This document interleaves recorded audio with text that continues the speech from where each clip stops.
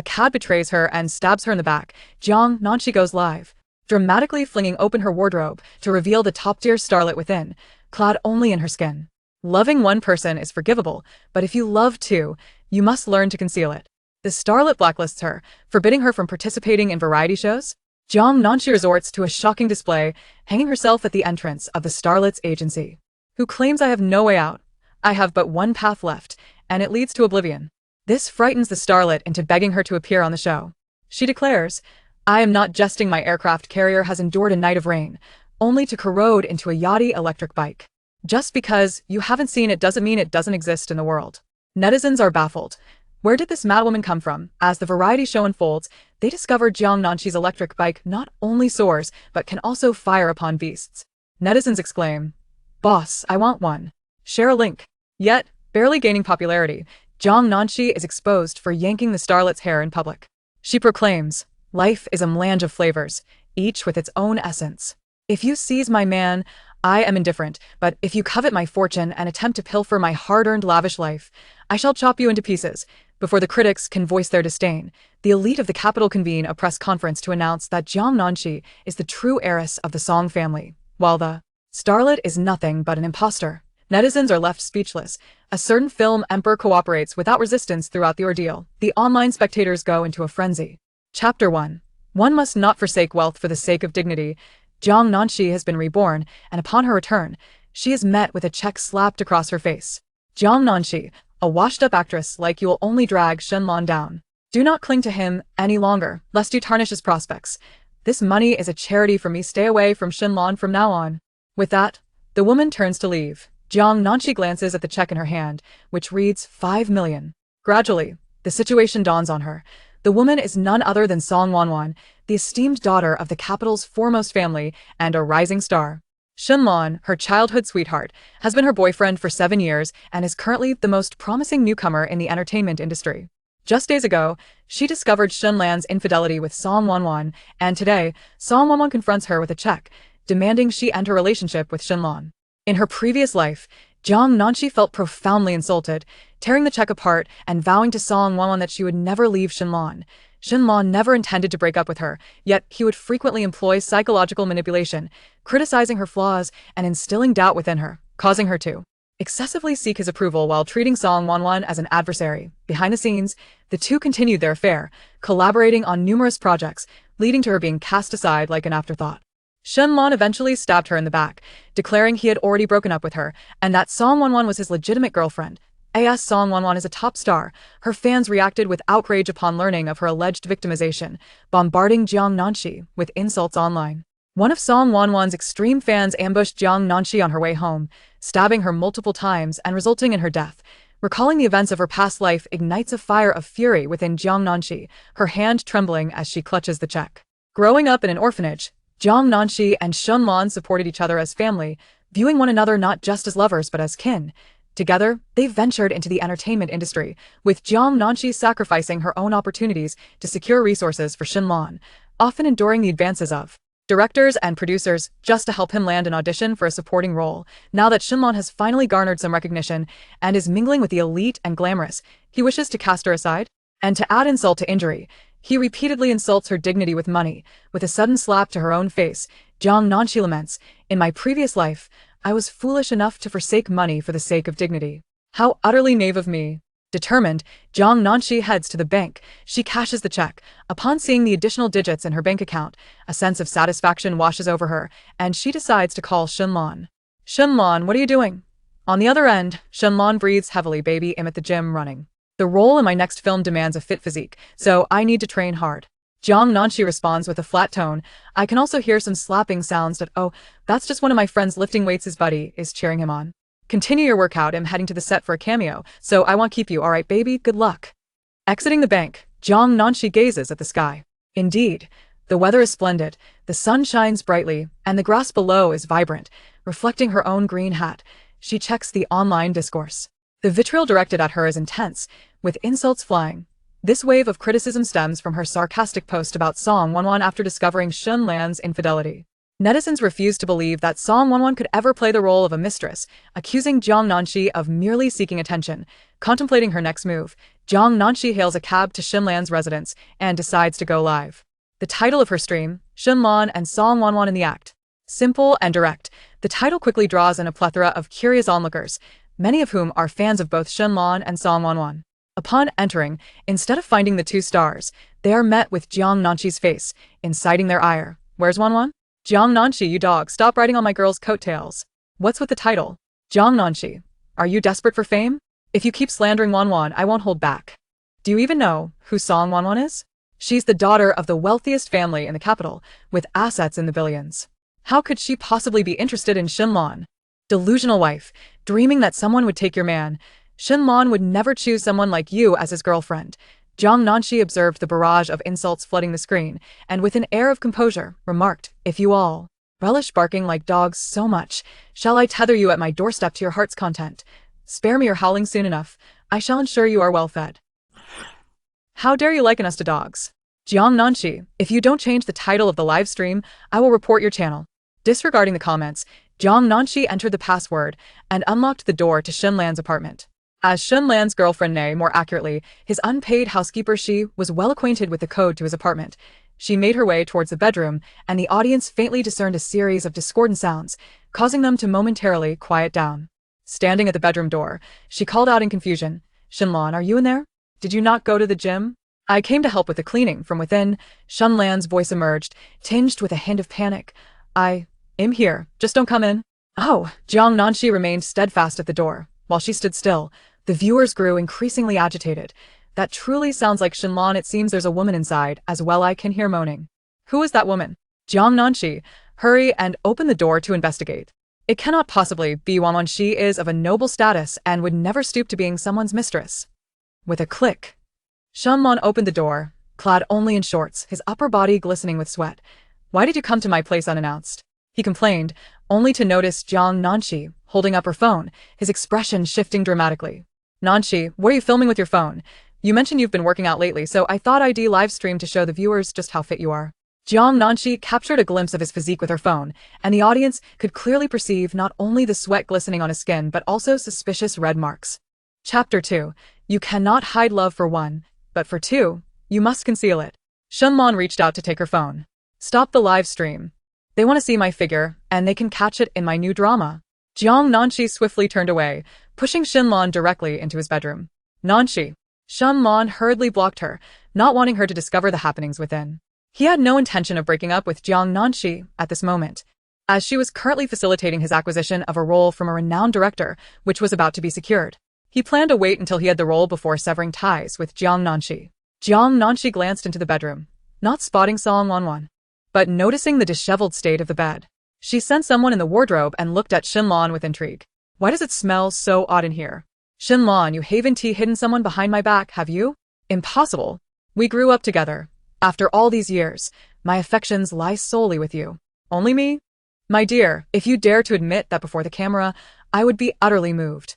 Xinlan awkwardly chuckled, feeling guilty and forgetting that Jiang Nanxi was live streaming. He gazed at her with sincerity. Nanxi, I cannot hide my love for you. I would never seek another. Please, don't let your imagination run wild. My room is a bit messy. I can tidy up. Why don't you sit in the living room for a while? All right. Jiang Nanxi verbally acquiesced. But the moment Xinlan reached the doorway, she unexpectedly spun around and dashed to the wardrobe. Before Xinlan could react, she flung open the wardrobe door, pointing her phone's camera at a startled woman inside. Xinlan, while love for one cannot be concealed, love for two must be hidden. Ah! A scream emanated from the wardrobe as Song Wanwan, caught unprepared and lacking clothing, was revealed to Jiang Nanxi's audience. Indeed, it is Song Wanwan, without a stitch on. Clearly, she has been with Xinlan. I am devastated. Why does Wanwan, with her wealth and success, choose to be someone else's mistress?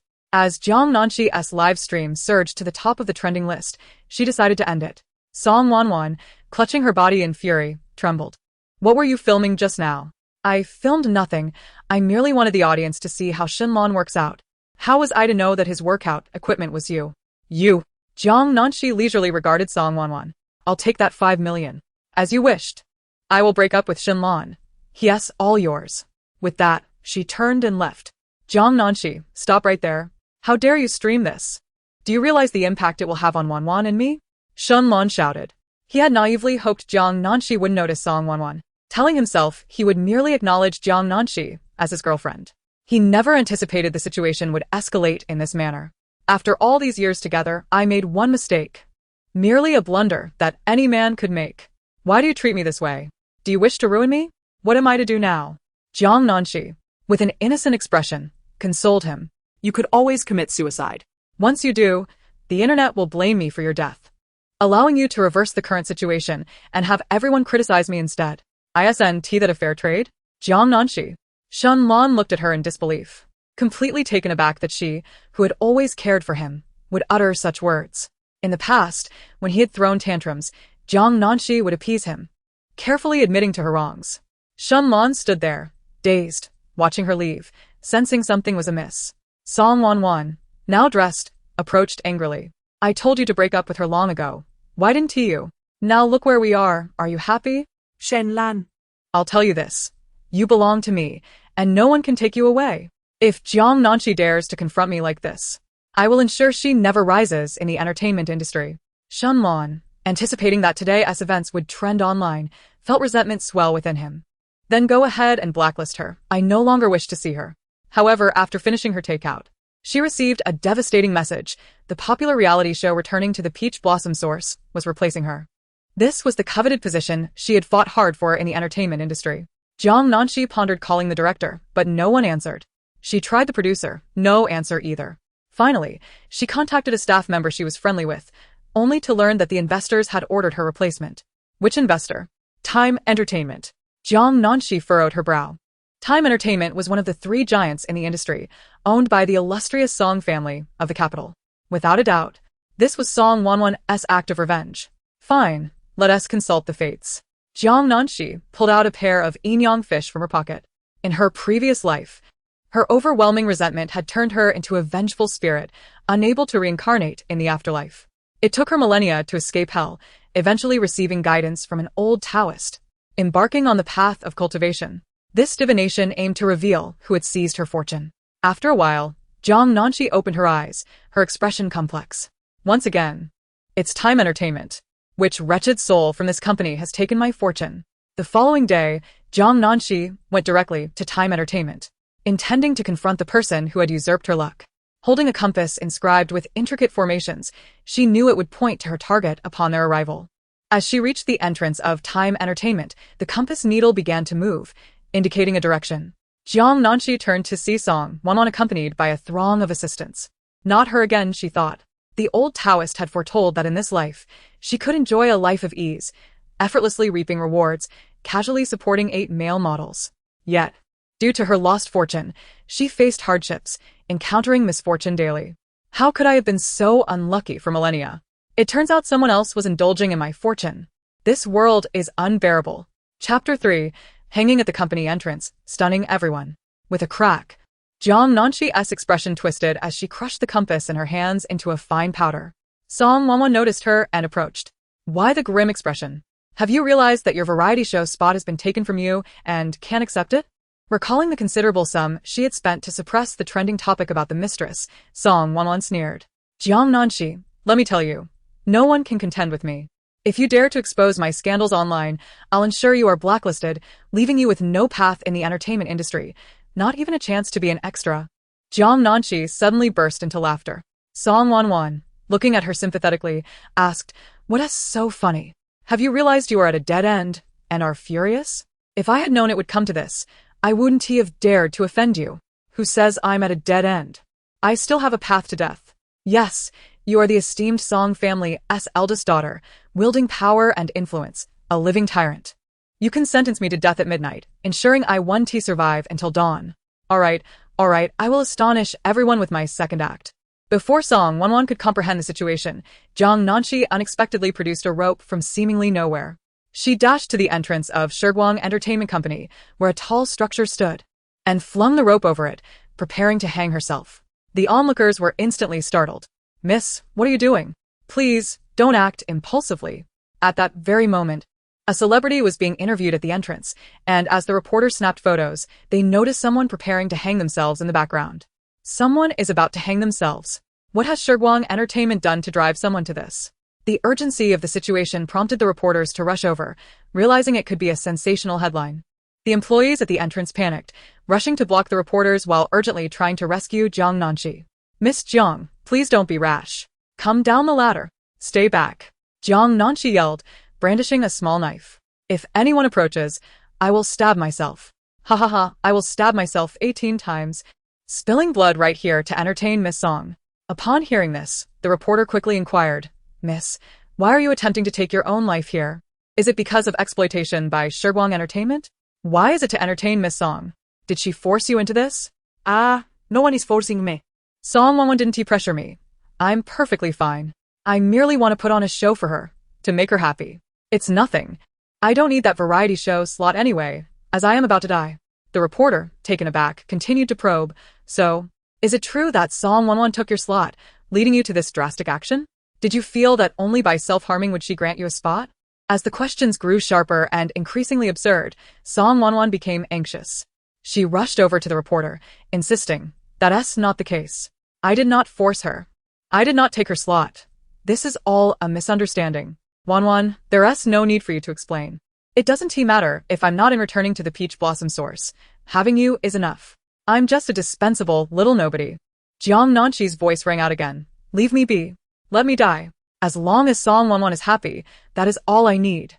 With a swift motion, Jiang Nanxi plunged the knife into herself. Ah! Blood splattered onto the employees below, sending them into a frenzy of screams. The reporters abandoned their cameras as more people rushed in to catch Jiang Nanxi as she fell, urgently transporting her to the hospital.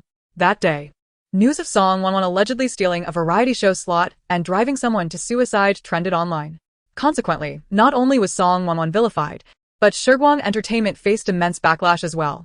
Song 11 received a call from her elder brother, Song Shitting. "Wan, I entrusted this entertainment company to you in hopes that you would build a successful career worthy of the Song family name, not to misuse your power." "Elder brother." Hearing the stern tone of Song Shitting, Song 11 became flustered, her words stumbling. As the heir of the Song family, Song Shitting managed the vast family empire with strict principles and meticulousness. He was the person Song 11 feared the most. If you didn't why would that individual come to the company entrance to commit suicide? If she were merely feigning a scene to frame you, why would she so decisively stab herself? People value their lives. Only when driven to the brink would one harm themselves. 11, you have truly disappointed me. Elder brother, it's really not like that." Song Shitting remained silent and hung up. The lack of his words only heightened her anxiety, leaving her uncertain of her brother's opinion of her. After a moment's contemplation, she immediately called the director of returning to the Peach Blossom source, insisting that Jiang Nanxi's regular guest spot be reinstated. Just as she thought of this, she received a call from the director, who informed her, "Miss Song, Jiang Nanxi has decided not to participate. She feels the payment is too low." Song 11 scoffed. For a minor celebrity like her, being invited to this variety show was already a privilege.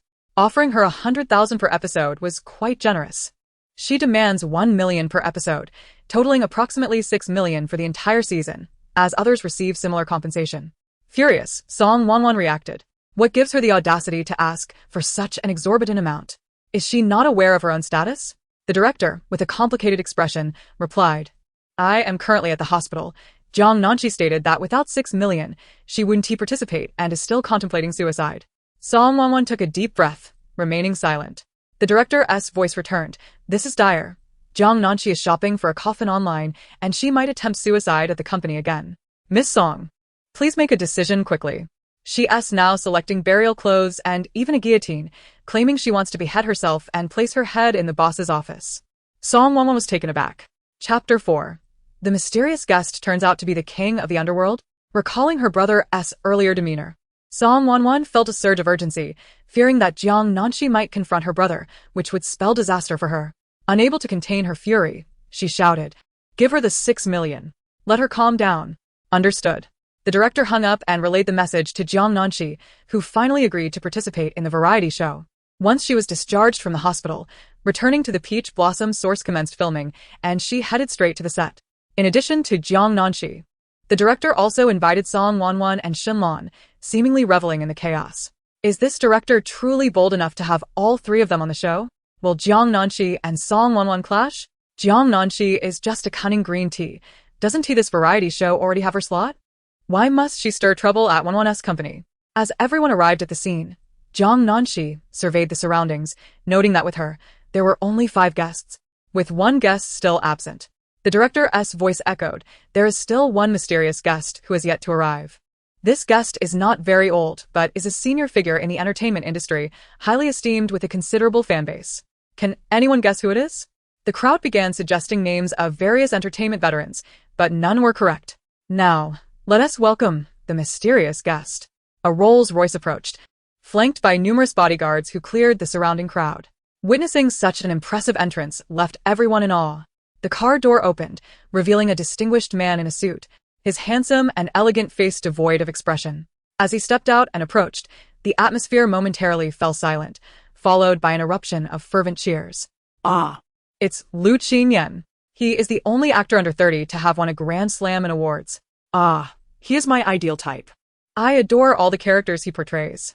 As Jiang Nanxi beheld the tall figure stride towards her, an inexplicable breathlessness overcame her, inducing a profound sense of pressure that compelled her to instinctively consider fleeing. Why does Liu Qingyan bear such a striking resemblance to the king of the underworld?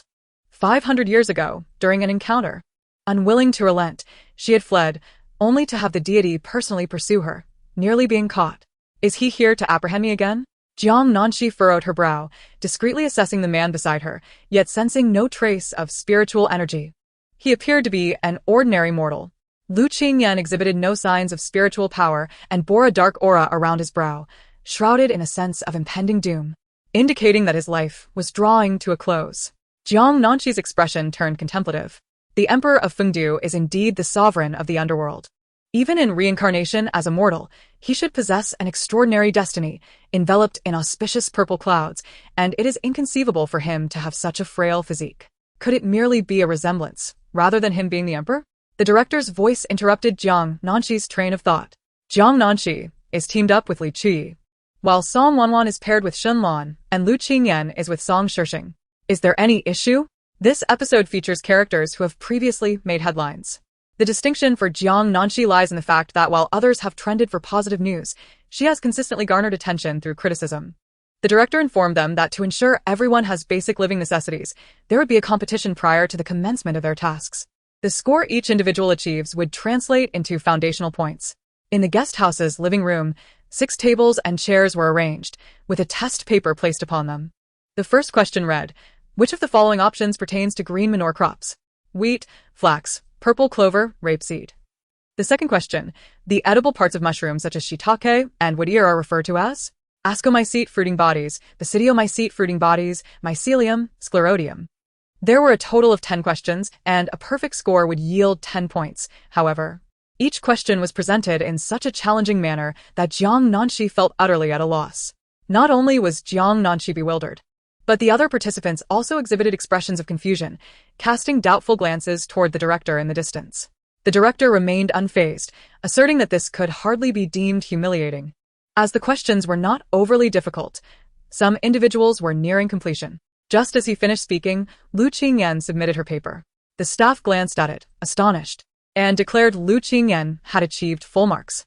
Jiang Nanxi thought, did this person study agriculture in university? The others were equally astonished. Such prowess.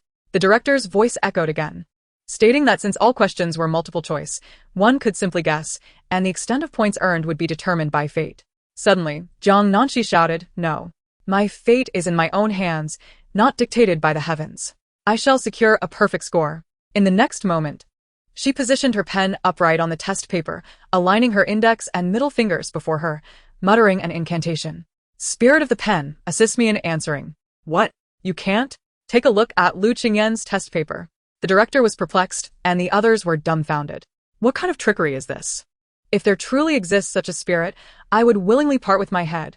The participants gazed at Jiang Nanxi with expressions of disbelief, and suddenly, the pen began to move, inscribing answers upon the paper. Chapter 5, Small Yet Adorable. The camera focused on Jiang Nanxi's vicinity, capturing a close-up of the pen. which appeared to be moving on its own, inscribing answers on the test paper. Soon, the task was completed. With a soft thud, the pen fell, landing on the table. The staff examined Jiang Nanxi's paper, their expression complex, before announcing that she too had achieved full marks. Is this for real? Did Jiang Nanxi major in agriculture? Is she deliberately withholding the correct answers for attention, hoping to trend again? But no one is holding the pen. It moved by itself. How terrifying.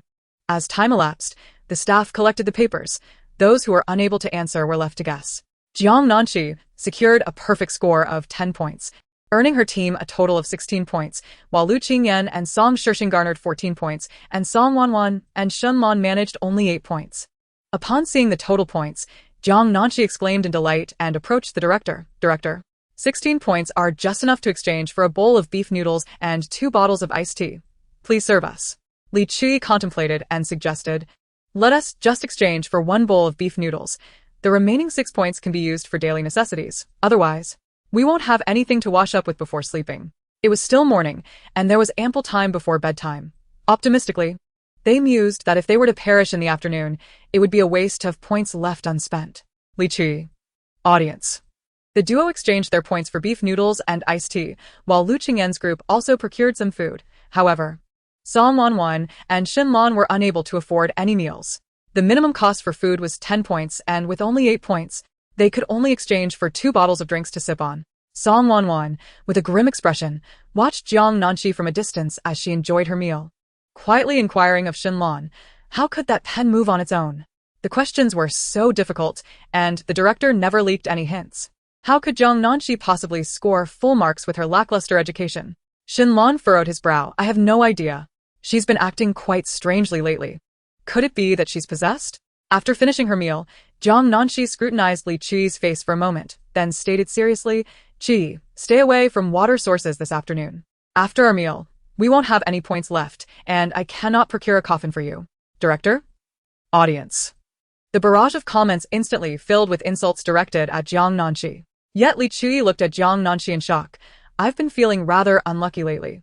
Just a few days ago, my mother consulted a fortune teller, and he advised me to avoid water sources as well.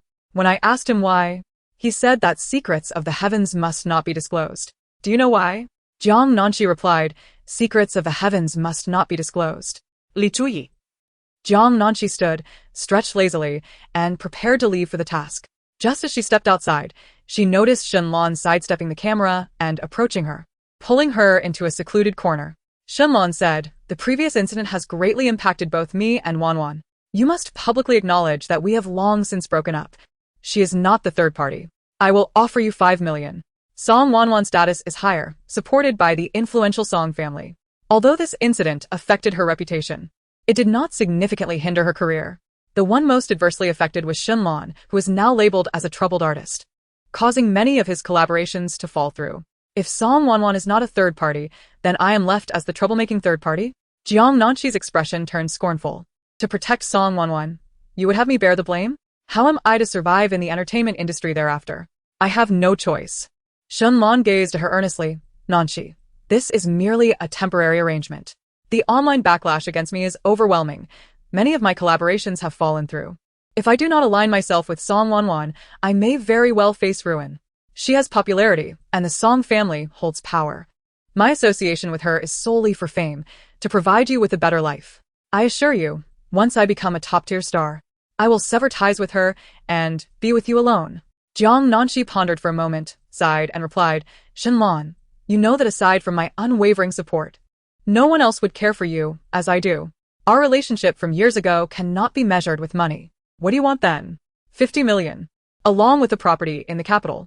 Shen Lan's composure faltered, his expression darkening. Jiang Nanxi, I still hold feelings for you, yet you treat me like a fool. You either give or leave. If you refuse, then depart. Jiang Nanxi turned to leave, but Shen Lan seized her arm. Don't be ungrateful. After everything I've done for you, offering 5 million is already quite generous. If you do not assist me in clarifying this matter, do you believe the Song family won't ruin you? Oh, how frightening.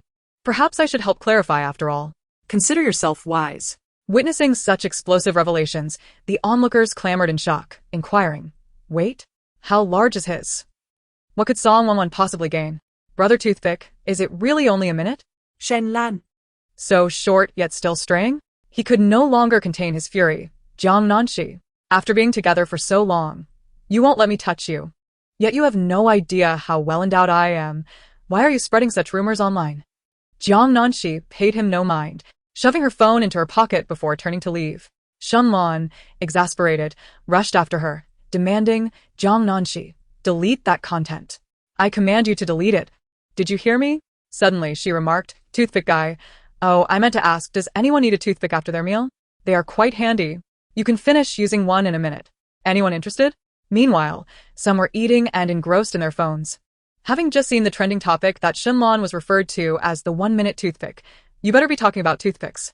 Jiang Nanxi exclaimed, grabbing one and walking over to Song Wanwan, innocently asking Wanwan, do you need a toothpick? Aren't they useful? Chapter 6. The essence of humanity is merely a preordained corpse.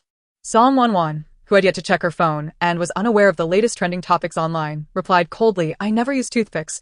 I always use dental floss. What? Jiang Nanxi looked at Shen Lan in shock, then back at Song Wanwan. Are you saying that Shen Lan's thing is even smaller than a toothpick? Only as thin as dental floss. Song Wanwan. Jiang Nanxi hurriedly apologized to the camera. I'm sorry, I owe an apology to the vast audience. After all, I've never used it or truly seen it, only caught a glimpse of him in shorts. Who would have thought? Well, different strokes for different folks. Even something small can be quite adorable. Song Wanwan. Help, I'm going to go mad from laughing at Jiang Nanxi on this variety show. Shen Lan looks like he's about to explode. Haha, I've learned a lesson. This is how one should deal with a cheating scoundrel. Song Wanwan didn't quite grasp what Jiang Nanxi was saying, but sensed something was off, especially as Shen Lan's expression grew increasingly grim. Jiang Nanxi. Shen Lan, furious, smashed a nearby vase. If you keep spouting nonsense, I swear I'll tear your mouth apart. Jiang Nanxi quickly grabbed Li Chu and fled, exclaiming, Chu Chu, run. A wild dog with its weaknesses exposed is extremely aggressive. Shen Lan's roar echoed again. This is not my weakness. It's not even the truth.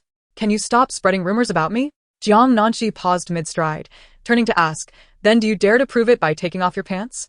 Shen Lan. Others. The director intervened, attempting to quell the chaos. Enough. Hurry and complete your tasks. Today there are 6 tasks, each varying in difficulty and points. The first to arrive can choose the easier tasks with more points. Jiang Nanxi noticed Shen Lan trembling with rage, disregarding him as she pulled Li Chu towards the staff to select tasks. 1. Help with weeding, 20 points. 2. Help with rice planting, 20 points. 3. Help feed pigs, 30 points. 4. Help sell vegetables, 30 points. 5. Help find a dog, 80 points. 6. Help with a funeral, 100 points. The tasks of finding a dog and assisting with a funeral offered the most points due to their difficulty. The task of finding a dog involved a villager whose dog had run into the nearby deep mountains. Finding it required entering the forest. The mountains was connected to various ranges, and aside from the uncertainty of locating the dog, one could encounter wild beasts or venomous creatures. The funeral task offered the highest points as a family had lost a member, but due to the peculiar circumstances surrounding the deceased, no one in the village was willing to assist, not even those to carry the coffin. After all, dealing with the deceased is a sensitive matter, and the coffin had some peculiarities, which is why the task was particularly rewarding. After reviewing all the task descriptions, Jiang Nanxi declared, I choose the tasks with the most points, tasks 5 and 6. I'll take task 5. At the same moment, another voice chimed in. Jiang Nanxi turned to see a familiar handsome face. Lu Qingyan, dressed in a casual black windbreaker, stood tall and elegant, effortlessly becoming a sight to behold. He glanced at her with indifference. Although his gaze lacked emotion, appearing as if he were looking at a stranger, Jiang Nanxi felt a sudden tightening in her chest. Forget it, I'll choose tasks 3 and 6 then. We should get started. With that, Jiang Nanxi hastily pulled Li Chu away as if some great danger were pursuing her. She intended to tackle task 6 first. On their way, Li Chu timidly clung to Jiang Nanxi's arm, saying, Nanxi, do we really have to take on this task? It feels a bit frightening. She had asked around and learned that other villagers refused to help with the funeral because the coffin was too heavy to lift. They claimed the deceased had undergone a transformation, and whoever assisted would bring misfortune upon themselves. So what if he has? Jiang Nanxi reassured her, everyone dies. The essence of humanity is merely a preordained corpse. His death signifies he has successfully become a dish. Is Jiang Nanxi in her right mind? Has she gone mad from Shen Lan's infidelity, starting to spout nonsense? It's not as simple as you say. The coffin is heavy and impossible to lift, which could lead to serious issues. It would be better to call in professionals to exorcise any evil spirits. Mixue felt Jiang Nanxi made a valid point. Yet, for reasons unknown, she sensed something was amiss. However, as Jiang Nanxi had already stepped into the villager's home, Mixue followed her inside without further thought. The villager seeking help was an elderly man, accompanied by an elderly woman, both weeping beside the coffin. The deceased was their son. What sin have we committed that our son, only in his 30s, has passed away? No one is willing to help with the funeral. Sighing, the old man lamented. The coffin is so heavy, even 4 strong men cannot lift it. It's no wonder no one dares to help. Perhaps our son doesn't wish to leave yet. Jiang Nanxi stepped forward, saying, "Come on, we'll help lift the coffin. The 4 of us will carry him to the cemetery." She crouched beside the coffin, grasping one side and lifting it slightly. "See? It's not heavy at all." The old man and his wife stared at Jiang Nanxi, eyes wide with disbelief. How can you lift it?" Jiang Nanxi glanced at the sky, noticing the sun climbing higher, nearing noon. "It's almost noon. The sun is too strong for the deceased.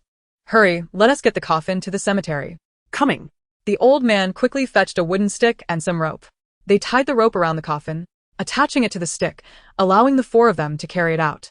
As they lifted the coffin out, the villagers nearby took notice, whispering among themselves. How did they manage to lift old Li's coffin? Weren't they unable to before? These 2 young girls are incredibly bold. How dare they help the Li family? I'm telling you, the body must have some issues. Exactly. The elders always said there must be something else in the coffin. That's why it couldn't be lifted. As the coffin made its way through the village, the onlookers kept their distance, wary of approaching. Just as curiosity piqued regarding how they managed to lift the coffin, Mixue suddenly screamed. "Ah!" And with a loud thud, the rope snapped, causing the coffin to crash to the ground, creating a dent in the cement. Chapter 7. Could you be the legendary Yang Wei? The viewers watching the live stream were astonished. This is too eerie. We should abandon this task quickly.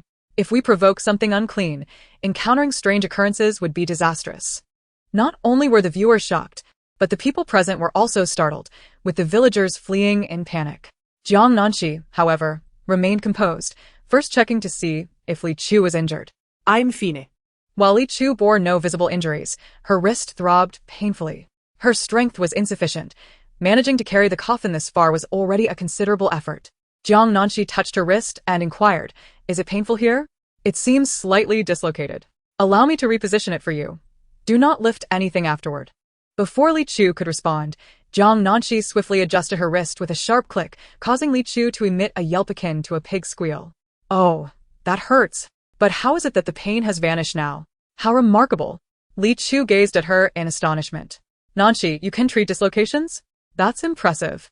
Jiang Nanxi offered no further commentary, merely picked up the broken rope from the ground, inspected it briefly, and discarded it. She addressed the couple.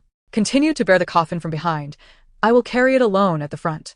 The elderly man, pale as a ghost, remarked, "I attempted to lift it, but it won't budge. Surely, something within is amiss. My son likely does not wish to depart." The elderly woman, supporting the coffin, wept, "My son. I too do not want you to leave, but the deceased cannot linger in this realm. It is time for you to be reborn. In the next life, if fate permits, we shall reunite as mother and son." After shedding her tears, the couple burned a pile of paper money beside the coffin, hoping the deceased would cease to cling to the mortal world. Once the paper money was consumed, they attempted to lift the coffin again. Yet it remained as immovable as if filled with concrete. "Let us open the coffin and see," Jiang Nanxi's voice suggested. The elderly man, gripped by fear, exclaimed, "What if there is something wrong with the body inside? What if it harms us? While it is my son within, if something is amiss, that sinister entity will no longer acknowledge me as its father." The onlookers shared his concern. "Isn't it bizarre to open the coffin? Is Jiang Nanxi out of her mind? She cannot exorcise evil spirits." With a resounding bang, Jiang Nanxi wasted no words and struck the coffin lid with her palm, flinging it open. A putrid scent wafted forth. The camera panned to the corpse within, revealing a face that was a ghastly shade of purple, its rigid features adorned with an eerie smile. The elderly man screamed in horror. "Why is he smiling? I recall my son's expressionless face at the time of his death." Grabbing Jiang Nanxi's arm beside the coffin, he urged, "Run. I will fetch the old priest from the mountain to exorcise the evil." Yet Jiang Nanxi, remained steadfast. Her gaze lifted as a beam of sunlight broke through the treetops, illuminating the coffin. She could not help but muse, ah, how wondrous that sunshine and a smile should grace a corpse. Could you be the fabled Yang Wei, the elderly man? The onlookers? What is Jiang Nanxi doing? Even at this moment, she's acting strangely. This is a corpse transformation. Why not flee before the body rises to bite you? Just then, the beam of sunlight vanished, and the audience could see a faint layer of dark vapor enveloping the corpse's ashen face. With a loud thud, the corpse suddenly sat upright, staring intently at Jiang Nanxi, extending its hands as if to climb out of the coffin. Ah! The corpse has risen. My heavens!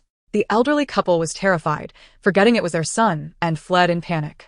Lichue was equally frightened but did not flee. Her legs quaked with fear, trembling uncontrollably, leaving her at a loss. The cameraman, having initially run away, felt something was amiss and turned back to glance at the coffin. Come out! Jiang Nanxi's voice echoed. She stood beside the coffin, seized the corpse's hands, and hurled it onto the ground a short distance away. Jiang Nanxi then kicked the corpse, sending it sprawling into the sun's glaring rays. Ah! A wailing cry emanated from the corpse. The audience could clearly see strange black vapors rising from the body, as if something was escaping and dispersing under the fierce sunlight. My, what a substantial smoke. It seems to be well seasoned. If only some cumin and chili powder were added, the neighboring children would be weeping with desire. The cameraman? The audience. She shouted toward the elderly man, Sir, your son's body is now fine. You may continue with the funeral. Ah! The corpse has risen. Your son delayed the funeral because a wandering spirit had possessed him. But fear not, that spirit has now been vanquished. The elderly couple cautiously peered into the coffin, relieved to see the dark mist had dissipated from the corpse's face, which remained still. They breathed a sigh of relief. Then let us proceed with the funeral. They continued to carry the coffin up the mountain. Due to Lichue's injured hand, Jiang Nanxi insisted she carry the coffin alone, effortlessly grasping one end and hoisting it onto her shoulder. As they ascended the mountain, Jiang Nanxi carried the coffin with such steadiness, it felt as though she walked upon level ground. Is Jiang Nanxi truly capable of exorcising evil spirits? Has the corpse settled down just like that? Ah! Does no one find Jiang Nanxi's demeanor while kicking the corpse extraordinarily cool? Perhaps Jiang Nanxi stumbled upon fortune, inadvertently dispersing the spirit within the corpse. Regardless of whether it was an accident, her audacity is commendable. While others fled, she stood her ground, deserving of the accolades she received. They delivered the coffin to the burial site, excavated a grave, and encountered no further mishaps. Jiang Nanxi and Lichue each earned 100 points. It's time to eat. Upon hearing Jiang Nanxi's words, Lichue's eyes lit up. We have 100 points. We can indulge in a feast. I'm starving after only a half bowl of beef noodles this morning. The earlier ordeal had been so stimulating that it had drained her energy, and now that the tension had eased, she felt utterly famished. Chapter 8. Young Master Song. Lend me 500,000 to test my prowess. Jiang Nanxi tugged Lichue and dashed toward the elderly man's residence. Sir, when shall we feast? I want to sit at the children's table. The elderly man, busy in the kitchen, sighed and replied, Not many have come to dine. There are no children. You two can eat at one table. Jiang Nanxi. Lichue. Although there were few guests, the old couple prepared an extravagant spread of fish and meat to host them. Jiang Nanxi and Lichue feasted to their heart's content. Afterward, Jiang Nanxi packed a multitude of dishes into plastic bags and strolled back to the inn with Lichue. After a hearty belch, Lichue remarked, The inn has a refrigerator. We can store these dishes and eat for several days without spending our points on food. Nanxi, you are incredibly clever. With your resourcefulness, who else could claim the top spot? Just as they reached the inn's entrance, they encountered Lu Qingyan and Song Shishing. Lu Qingyan glanced at the items in their hands, her expression as cool and composed as ever. Song Shishing also noticed.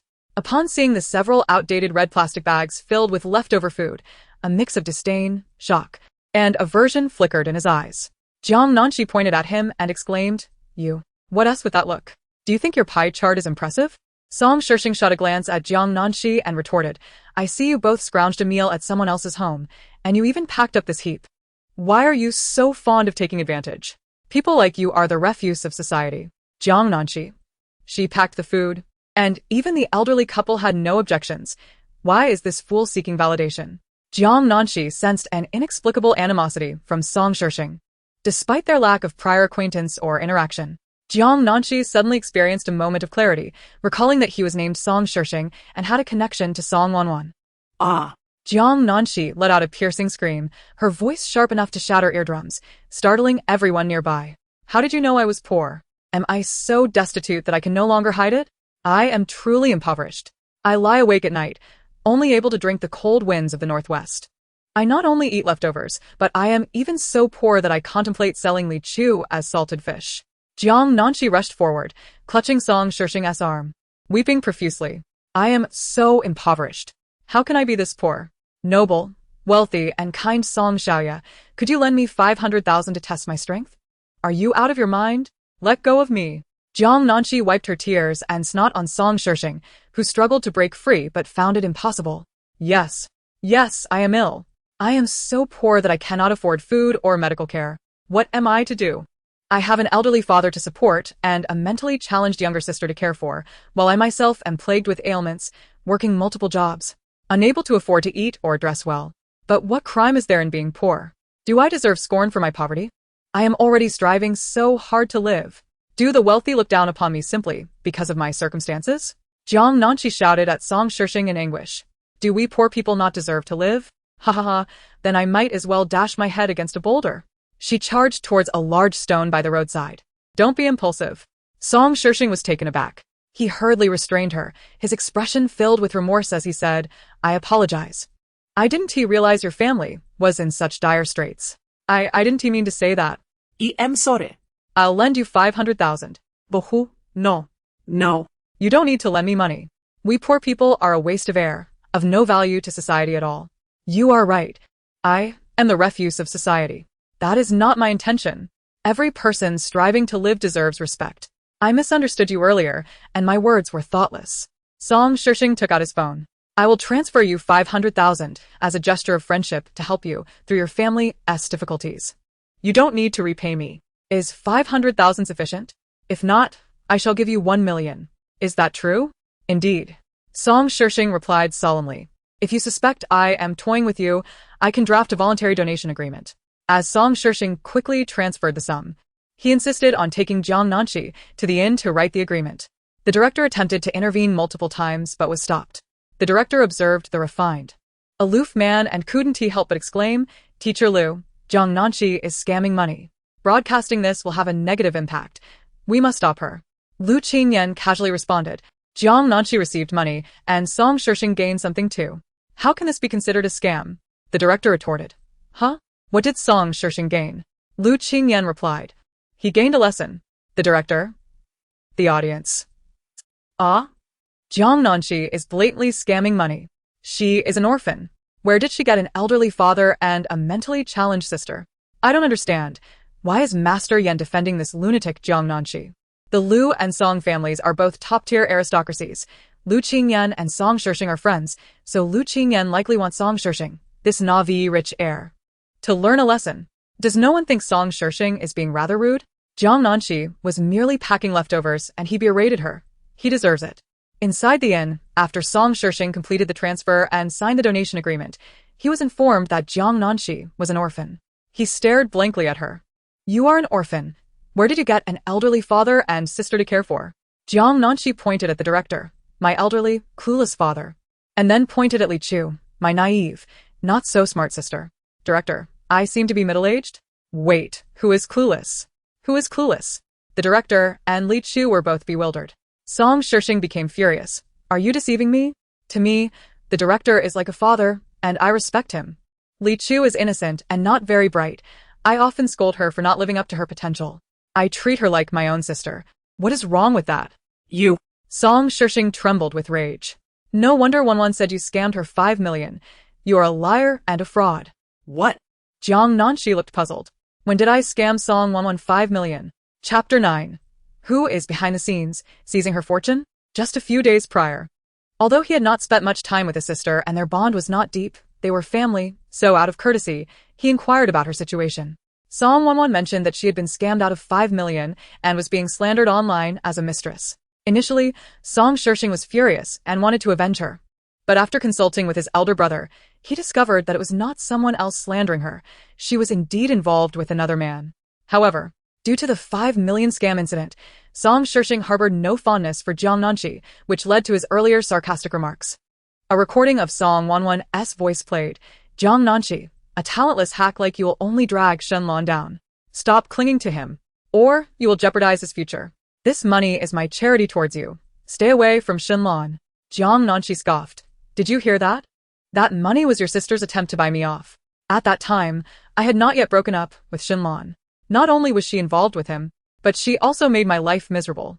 I have never encountered such an arrogant mistress in my entire life. Do the wealthy believe that their money entitles them to everything? Are we poor people not worthy of anything? Of course not. Song Shishing furrowed his brow. The Song family's teachings do not support such behavior.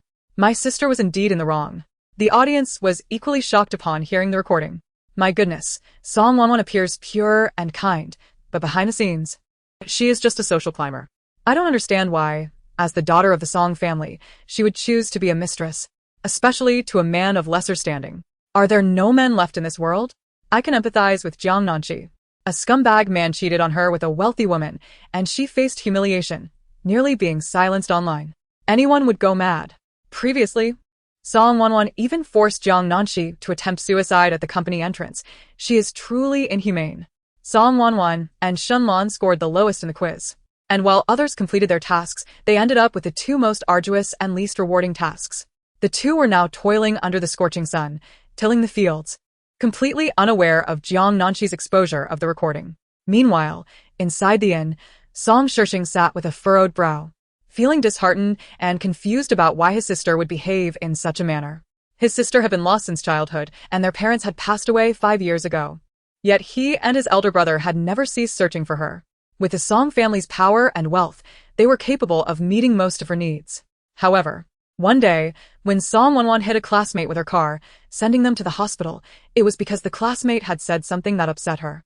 That was when his elder brother realized that they could not unconditionally indulge her, or the Song family might end up raising a criminal. Thus, his elder brother became increasingly strict with Song Wanwan. As a result of this incident, Song Shishing developed a rift with Song Wanwan and ceased to be as enthusiastic toward her. Later, as he became preoccupied with preparations for the World Championship, his interactions with Song Wanwan diminished, and he mostly received updates about her online. Seeing the troubled expression on Song Shishing's face, a glimmer of contemplation flickered in Jiang Nanxi's eyes. She had divined that Song Wanwan had stolen her fortune, but Song Wanwan was merely an ordinary person. How could she possess the ability to usurp another's luck? Could it be that the Song family is aiding her? As this thought crossed her mind, Jiang Nanxi's gaze towards Song Shishing grew somewhat frosty. If indeed the Song family were secretly assisting Song Wanwan in borrowing luck, she would certainly not spare them. Let us proceed to the next task. Jiang Nanxi placed the meal into the refrigerator of the guest house and pulled Mixue along to undertake their mission. At present, she remained unaware of the identity of the individual covertly aiding Song Wanwan in acquiring fortune, and thus could not discern how they had usurped her own luck. The second task involved feeding pigs, which should be relatively simple, right? That previous task nearly frightened me to death. Accumulating these 100 points is no easy feat. Mixue's voice came from beside her. Jiang Nanxi glanced at the location of the pig pen, which turned out to be situated near a small river in the village. She advised Mixue, when we go over later, keep your distance from that river. You've been having bad luck with water-related matters lately. The river? Mixue directed her gaze towards it, catching sight of a woman washing clothes in the shallow water, which barely reached the woman's knees. The fortune teller also advised me to steer clear of water, but this river seems too shallow to pose any danger, right? Just then, a villager passed by and chimed in, don't let its shallowness fool you. It can still drown a person.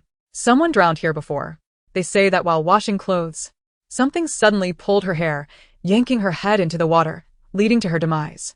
When others found her, she was still standing, bent over with her head submerged. The scene was quite peculiar. The village elders say it's the vengeful spirit of someone who drowned upstream, searching for a substitute to take their place. Mixue gasped and pointed at the woman still washing clothes in the river. Then why is she still there? She seems perfectly fine. It's midday now.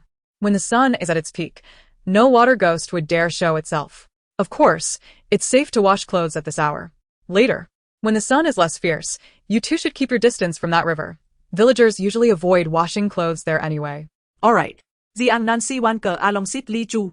Glancing up at the mountain ranges encircling the village, her brow furrowing, She noticed a thick band of dark clouds enveloping the midsection of one mountain, sensing a heavy aura of malevolence emanating from within. No wonder this little village nestled in the mountains is rife with strange occurrences. It turns out there are formidable dark entities lurking nearby. Chapter 10. Inform Lu Qingyan that I hold no interest in him. Nanxi, that uncle spoke of something quite mysterious. Do ghosts truly exist in this world? I'd rather believe in their existence than dismiss them.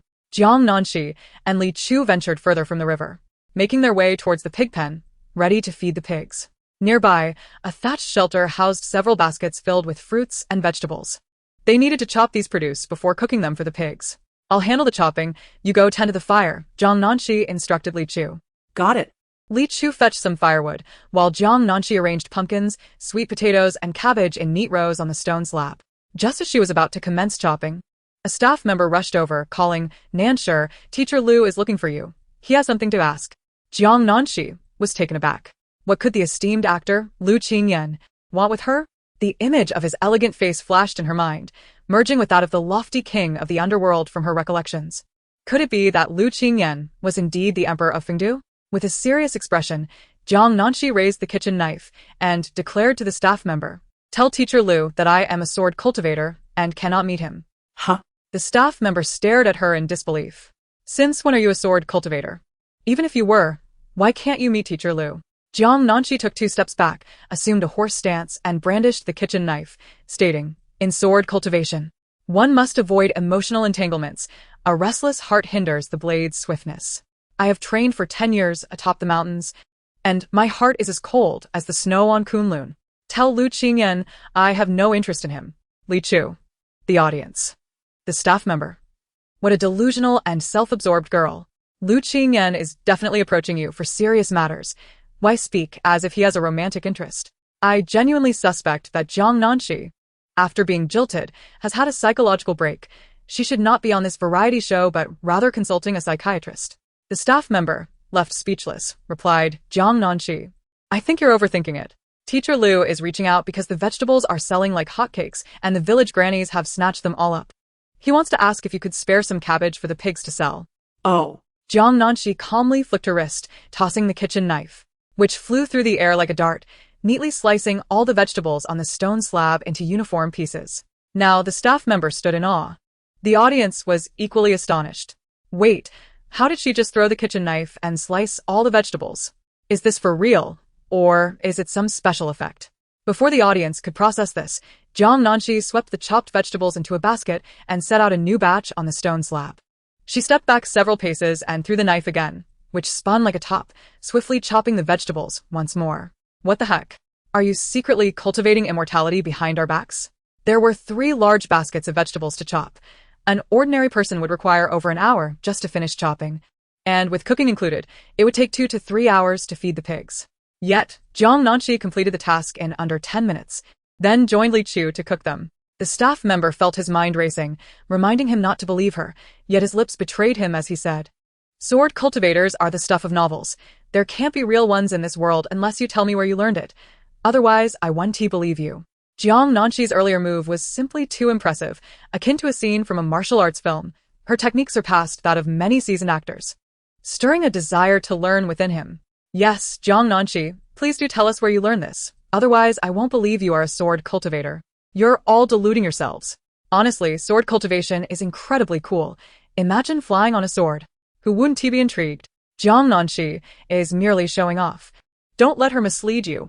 Besides, she's using a kitchen knife, not a sword. This is a secret of my sect. I cannot simply divulge it to anyone. Jiang Nanxi, with an air of superiority, addressed the staff member. Moreover, cultivation hinges on fate. Not everyone is suited for it.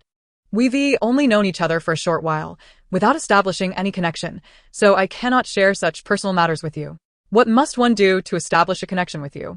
Jiang Nanxi replied coolly, I'm sorry, but I must feed the pigs now. Would you kindly step aside? As she prepared to serve the vegetables to the pigs, the staff member quickly took the large iron ladle from her hands, exclaiming, Let me help you. I'll assist you, and then you can tell me. Ah, I see we indeed have some connection.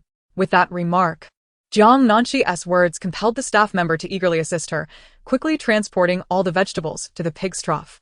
All right, doesn't this bring us a bit closer? Can you tell me now? Jiang Nanxi spoke solemnly. In front of the camera, you only see me engaging in abstract activities, my spirit oscillating between eccentricity and mischief. But you have never witnessed my earnest efforts in life, staying up late to study, engaging in meaningful conversations, and diligently practicing swordsmanship. You have never seen that side of me.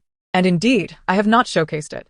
Staff members were bewildered, and the audience was equally confounded. Are you jesting with us? Jiang Nanxi, speak up.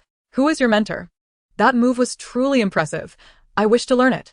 The staff's lips twitched. So, how exactly did you learn it? Suddenly, a robust wild boar charged through the fence into the pigsty, toppling 3 domestic pigs that were eating, ravenously devouring their feed. Li Chu's voice echoed in panic. Where did that wild boar come from? It's stealing their food. Nanxi, what should we do?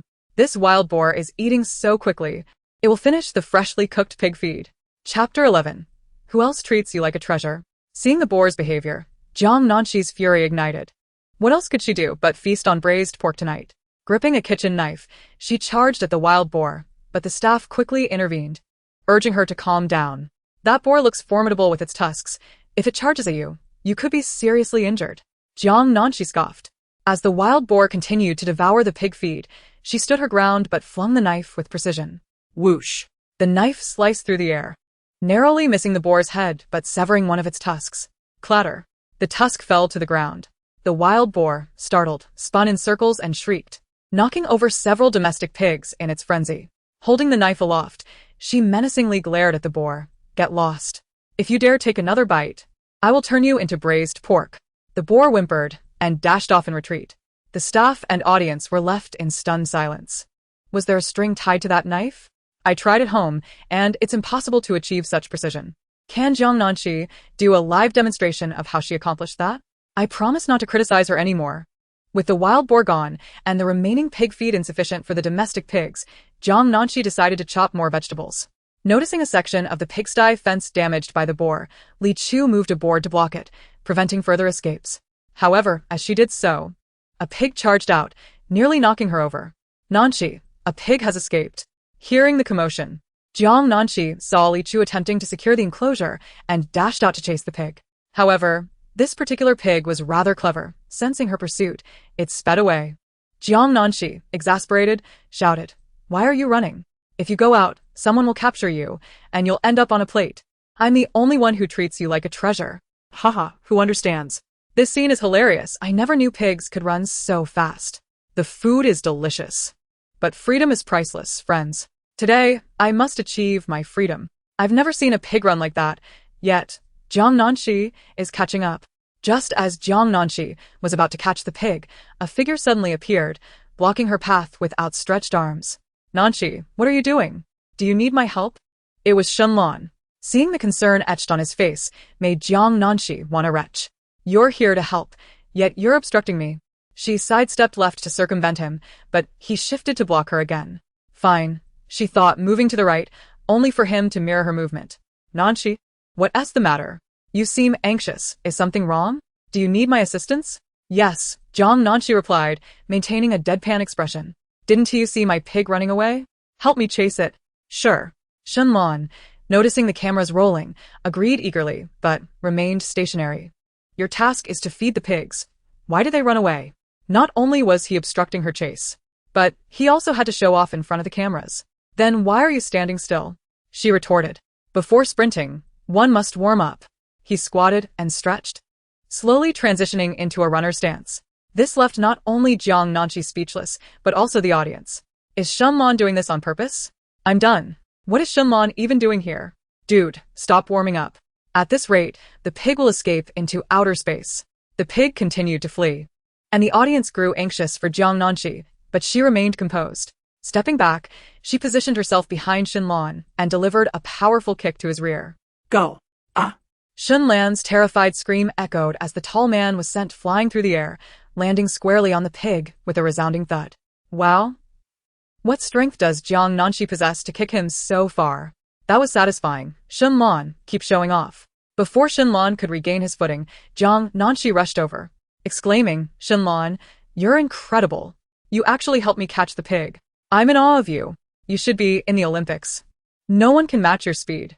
Shenlan, still dazed from the impact, was helped up by the staff, feeling as if his body might fall apart, especially his rear, which throbbed painfully. Jiang Nanxi, he intended to scold her, but she was too busy exclaiming, Shenlan, you're amazing. If it weren't for you, I wouldn't have completed my task. Shenlan, you're so fast, the fastest man in the world. You should be the Olympic sprint champion. Amid her ecstatic shouts, Shenlan found himself lost in the moment, his anger dissipating.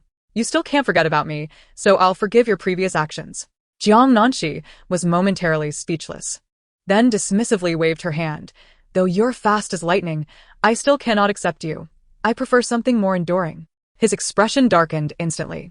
Jiang Nanxi, what nonsense are you spouting now? If you slander me again, I'll sue you. Feigning innocence, Jiang Nanxi replied, I merely remarked on your speed. What slander is that? Isn't it a compliment? You. Shenlan found himself at a loss for words, his face flushed with indignation, wanting to explain, but unsure how. Jiang Nanxi glanced around, noticing Lichue was missing, and hurried towards the river. Lichue. Chapter 12. It escapes, she pursues, it cannot fly away. As Jiang Nanxi raced towards the river, she spotted Lichue, who had inexplicably jumped into the water and was lying on the riverbed. By this time, the sun had passed its zenith, its intensity diminished, and the trees by the riverbank provided a shelter from some of its rays, casting a rather eerie light upon the water's edge. Lichue, what are you doing? Get up. Two staff members rushed over, leaping into the river in an attempt to pull Lichue to safety. Though both were strong young men, they found themselves unable to budge her. The water level of the small river barely reached their knees, insufficient to drown anyone, yet Lichue lay supine in the water, her complexion gradually turning a ghastly shade of gray. Help! Feeling the tug, Lichue instinctively raised her hand above the water, striving to rise. Get up! The staff clutched her hand, attempting to drag her out, but she felt as immovable as a colossal stone at the riverbed. The urgency of the situation caused beads of cold sweat to form on their brows. What should we do? We can't pull her up. It feels as if something is weighing her down. One of them even tried to lift her from the water, but to no avail. This bizarre scene sent chills down the spines of the onlookers. What on earth is happening? Look closely. It seems there's a shadow with long hair resting upon Lichue. Hurry and save her. A crowd had gathered by the river, and several more staff members rushed in to assist, yet their efforts proved futile. Lichue appeared glued to the riverbed, utterly unmovable. Step back. Step back. Jiang Nanxi burst onto the scene, wielding a basin of black dog's blood, pushing through the crowd, and leaping into the river to pour it over Lichue. Her swift actions caught the rescuers off guard, splattering them with the dark liquid. Help me. As the others stood in shock, Lichue's body finally stirred. She managed to raise her upper half from the water, her head breaking the surface. But in the next moment, cries erupted. A water ghost. It's a water ghost. Indeed. I see it too. There's a shadow swimming in the river. Yes. That shadow was just on Lichue, but after Jiang Nanxi splashed the blood, it swam away, although its hair remains entangled around Lichue's neck. How could no one see what's wrapped around her neck? Quickly, help her untangle it. Is it possible that these people truly cannot see it? It seems only the camera can capture it. Stop pulling her. Jiang Nanxi suddenly shouted. Look at her neck. Something is wrapped around it. If you keep pulling, it will choke her. What? The staff, horrified, quickly released her.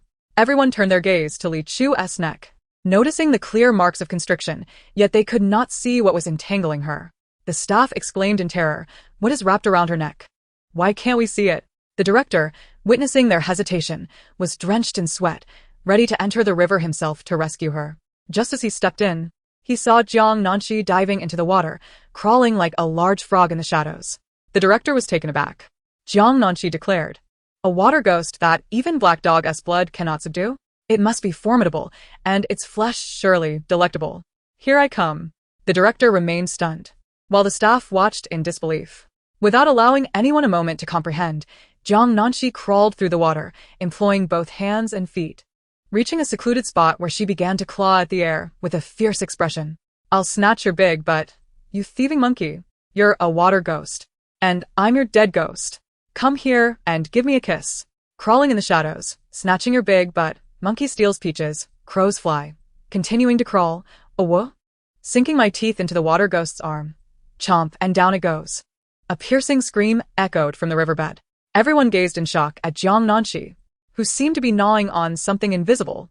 The water ghost's arm had been bitten off, dissipating into a mist of ghostly energy that she consumed.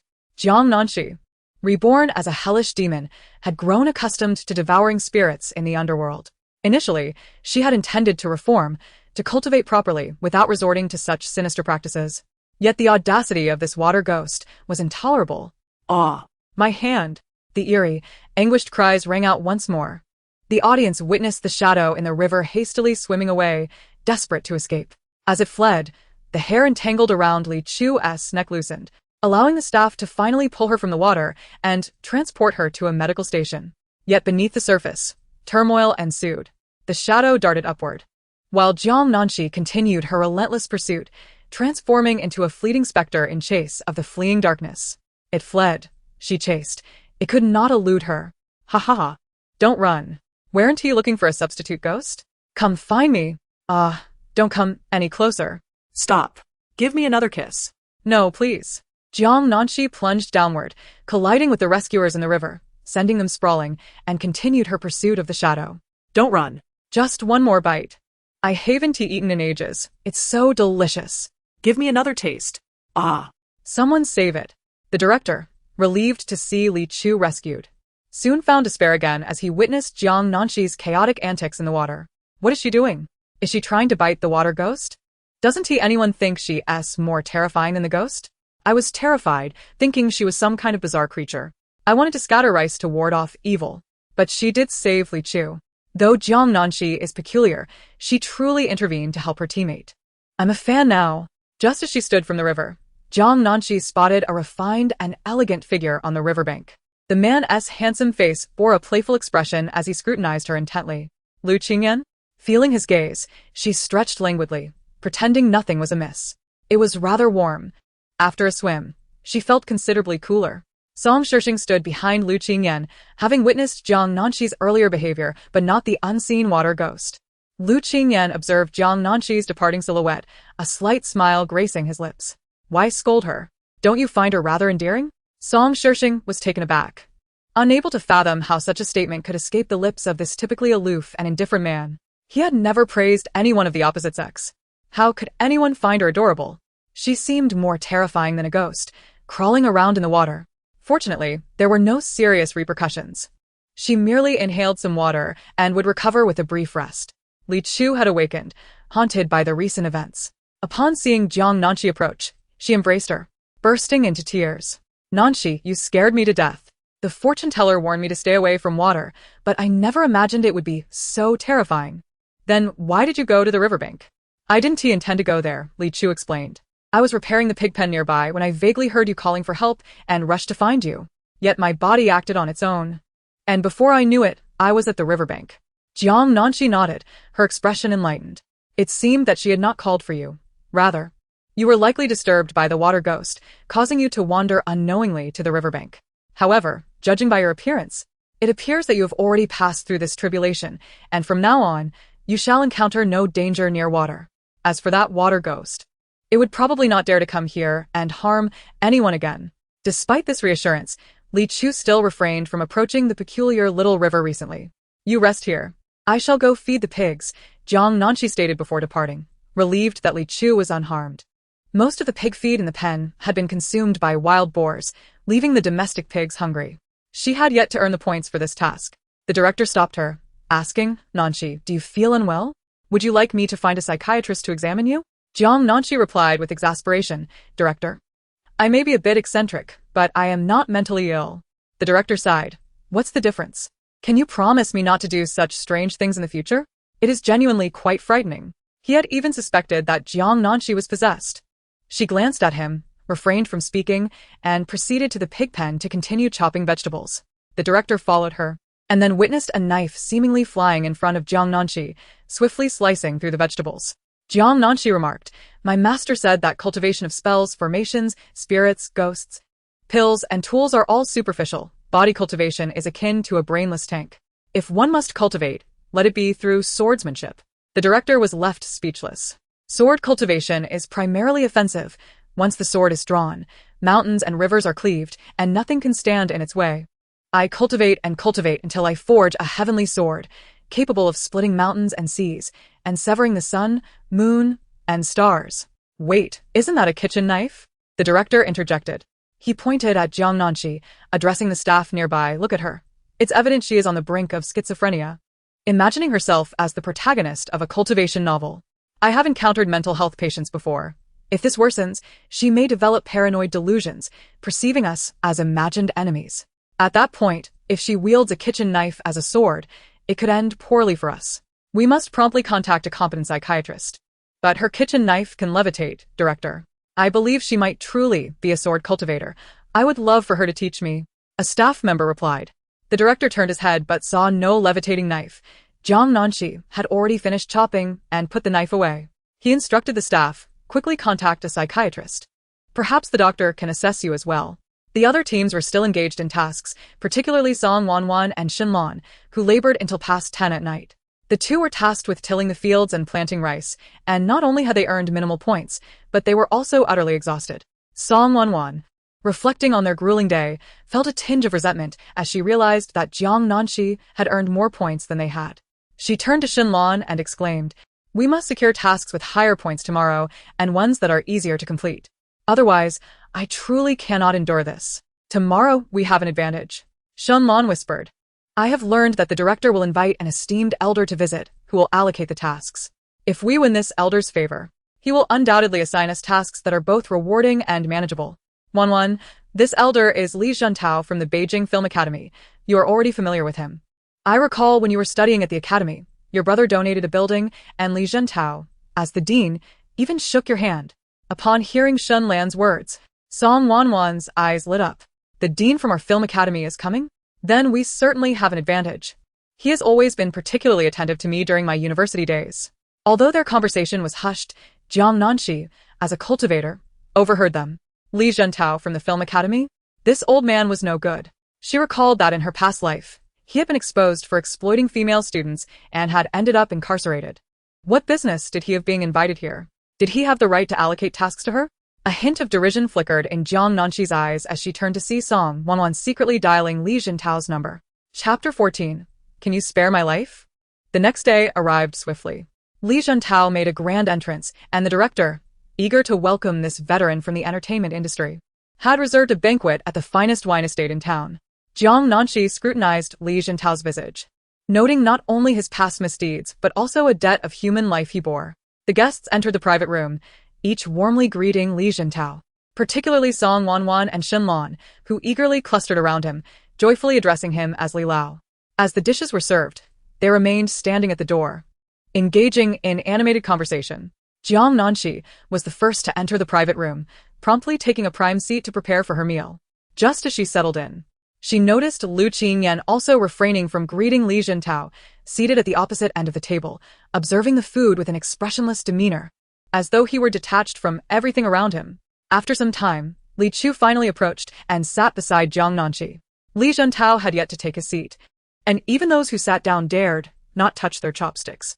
Li Chu observed Jiang Nanxi already cracking nuts and, without hesitation, reached for the largest and most succulent crab on the table, placing it in her bowl, ready to show off.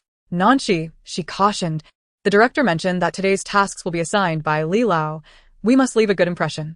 Otherwise, he may assign us challenging tasks. Why should Li Zhentao be the one to assign tasks? It won't be long before he finds himself back in prison.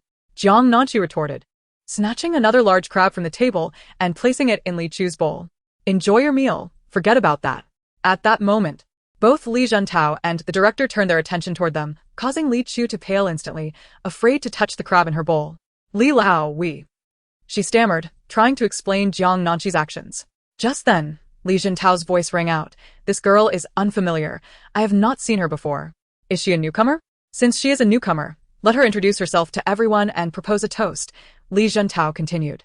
I cannot drink, Jiang Nanxi interjected abruptly, causing the atmosphere to freeze. And Li Zhentao's expression soured. Clearly taken aback by a newcomer daring to refuse him, he said, how can a young person not drink? What harm could a toast do? Everyone here is someone important. I ask you to raise a glass to promote camaraderie. The director chimed in, Nanxi, Li Lao is a veteran in the entertainment industry, a friend to many renowned directors and producers. If he requests a toast, you should oblige. It may open doors for you in the future. Having been coerced into toasts at banquets before, Jiang Nanxi recalled how, in her previous life, She had to endure such rituals to secure resources and assist Xunlan's rise in popularity. However, her disdain for the drinking culture in the entertainment industry was profound. It was a guise for coercion and arrogance. Had she been the person she once was, she might have feigned humility, raising her glass and expressing, "I am grateful to the director for introducing me to an esteemed figure like Li Lao. It is an honor to meet you today. I am Jiang Nanxi and hope to receive your support and guidance in the industry. In this lifetime." As a high emotional intelligence demon who has roamed the depths of hell for millennia, Jiang Nanxi brazenly addressed Li Zhengtao while holding an empty wine glass, saying, "Old Li, I may not excel at toasting, but may I toast your dog's life instead?" Li Zhengtao. Director. The audience watching the live stream was left in stunned silence. My heavens, what is Jiang Nanxi doing? Does she truly wish to sever her ties with the entertainment industry? Li Zhengtao is the dean of the Capital Film Academy, possessing numerous connections and resources. How dare this insignificant newcomer challenge him? Upon hearing Jiang Nanxi's words, the director's pupils dilated in shock. He hurriedly stood up, exclaiming, "Jiang Nanxi, how can you speak like that? Quickly pour a drink for old Li and apologize." With a bewildered expression, Jiang Nanxi replied, "Huh? Director, you what? Old Li is giving you, a newcomer, a chance to toast. How can you speak to him in such a manner?" Jiang Nanxi, still perplexed, countered, "Huh? Jiang Nanxi, I don't understand, Samaida." Director. As the director teetered on the brink of despair, Xunlan seized the opportunity to sidle up to Old Li. "Old Li, please do not stoop to her level. She is merely a lunatic. Allow me to raise a glass to you. It is truly an honor for us to meet you today." Li Zhengtao's expression darkened considerably. Even when Xunlan toasted him, he found no inclination to drink. Xunlan took a sip, poured another glass for Li Zhengtao, who not only refused to drink but coldly remarked, "I'm old and useless now, so I want tea partake." Xunlan awkwardly held up her glass. Jiang Nanxi then interjected, "Old Li, your words echo those of your wife. However, I believe it is not that you have grown old and useless, but rather that your uselessness has rendered you old." "What did you say?" At this moment, the murderous intent in Li Zhengtao's gaze towards Jiang Nanxi was palpable. His face flushed with anger as he abruptly stood up. Jiang Nanxi has truly lost her mind. How dare she speak so recklessly? This is it. She has utterly offended Old Li. This foolish girl, prepare to be blacklisted. The audience and guests present were incredulous, unable to fathom that she had not only insulted Li Zhengtao once, but repeatedly provoked him. The director was in utter despair. He had invited the esteemed director and academy dean, hoping to forge a connection, only to have everything ruined by Jiang Nanxi.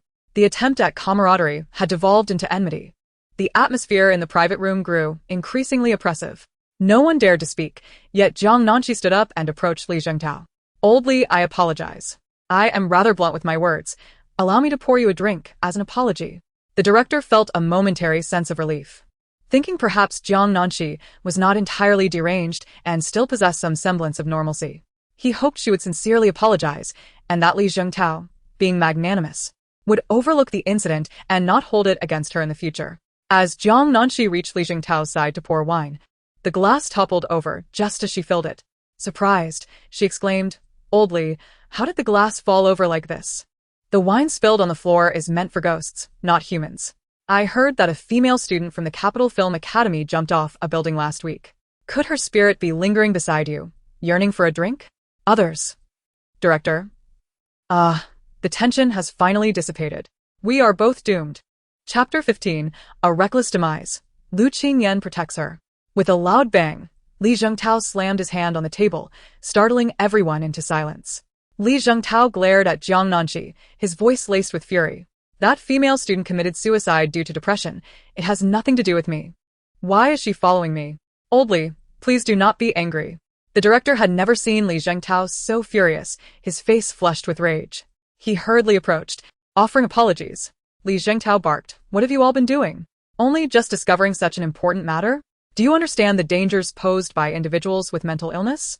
It is one thing for her to confront me here, but what if she harms other guests? Forgive us, forgive us." The director repeatedly apologized, resembling a subordinate. "Old Li, I have already decided to expel her. You shall not see her again." "Why must I be expelled?" Jiang Nanxi looked up at the director, dissatisfaction etched on her face. "The contract has been signed, and I have done nothing wrong. Why should I be dismissed?" "You have done nothing wrong?" Jiang Nanxi calmly asserted. "I merely spoke the truth." There is indeed a ghost accompanying you for a drink. Are we not allowed to speak the truth? Director? Audience. Confirmed, Jiang Nanxi's mental state is genuinely concerning.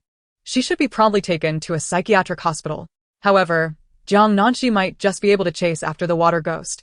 Perhaps she can see what others cannot. Can you not see it? Jiang Nanxi asked again. She then fetched a new wine glass and placed it on the table, pouring wine once more.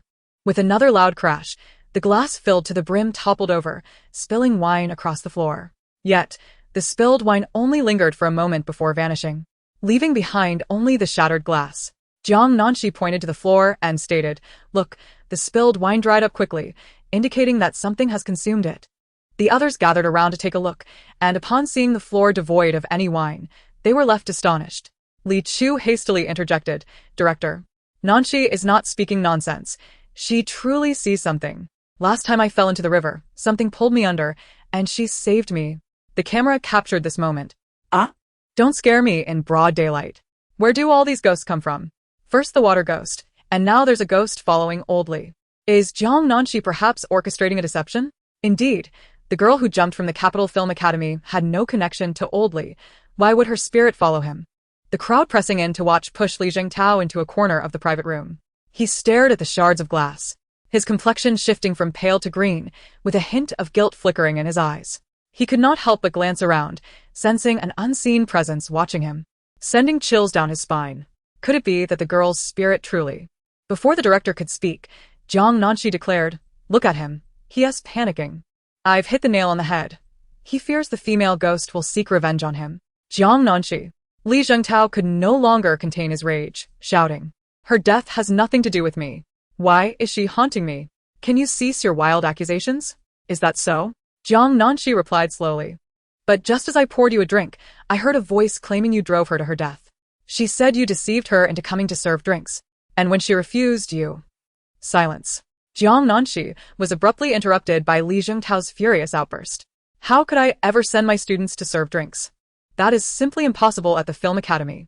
If you continue to slander me, I will have my lawyer sue you." What is he? Does Jiang Nanxi know some hidden truth? Finish your sentence.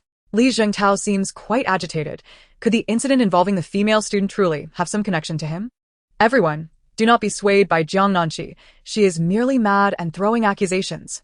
Such a venerable elder as Old Li would never engage in such deeds. The expressions of the other guests in the private room varied. Some were concerned for Jiang Nanxi, while others were reveling in her misfortune. After a while, a staff member approached and said, "Jiang Nanxi, the director is looking for you." Oh. Jiang Nanxi rose and exited. As she passed by Shenlan, she heard her whispering with glee, "What a pity. After just one day of filming, she'll have to roll out." Jiang Nanxi, having finished devouring the hairy crabs, was in the midst of flossing her teeth when she overheard Shenlan's snide remarks. In a moment of jest, she held up the toothpick in front of Shenlan, suggesting that instead of making baseless comments, he should engage in a little competition with her. This single retort managed to provoke Shenlan, whose eyes reddened with fury as he exclaimed, "Jiang Nanxi, are you courting death?" With that, she swiftly vanished from sight, leaving Shenlan seething with rage, contemplating overturning the table, but he restrained himself, aware of the presence of others and the cameras capturing the moment. Outside, Jiang Nanxi sought out the director, only to find Lu Qingyan had arrived before her and was currently engaged in conversation with him. The refined gentleman, clad in a casual windbreaker, spoke a few indifferent words, to which the director responded with eager affirmations. Curiously observing him, Jiang Nanxi then turned to the director, asserting, "Director, I cannot leave. You saw it yourself. I spoke only the truth. If you trust me, you must dismiss Li Jingtang from any filming. I assure you, he will be out of the picture within 3 days." Jiang Nanxi was taken aback. Had the director truly believed her? Just moments ago, he had been furious, ready to strike her down. She had prepared several arguments to persuade the director to allow her to stay, yet none were necessary. Chapter 16. A little provocation for the director. Jiang Nanxi pondered and inquired, "And what about Li Jingtang?" Although the director allowed her to remain, her actions were broadcasted live, resulting in a barrage of online criticism that propelled her onto trending lists. Jiang Nanxi lacks decorum. Jiang Nanxi disrespects her seniors. Poor elder Li. Jiang Nanxi already had a plethora of detractors, and this incident only amplified their numbers. Li Jingtang refrained from publicly addressing the issue, but privately inundated the director with calls, urging him to remove Jiang Nanxi. The director, recognizing her as a ticking time bomb, desired to dismiss her as well. However, Lu Qingyan, the illustrious national idol, stated firmly that if Jiang Nanxi were to leave, he would follow suit. Although Jiang Nanxi was merely an insignificant figure, Lu Qingyan's sudden withdrawal would attract ire from his legions of fans for years to come. Furthermore, the Lu family was one of the prominent aristocracies in the capital, and the show returning to the countryside had their financial backing. Offending a benefactor was not an option. Caught between a rock and a hard place, the director begrudgingly allowed Jiang Nanxi to continue filming, harboring considerable resentment. In the afternoon, he assigned the most challenging task to Jiang Nanxi and Li Chu's team. Today's task involves props. Each team will receive a prop and must use it to complete a task for points. After the director's announcement, staff distributed black plastic bags containing the props. Shen Lan and Song Wanwan received a gong. Lu Qingyan and Song Shishing were given a suona. Jiang Nanxi and Li Chu, however, were left with black stockings. Upon seeing the props of the other teams, Jiang Nanxi pulled the torn black stockings from her bag and could not help but question the seemingly innocent director. Director, are you targeting our team? Why do others receive musical instruments while we're stuck with these tattered stockings? Li Chu echoed her dissatisfaction. Today's task is to use the props to earn money. The more money we make, the more points we can exchange. Others can perform on the streets with their instruments or even sell them for cash. But we have these ruined stockings. How are we supposed to earn anything? If we wear them, we'll be arrested for indecency. Director, this is truly unfair. The director feigned innocence and confusion. I had no idea. I just assigned them randomly. The duo fell silent, seemingly at a loss for words. The director continued. If you find this task too difficult, you can opt to forfeit. Didn't you earn a lot of points yesterday? You're ahead of everyone else. It wouldn't matter if you don't earn points today. Jiang Nanxi and Li Chu exchanged glances, unimpressed. The director sent everyone off to complete their tasks. As Shen Lan passed by Jiang Nanxi, she noticed the stockings in their hands and mocked. Those stockings are riddled with holes. Wearing them would make you look like a streetwalker. With just a few points at stake, is it really worth sacrificing your image as a star? After delivering her jab, Shen Lan hurriedly dragged Song Wanwan away, fearing Jiang Nanxi might retaliate with another toothpick. Once they were in a secluded area, Shen Lan remarked to Song Wanwan, for the sake of our image as female celebrities, there's no way we can complete today's task. If they wear those stockings, they will be ridiculed by netizens for a year and face negative press. A smirk played on Song Wanwan's lips, her eyes glimmering with schadenfreude. It seemed as if the director wanted to make things difficult for Jiang Nanxi deliberately. They were trailing by only a little over 100 points. If they could earn a few hundred through busking, they would easily surpass her team. Yes, let us hurry and complete our task. Shen Lan and Song Wanwan dashed off excitedly. Meanwhile, Lu Qingyan remained stationary, his gaze fixed on the stockings in Jiang Nanxi's hands before turning to the director, his cold, piercing eyes sending a shiver down the director's spine. The director quickly explained, Teacher Lu, this was completely random. If your team draws black stockings, You must use them for the task. Lu Qingyan suddenly stated, I'll trade my suona for them. The director was taken aback. What? Song Shishing, a teammate, exclaimed, Absolutely not. How can I possibly complete a task in stockings? I'm a man. The director quickly interjected, No, that's not allowed. It goes against the rules. Jiang Nanxi regarded Lu Qingyan with surprise, taken aback by his defense of her. Yet, she was resolute. She didn't require any assistance. No need, she declared. It's just a pair of stockings. I can still complete the task. The director was left speechless, sensing an ominous premonition as Jiang Nanxi let out a sinister laugh reminiscent of a villain. What was she plotting? Surely, with only a pair of stockings, she couldn't conjure something outrageous. Could she? Are Jiang Nanxi and Li Chu genuinely considering wearing those tattered stockings? The thought seems rather distasteful. Due to the director's baffling decisions, the previously one-sided criticism of Jiang Nanxi had shifted. Now, half the comments condemned her for her lack of decorum, while the other half criticized the director's indecency. The director was well aware that this would earn him scorn, but he felt powerless, having intended to deter Jiang Nanxi. The unpredictable woman. After muttering to himself, he took a sip of tea to quell his frustration. After a brief respite, a staff member hurriedly approached, exclaiming, Director, it's bad. Jiang Nanxi and Li Chu have put the stockings over their heads and are robbing the convenience store. The director sputtered, spitting out his tea in disbelief. What did you say? Chapter 17. Encountering me is your misfortune. The staff repeated. Jiang Nanxi and Li Chu have put the stockings over their heads and are robbing a village convenience store. With a loud crash, The director dropped his cup, jumping to his feet. No way. Is this for real? Who uses props like that? He quickly instructed someone to check the live feed of Jiang Nanxi and Mixue. On the screen, Jiang Nanxi had draped the stockings over her head, the intact fabric obscuring her face, while brandishing a machete as she sauntered confidently into the convenience store. Mixue followed suit. Though her demeanor was far less brazen than Jiang Nanxi's, Mixue held a small knife in her hand, timidly trailing behind Jiang Nanxi, glancing around anxiously, as if fearful of being recognized. Robbery. Upon entering, Jiang Nanxi slammed a chopping knife onto the counter, creating a crack in the table that nearly caused the shopkeeper to faint. Please don't kill me. The proprietor trembled, raising his hands in surrender.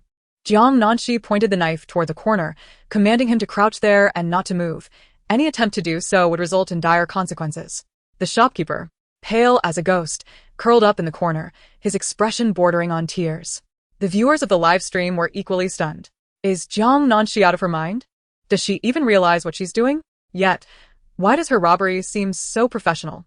The director, witnessing the scene, broke into a cold sweat, his hair standing on end as he rushed towards the convenience store. They're coming! All the crew hurried towards the store. Inside the convenience store, Jiang Nanxi and Mixue each grabbed a sack, frantically stuffing it with items: Wangzai milk, calcium milk, chips, and haha snacks, all of which delighted them. I need a few more popsicles. Once Mixue finished, Jiang Nanxi playfully tapped her on the head. Have you no ambition? Do you realize you're a robber? Why steal these trifles? Go for something valuable. Huh. What's more valuable? Mixue's eyes suddenly lit up. I'll take 50 sticks of Zongsuego ice cream. It's so expensive. I rarely indulge. Observing Mixue's innocent yet foolish expression, Jiang Nanxi sighed. Grab cigarettes and alcohol. We can exchange these for cash later, surely amounting to several thousand. That makes sense. They continued to fill their sacks. Since you intend to exchange everything for money, why not just rob cash directly? You think these two robbers are foolish. Yet they devised a plan using black stockings for the heist.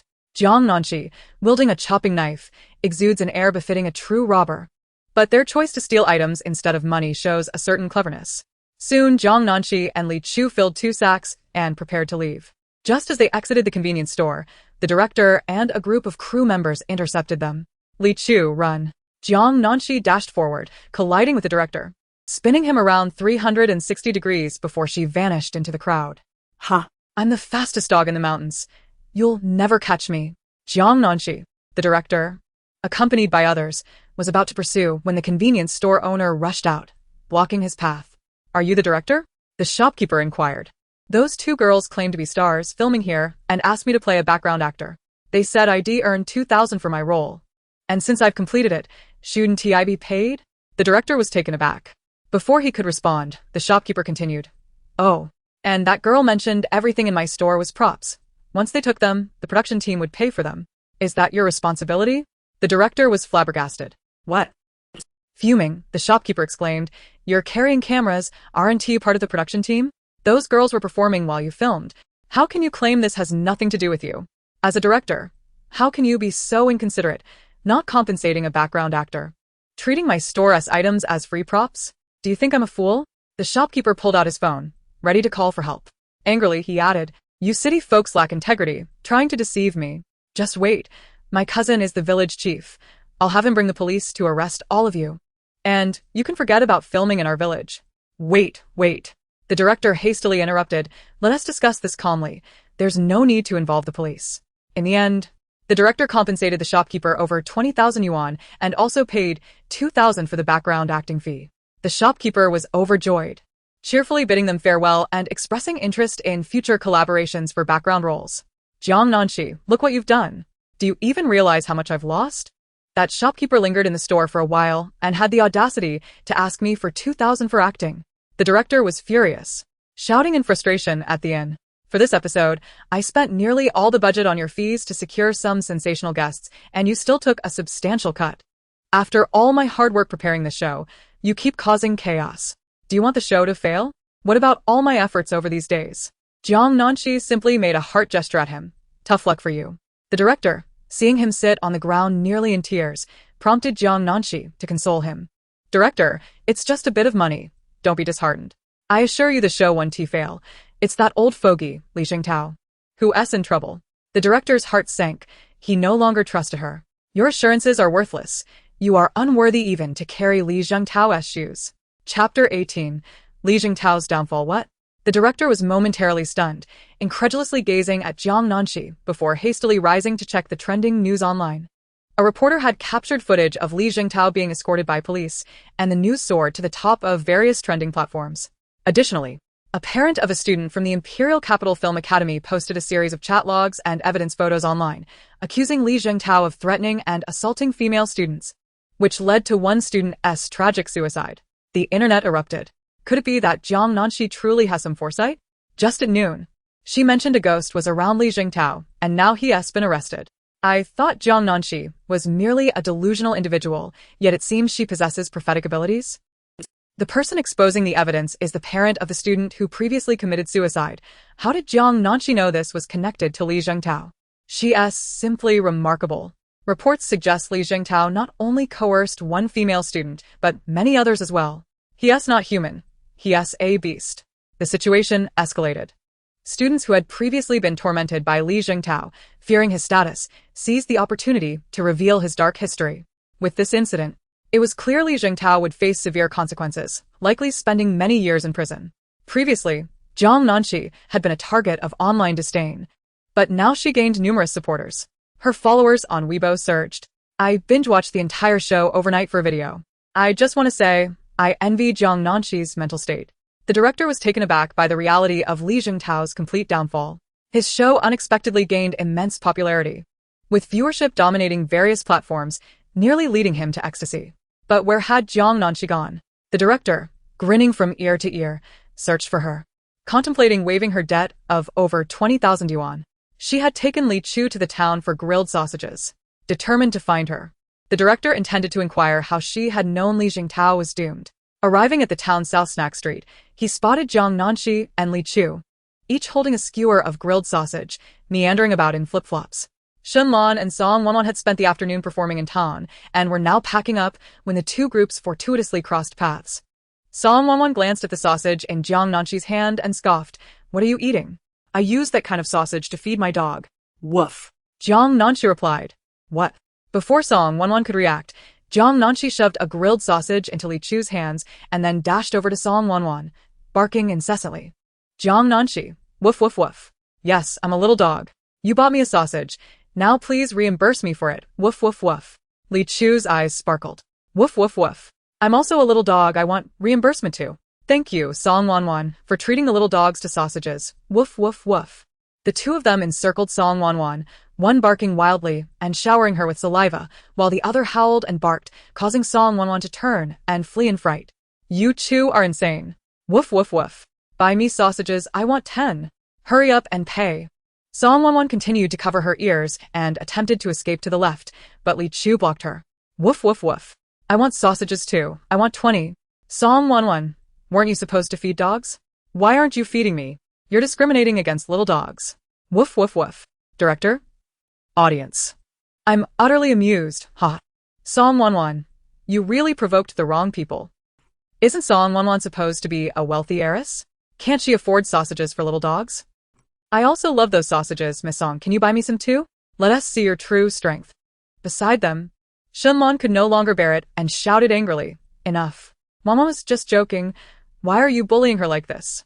Shenlan upload, intending to pull Li Chu away from Song Wanwan, but Jiang Nanxi extended her long leg and tripped him, causing him to fall to the ground.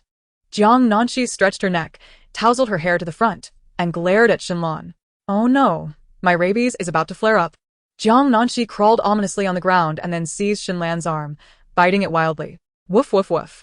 Woof woof woof. Shenlan's face turned pale with fear as he scrambled backward, trying to escape. What are you doing? Jiang Nanxi, have you lost your mind? Don't come near me. The scene became exceedingly bizarre. Shenlan was rolling and crawling to escape, while Jiang Nanxi crawled on the ground like a ghost, fiercely biting at his pocket. The money they earned from their street performances was all stuffed in Shenlan's pocket, and now it scattered across the ground.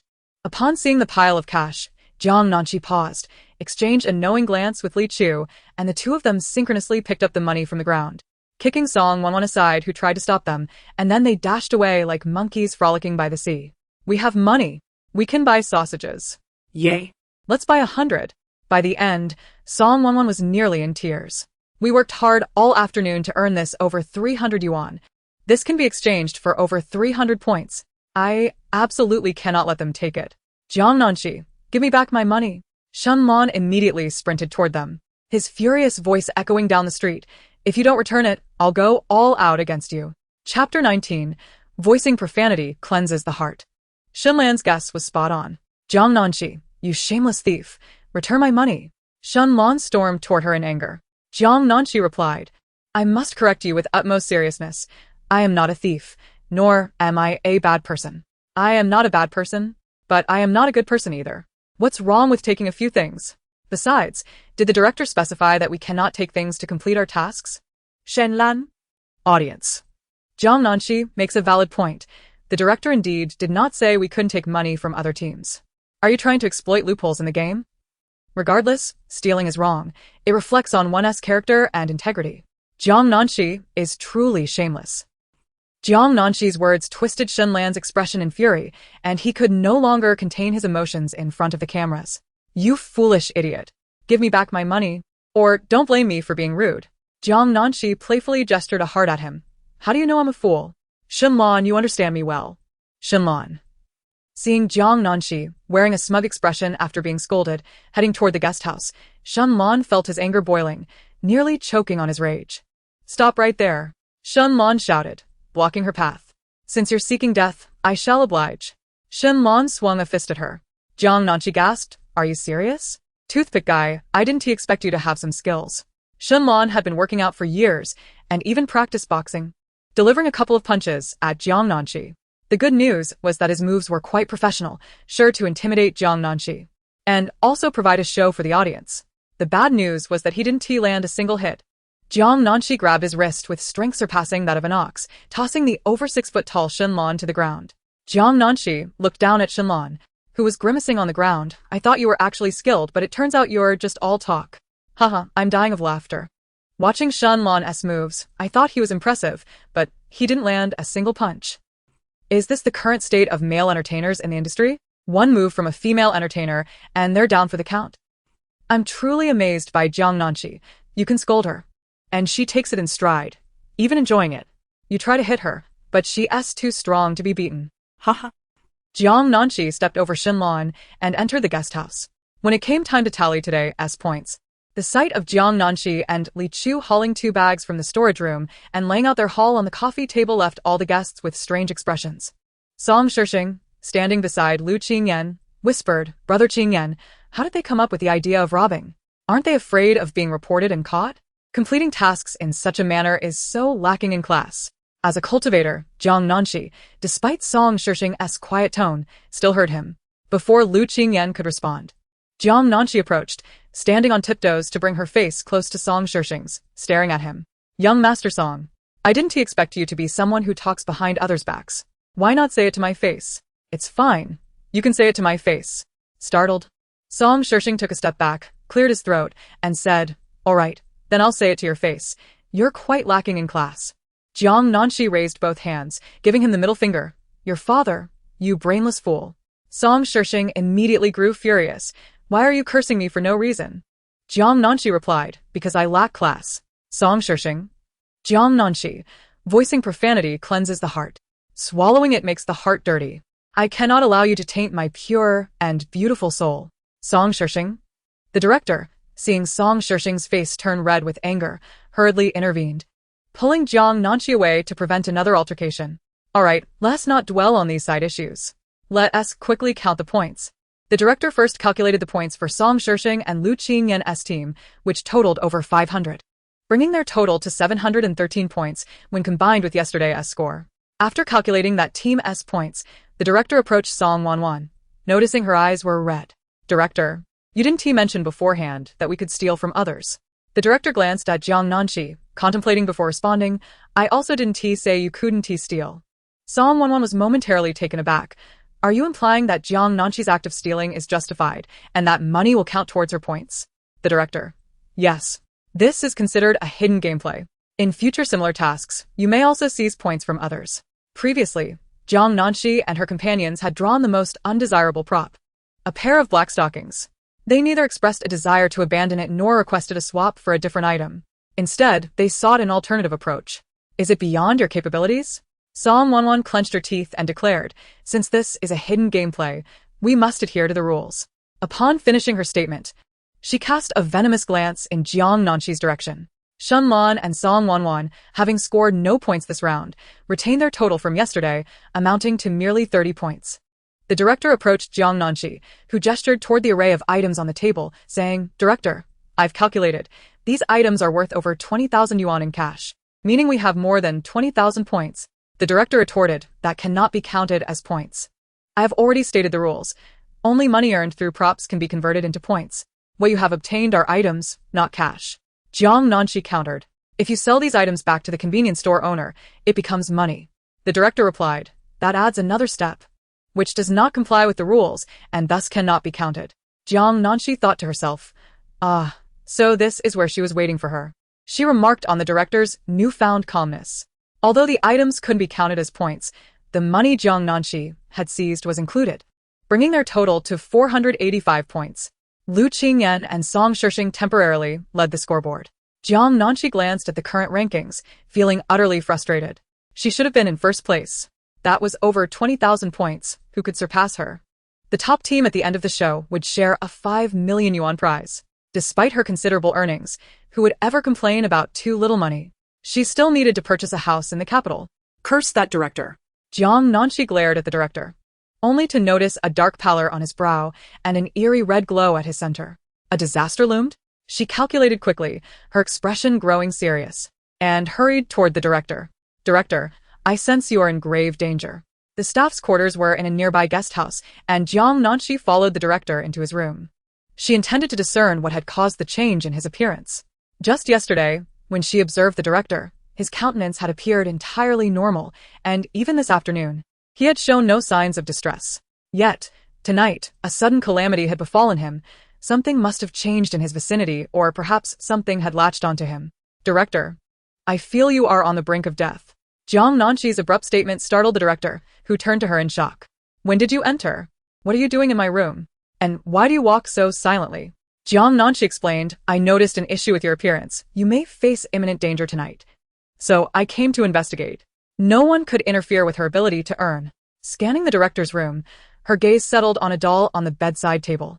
She observed that the doll was shrouded in a heavy aura of malevolence, making it difficult for her to discern its features. Director, why is there a doll in your room? It could potentially bring you harm. What? The director glanced between the doll and Jiang Nanxi in disbelief. This is impossible. It's a doll I brought from home. It is my daughter's favorite. Whenever I am away for long periods, she insists I take it with me, claiming that seeing the doll makes her feel like she is with me. I have always brought it along during shoots, and nothing strange has ever occurred. Yesterday, when I saw you, your appearance showed no signs of impending disaster. Jiang Nanxi picked up the peculiar doll, and her expression darkened. But this was given to me by my daughter. If I were to destroy it, how could I face her? The director, a devoted father, was unwilling to upset his daughter. Furthermore, he had never perceived anything unusual about the doll, which made him skeptical of Jiang Nanxi's claims. After all, her mental state was somewhat unstable, fluctuating between normalcy and odd behavior. Jiang Nanxi's voice broke the silence again. You need not destroy it. I can help you exorcise the malevolent force from the doll for a fee of 1 million. 1 million? The director stared at her, dumbfounded. Are you attempting to swindle me? Are you not curious how I can see the spirits that follow Li Jingdeng? If I can perceive that ghost, surely I can discern other things as well. The director fell silent, his gaze fixated on the doll in Jiang Nanxi's hands, sensing an unshakable dread. Jiang Nanxi rummaged through her pocket, retrieving a talisman and placing it in the director's palm. Since you doubt me, take this for now. Keep it on you. It may save your life. Tomorrow, you will understand that I speak the truth. With that, she departed. After Jiang Nanxi left, the director glanced at the doll on the bedside table and then at the talisman in his hand, a chill running down his spine. Jiang Nanxi could see water ghosts and the spirits that accompanied the elderly Li. Could she truly have seen something within that doll? The director tightened his grip on the talisman, unwilling to look at the doll any longer, and promptly relocated it to the living room downstairs. Initially, he had perceived the doll as innocuous and even endearing, but after Jiang Nanxi's warning, he found it impossible to leave it in his room. After washing up, Jiang Nanxi lay in bed scrolling through her phone, intending to play a game before sleep, when several trending search notifications featuring her name popped up on Weibo. Upon clicking, she discovered a topic titled Jiang Nanxi and the director have an affair had surged into the top 10 of trending searches. Jiang Nanxi. Before long, she witnessed multiple topics related to her name climbing the charts. Jiang Nanxi and the director have an affair. Jiang Nanxi is being supported by the director. Jiang Nanxi and the director share a room. These topics garnered little commentary but quickly ascended the trending list, clearly indicating someone was manipulating the searches to tarnish her reputation. Jiang Nanxi perused the topics, discovering they stemmed from a photograph. The moment she had entered the director's room to discuss the doll had been surreptitiously captured and shared online, falsely claiming she was sharing a room with the director. The post accompanied a caption, "Who would have thought Jiang Nanxi was having an affair with the director? Just the second day of filming and she's already staying with him." I said Jiang Nanxi snatched Wanwan's points. No wonder the director favored her. Once these topics trended, many began to take notice, expressing their shock in the comments. "My goodness, is this true? I just started to like Jiang Nanxi today, thinking she was a genuinely righteous star. The director is already married, and Jiang Nanxi is flirting with him. Isn't she just a mistress?" Before, she had the audacity to confront Song Wanwan. Jiang Nanxi glanced at the account that posted the photo, named Wanwan Starshine, clearly a devoted fan of Song Wanwan. Wanwan Starshine? Other netizens. Wanwan Starshine? Are you insane? I have evidence and photos. How could this be a rumor? We caught you. You're on the defensive, aren't you? Jiang Nanxi retorted, "Haha, I entered the director's room to warn him about a doll that attracts spirits, which could lead to his untimely demise. I was trying to help. Not everyone is like Song Wanwan, who enjoys playing the mistress." Wanwan Starshine, you're insane. You can read fortunes? That excuse is too far-fetched. Jiang Nanxi promptly called the director, urging him to clarify the situation online. Although Jiang Nanxi and the director provided explanations and even presented surveillance footage, a group of detractors insisted that the cameras could not capture what transpired within the room and questioned the authenticity of their claims, asserting that Jiang Nanxi's excuses were far-fetched. The director's wife even called to berate him, which incensed him. That very night, he decided to host a live variety show, setting up a camera that focused solely on a doll in the living room. Many curious onlookers tuned in, only to witness the doll lying with its eyes closed on the coffee table, which suddenly opened its eyes. Chapter 21. Dare to discontent the emperor? I shall have you all exterminated. What the heck? Why did that doll suddenly open its eyes? It startled me. Did the director deliberately use a doll with moving eyes to scare us? Though the doll's sudden eye movement startled some viewers, most regarded it as an ordinary doll, as many dolls available in the market can open and close their eyes, which is not unusual. However, when the doll lying on the coffee table unexpectedly stood up and stared intently toward the staircase of the guest house, the audience began to sense something was amiss. Meanwhile, Jiang Nanxi was still awake, engaged in an online spat with her detractors. After verbally eviscerating them, she discovered that the account, Wanwan Xingguang, was located in the city where the variety show was filmed. Despite Jiang Nanxi and the director's attempts to clarify the situation online, Wanwan Xingguang continued to post content. In an effort to salvage his reputation, the director had secretly installed a remote control device within the doll's body, manipulating it to create a ghostly illusion, misleading viewers into believing they were discussing supernatural occurrences in the room. Jiang Nanxi, Song Wanwan, do you find it amusing to slander me under a pseudonym? You, a mere mistress, accuse others of being the same? Have the courage to confront me with your real account. The filming location was rather remote, and the coincidence of the account's address being there was too suspicious for Jiang Nanxi to ignore. She was convinced it belonged to Song Wanwan. Her deduction was accurate. The account indeed was Song Wanwan's alternate identity, and the photo circulating online was surreptitiously taken by a staff member at the guest house. In a panic, she typed, "What nonsense. I am a loyal fan of Wanwan, not her. Wanwan wouldn't bother with someone like you, alright?" Just as she sent that message, a loud bang echoed through her room as someone kicked her door open. Jiang Nanxi, you. Upon seeing Jiang Nanxi burst in, Song Wanwan instinctively attempted to hide her phone. But Jiang Nanxi lunged at her like a rabid dog and snatched it away. "Jiang Nanxi, give me back my phone. You claimed you weren't her. So why is that account logged in on this phone that defames me?" Jiang Nanxi retorted with a cold sneer. "You flaunt your mother's teachings here? You don't believe in ghosts, do you? Today, I shall enlighten you." Song Wanwan's hair was tugged painfully, her entire being dragged down the stairs as she shrieked. "Jiang Nanxi, let me go. Are you insane? Don't forget who my brother is. Do you believe I can make you disappear from this world? Your brother is a domineering CEO. Is that supposed to intimidate me? I am the emperor of the internet. As Jiang Nanxi refused to relent, Song Wanwan shouted for help. Shunlan, second brother, help. Someone save me. Jiang Nanxi is going to kill me. Her screams had roused the other guests, who rushed out of their rooms, making their way downstairs. Shunlan and Song Shishing arrived first, witnessing Jiang Nanxi yanking Song Wanwan by her hair, dragging her like a lifeless dog toward the yard. What are you doing? Upon seeing them, Jiang Nanxi finally released her grip. I haven't harmed her. I merely tugged at her hair. If you have any grievances against me, feel free to express them. Pulling hair is inappropriate too. Ha. Soon, I shall have you all executed for daring to voice dissatisfaction with the emperor. Shenlan. Song Shishing. Before they could react, Jiang Nanxi seized the fallen Song Wanwan by her clothes, hoisting her up as though lifting weights, and dashed toward the door. Jiang Nanxi, what are you doing? This is too much. Wanwan is about to cry from fright. Put Wanwan down. The two men hurried after her, but despite their efforts, they could not catch up to Jiang Nanxi. They watched helplessly as she kicked open the door to the neighboring guest house and stormed inside. Viewers watching the live stream saw Jiang Nanxi enter the guest house's living room, holding Song Wanwan. The doll that had been walking on the coffee table seemed to sense something, suddenly leaping off and hiding behind a nearby curtain. Jiang Nanxi set Song Wanwan down and scanned the living room, sensing an eerie presence. She knew the director had placed the doll there for the live broadcast, yet it was now absent, replaced by an unsettling atmosphere, indicating that it had concealed itself. After a thorough search, she noticed the curtain slightly trembling. You dare treat me this way? I will not let you off. Song Wanwan sobbed while issuing threats. Jiang Nanxi's attention was drawn to her voice. Didn't you claim there are no ghosts in this world? Today, I shall show you. With a swift motion, Jiang Nanxi pulled back the curtain, revealing the director's doll lying on the ground, and behind the curtain stood a translucent little girl, around 5 or 6 years old. The girl had 2 small braids, her features adorable, yet her complexion was as pale as paper, her body somewhat translucent, and her lips a vivid red, as if stained with blood.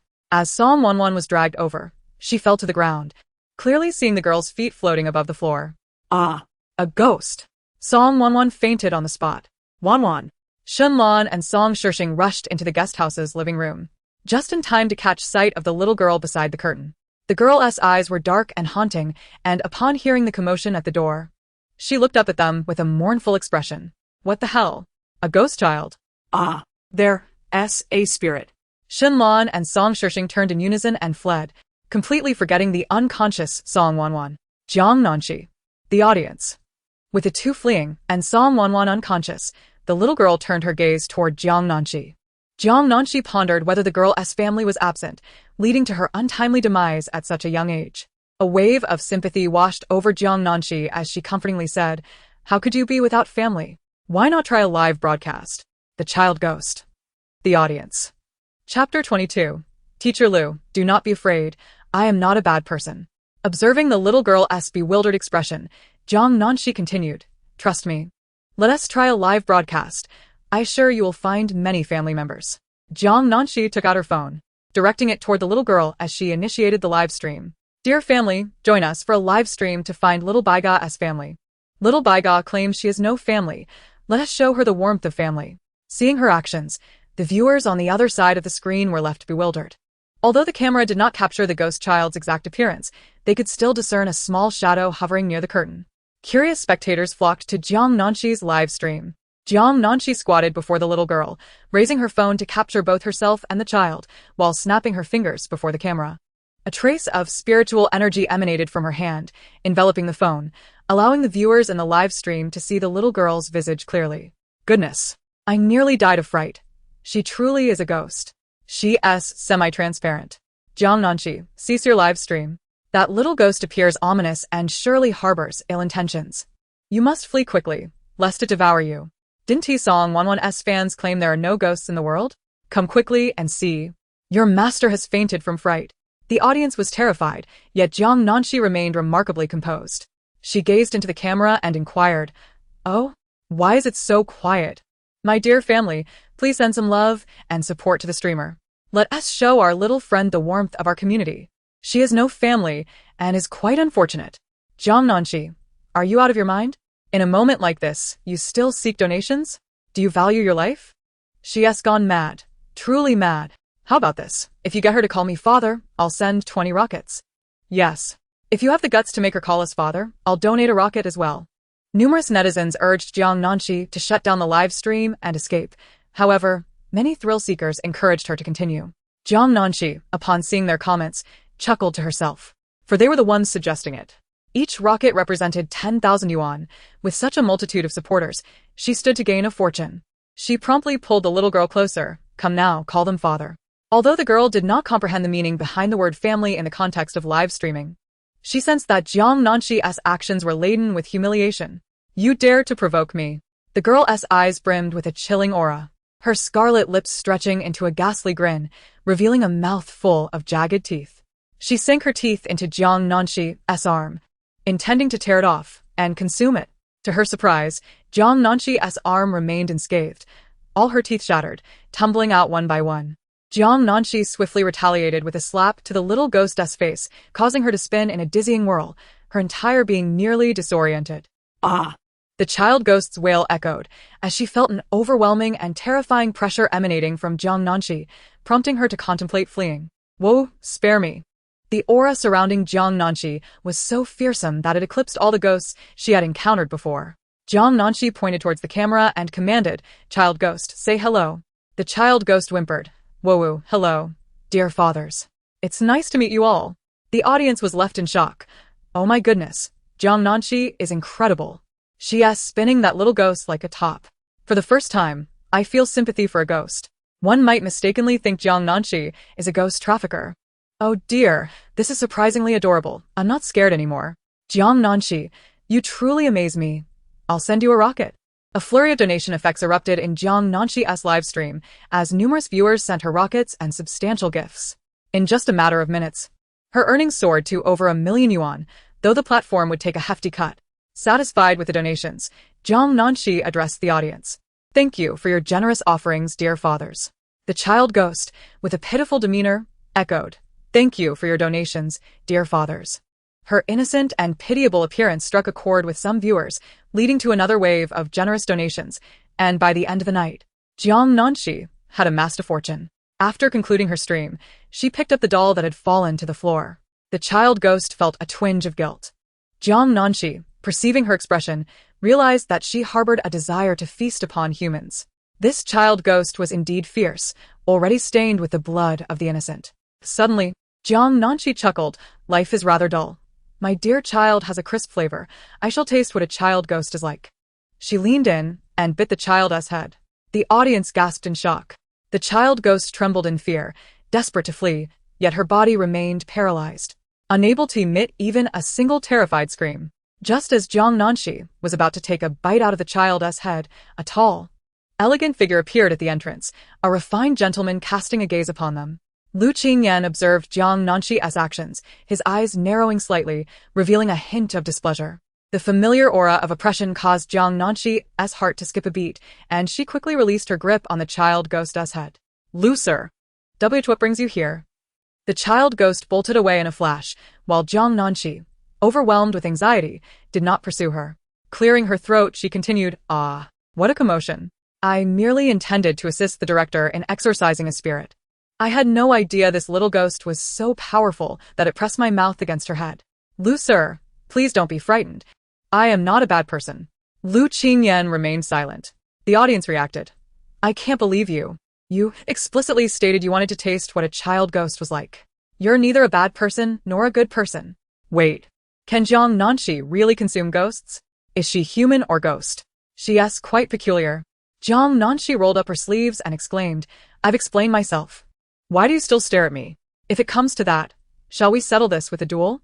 With a loud bang, just as she prepared for a fight, Lu Qingyan collapsed forward onto the ground, fainting in an elegant manner. Jiang Nanxi was left bewildered. Chapter 23. I truly did not intend to remove your clothing. Jiang Nanxi paused momentarily. She approached Lu Qingyan and assessed his condition, noticing that the deathly aura surrounding him was intensifying, with a layer of dark, ghostly energy enveloping his chest. This ghostly energy appeared in the shape of a handprint hovering above his chest. Jiang Nanxi pondered briefly before impulsively tearing open Lu Qingyan's nightclothes, revealing a black ghostly handprint upon his chest. A ghostly handprint? Where did this come from? This fellow had been ensnared by a malevolent spirit. Could he not find a way to dispel it? Wasn't he the emperor of Fengdu?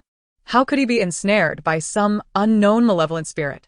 Jiang Nanxi was filled with confusion. So she squatted beside Lu Qingyan and stared at his bare upper body for quite some time. The ghostly energy was quite weak. It did not appear to be a formidable spirit. When had it latched onto Lu Qingyan? His physique was impressive. This ghost clearly had a keen eye for selection. He even had 8-pack abs and a well-defined physique, reminiscent of a merman. Surely, a touch wouldn't hurt, would it? She had touched before. Jiang Nanxi's gaze drifted from his chest to his abs, and she raised her hand, intending to test the texture. Jiang Nanxi, what on earth are you doing? Suddenly, the director's voice rang out. Jiang Nanxi turned to find a group of people descending the stairs, all staring at her as though she were attempting to steal a glance at Lu Qingyan. Embarrassed, Jiang Nanxi explained, I discovered a ghostly handprint on his chest. Fearing for his life, I removed his clothing to help dispel it. Please don't misunderstand. I have no interest in men's abs, truly. Shenlan, equalis biche, vimak? You noticed a ghostly handprint on his chest. Why, then, would you place your hands on his abs to save him, rather than on his chest? I just touched it a moment ago, but you didn't see. Although Jiang Nanxi had turned off her mobile live stream, the director's camera continued to broadcast, and many viewers had witnessed her actions. I can't believe this. Is Jiang Nanxi trying to take advantage of my idol? What ghostly handprint? I was watching the stream. I saw nothing. Yenshin detests unfamiliar women touching him. A female celebrity once tried to gain publicity by touching his hand and was subsequently blacklisted. Jiang Nanxi, once Yenshin awakens, you are finished. Prepare for your downfall. Given that the ghostly energy surrounding Lu Qingyan was not very potent, the camera failed to capture the ghostly handprint, leading his fans to furiously berate Jiang Nanxi. After Jiang Nanxi dispelled the ghostly energy from Lu Qingyan, he soon regained consciousness. Lu Qingyan remained silent for a considerable time before inquiring, Why are you removing my clothing? Jiang Nanxi, taken aback by his swift awakening, glanced at his somewhat gloomy yet handsome visage, then at his half-buttoned sleepwear, and could not help but let out a piercing scream. Help! Help! I am renowned in our village as the epitome of purity, and they even erected a chastity arch in my honor. What am I to do after witnessing this? Lu Qingyan? After her frantic exclamation, Jiang Nanxi hastily crawled away from the guesthouse's living room. Lu Qingyan? At that moment, the voice of a Taoist priest echoed from outside the door, blocking Jiang Nanxi's path. Halt. With my keen eyes, I can immediately discern that something is amiss with you. A normal person would never engage in such behavior. Cease immediately and allow me to exorcise the evil spirit. Today's exorcism is a special offer, not 998, not 98, but merely 9,998. Oh. How am I to live with this? They claim I am merely assisting in the exorcism, yet no one believes me. Jiang Nanxi exclaimed, forcefully shoving the old Taoist priest aside before swiftly disappearing, as if pursued by some monstrous entity. In the living room of the guest house, Lu Qingyan adjusted his clothing and stood, observing Jiang Nanxi's shadowy retreat, and he could not help but rub his temples in frustration. Why is this still so abstract? This female ghost is extraordinarily fierce. The old Taoist priest, now covered in dust, struggled to his feet and addressed Song Shishing. You have attracted a significant dilemma. That woman is possessed by a particularly formidable malevolent spirit. Song Shishing frowned. Are you suggesting that the spirit from this guest house has attached itself to Jiang Nanxi, thus causing her bizarre behavior? Precisely. You witnessed it. She was able to assault me. A regular person would only meet their demise upon encountering her. The 9998 package cannot resolve her case. We require 99,998 to do so. That's nearly 100,000. Song Shishing turned to the director. Director, can we reimburse the cost for the exorcism? I believe it would be prudent to have him assist Jiang Nanxi. Her behavior is undeniably abnormal. The director approached and picked up a doll from the ground, asking the old Taoist priest, Master, can you discern any issues with this doll? Indeed, there's a problem. The old Taoist priest replied. The doll emanates ghostly energy, indicating that a spirit is attached to it. However, that spirit has since departed and attached itself elsewhere. The old Taoist priest's gaze shifted towards Jiang Nanxi. The director also looked at Jiang Nanxi, clearly skeptical of her claims and instead believing the old priest. Jiang Nanxi's lips twitched in frustration. Please, I scared that child's spirit away long ago. It would never dare attach itself to me.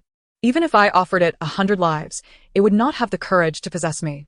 The director said to the old Taoist priest, I will offer you 100,000. Perform a ritual for her to ensure the expulsion of whatever resides within her. The old Taoist priest inquired, should we place a protective talisman here? This small mountain village is quite sinister, often plagued by strange occurrences. It's safer to have a protective charm. Adding another 10,000 to the cost would suffice. The director replied, agreed. Jiang Nanxi, observing their dialogue as they orchestrated her fate without regard for her input, felt a surge of indignation. You deceitful old charlatan, attempting to swindle money and sabotage my endeavors. Are you courting death? The old Taoist priest regarded her solemnly. Your situation is dire. Immediate action is essential, or the malevolent spirit will fully seize your body. The director gasped. What would happen then? Very well. Let us perform the ritual now. The director signaled to Xinlan and Song Shishing to restrain Jiang Nanxi to prevent her from fleeing. Jiang Nanxi. Chapter 24. Your death order has been delivered. Xinlan and Song Shishing swiftly approached from either side, grasping Jiang Nanxi's arms to prevent her escape. Jiang Nanxi. Noticing her displeasure, the director spoke earnestly. Nanxi, please cooperate. This is for your own good. He had long suspected that she harbored something sinister within, explaining her erratic behavior. Tonight, it would be prudent to allow the old Taoist priest to intervene, lest the variety show lead to a tragic outcome. Xinlan added, once the evil is driven away, you shall return to your normal self. Jiang Nanxi was now a stark contrast to her former self. Xinlan had sensed something amiss long ago, and now it appeared she was truly possessed. He looked at her with newfound anticipation, hoping that once the exorcism was completed, she would revert to her former state, thus enabling her to continue her role in advancing his career and forgiving his infidelity. I'm not running away. Do not restrain me. Jiang Nanxi shook off their grasp and turned toward the old Taoist priest. Proceed with your ritual. I am curious to see what you can conjure. Yet I must caution you, the child spirit that previously inhabited the doll is not as simple as you presume. It is a pair of maternal and child spirits. Should the child spirit flee, a far more fearsome entity may emerge. An even more fearsome entity resides within you. The old Taoist priest held a bell, which rang incessantly despite his stillness. He approached and affixed a talisman to Jiang Nanxi's forehead. Jiang Nanxi, is this pitiful talisman all you can manage? I have already been reborn as a human. This exorcism talisman is ineffective against me. Even if I had not been reborn, such a talisman would be powerless against my level. The old Taoist priest's voice resounded. I shall first use the exorcism talisman to suppress her. She will be immobilized while we swiftly gather the items necessary for the ritual. The director and the old Taoist priest departed to prepare. This variety show is beyond absurd. It is my first encounter with a variety show exorcising a female celebrity. That being said, Jiang Nanxi's behavior is undeniably peculiar. Who crawls in such a shadowy manner? If she crawled before me, I would be terrified. I've seen in films that female ghosts often crawl on the ground to instill fear. Jiang Nanxi must be influenced by the spirit within her, hence her penchant for crawling in darkness. Am I the only one curious about what a maternal and child spirit is? Could it be two ghosts, one large and one small? Once they had gathered all the necessary items, the old Taoist priest commenced the ritual in the courtyard, with Jiang Nanxi positioned in the center. He held a bundle of mugwort, poised to strike it against Jiang Nanxi. Lu Qingyan furrowed his brow and interjected, cease your foolishness. You are indulging in superstitious practices. I find Jiang Nanxi perfectly normal. She merely possesses a lively personality. Director? The others on site. The audience. No, brother. She stripped you and groped you. And she crawls like some creature. Are you sure this is normal? It's the first time I've seen Lu Qingyan defend a female celebrity. What on earth has happened? Has he been cursed? Lu Qingyan simply disbelieves in these supernatural matters. Perhaps Jiang Nanxi truly is not possessed, but merely suffers from a mental illness.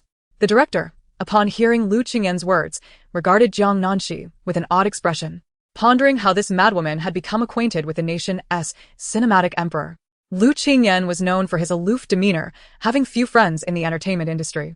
Avoiding intimate scenes and generally steering clear of interactions with the opposite sex, why was he now so eager to defend Jiang Nanxi? This was not the first instance. This variety show was produced by a company under the Song family, yet the largest investor was the Lu family. Jiang Nanxi, overhearing their discussions as they meticulously plotted her fate without acknowledging her presence, decided to interject. There is no need to remove the items. Allow them to proceed with the ritual. Old Taoist, after your ritual, will nothing untoward transpire tonight? What if something does happen? Once the ritual is performed, nothing further will occur, the old Taoist priest asserted. I have conducted such rituals in nearby villages for years without a single mishap. Should anything happen after the ritual, I will issue a full refund. Then prepare for your refund, Jiang Nanxi replied, casting him a knowing glance before addressing the director. Director? There's a saying, one gets what one pays for, and the same applies to exorcisms. Do not be deceived by his lower price of 200,000. My capabilities far exceed his by at least 5-fold. She has begun to speak nonsense again. The old Taoist priest promptly affixed a talisman onto Jiang Nanxi, warning everyone not to believe her. She is now possessed by a female ghost. Her intention is to incite you to let me leave, allowing her to continue her malevolent deeds. After applying 2 exorcism talismans, the old priest was certain that the spirit within Jiang Nanxi could not cause any mischief, and thus began to perform a ritual, circling the table with a bell in hand. Observing the old priest's erratic movements and peculiar sounds, Song Shishing couldn't help but mutter in confusion. Is he performing an exorcism dance? It's quite abstract. Jiang Nanxi quickly discerned that this exorcism dance was not only improper, but would also attract evil spirits. This old priest is nothing but a charlatan. Jiang Nanxi, this is not an exorcism dance. Song Shishing. Then what is it? Jiang Nanxi, he is casting a death order. Song Shishing. Lu Qingyan. Before long, the old priest completed his dance, pointing his peachwood sword at Jiang Nanxi, causing the 2 talismans on her forehead to spontaneously ignite. The old priest rushed forward, catching the talisman ashes in a white porcelain bowl, adding a bit of water, and handing it to Jiang Nanxi. Drink this, and you will be healed. Jiang Nanxi looked at the murky talisman water with disdain. It appeared useless and unpalatable. Only a fool would drink it. Despite her reservations, she accepted the bowl and, with lightning speed, forced the rim into Shun Lan's mouth, pouring the talisman water down. Shun Lan's eyes widened in shock. Let go of me. What do you mean? A fool drinks talisman water now. Shun Lan's face flushed with anger, but as she coughed from the choking, she couldn't even manage to scold anyone. The old priest, however, shouted in anger. What are you doing? This was meant for you. Why did you give it to someone else? Oh, I see. You are possessed by the female ghost again. The old priest's expression hardened, and he lunged at Jiang Nanxi with his peachwood sword. Female ghost, meet your end. Another fool. Jiang Nanxi lifted her leg and kicked him away. The old priest let out a yelp as he crashed beside an old locust tree in the courtyard. Just as he was about to get up, he suddenly noticed a translucent figure drifting behind the old locust tree. The figure wore a long white dress, with long hair cascading down, revealing a sinister eye peering at him between the strands. Chapter 25. I came to the variety show to be an emperor. A chilling wind swept through, rustling the leaves, and a cold, ghostly voice echoed through the courtyard. Who is calling me? Everyone jumped in fright, turning toward the source of the voice, only to see a white shadow emerging from behind the old locust tree, hovering over the old priest's back. Is it you? The female ghost whispered in his ear. The old priest felt as though a small mountain weighed down on him. He tried to rise but found himself utterly immobilized. Panic surged within him. Not me. Aren't you in that woman's body? How did you get here? Is it you? The female ghost continued to whisper. Not me, not me. The old priest was on the verge of wetting himself. He had never encountered such a powerful female ghost. His peachwood sword was useless. The ghost's long hair coiled around the old priest's neck, turning his face a shade of purple as he struggled to breathe, only managing to emit a series of gasps. Some people were so frightened that they dropped their phones. Oh my gosh, I'm home alone watching a variety show tonight. I'm going to die of fright. This thing is terrifying. It can even overpower a Taoist priest. The old priest looks like he's running out of breath. Jiang Nanxi seems unbothered. It doesn't seem like the ghost came from her. Could it really have been summoned by the old priest's ritual? The crew on site was so terrified that they scattered, rushing into the guest house. A ghost. There's really a ghost. Did it come from Jiang Nanxi's body? The ghost is killing people. Run. Just as the director was about to flee, he saw Jiang Nanxi walking toward the old priest and then plopping down on the female ghost's back. The situation had now transformed. The old priest lay half-conscious on the ground. The female ghost was on top of him attempting to take his life, while Jiang Nanxi sat atop them like a sovereign. The director's face turned pale as he mustered the courage to approach her. Jiang Nanxi, have you lost your mind? The old priest can't handle this thing. We need to get out of here. We'll leave in the morning. We're not filming in this haunted place anymore. Let us find another location. Don't be hasty, Jiang Nanxi said, shaking off his hand. Director, don't you think I am well suited to be an emperor? Director? Jiang Nanxi. Firstly, my temperament is unpredictable. Secondly, I am inherently suspicious. Thirdly, I desire to possess everything I find appealing. Fourthly, if I dislike someone, I wish to annihilate their entire lineage. Fifthly, I am the sovereign, and I have never been wrong. Sixthly, whatever I do, I am never in a rush. Yet those around me are always more anxious than I am. Indeed, I came to this variety show to be an emperor. I am the chosen emperor. Director? Audience. Others. Upon hearing Jiang Nanxi's audacious declaration, most of the crowd ceased their escape, turning to stare at her as if she were a fool. Shen Lan, Hiding behind the living room door, mocked. You're an emperor? I'm the Grand Supreme. You must be quite ill. Jiang Nanxi, enraged, stood up and pointed in Shen Lan's direction, proclaiming, You spread falsehoods, and I shall have you executed. The next moment, Jiang Nanxi raised her foot and kicked the female ghost, sending her flying like a ball toward Shenlan. Shenlan. The female ghost collapsed beside her. Yet she hadn't even had a chance to attack the foolish Shenlan. For a while, Shenlan was stunned, seemingly unable to comprehend that a human could strike her. Until, from a nearby corner, a resentful child's voice emerged. Mommy, she's the one who bullied me. She bit my head. Bullying my daughter? Seeking death. The female ghost's eyes turned blood red as she swiftly crawled toward Jiang Nanxi. Her long hair extended forward, wrapping around Jiang Nanxi's ankles. However, Jiang Nanxi bent down and tore off her hair, swinging the ghost like a massive pendulum. Whoosh, whoosh. The ghost's screams echoed. Ah. I'm going to faint. Let me down. Jiang Nanxi retorted. You dare to attempt to assassinate the emperor? I shall execute you. Whoosh. Bang. The crew and audience watched in disbelief as Jiang Nanxi swung the female ghost around, her head resembling a helicopter rotor, nearly flying off. Everyone was left dumbfounded. Huh? Why is she not afraid of the female ghost? Jiang Nanxi must possess some ability. We thought her to be mentally unstable. No. I still believe there is a ghost within Jiang Nanxi, but the spirit inside her is stronger than this ghost. Did you not notice how Jiang Nanxi's crawling resembles that of the female ghost? Stop swinging her. Jiang Nanxi, swinging her so fast is reckless. You might break the guest house door. In the end, the female ghost was nearly thrown up. Her body swayed as she fell but still attempted to attack Jiang Nanxi, only to be knocked unconscious by a slap from Jiang Nanxi. Jiang Nanxi cast a menacing glance toward the corner. The child ghost trembled in fear, nervously swallowing. If you hit her, you can't hit me anymore. Jiang Nanxi chuckled. Just a small task. She walked over and slapped the child ghost unconscious as well. Seeing Jiang Nanxi effortlessly subdue both the large and small ghosts, the old priest was left in shock. He gazed at Jiang Nanxi with trepidation, asking, How is your spiritual power so strong? Are you a hidden celestial master? Jiang Nanxi replied, No, I am the emperor of the internet. The old priest, upon witnessing her serious expression, twitched at the corners of his mouth. In modern times, there is no emperor. But with your prowess, could you be the reincarnation of an ancient monarch? Jiang Nanxi, if you must think that way, I am at a loss for words. The elderly Taoist, your aura is quite extraordinary. Your presence is so formidable that I mistook you for a vessel of malevolent spirits. It turns out, your essence is that of an emperor. Director, is Jiang Nanxi not merely engaging in abstraction? Why does this elderly Taoist speak so earnestly? Unable to contain himself, the director interjected, Master, you have misunderstood. She is merely indulging in jest. I concede that Jiang Nanxi possesses some talents, but given her current mental state, how could she possibly be the reincarnation of an emperor? She oscillates between madness and the brink of madness. What emperor would exhibit such emotional volatility? Elderly Taoist, how dare you speak of her majesty in such a manner? She is not capricious nor emotionally unstable. She is simply a ruler whose heart is unfathomable.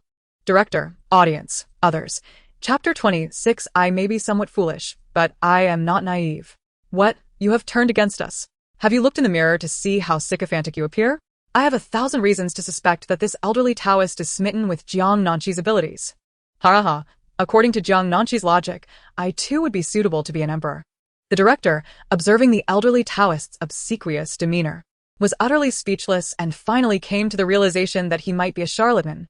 The director, Jiang Nanxi, pushed past the elderly Taoist and approached the director, pulling him into a corner. I've dealt with the mother and child malevolent spirits without any casualties. Shouldn't you pay me? We agreed on 1 million. Clearing his throat, the director replied, I did not agree when you mentioned 1 million. Considering our long acquaintance, could you perhaps offer me a discount? 990,000. It cannot be any lower. Seeing the director's conflicted expression as he hesitated to part with his money, Jiang Nanxi remarked, given our history, for 990,000. I will ensure that all the malevolent spirits here are dealt with, allowing your variety show to proceed without the need to change locations. The director's expression shifted in surprise. Are you implying that this place harbors many malevolent spirits, not just these two? Indeed, Jiang Nanxi confirmed, gesturing towards the mountains shrouded in night. This small village rests in a basin at the foothills, surrounded by mountains teeming with peculiar entities. With July upon us, those sinister beings relish this time to emerge. If you insist on relocating your shoot, you will incur substantial costs for transportation and re-renting a filming location. You might as well allocate that money to me. That was a valid point. The director pondered for a moment, ultimately deciding to pay Jiang Nanxi. Having witnessed her capabilities firsthand, she indeed proved to be quite reliable.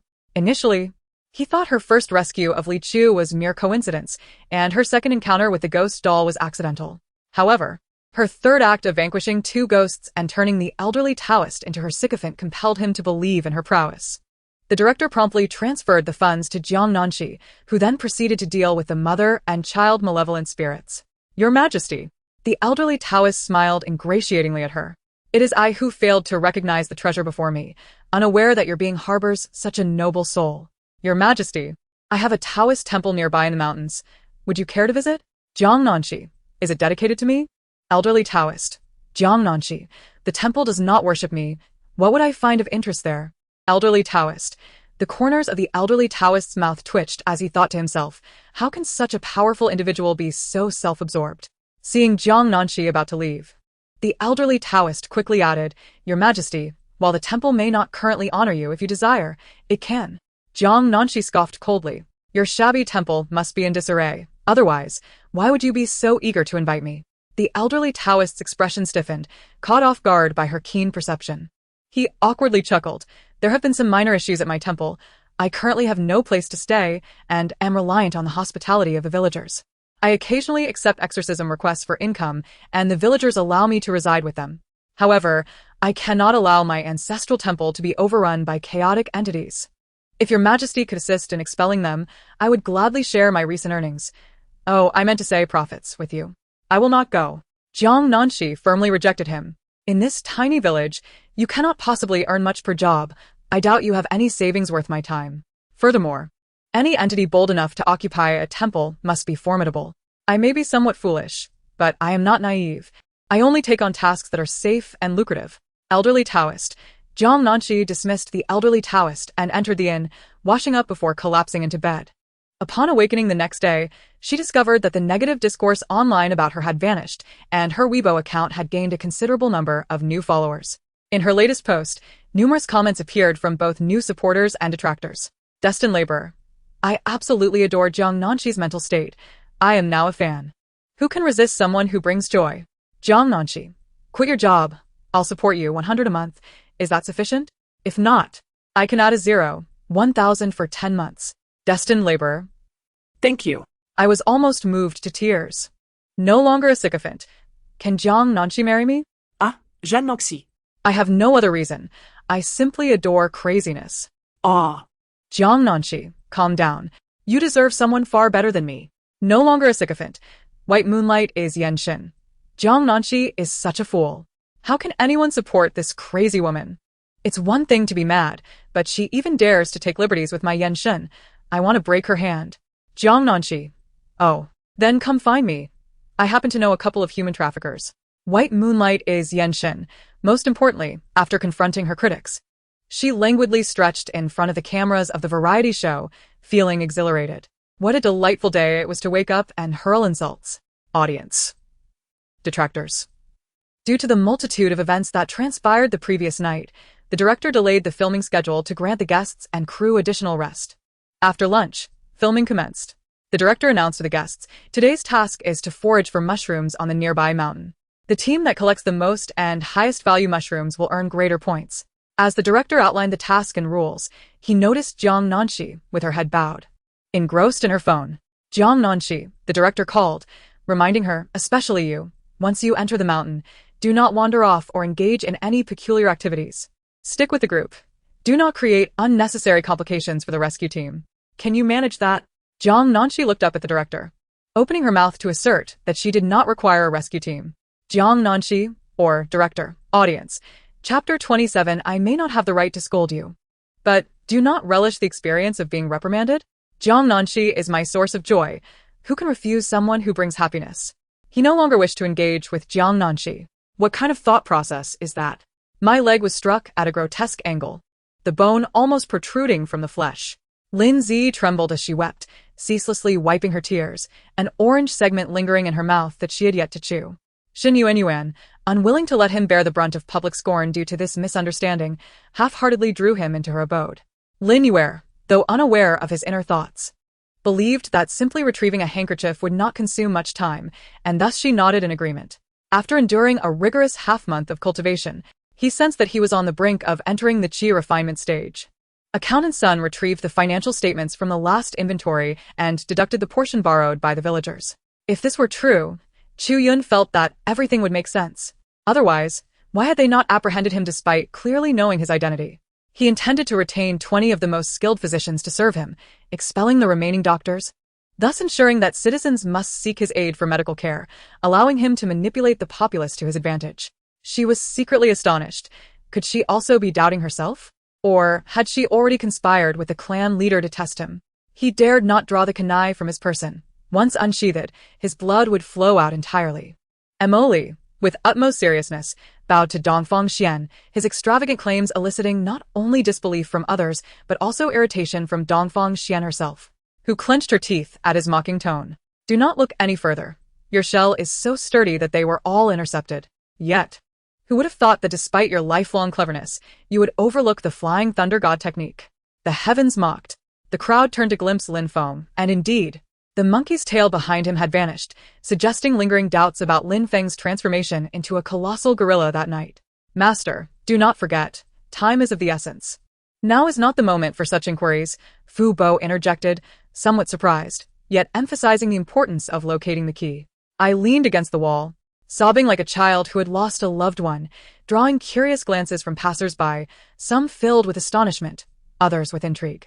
An animal that resembled a cat appeared, while 3 wolfhounds seemed to have detected an enemy, barking fiercely in confrontation. The head of the Mu Tianju estate had only just assumed his 3rd term, while Princess Kongyu of the Tianling clan had already reached her 15th term, Mu Qingjue observed. Prince Kongling's expression hardened as he raised his hand, striking at the golden barrier without a hint of awareness of the futility of his efforts against those within. Yang Feng shook his head vigorously, resolving not to dwell on his sorrow, and turned to exit the screening room. However, she had already been candid in her intentions to approach him, fully aware of his identity and accurately stated facts unknown to other Earthlings. Chapter 28. How dare a dog servant question the Emperor? Questions flooded the variety show screen. Is she performing a magic trick? How did she conjure water? Do you possess magical abilities? No, are you really cultivating secretly? The audience was equally baffled. Li Chu stared wide-eyed in shock, exclaiming, where did that water come from? Nanxi? How did you create it? After tasting the water from her cup, her astonishment deepened. It tasted just like spring water. After entrusting the child to the midwife, Dinyo fell silent, his gaze fixed on Ye Qian on the bed, unwilling to leave her side. According to the Quan family procedures, anyone entering the underground secret chamber must present the family head's secret order. However, Quan Pian was the most esteemed among the younger generation of the Quan family, making him a person whom no one dared to provoke. Chang Baoya, trembling, brought the purple light pattern to Luo Tian's lips. His eyes were closed, as if he had drifted into a dream, where he encountered a fish shimmering with purple light. Initially, Luo Tian could still gaze at the ghostly whales, but after numerous assaults from the shadowy demon, he now lacked the strength to open his eyes. Kneeling in a position of utter agony, had bowed, unable to stop retching. Such delays had hindered our journey. As the clock approached 4 in the afternoon, I began to worry whether we would find the tomb before nightfall. The spiritual energy within the cave was denser than anything Yunyu had ever encountered, far richer than the elemental energy in the upper realm. Silence. Dugu Chunyu granted no opportunity for Lei Dong to explain, accusing them of ganging up on Ta Shui. declaring them all to be scoundrels, before resuming her weeping embrace of Ta Shui. Upon arrival, Aij turned on the equipment room lights and retrieved a black garment from a glass display cabinet deep within. Although Lei Zhao's secret technique did not possess the overwhelming energy and numerous rules of the old man's technique, its operational methods were still effective against adversaries. As usual, Su Feixian and the other 10 reported their achievements, awaiting Feng Rui's remarks. Luke took the pancake, closed the window, inspected it, found no issues, and took a small bite to savor it. Typically, training matches were arranged by the team leader. His words indicated he intended to use his connections. Tian Xiao cast a deep look at Han Qi, pondering whether this was a show of confidence or an attempt to curry favor with the boss. Jiao Teng, having endured a severe beating, though not dead, sustained grave injuries and remained behind to recuperate, leading to his eventual pursuit and demise at Zhang Li's hands. Even if they were all saints, facing Shun Gui's defenses left even the primordial heavenly sovereign, wielding the Panga banner, powerless, let alone the likes of Jiayin and Zhuanti. As the saying goes, prices rise and debts are repaid on the spot. After all, the telescope's frame was designed by the top students of their factory, with many structures leading the world, prompting Zhang Yi to hope for a higher licensing fee. You barely meet expectations. This feels like a mere formality, the Lord of Order remarked. After this division, what are your plans? Chapter 29. I've fainted. Hee, I'm just pretending. The sound of a frying pan striking resonated repeatedly, and as the python's head drooped, its body, bound to a tree, twitched slightly, leaving everyone in shock. The audience was equally dumbfounded. Did she really just knock out such a massive python? Is that plausible? Ah? Are you using a frying pan like that? Haha, having exchanged 50 points for a dagger. But being utterly useless, does Song Shishing feel like a big loser? For instance, in terms of cultivation, which was his primary concern, he was not alone. The vast majority, about 90%, were mortals. It was said that attaining a certain realm would transcend the mortal realm. The realms of the Sea of Suffering and Transcendence accounted for 99% of cultivators. It was rumored that breaking through to the third realm would place one among the elite of cultivators. Feng Yongqing smiled with satisfaction and immediately ordered a maid to fetch a servant's garment from home. Zhang Yi, having received his task, promptly messaged the 10 captains to assemble outside the military camp. He intentionally waited a quarter of an hour before appearing outside the camp, only to discover that only one team had arrived. Suspecting an error, he sent another message and waited another quarter of an hour. Yet the remaining 9 teams still failed to show. Upon hearing Li Yuanba's decision not to participate in the competition, both Li Shimin and Su Lai breathed a sigh of relief. Had he insisted on competing, Qin Xiong would likely have refused to engage, thwarting their opportunity to decisively defeat the Wagong army. Zhang Yi and another approached, eager to inform them that, under the constraints of light speed, reaching the next star system would only take 8 million years, while arriving at a cultivable star system would require merely 12 million years. Naturally, they refrained from expressing such overly detailed information, due to the economic sanctions imposed by the Star-Spangled Nation on Turkey, Bear Country, and other economies. The global financial market has plunged into turmoil. Various currencies have plummeted, and the current trend indicates a potential spread of this crisis. Upon hearing the words, the crowd nodded in agreement with Chang Sun Wuji, ultimately falling silent in unison as they proceeded to report their findings to Lier. A flurry of arrows was unleashed, each aimed at a vital target. The flame dragon, suddenly sensing the wind, hastily exhaled fire in response. Li Daosher, seizing the opportunity, rushed towards them and then deeper into the fray. After this training session concludes, I shall guide you to experience the grandeur of a certain projection of this remarkable being. It has been an eternity since I beheld such a resplendent silver moon. The exquisite white moonlight cascades from the heavens, enveloping me in a refreshing and invigorating aura that lingers. Such moonlit beauty surely should not be marred by unsavory deeds. Lu Yun turned, revealing a handsome countenance as he regarded the shadow at the door, speaking with an air of indifference. Unless one possesses an ancient artifact capable of overpowering a celestial being, that would be a different matter altogether. However, they doubted Zhang Fan could ever possess such an artifact, and in truth, he did not. He once had, but it was no longer in his possession. Lu Qi tore away the blindfold, halting his playful antics with the ladies, and though seemingly still intoxicated, he cast a cursory glance at Shangguan Shuer without paying her much heed. Perform a transformation for me? Luke uttered, yet Lillian was taken aback, tilting her head and blinking in confusion, casting a strange look at Luke. The others nearby also blinked in bewilderment, uncertain as to why Luke had made such a statement. Wasn't Admiral Lillian human?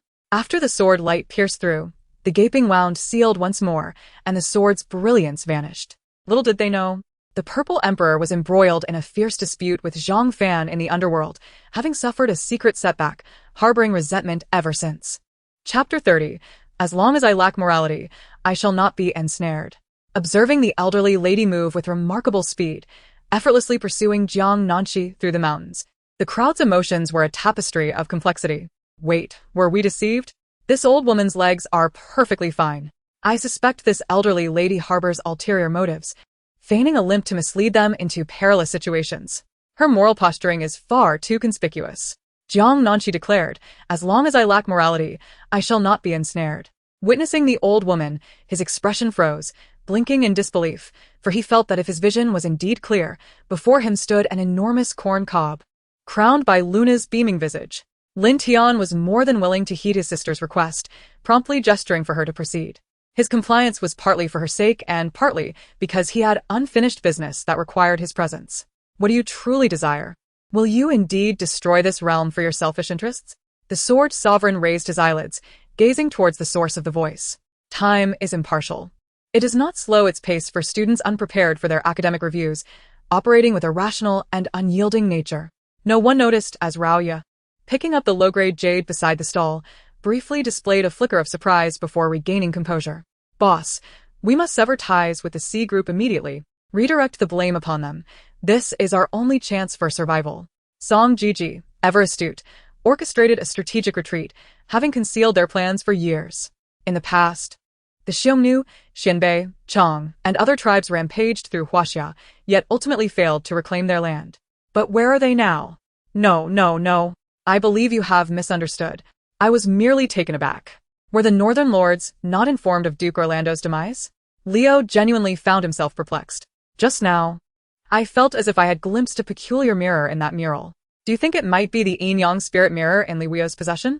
Lin Tian pondered, keen to ascertain the truth behind the mural's engravings. Observing his son finally forge friendships with two peers, Narcissa radiated joy, a gentle smile gracing her lips. You rogue! Andrea retorted without hesitation, causing Moore to stiffen momentarily before burying his head in the basin, feigning ignorance. Daryl, casting an odd glance between Moore and Andrea, resumed fiddling with his crossbow. Soldiers clad in black coats descended one after another. The first group, not waiting for their parachutes to fully deploy, brandished rifles, securing the perimeter, while those following gathered the parachutes. Once the sky was devoid of parachutes, the soldiers began to converge upon Tobias. In terms of command, the Japanese forces' Pearl Harbor garrison was led by Rear Admiral Bumamanzu, with the fleet commanded by Vice Admiral Nakaishi and the Army's defense units under Lieutenant General Tsukahashi Kazukazu, each holding the same rank, yet operating independently. Hearing footsteps from outside, Chigo straightened his previously slumped form, realizing he had stirred up significant trouble.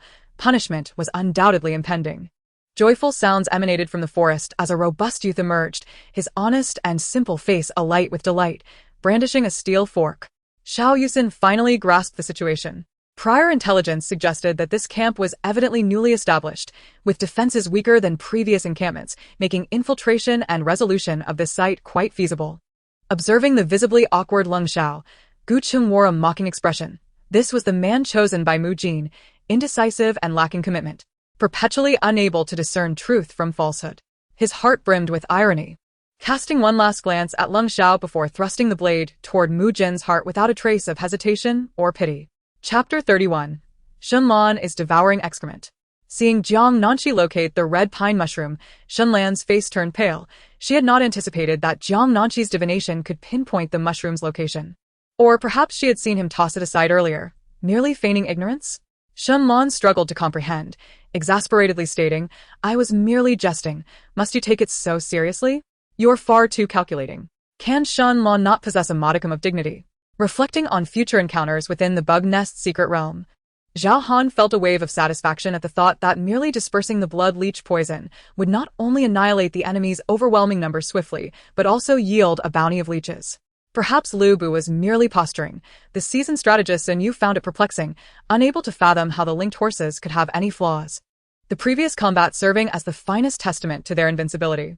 Lu Bu ordered his men to bind Lin Dai upon a horse, silencing him and donning a helmet to prevent any inadvertent revelations of Lu Bu's whereabouts. Lin Dai had encountered the Yu clan's chieftain days prior, and Lu Bu intended to present Lin Dai to mislead the Yu clan, ensuring they did not associate this mysterious army with him. However, little did they expect that this long-anticipated encounter would be so fleeting. As the final disciple stepped through, the luminous portal vanished, forming an impenetrable barrier, obscuring all but vague outlines within.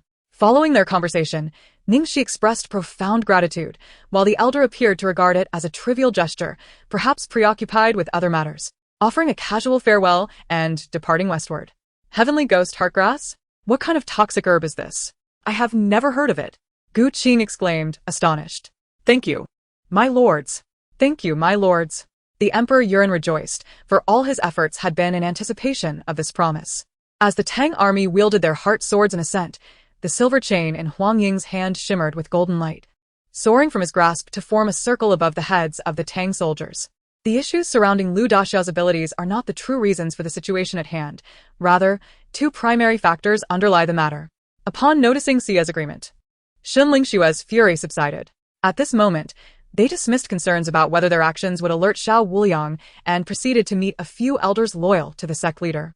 With a thud, Bai Buxin fell heavily to the ground, utterly exhausted from his frantic dash. However, this tranquil existence was shattered a week prior when several strangers intruded, informing her that her father had betrayed the organization and had been executed. Subsequently, a bewildered Lu Linger found herself stripped of her clothing and confined within a cage. After speaking, he seized a table and forcefully hurled it at the oncoming Lin Laolu. Lin Lao's eyes blazed with fury as he clenched his fists and smashed the table into splinters.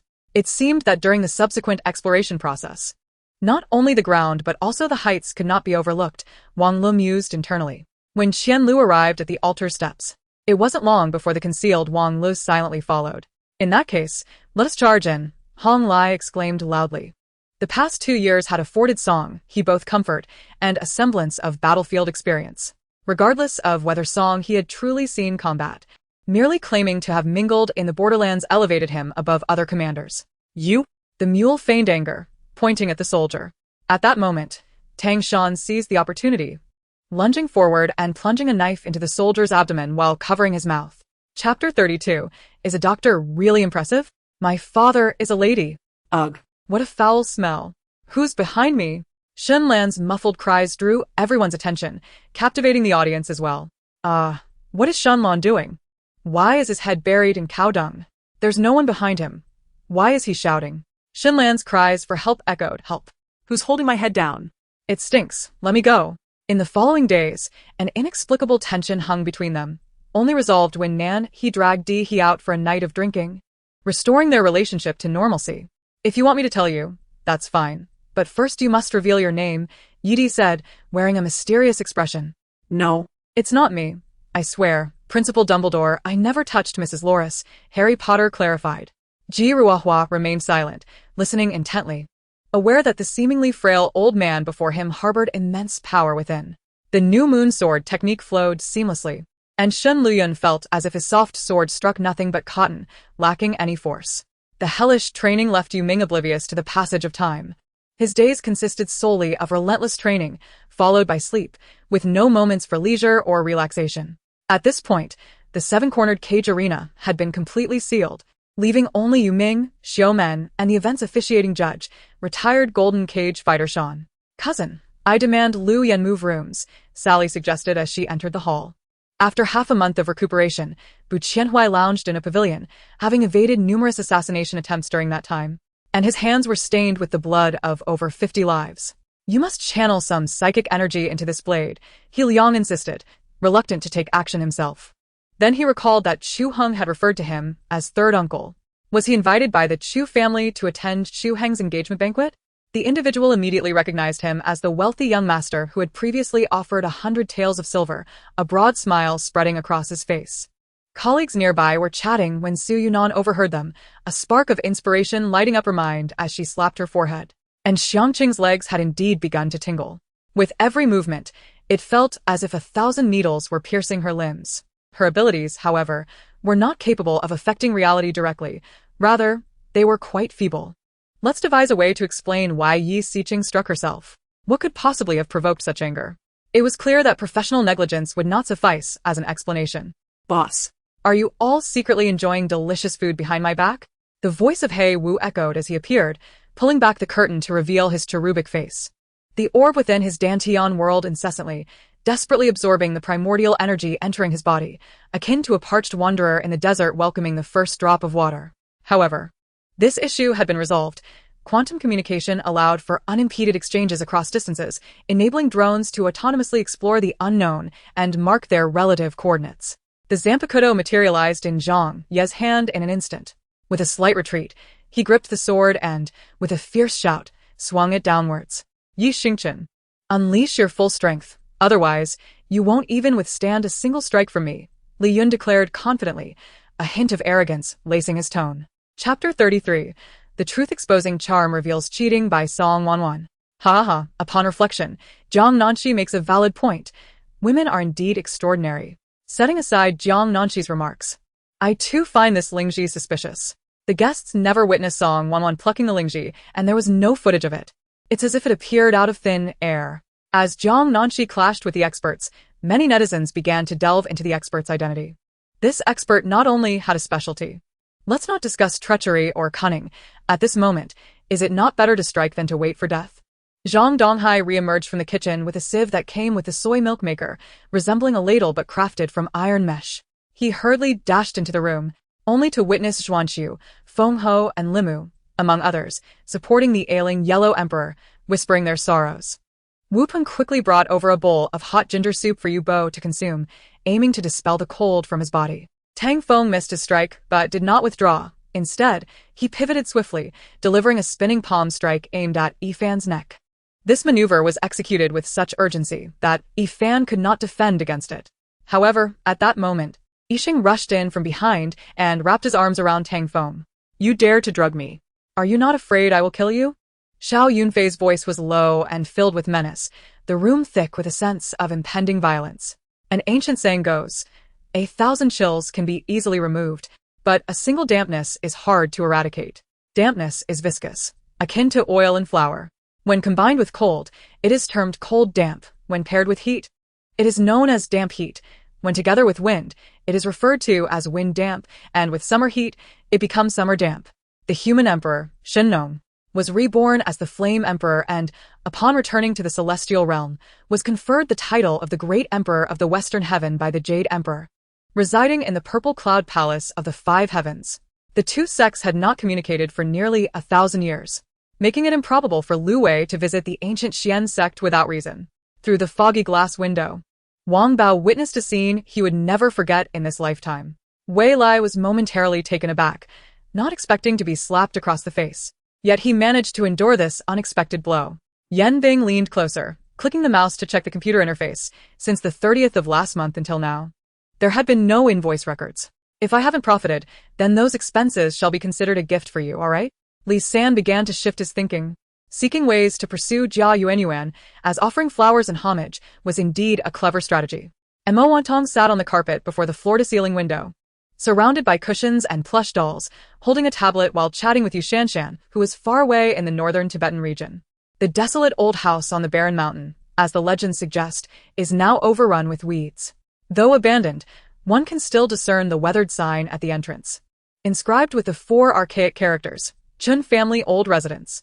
Cobwebs have ensnared the entire sign, presenting a tableau of dilapidated ruins before their eyes. Thankful, Yan Feitian expressed his gratitude and took a seat, where a grand array of food and wine awaited, alongside a large cake adorned with lit candles. Gu Ziyue's simmering rage intensified with the rush of the car and the whistling wind outside. Upon hearing this, Uncle Bao was overwhelmed with elation, realizing that diligence is rewarded. Despite numerous setbacks, he had ultimately mastered his martial arts. Had he not been so composed and humble, he might have proclaimed his invincibility. Do you truly possess such connections? Zhao's mother asked, her excitement palpable. Regardless of age, who lacks aspirations? Who does not yearn to pursue what they love? Chapter 34. Being a little lewd does not equate to being a lecherous rogue. The director's single word sent a chill through the guests, as their smiles vanished in an instant, shifting to the director's face. With a satisfied grin, the director waved his hand, declaring, "Let us head to town for a meal and perhaps purchase some items before you embark on your journey. Today, I treat you to a luxurious breakfast. Yet you all appear so unenthusiastic. After washing his face and hands by the pond, Ruiji noticed that you had already made her way to the guest accommodation area. The stall displayed a peculiar green, plum fruit, its surface adorned with black stripes. Responding to the child's inquisitive gaze, Shun Jinan hastily covered his face as he entered the house, stammering an explanation. Though he professed disdain for humanity, he invariably appeared when people were in dire straits. As the thunder struck, Qingshi once again invoked the sea goddess circle for protection. The thunder's force was partially absorbed by the seawater within the circle. Yet a significant portion struck Qingshi directly, causing him to grunt in pain as his organs trembled, and he could not help but spit out a mouthful of blood. She should not be in such a state. She ought to live freely rather than sacrificing her health for him and their child. Enveloped in divine thunder iron, the wooden club crafted from the wood of the thunder tree could serve as both a blunt weapon of immense power and a sharp instrument capable of cutting through gold and iron, all while enhancing the might of lightning. Sheng Minghua's eagerness to assist Qingshi, though unnecessary, warmed his heart, prompting him to express his heartfelt gratitude. The elder spoke with earnestness, reminding him that such occurrences were not uncommon. Despite being the younger sibling, she exuded the presence of a wise and aged matriarch. Knight, Qian, Sheng. Ming Yan felt an overwhelming sense of humiliation as he reveled in the service of Knight Qiansheng. This substance is colorless and tasteless. Yet with each breath the masked man took in the room, the potion gradually numbed his nerves, rendering him powerless, a lamb awaiting slaughter. The journey required a boat, and upon spotting the ferryman, Qing Hui greeted him with a wave. Grandpa Zhao had been a loyal soldier to General Guo for decades. Thus, he wasn't entirely lying, as Ji Zian fabricated tales without a hint of shame, feeling free to deceive with his mother absent. She surmised that as soon as she left, Long Xiaoyan would undoubtedly head to Long Jinpeng's residence, prompting her direct inquiry. Bai Lu and Fei O exchanged glances before bowing once more, expressing gratitude for Su Ruhui's care before taking their leave. Upon Summer Nuanyuan's reminder, he finally noticed the rice cooker they typically used for cooking rice was indeed on the table. What cultivation technique isn't similar? One must train to gain strength, achieving greatness unless through a blood sacrifice to the demon. The incident involving Tianzhong Jinren's entrapment in Huiyun Palace, while not widely known, was not a secret among the golden immortals of the Chan school, and the core disciples of the Jie school were also informed, leaving only the third-generation disciples unaware. Chapter 35. Testing Lu Qingyan yielded surprising results. Li Zhu. Jiang Nanxi hurriedly kicked the door open, only to find Li Chu sitting despondently in the corner, pointing at the shattered window of the women's restroom. "Are you all right?" she asked, rushing over to help her up. Li Chu swallowed hard and took a moment to compose herself. Xiaolin paused for a moment before swiftly exiting the vehicle, subtly muttering a location as she closed the door. Although the medicine elder had dedicated his life to alchemy, he had never transcended the innate realm, remaining at the pinnacle of the acquired. This was due to the accumulation of excessive medicinal impurities within his body from years of experimentation, making him appear much older than his 50 to 60 years. In recent years, he felt increasingly powerless and began to take on disciples within his clan to impart his knowledge. It is akin to someone on Earth wishing to earn more money but lacking the means, or another wishing to spend less but finding no solution. Why is there such a disparity between humans and beasts? Lu Yu couldn't help but sigh again, then suddenly had a moment of clarity, as if an idea had struck him. At the lavish banquet, without further ado, everyone helped Anzi to a seat, closing the door to enjoy a moment of merriment among kin. Yi Qingqing remained silent, her gaze fixed on the dimly lit glass cup reflecting a faint glow, her thoughts lingering in hesitation, ultimately unable to make a decision. Gu Siyue recoiled slightly under Yi Qingqing's seemingly murderous glare, remaining silent. Furthermore, when certain states had limited military presence, larger tribes would seize the opportunity to instigate large-scale rebellions, greatly depleting Ma Yin's strength. Otherwise, with his current forces, he would undoubtedly expand aggressively. As the curator, his proactive greeting, accompanied by a smile, left a positive first impression on Wang Chen, making it a pleasant experience for him to donate the painting. Sure, Howren attempted to forcefully take Yu Xian away, fully prepared, yet as they exited the kindergarten gate, Yu Xian suddenly coughed up blood and fainted. The reassurance stirred a pang of sorrow within him. This departure felt different, and he wondered when he would return. Yet, he had no choice but to leave. After a desperate rescue, the handsome man finally escaped the most perilous moment, but whether he would survive depended on his own fate. His elongated brows and eyes exuded an alluring charm, partially obscured by a feather fan, enveloped in an aura of mystery. gazing at her tranquil, sleeping face. Wei Changqin leaned down, bestowing a gentle kiss upon her forehead. Regarding yesterday's events, she felt that her father favored Qin Yan, and today, upon hearing his disagreement with her request, she instantly became displeased. So this was the case. Previously, Xia Fengyuan had no idea that Gong Xiaoxia was fond of shooting. Although their time together was not excessively long, it was not particularly short either. Xia Fengyuan sensed that they did not truly understand one another, as there were many aspects of each other's lives that remained unknown. The mountain-splitting technique is the most formidable and aggressive move in swordsmanship, relying on brute strength to overcome finesse. However, from the perspective of their respective strengths, it was evident that Ling Yuan surpassed the opponent, yet he was forcefully pushed back by Wu Mian. Chapter 36. Your family has already sold you. Lu Qingyan gazed at her pure, unblemished face, noticing her serious demeanor as though she were conveying something of great importance. He chuckled softly. Then, he noticed Jiang Nanxi tugging at his hair, several strands floating down before his eyes. With a knowing smile, he remarked, I didn't realize you had a talent for hairdressing, teacher Jiang. Truly multi-talented. Thank you. Jiang Nanxi stepped back, unceremoniously stating, we're filming a variety show in the mountains. In the grand hall, Lady Shangguan, Lady Weiqi, and Weiqi furrowed their brows upon hearing those words. Empress Dowager Wen, too, paused her movements with the prayer beads, while Nangong spoke in a sharp tone. However, this was not the time for internal strife. She suppressed her anger and directed her ire towards Qin Yunfan. The enlightened leader refrained from questioning. As the seasoned Nin was not particularly idle. Typically, upon graduation, the Nin would treat their students to a barbecue. Observing Zhao Chun's smug demeanor, who seemed to have everything under control, Tian Peng could not help but raise his middle finger in disdain. Yet, he was disheartened to realize that, due to the overwhelming number of people, he could not ensure everyone's safety. From time to time, individuals fell behind, some were struck by rocks, and others stumbled into pits formed by the collapse. He could only urge Mo Xia to protect Laura and Hanmei as best as possible. After departing, Poppy boarded the black armored helicopter, which swiftly took off, vanishing above the Hunter School. Empress Gongsun, Princess Linglong, along with Lady Weiqi and Nangong Mo, were all perplexed by Emperor Jianqing's decision. After their astonishment, they regarded the matter with inquisitive gazes.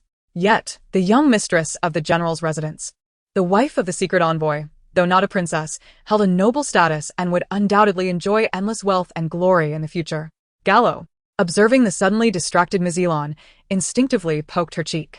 Yun Qishi, restless after much contemplation in her room, finally rose and made her way towards Su Yuan's chamber. Mummy is bleeding, a lot of blood. Ai Tao Tao pointed at her neck, hesitant to approach. It should be noted that those seated here were not merely technical backbones from a large military factory or outstanding students from prestigious universities. They were indeed the CR de la CR, all capable individuals in their respective domains, not necessarily arrogant, but possessing high aspirations. Yu Ming dared not descend further, fearing that if he did, he and Wei Renwu would be utterly finished, incapable of mending their rift. Your phone was unreachable. Aunt Yun called me instead. I intended to bring her to your home, but who knows what you and Director Xian might be up to. Something inappropriate for children, I presume. In the end, I could only bring Aunt Yun here, Yi Chenmeng explained to Yu Kursin. Once, she had never believed in ghosts, but following the time travel incident, she found herself reevaluating such metaphysical concepts.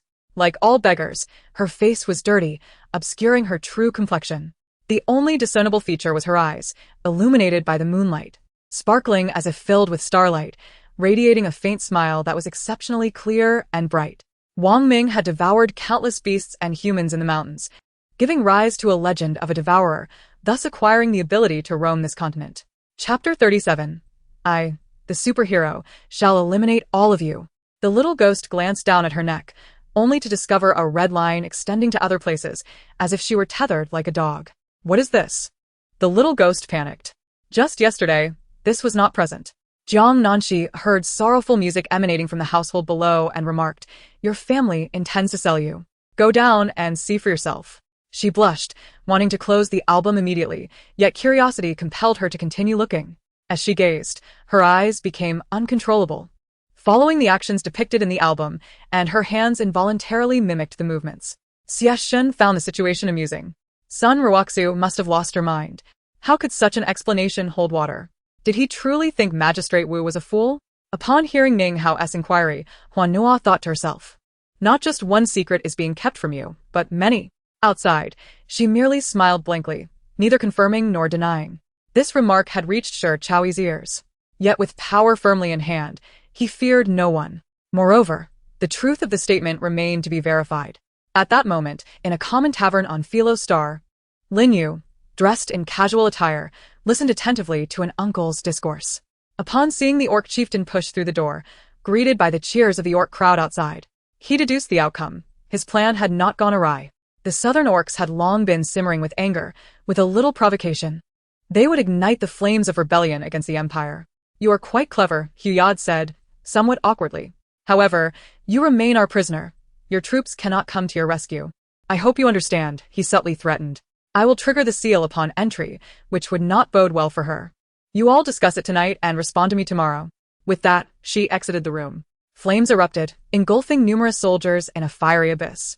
Neither the defending soldiers atop the city, nor the attacking warriors of the Free Alliance could escape.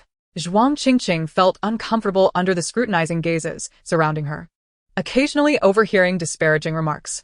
Jiao, startled as if electrified, jumped up and exclaimed, "What do you want, you rogue? You scoundrel! You worthless piece of trash!" Her face flushed crimson, as if it could bleed. The first round of the finals consisted of numerous matches spanning 3 days, with the second round not set to commence until July 14th. The events involving Yifeng's family concluded on the morning of July 11th. Wood had indeed shown concern in advance. Typically, he urged his team to sleep only at night, perhaps a case of caring too much. As Gryffindor had a significant chance of winning the Quidditch Cup this year, which would greatly benefit Wood's future career. Long Outyen laughed heartily, unfazed by his previous entrapment. Meanwhile, Zhu Beiji, witnessing the scene before him, was left in astonished silence. Lin Xian's gaze fell upon Qin Song's sincere eyes, and for some inexplicable reason, her heart warmed, leading her to nod in agreement. Are you an idiot? Do you not watch where you're going? A man's voice echoed in her ears. Daylight has arrived. Let us depart. Gong Shaoqing ceased to tease Zihan and stood up, brushing off his clothes. Enduring immense pain, Hui Yunfei struggled to maintain his severely injured form, barely managing to stand. However, Tang Ning did not have the opportunity to attend the farewell party for some unknown reason. Mrs. Tonka rushed to Hogwarts in a state of urgency. Chapter 38. Quality has diminished, yet strength has increased. Jiang Nanxi not only overturned the table but also tore apart the red threads binding the 2 memorial tablets, directly shattering the tablet of the elder. Who are you? Are you seeking death? The mage was instantly enraged. Do you have any idea who Elderton is? He is the Buddha's disciple in the realm of the dead. You dare disrupt his wedding ceremony and shatter his tablet. Prepare for death. With a sharp sound, Jiang Nanxi directed her ire at the mage. As Feng Lingjing exited the ancestral temple, she encountered her 2 fellow disciples, who had captured her and stood before her, visibly in pain, their faces pale and trembling, seemingly unable to move, yet crying out in distress. Since Hanmo Military Industry was precisely the antithesis of Stark Industries, closely aligned with the government, it naturally held a degree of political bias. After a moment, amidst the relentless clash, it seemed that the cultivators from the Fierce Beast Valley gradually gained the upper hand, continuously attacking the disciples from the Anning Valley sects, seemingly intent on exterminating them completely. On the way to Chengsu Daochang's room, there was a chance of encountering that troublemaking disciple again. But Gui Bao found it strange. The surroundings were eerily quiet, devoid of danger. Raising questions about why Kanjiang was exhibiting emotional fluctuations, surely something must have occurred. Frankly, such matters should not require Yun Qishan's intervention. Yet now, having already become embroiled, he had no choice but to involve himself. The first encounter of Hua Hua with the Ticket Dragon will undoubtedly lead to unexpected events. When will he return home?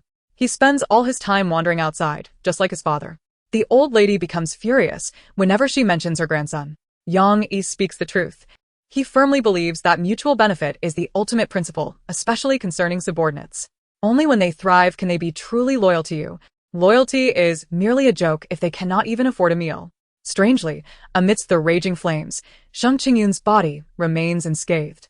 Every inch of his skin, every sinew, every piece of flesh, every bone, every cell radiates vitality, glowing with life, untouched and immaculate. Sheng Qingyun inserted several silver needles into Dongfang Rulin, safeguarding her vital points, then circulated his Tai Chi energy, allowing pure Yin energy to flow into her body, gradually guiding it toward the ants.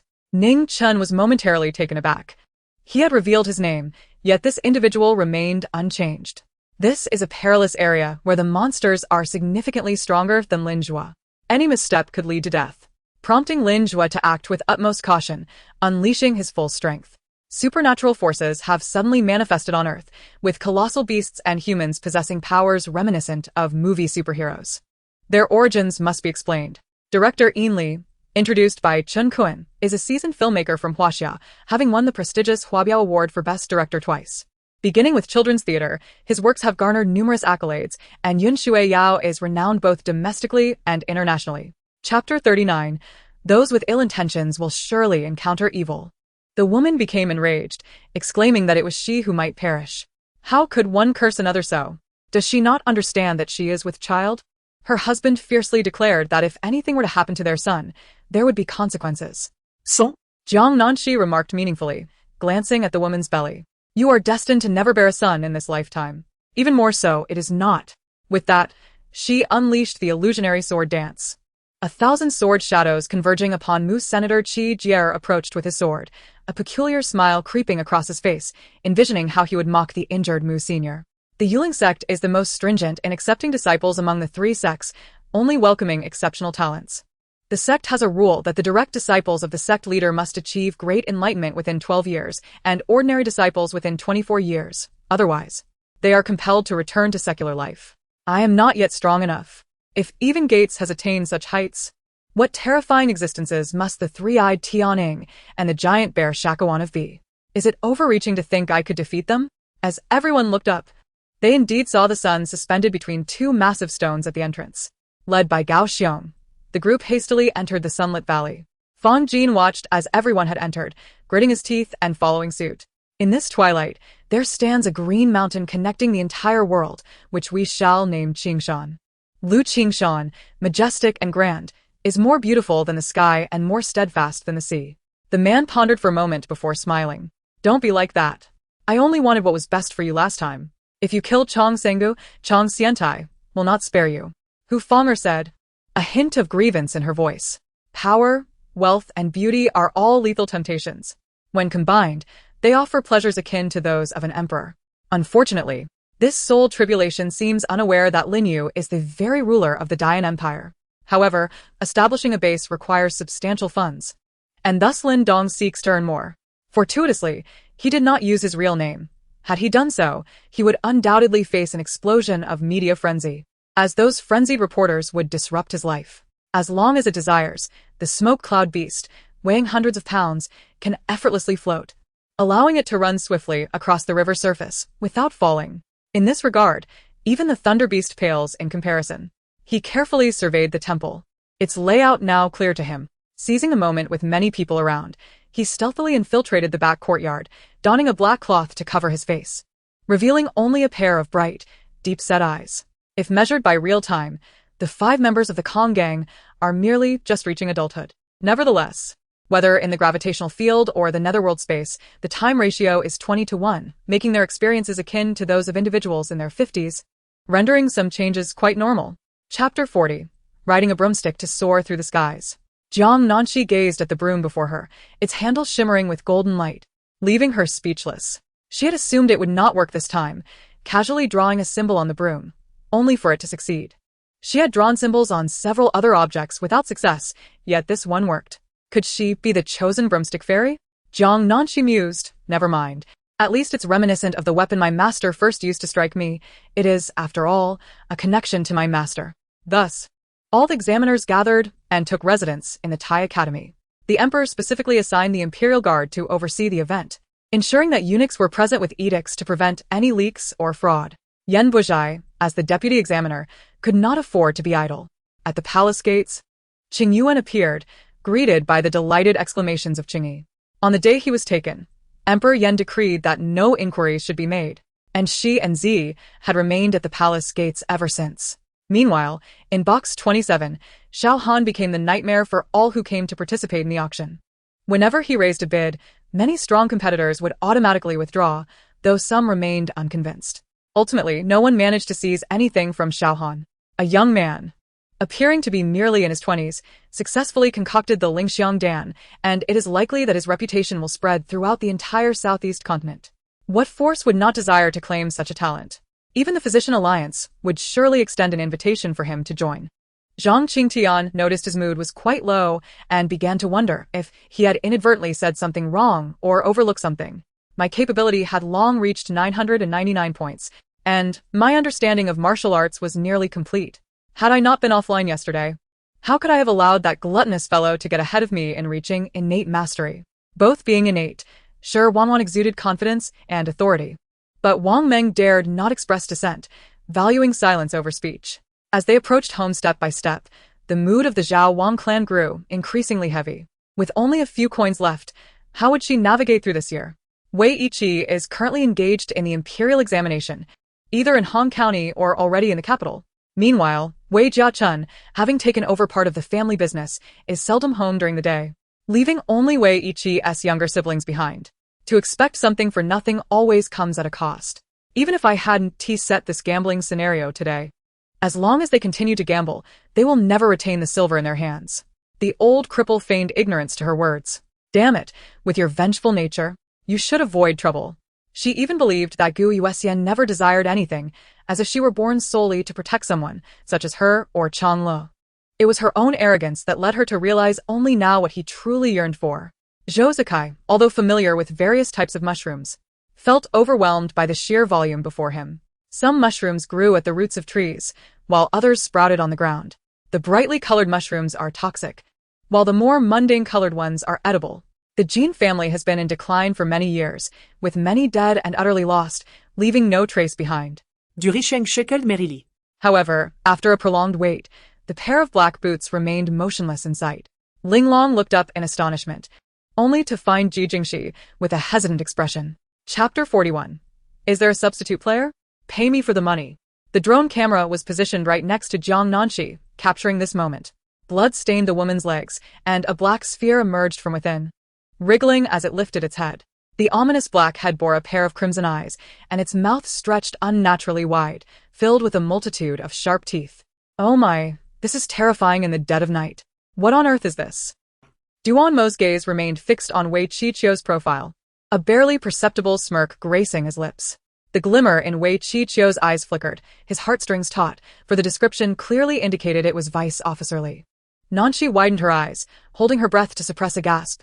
Thankfully, the mouse cable was short, leaving it dangling just a few inches above the ground. Many of the moves and actions defied the principles of physical training. Consequently, the disciple who overheard this couldn't help but spit on his face. Bah! You old fossil. When you took me as your disciple, you told me I was your only apprentice. On the third day, the rain had ceased, and the leaves of the magnolia tree were lush, droplets clinging precariously to their tips. No. Suddenly breaking his silence, Fang Jiqiang's voice boomed, only to fall silent again, staring at the squad leader, which instantly plunged the squad leader's previously lifted spirits into despair. Xian Yu's gaze fell upon the tightly clasped hands, an icy veneer seeming to envelop his eyes. Strangely, this flame brought them no warmth, merely a blinding blaze filling their vision. Very well. I hope you won't cower next time. Zhao Dong scoffed, confident that since this was Chen Xian's subordinate, he would undoubtedly be weaker, and judging by his foolish demeanor, he should be easily dealt with. After all, there were still 2 chances for challenges. He would challenge Chen Xian later. In the shadowy corner devoid of sunlight, Cheng Mo sat, and Shen Mingjie could easily imagine his expression, emotionless as always, cold like that of a stranger. In truth, she was now fearful of encountering Cheng Mo, instinctively avoiding his gaze. Lu Sueki's cultivation level paled in comparison to Zhang Shua's, and her training in the 3 mystical true fire was insufficient, resorting only to ordinary spiritual fire, which naturally affected the efficacy of the pills she concocted. Thus, the god of war, Mo Yuan, engaged in battle with Qingqiu by Fingjiu. Perhaps this was what they referred to as celestial beings clashing. They prayed incessantly amidst the bloody haze. Even the fish on the chopping board would struggle beneath the chef's knife, yet they could only beg through their tears. I believe the reward should still be given. After all, it is not a substantial amount, only 40,000 taels a year. Moreover, it can stabilize Lin Danhan, preventing the Ming from facing both the Jurchens and the Westerners simultaneously, Han Wan analyzed. This battle was won handsomely. Yet Old Bai knew in his heart that the main event was about to unfold. The entrepreneurial board was set to arrive in September. Chung Mo nodded slightly. Embodying a true nobleman, he did not utter a word of thanks, extending his hand to accept the membership card, naturally passing by Xiuxiu's card back to her. Light flickered as the resilient yellow lizard once again occupied the battlefield, prepared to receive Camera's impending offensive. Time slipped away second by second, and the magical energy within Ling Su was rapidly depleting, the previously bulging veins on his arms calming slightly, the sharp pain in his veins gradually subsiding. Chapter 42. Thank you all, this is what I deserve. Just as the ghost infant was about to reach Jiang Nanxi, her figure suddenly vanished from sight. The director and the audience were momentarily stunned, unsure of how she accomplished this. The ghost infant, lost, displayed a hint of confusion in its eyes. Jiang Nanxi reappeared behind the ghost infant, seizing the broom in her hand and delivering a fierce blow to its head. With a thud, the broom flashed with golden light, sending the ghost infant crashing to the ground. Sima Yue gazed at him, seeing the reluctance in his eyes, her heart suddenly twisted in pain, tears cascading down, soaking his palm. With Jiang Chun at the pinnacle of the third stage of True Dan, his destructive power was comparable to that of a perfected ninth stage True Dan. At that moment, on the opposite teaching building, Suka stood on the third floor, silently observing everything before fading into darkness. Perhaps in the world where Yun Qi slept. She was awake, while Jiang Chun and everyone else remained in slumber. Yi Yuan braced against the onslaught of Yang Ku and his companion, delivering a punch to each, obliterating the other three heavenly emperors in the blink of an eye. Apart from feeling a slight warmth where struck by the laser, he suffered no harm. However, the sound produced by Yi Juntian's strings was not in the same league as that of Master Li, beneath the melody of Li Shirshir. Yi Urge's playing became mere noise, trash. You want it? Fine. Yi Hongyi's icy demeanor unexpectedly broke into a smile, the vibrant red of her attire accentuating her beauty. Resembling a blooming rose. Clad in heavy armor, Tuna strode over, bowing deeply, and Roger could even hear the creaking of her armor. The Night Wanderer's skills were not classified, and the existence of corpses among Maoshan sorcerers was no secret. However, Zhang Yuanqing's gun was particularly sensitive, being related to props, yet official practitioners generally carried firearms. Wang Zhongjuan was the chairman of Huai, while Wang Zhonglei served as the general manager, thus Chen William distinguished between the two as Chairman Wang and General Manager Wang. Soon after, Su Chang'an retrieved coffee beans, a grinder, a filter, milk, and a full set of tools. You must have heard some about my family situation. Although we aren't immensely wealthy, our business spans various regions. While it may sound somewhat boastful, we genuinely do not lack silver. As Kissios gathered a small measure of magical power to form an arcane arrow, he kept a watchful eye on Luke's battle with the mammoth. The wreckage of the plane was a gruesome sight. It was evident that animals had ventured into the area, and the body of the guard seen in the river yesterday was now unrecognizable. Even commercially successful films can employ such methods to secure profits for the production companies. Many out-of-the-loop investors have fallen victim to such schemes within the industry. Did Madam come to seek treatment today? Feng Yanshang instructed the on-duty doctor to step outside, glaring at the summoned physician with irritation. Blood dripped from their eye sockets, a sense of helplessness overwhelming their spirits. Perhaps they would involuntarily contemplate what it truly meant to gaze upon the dragon's disdain today. It must be said that the space within this storage ring was indeed vast. Measuring 100 zhang in circumference, a radius of over 300 meters, and a diameter exceeding a mile, capable of holding numerous items, truly a treasure of celestial origin. If anyone were to discover this, Tang Yi would likely, like the Star River Insect Emperor, contemplate silencing witnesses. Chapter 43. A great benefactor of 10 lifetimes. With a resounding bang, Jiang Nanxi kicked the knife from the man's hand, then seized his wrist, executing a swift shoulder throw that sent him crashing to the ground. The man felt as if his internal organs had shifted, grimacing in pain, unable to suppress his roar. Who are you? Why do you meddle in my affairs? I only wanted to save my beloved. She was abducted here, cruelly killed by those villagers. What is wrong with consuming their hearts? Fortunately, Jiang Yi's strength had surged dramatically, completing the task and departing the virtual wasteland in less than a day. Kuan crossed his arms, observing Long Zibua as he effortlessly dispatched their adversaries beneath his sword. Disbelief etched upon their faces. Yet, during the meeting, he boldly stripped away the veil of shame from old Lady Qin, forcefully slamming the evidence onto the table and delivering a righteous condemnation, alongside revelations of how the opposing side had wronged his students, engaging in illegal arrests and detentions. Once he steadied his emotions, Su Rue made his way to the storage room, where the golden Buddha lay curled on the ground, desperately attempting to break free from its restraints, though all efforts proved futile. Although the task hall placed no demands on those accepting missions, failure to complete them would result in a penalty. The contract space continued to tremble, yet after a prolonged wait, not even a single bat hair was visible, clearly indicating that Yuang had miscalculated. His cryptic remarks were understandable, given that the incident before the Li Mountain was their responsibility. As his words faded, the griffin dissipated, transforming into streaks of light that entered the undulating void before Feng Luan. Guan Yu, wielding the green dragon crescent blade and riding a black-maned steed, rushed towards Hua Xiong, emanating an inexplicable aura of murderous intent. Liao Shi realized that Guan Yu could unleash such pressure even without taking a life. However, for Zhao Kuangyin, these matters posed no challenge. His presence dwarfed that of the Zhang Jiao brothers. Had he truly led the Yellow Turban Rebellion, history would likely have been rewritten. The cunning rabbit managed to persuade the Love Saint to join, for it harbored a secret about the ghost group that no one else knew. Chen Anxia spoke up. And with no reason left for Qin Xiao to depart, he promptly led the horse-drawn carriage into the courtyard.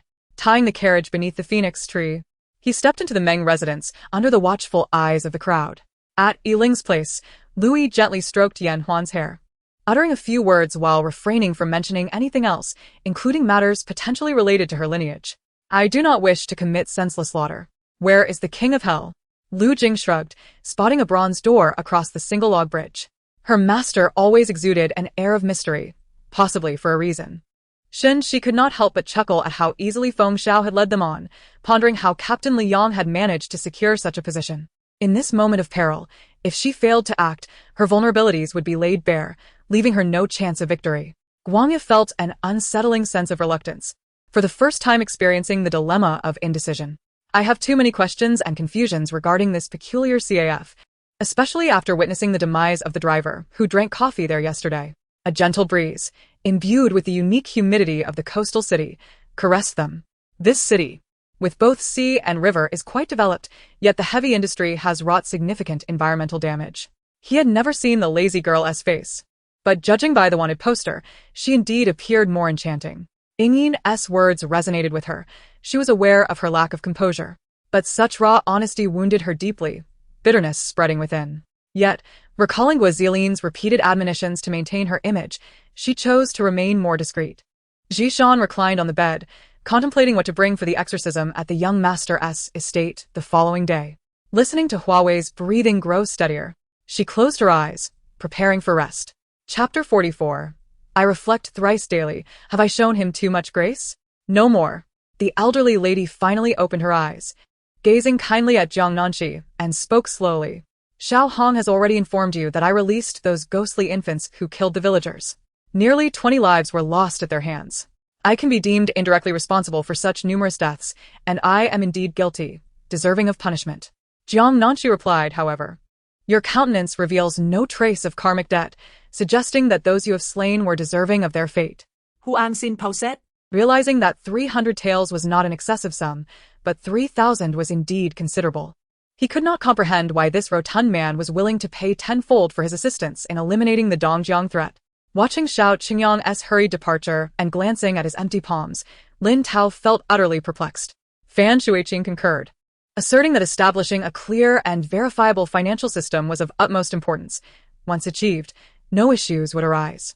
In his eyes, the lives of his subordinates were always expendable, easily replaceable, but this particular operation was one he was determined to succeed in. Diminishing a Sword King's combat capability greatly enhanced his chances of victory. Though Zhao Fuqiang was unfamiliar with the history of the imperial examination, he had some understanding of the Guozijian. Hearing that he had secured a direct admission quota left him momentarily stunned.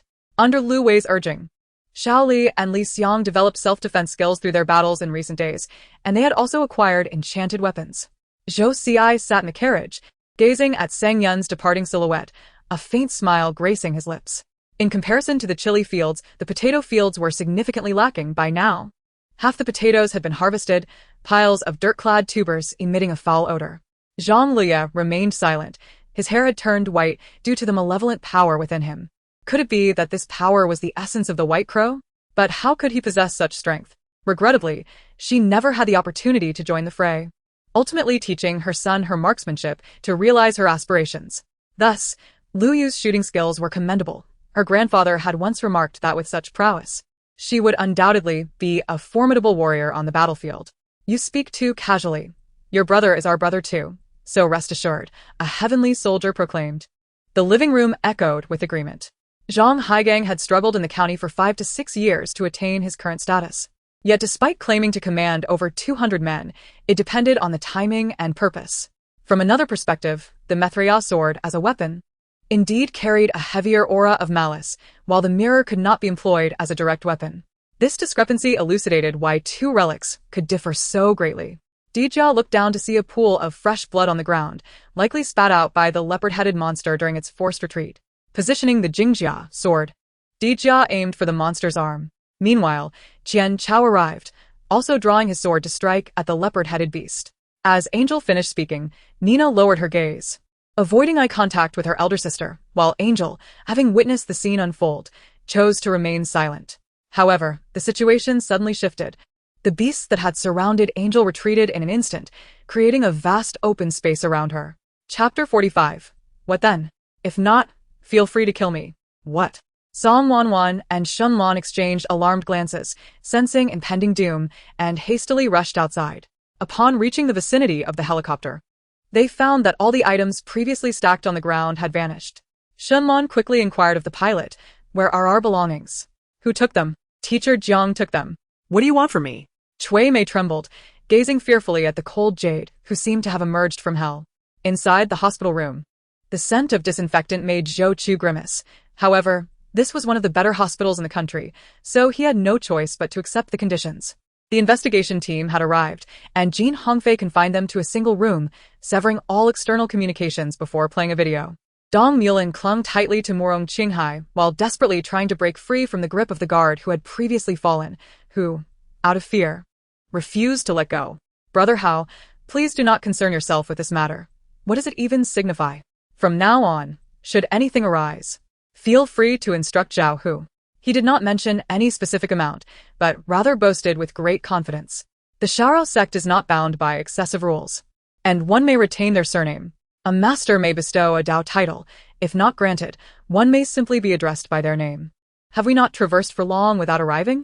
Unable to contain myself any longer, I halted, gazing at the guards ahead. The members of the Zhetian demon sect appeared remarkably relaxed. This battle seemed far too effortless, devoid of any pressure. Some speculate it was the work of bandits. Why have they not been apprehended immediately? Luo, she coldly remarked, though in her heart she harbored doubts. Even if bandits were responsible, the true puppet master behind them remained uncertain. That visage lingered in her mind, yet she dared not acknowledge it. After successfully challenging Shiba, we naturally celebrated that evening. With familiar faces gathered, laughter echoed as Wu Qingming confidently strode into the combat arena.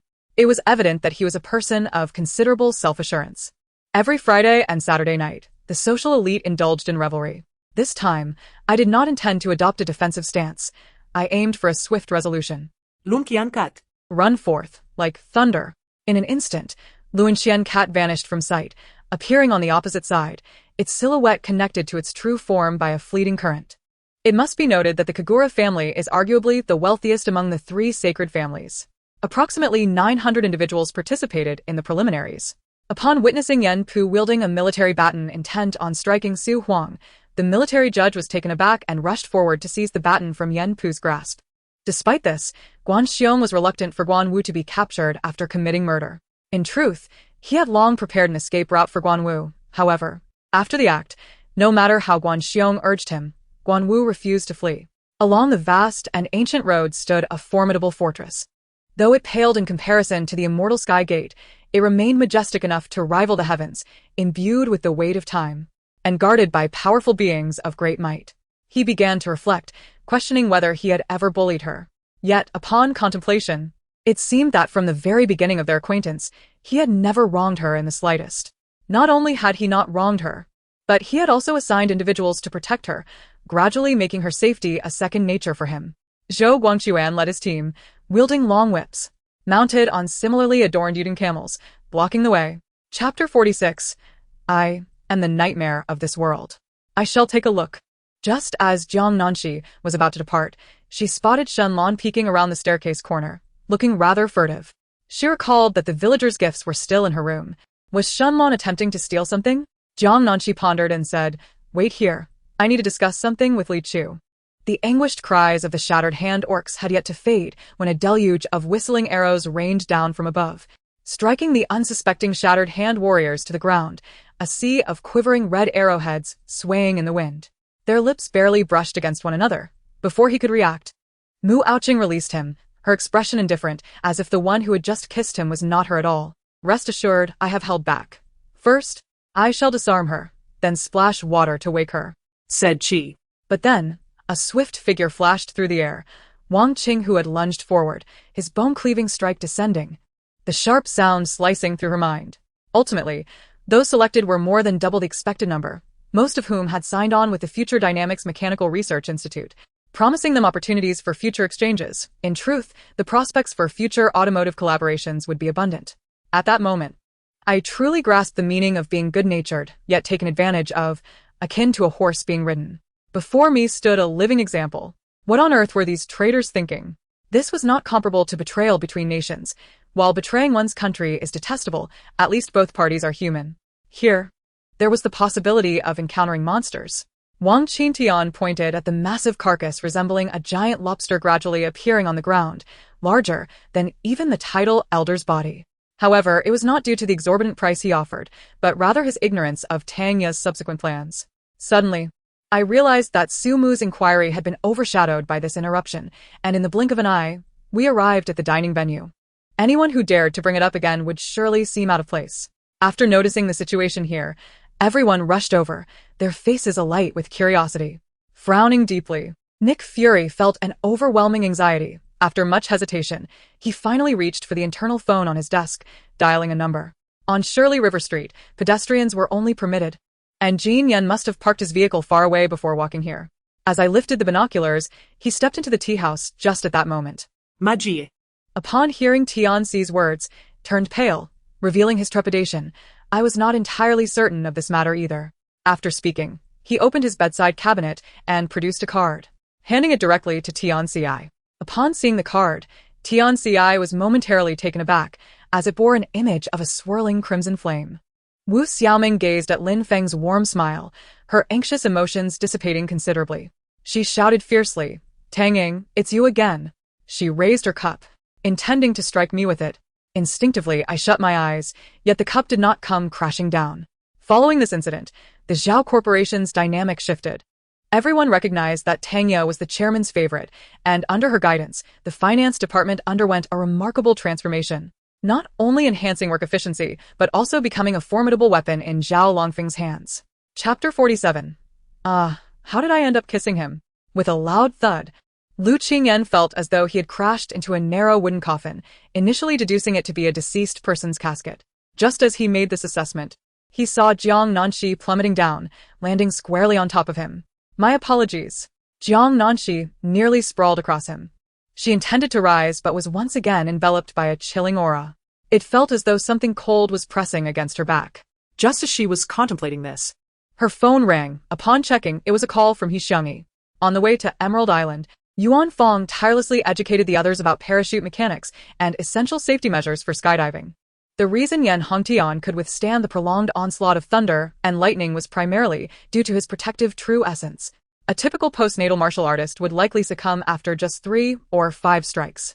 Thus, with a heart heavy with complicated emotions, making sleep elusive, Kamiju Toma arose the following day, the early morning sunlight filtering through the window, casting its glow upon him.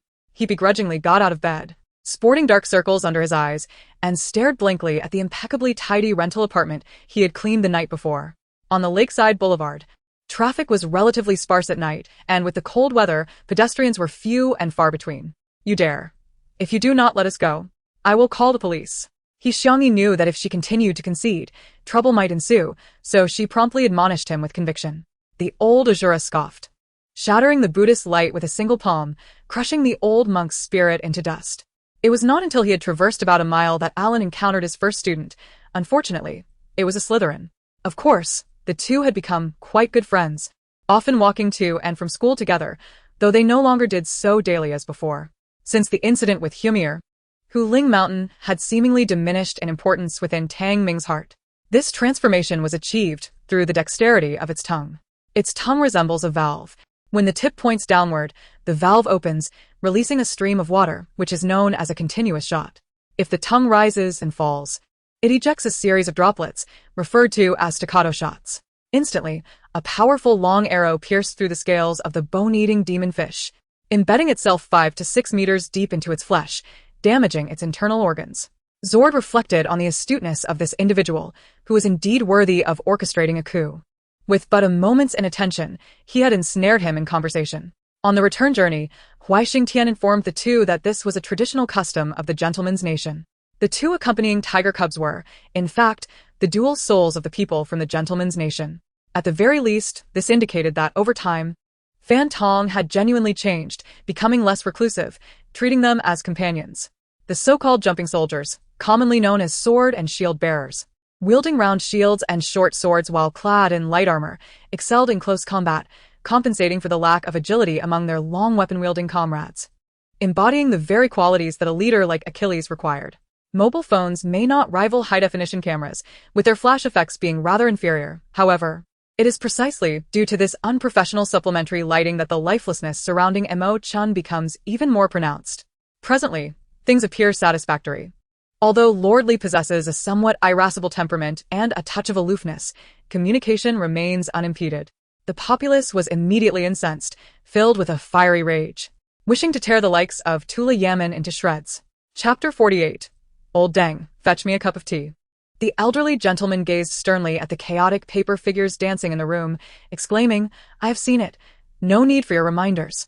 These paper figures were crafted by the descendants of the Qin family, and the old man had ensnared several insubstantial souls within them to better serve his needs.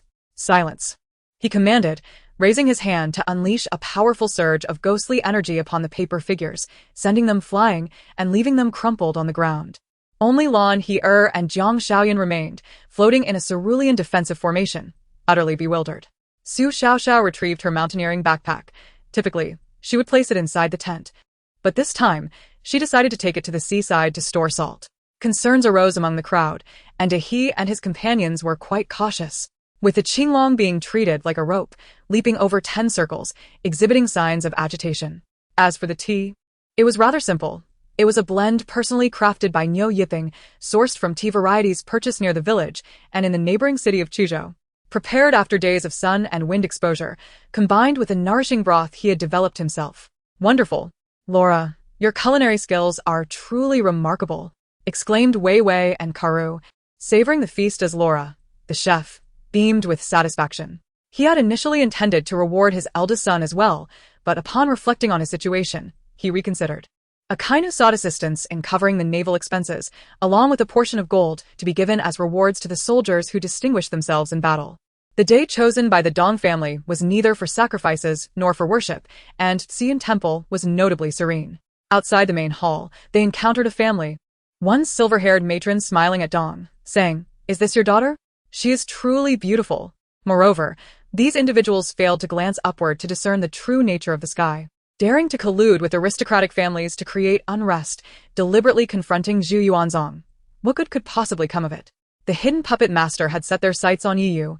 Regardless of the ultimate intention, it exceeded Yi Fan's threshold of tolerance. To maximize resource efficacy, Sure Xian utilized 2 feathers to elevate his level to the first tier of the 10th rank, reserving the remaining feathers for others. I do not require you to trust me. Rather, I wish for you to understand that you have no alternative. Quickly find us a place to stay. If you cannot provide a response within 3 days, I shall still deliver your items, but we shall have no further contact. The king of Yelong was assertive, while Lu Xiu was even more so, his words compelling the king of Yelong to declare his stance. In an instant, the eyes of Qian Li turned crimson, a potent scent of blood emanating from him, as a broken handcuff appeared on each hand. Levection Middle School, renowned far and wide, had over the years supplied numerous talented individuals to prestigious universities across the nation. Is there anything you require of me? The man, upon seeing Shun Ning's busy figure, felt as if the ice was beginning to melt from his face. He channeled his spiritual energy, manipulating his own blood, emitting a chant of the sutra, though it felt somewhat awkward. Sure Xian had dabbled in alchemy, Though rarely practicing, he deduced from the array of precious herbs, their deep colors, that they were indeed valuable. Upon reaching the foot of the mountain, he suddenly noticed someone attempting to plunge into the mist ahead, only to hear the sounds of gunfire as the intruder was struck down, collapsing to the ground with a cry of despair. After this encounter, should this individual become as timid as himself and hide a clone deep within the earth, it would indeed be impossible to subdue him. Chapter 49. I shall kill, and turn you all into bean paste. The elderly gentleman stood beside the intricately carved bed, upon which rested a black stone Buddha head, its sinister red eyes staring directly at her. It is indeed a cursed Buddha relic. Jiang Nanxi's expression turned grave. This object had been severed from a statue once possessed by a ghost, likely dating back a millennium, thus harboring an immensely powerful ghostly force accumulated over the ages. Just have to. Grandma Feng replied, stepping out to find a maid. Lin's eyes glinted with malice, since you dared to come to the second house. Do not blame her for her ruthless nature. The old man inquired, what are you looking for? Nothing at all, he replied, yet his eyes roamed about, landing upon Zhang Tai and Gu Yongfeng. Qian Qiuyue should have brushed off his hand, but after several internal struggles, she could not bring herself to do so, pausing to relish the warmth above her head, feeling drowsy.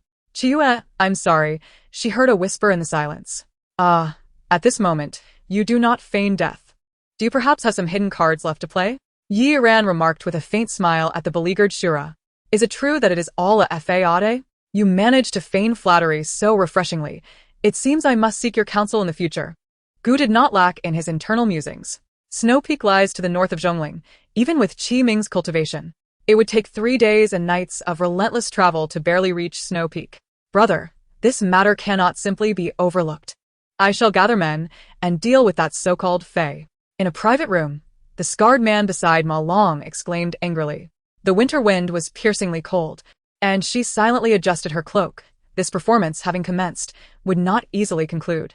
Yilin summoned a thin energy shield to fend off the rain, having flown from the villa for more than half a minute. My lord, I have only just learned of the existence of such pests in our nation. I apologize for startling you, the marshal expressed contritely. Hu Xianer drew her twin blades, swiftly severing a pliable appendage from Wu San, causing him to wail like a slaughtered pig. They remained oblivious to the assailant's identity and were unable to react in time to defend themselves. Are you suggesting that others have infiltrated the Hongmen? Hong Xian did not doubt Yang Jia's honesty, pondering thoughtfully. As Shen Ruoxia passed them, she could not resist glancing sideways, casting a furtive glance at Xia Yunsong. In her pitch-black eyes, a flicker of disdain and resentment emerged, presenting a visage that clearly expressed her enmity. She gradually transitioned from walking to sprinting, from sprinting to shouting, and finally sank helplessly to the ground, hugging her knees, her thoughts in disarray. In a single proclamation, she revealed her identity. The entire hall, the very roof, and the land outside were all intertwined with gold. Indeed, they belonged to the Golden Crow clan. Seeing the truck lights approaching from the north, Meng Dakue commanded the special forces to immediately retreat into the dense cornfields flanking the road, issuing a strict order to maintain absolute silence and refrain from firing without explicit command. Chapter 50. The Death Trap. Nanxi. Qingyan. A group of individuals was searching the outskirts of the forest, wielding flashlights, and the director had even flown in by helicopter to the village, fearing the two might be lost and in peril. Yet after a prolonged search, they still could not locate them, and the director was on the verge of tears, bewildered at how the two could vanish in such a short time. Please, let nothing have happened. Director, over there. Someone is coming out, it looks like Teacher Liu. Suddenly, she harbored a deep-seated hatred for them, wishing to see them reduced to ashes, yet she was also fearful. After enduring years of torment, her instinct was to evade their presence. She contemplated, realizing the only option left was to prepare in the dark, barely able to discern anything. She thought, what are you doing, mute? Why not just speak directly instead of texting? But then she recalled the odd behavior of Qiyu that morning, unable to pinpoint what was amiss. Gu Lanqing was worried about Lin Muyao, who had just been discharged from the hospital and was overexerting herself by caring for patients. He approached to check on her condition, intending to relieve her for some much-needed rest. Seated before the computer, Xia Jinyan was taken aback to discover that her opponent was also a skilled hacker, perhaps even a highly advanced one. Yi Wuyo displayed an air of confidence. Having recently ascended to the pinnacle of the Demon Lord level at just 14, undoubtedly the youngest prodigy among the human martial artists in Lingyu City. Yet, He couldn't help but feel a twinge of disappointment recalling that Yi Tianfeng hadn't even inquired about the situation before accompanying him for protection. Are these recipes problematic? Qi Yunmiao could not help but ask as he noticed Dr. Yuan's brow furrowed in concern. As Qiao Ruoqing pondered aimlessly, Hu Jingyuan expressionlessly rolled up the car window and drove away. In fact, Stardust technology had already achieved a significant milestone in the smartphone sector. However, the external impetus for its development had vanished, leaving it dependent solely on its internal drive for advancement. The level of the magic crystal array was merely 4. Feng Hao had only required 1,000 merits to vanquish a level 4 anomaly, and he believed that 5,000 merits would suffice. How could materials unrelated to blood yield such a concoction? As they spoke, they wrapped themselves in silk, yet the fabric seemed to pass through their bodies. Unable to touch her, Jingzhou held immense strategic importance. Having been a battleground for years, it was essentially the gateway to the 3 kingdoms. Whoever controlled Jingzhou would dominate the central plains, capable of both offense and defense, and its wealth far surpassed that of Eastern Wu. The following morning, Wu Shufan inquired with the nurse and prepared a nourishing fish and radish soup for her, enhancing her nutrition and aiding in her recovery. The cart moved slowly down the street. Not far ahead lay the Huangfu River. They traversed the road winding through hills, and gradually, the Huangfu River came into clear view. Sunlight danced upon the shimmering lake surface, as if draping it in a layer of sparkling silver, reminiscent of crumpled green satin. As Qian Kuan spoke, he observed Su Huan's expression, noting the absence of any sign of relief, prompting him to plead incessantly. Because I possess wealth, yet money is merely a source of amusement. Why not utilize it for more meaningful endeavors? Qi Zidong smiled slightly, her radiant smile in the sunlight akin to honey smeared upon his bitter heart. Previously, whenever she was with Lu Qingze, thoughts of the beautiful and gentle Deus Lin left her feeling somewhat guilty. Thus, he would only prepare for the future. Either he would make provisions in advance or eliminate any potential threats to his existence beforehand. She could only stare vacantly at the departing figure beyond the door. Feeling both anxious and angry, yet she clenched her teeth to suppress her tears. Unable to hold back, she collapsed onto the chaise, burying her face in the swan pillow and weeping profusely. Chapter 51. Do you wish to be a saint? What caused the fainting? With a thunderous sound, the giant tiger leapt onto the hood of the minibus, its massive form crashing against the windshield, sending the passengers into frenzied screams. What do we do? What do we do? Song Wanwan's face turned pale with fear. Was the tiger starving and seeking food? It was a possibility.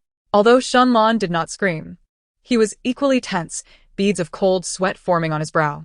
Meanwhile, Lu Tianyang couldn't help but cast a sidelong glance at Shi Yuan upon noticing 2 pairs of neatly arranged men's slippers on the ground, wishing fervently that the 2 pairs he was carrying could vanish.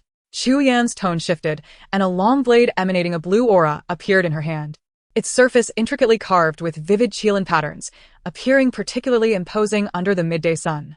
Regardless of their inner comfort or discomfort, they all appeared to be enjoying themselves until nearly 10 o'clock, when Chai Yingying and her companions finally returned, thoroughly entertained. She mused that if Shin Guoyun were to seek her out for lunch, she would treat her to milk tea, as food could indeed lift one's spirits. She had misjudged the opponent's attributes, initially employing light-type cards, only to discover that her adversary was immune to them, resulting in a devastating setback. The male monkey let out an enraged roar. Originally, 8 remained to guard the area after the 3 had been lured away by a night of revelry. And now they charged toward Jingxian in unison. After all, previously, even when Fu Shijin participated in exams as usual, no one believed she could secure the top spot in all 7 categories. At that moment, he took a shortcut intending to pass through Jiujing to reach the main street, inadvertently spotting 4 men with shifty eyes. From a distance, upon seeing Anyan's silhouette, he was struck by an ominous premonition. In that fleeting moment, his figure suddenly flickered, evading the impending danger. At the appointed hour, the court was convened. A table and chairs had been deliberately arranged on the left side, which Wu Zhan speculated must be for the esteemed envoy. Qin Feng replied affirmatively, lifting a platter of braised wild boar and a plate of stir-fried greens from the kitchen, placing them on the table and notifying those present to wash their hands in preparation for the meal. Playing hide and seek? What does that have to do with my son? This left Go Hongbing even more perplexed. An elderly woman with gray hair, her face etched with wrinkles, approached the elder Xiao and sighed. Chen Lengia chuckled coldly, observing that Mu Lance Rui's confidence was not unfounded, for at the very least, Tan Lin had the legacy of the Light of Atlantis, thus Mu Lance Rui must possess something of equal merit. Dongfang Tianyan settled onto the stone steps nearby, while Shan Ko held his fishing rod, elegantly passing the time by the lake. Upon seeing Dongfang Tianyan approach, he nodded slightly. Upon hearing this, Dan Xian felt a surge of anxiety. Concern for the Heavenly Emperor's safety ultimately triumphed over her inner fears, and she promptly followed Xinjiang into the laundry courtyard.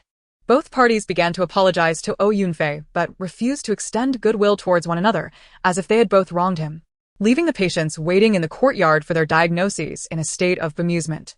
Nevertheless, Shen Qi expressed her gratitude, stating that without Qi Mo's intervention, she likely would have perished at the hands of Shen Jizhou.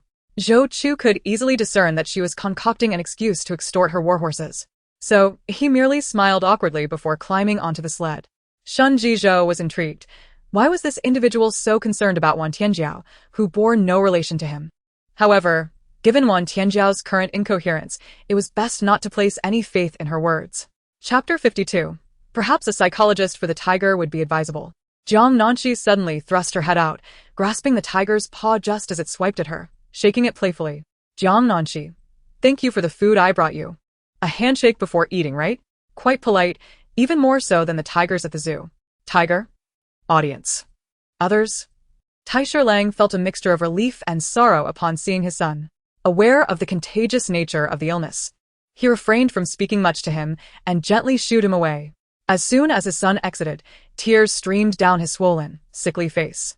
Upon reaching Chen Duo's doorstep, Lu Xiyu pressed the doorbell, feeling a bit anxious. After all, she was essentially a stranger now. Yi Miao coldly scoffed, unwilling to exchange another word with her. She believed Feng Qian's jealousy had escalated into something more troubling. Despite the circumstances, this mother still had the audacity to scout for a daughter-in-law. Was the Chung family merely a professional cleanup crew? Hadn't she heard the saying, there are greater heights and more remarkable individuals beyond? All right, no matter. My friend Ma Yong thinks highly of Dinyo, he said, patting Dinyo on the shoulder. Previously, she had contemplated finding a suitable girl for her son, possibly adding some dubious ingredients to his meals. Ma Yong was momentarily taken aback, unsure of how to respond, acknowledging that his actions were somewhat unscrupulous. Having cancelled on them first, Grandma, please take me with you to the countryside next time. I'm so bored at home. Yi Miao initially planned for her grandmother to rest this year, but upon reflection, she realized that this path was impractical. A fierce wave of fire crashed against an invisible wall, instantly igniting towering flames that burst through the roof and soared into the sky. The silver-armored man closest to Simon had no time to react, being cleaved in half along with his armor, prompting a startled gasp from the remaining silver-armored soldiers.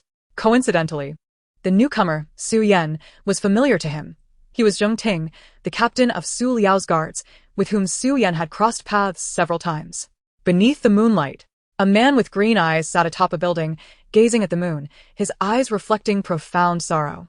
Beside him lay 2 cups and a bottle of rum. Humph. I hope it remains so. Should I discover that you harbor ill intentions towards that child, I shall not stand idly by. The moon god turned to leave. Zhuge Yu and Zhang Zhao exchanged glances, both realizing they were on the same wavelength. Zhuge Yu motioned for Zhang Zhao to speak, and Zhang Zhao readily shared the strategy. Yi Qianyu, Shen Feng, Hu Xing, and Li Tian, with keen eyes, quickly discerned that the person enveloped in light was indeed Yi Qianyu, causing an involuntary exclamation. However, Yi Qianyu should still be in the foundational stage. How could he have flown out? Inside lay a fan, utterly ravaged, its surface shredded into tatters. Yet remnants of silk and exquisite embroidery remained visible. The fan's ribs and handle were trampled beyond recognition, and the pendant and tassel were nowhere to be found. This was undoubtedly a brand new palace fan. What had provoked such destruction? Without regard for the potential fracturing of his consciousness, Shen Feng accelerated once more. The sensation was not only that of being torn apart but also of being crushed, a discomfort so profound it was nearly indescribable, yet he could only endure it. A colossal purple hand materialized above Zheng Fenghua, and as Kai Shen's hand descended, everything around them was obliterated. The earth itself collapsed, forming a deep, palm-shaped depression measuring 80 meters in diameter and over 10 meters deep, causing Li Mu, who had just sipped watermelon juice, to spit it out in shock. Chapter 53. What difference does it make if a person lacks dreams, compared to being carefree? Lu Qingyan looked over in surprise. Oh, there's a grass. I didn't notice. He glanced at Jiang Nanxi beside him, who was intently staring at the snow spirit grass. Lu Qingyan raised an eyebrow, a subtle smile gracing his elegant and refined face. The next moment, he casually tossed the snow spirit grass aside, likely an accidental pick while foraging for mushrooms. Jiang Nanxi. Sitting at the side of the booth, Master Zhang leaned forward, eager to listen, even causing others like General Wang across the table to pay attention. It can be said that in today's Hollywood, Daenerys Entertainment is undoubtedly the most marketing-focused major studio, especially since the Westeros system controls a vast array of media resources. No need, I can handle it myself, you go outside. Naturally, he dared not disobey his master's words, yet his master had never endured any hardship, always relying on others to manage everything, and now he was expected to act. Li Rulin could only smile wryly, wishing he were truly her husband, but alas, that was impossible. Zhao Hong also seized this opportunity to express his dissatisfaction with them, feeling he owed them something, as he tried his best to treat them well beyond work. Zhou Nianping knew that this was not the time for complaints, forcing himself to swallow the bitter wild vegetables with a frown. After filling their stomachs, they continued their journey, reaching their destination by noon the following day. As indicated on the map, I dare not complain. Serving His Majesty is my duty. Li Wujie quickly cupped his fists, humbly stating. Lan Yingying was immediately spotted by the pineapple soldiers. Finding the chase amusing, they began to play a game of tag, momentarily forgetting their mission until they spotted Guo Bao, which reminded them of their purpose. You need not leave. The Holy Sun Huang Tian waved his hands, generating an unparalleled pulling force, intending to drag Zhang Xingchen down. Jian Li's arm was painfully gripped by Luo Yi's hand, yet he nodded in acknowledgement despite the pain. Yi Feng distinctly recalled that voice, echoing in his mind like thunder as he was besieged by several martial artists from the Huang family on the street. Mo Shaoxing found his fiancée, Yi. How far had their relationship progressed? Pu Hui could only guess wildly, never considering the less. Meanwhile, Zhou Bo engaged in battle with Wang Guanghu, and Lin Zhang's fall distracted Zhou Bo considerably. At that moment of distraction, Wang Guanghu delivered a powerful right whip kick, sending Zhou Bo crashing to the ground. Does this mean the entrance area has already been surrounded by the ash sand beasts? Zhao Sihai inquired solemnly as he examined the three-dimensional map. It was at this moment that Xiao Long suddenly felt a stir behind him.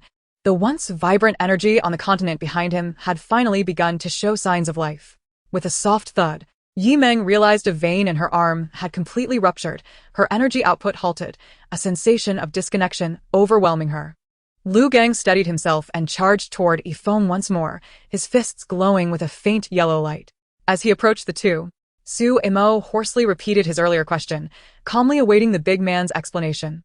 Chapter 54. Lu Qingyan, I command you to come over and kiss me. Jiang Nanxi picked up the doll from the ground and reassembled it, a boy doll roughly 2 palms high. Scattered on the ground was a doll's outfit, a set of exquisitely crafted silk robes. Jiang Nanxi dressed the doll in the attire, which appeared akin to a refined and expensive collectible. She held it up. Zhao Hao and several officials with lower comprehension levels collapsed to the ground, their eyes wide with fear. A dog's mouth cannot spit ivory, Ing Luo observed, seeing Yu Hu's face pale, discreetly pinching Chu Qi below the table. Lu Shua first visited the Riot Games company, which had significantly increased its staff this year, leading to higher operational costs. However, this did not affect the value generated for Lu Shua, as he could still withdraw over $200 million from the company's dividends. After hanging up the phone, Lu Shua felt much better than before. After all, a fool was coming to offer him money, which delighted him. Although the money hadn't yet lined his pockets, the further maturation of the market was advantageous for him. The proprietor pondered thoughtfully, as if recalling a certain legend. With a vague gesture, he traced the tiger bone across his face, leaving a mark that, while not bleeding, still bore a trace of crimson. Director Zhao. Let us refrain from mutual flattery. I believe the audience is eager for the show to commence. At that moment, Qiao Mingxi interjected with a light laugh. However, she considered the old gentleman, who was not easily deceived. Yet, it could not be denied that her cousin's stringent requirements had indeed spared him considerable trouble. After disembarking, the Ji family was accommodated in a modest yet tidy inn nearby. It was difficult to fathom who, apart from President Lin, could possibly produce such a substantial sum of silver in one go. He was astonished to realize that Colin cared so deeply for their safety that he nearly jeopardized his own future for it. She had been a mere observer, well aware of how much Kursin admired Han Xiao, and it was only natural for her to wish for their union. Princess Diawu remained indignant, sitting there feeling utterly uncomfortable, wishing she could strike Yizhan with a whip on the spot. Before Yi Shaoxian could fully comprehend the black orb, the dark force in his grasp began to swirl, gradually absorbing the orb until, within mere breaths, it was entirely consumed. Consequently, the dark energy within him grew significantly purer, which was no misfortune for Yi Shaoxian. Next came the awaited third unsealing of the sea toad. Should he succeed, the demon would be eradicated, bringing joy to all living beings. Should he fail, the demon would descend upon the world, and at that time, there would likely be no living souls left. Finance department, please take teacher Zhao to settle his salary. And additionally, grant him an extra month's pay, for he is undoubtedly one of the stalwarts of Kunping Academy, said Xia Yuyan to the company's finance personnel. Princess Jue gazed at the wine cup for a long while before drinking it in one go. Having studied poison crafting, she could easily discern that the wine had not been tampered with. Her bold drinking did not betray any signs of inebriation, her demeanor remaining composed. As time wore on, Han Xiao's expression darkened increasingly. Anyone daring to approach him at that moment would surely feel as though they had traversed through hell. The two engaged in a lively exchange, seemingly oblivious to their surroundings, while some pretended to listen intently, driven by curiosity to inquire further. I assure you, the finished product will be ready within 2 weeks. With the funding secured, Professor Zhang can conduct repeated practical validations, he declared. Shin Jun tossed aside a pig's tail and swam forward, placing his hands on the pristine white pig, which gleamed as brightly as snow, almost blinding in its whiteness. Fortunately, the pig's body had not yet completely rotted. At last, a somewhat capable Chen Donghui arrived, and old Bao wished he could illustrate every point with historical analogies. Chapter 55, My neck itches. It feels like I need a rope. Witnessing Jiang Nanxi's actions, the director's eyes widened in shock, and the crew stood in stunned silence. What was she doing? How dare Jiang Nanxi speak to the national film emperor in such a manner? Was she courting disaster? The fans of Lu Qingyan could hardly contain themselves at this sight, flooding the chat with frenzied comments. Ha! You think you can command Yan Shin? What tier are you? And what tier is he? Look at how he disregards you. I've mentioned before that after a few days of training, their skin had become dark as charcoal. Yet they appeared exceptionally spirited, with bright eyes and straightened backs, clearly the product of rigorous training as elite warriors. Lung Yu glanced at Mei Mo, blinking in surprise. And after a moment, she realized what Mei Mo had done, and burst into laughter. Why can't I call him Big Beard? Doesn't he have a long beard? He Jean inquired. Therefore, after the Southern Li Army's defeat, the Southern Li general, in a fit of rage, lamented. The soldiers had fled without consequence, but he, as their leader, could not escape death. They found themselves positioned 15 li upstream from Hanzhong City, in a vast mountain gorge, exceedingly narrow, only 4 or 5 zhang wide, with a turbulent current and significant drop. Li Ning was rendered speechless, unable to fathom why he could not feel joy. Elation filled his mind, leaving him restless. Gently closing the door, Lin Hanxi watched as Lung Wuchen gradually faded from her view, the feeling of profound reluctance swelling within her. His interruption caused Lin Hanxi to lower her head in disappointment, choosing not to explain further, thinking, having already married Lung Wuchen, he could torment her as he pleased. After all, she remained innocent, untroubled by shadows. At this juncture, Cao Cao could only devise a way to elevate his understanding of others, seeking a means to navigate his own ignorance. This was his first encounter with a close combat apprentice wizard, judging by the reactions of those around. This formidable giant was indeed a renowned figure among the 3 wizarding organizations. Jin Tao had received word that the Grand General would arrive for inspection, hastily gathering all the children and lining them up neatly in the camp's training grounds. A high earthen platform was constructed on one side of the training ground, where Pei Gai, along with his troops and the sons of various generals, ascended to observe. Shang Wanhong would never truly execute them. He lacked the authority to do so.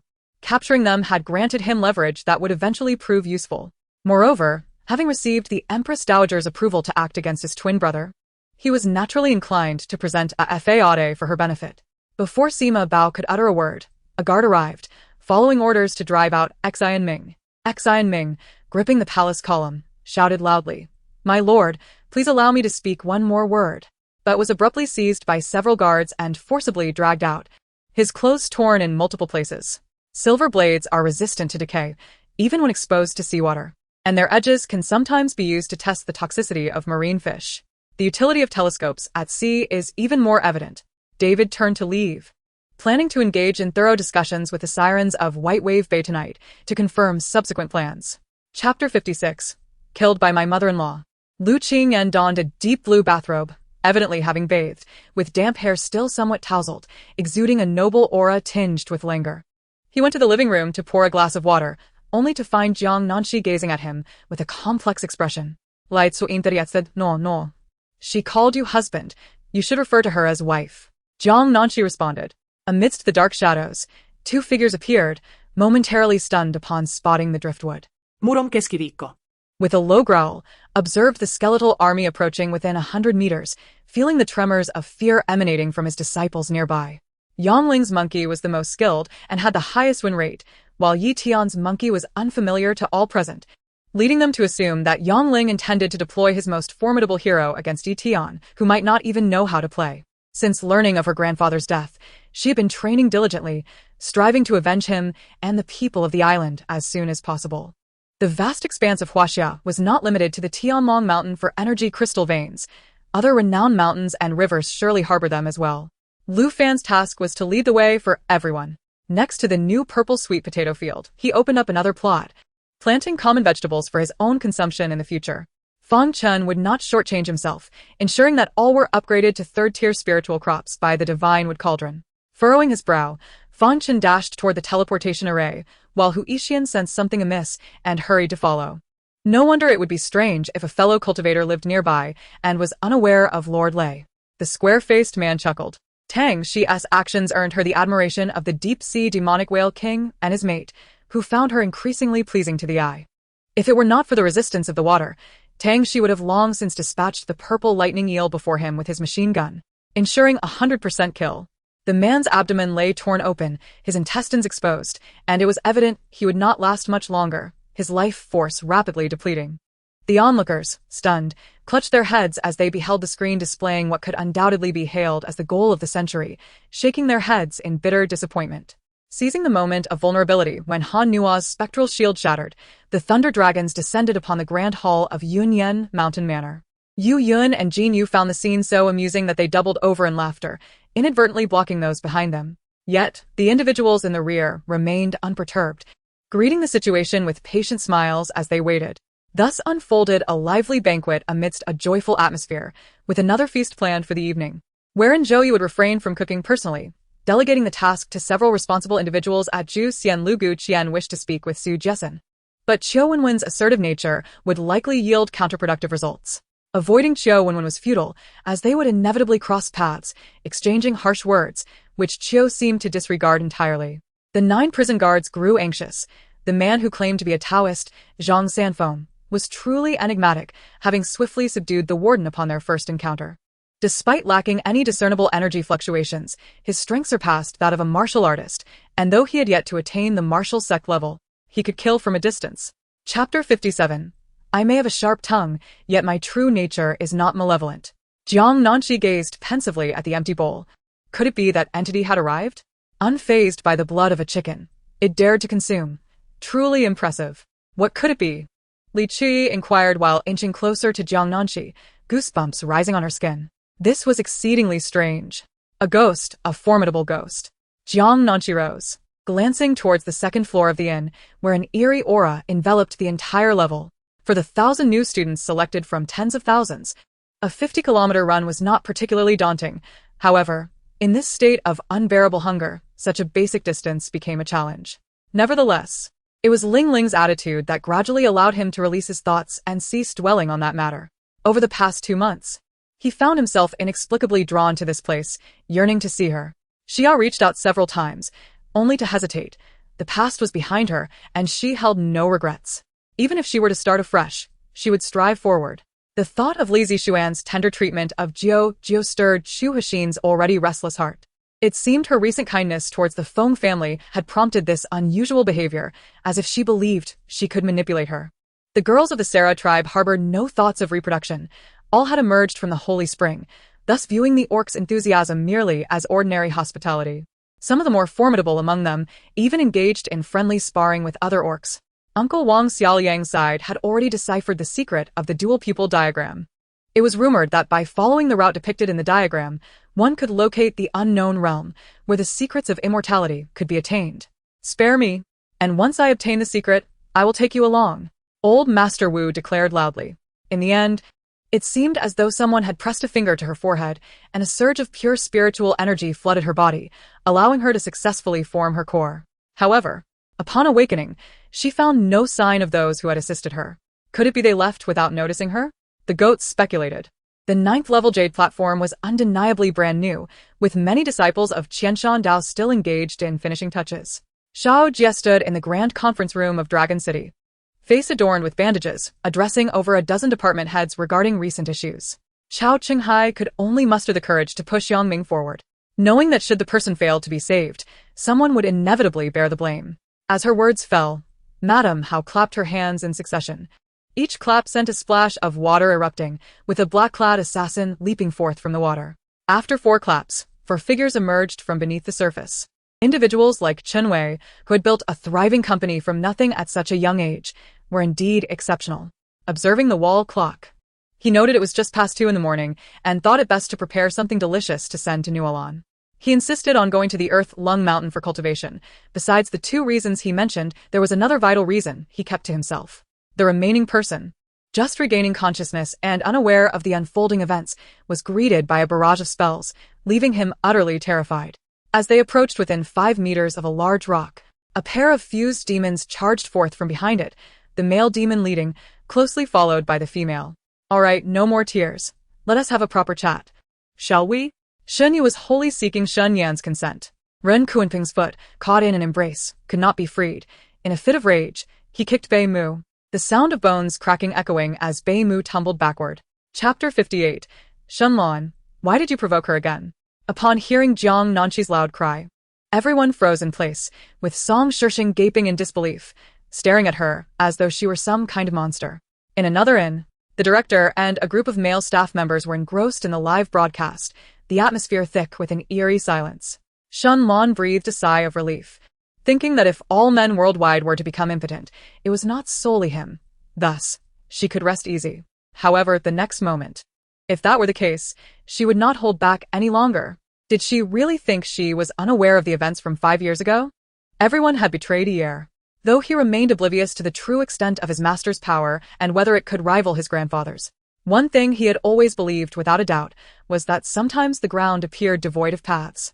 Yet, upon this grassland, a broad road now lay open, unobstructed and expansive. Although it was distant, his keen eyes still caught glimpses of the remnants of a 9-star celestial pearl. The two continued to drink, their cups never empty, savoring delectable dishes across 4 or 5 plates. However, this did not hinder her from sneaking into Shirfan's room to cuddle with him at night or during midday. Conveniently, since the funds were state-provided, there was no fixed amount for rewards, so he endeavored to secure a substantial sum, ultimately acquiring 1 million in quotas. The mountain unveiled itself, exuding a distant, ancient, and powerful aura, instilling a sense of reverence in all present, leaving no room for thoughts of opposition. As he scanned the surroundings, his eyes brightened. The great skeleton had proven worthwhile, dropping 2 items, a pair of black greaves that appeared to be of exceptional quality, and a crystal. Shanyi, Take people to find the queen, and Mingxi. The first order upon entering the city was to send someone to locate Yi Zhan and her son. Inside Ling Yao Hall, a subtle fragrance wafted, pleasant yet not overpowering, lacking excessive allure, which pleased Jun Wuxia. The hall's decorations were predominantly pink. Even the bases of the white jade pillars were carved with pink lotus petals. No, she needed to exercise restraint. This was a sea beast of the out-of-body stage, while she was merely at the heart-moving stage 3 realms apart. If she indulged recklessly, it could lead to disastrous consequences.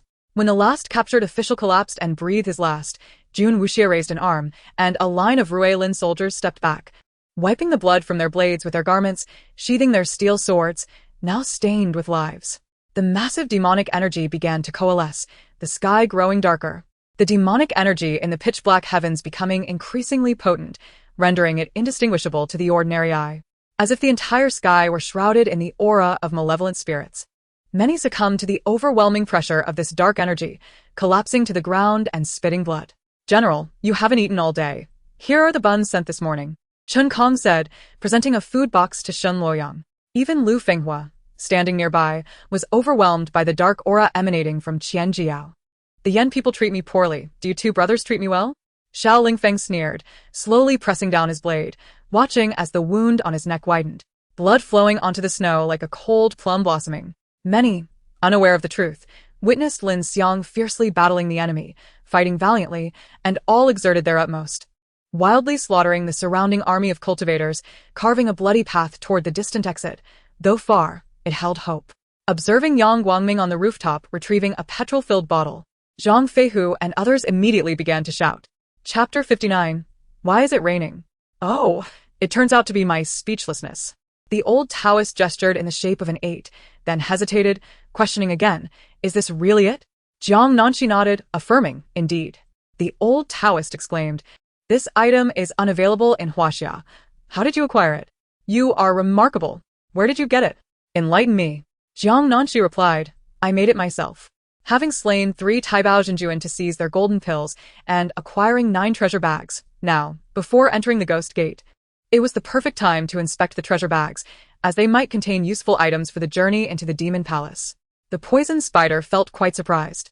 Cultivating poison attributes was exceptionally challenging, and without certain fortuitous encounters, she would never have achieved her current prowess, making her exceedingly rare in the borderlands. The embodiment of the sword master trembled in anger, yet ultimately, reason prevailed, and he remained silent. Mingren added the freshly picked wild vegetables to the simmering fish soup, the milky broth adorned with vibrant greens, a sight most tantalizing. As Shirley grew increasingly restless, he realized that Su Yenji, who originally had no connection to this matter, might now face adverse effects due to a mere phone call from him. Especially amidst the low, rumbling growls, the canine teeth of Long Zhan extended to half a foot, gleaming with a fierce golden light, instilling a sense of dread. It was akin to watching a film in a theater. The closer you were, the more immersive the experience became. This was a source of significant frustration for the Cleveland Cavaliers, as it prevented them from maintaining a consistent lead throughout the match. Realization dawned upon him, pondering whether these individuals were aware of his past life, or had come seeking trouble regarding the Xianlai Mountain Villa. What? The Special Operations Team has recaptured the Central Soviet area? This must be a joke. The communications officer of the Red Third Army Corps questioned his eyesight upon seeing the telegram. Then, they embraced those around them in unrestrained joy, celebrating their narrow escape from disaster. Although it had been a false alarm, it was enough to instill fear, and no one cared about the tremors caused by the explosion. Under the barrage of countless magical artifacts, the Xiantian Lake, plunging dozens of meters deep, seemed struck by numerous missiles, sending torrents of water soaring into the sky. Afterward, Li Kuafu patted Su Ruoshui's firm, elongated thigh twice before withdrawing his hand to continue driving. After all, radar was not an offensive weapon, and its security was the responsibility of their own soldiers, posing no substantial threat to their nation, especially since these radars targeted outer space, having no bearing on national security. If fostering good relations with China was possible through this, then let them build. Chapter 60. Come serve me, and I'll give you 300 a month. Ah. What is this? A sudden scream erupted in the living room. Hadn't they just been watching a foreign horror film? Why was there an ancient figure on the television? That's not a person, good heavens. He*s floating, his feet aren't touching the ground. Everyone gasped in shock. Song Shirshing leaped from the sofa and dashed behind it, joining the others in fear. In the blink of an eye, the blazing sun faded, dark clouds gathered, and distant thunder heralded an impending storm. The interior of the tower spiraled upward to its peak, with the central area housing an energy tower. Most military towers of the Human Alliance adopted this internal structure. Oding, not daring to offend, cast a greedy glance at Tom, who was devouring his meal. A clear, cold voice drifted over, and both turned to see Li Sweki descending from her bed, walking toward them. With a swift motion, a white figure, seemingly resolute, decisively slipped through the final gap. Yuan Ji likely had procured the information and clearly understood that Meng Qi was heading in this direction, prompting the pursuit. Zhang Jiaoliang, intoxicated, savored the scene before him. It was undoubtedly a tempting feast, reminiscent of Song Tongtong's remarkably similar physique, further heightening his excitement. Moments later, sensing the movement of the demon lord and the creator god toward him, he relinquished his vision, briefly using his power to restore his internal organs, preparing to confront the impending threat. The innkeeper subtly twitched at the corner of his eye, realizing the rumors were indeed true. This highborn was a miser. To deal with Yang Laolu, the hired thugs at their inn would be more than sufficient. There was no need for this highborn to intervene. Was it an illusion? De La thought the window had been blown open by the wind, waking her, so she turned and got out of bed to close it. It had been a long time since she had enjoyed such leisure, ever since Mu Ziyun chose to transform, and after entering the Qingshan Peak Warrior camp. She had not experienced such a lifestyle. Some disciples, utterly exhausted, rested on the steps, while others persevered, gritting their teeth and standing up to continue climbing. And some began meditating to restore their spiritual energy. Watching Yu Qian, who slowly entered the sedan and departed, Lu Zhen exhaled a deep breath. Yet, he harbored deeper concerns unspoken. This year was the 7th of Jing Tai, and in his memory, it was the year that witnessed the coup that altered the course of Ming dynasty history. Wang Didao glanced back at the crowd, gritted his teeth, and followed suit. Although his actions today would lead to ruin, he still chose to trust Yun Chen.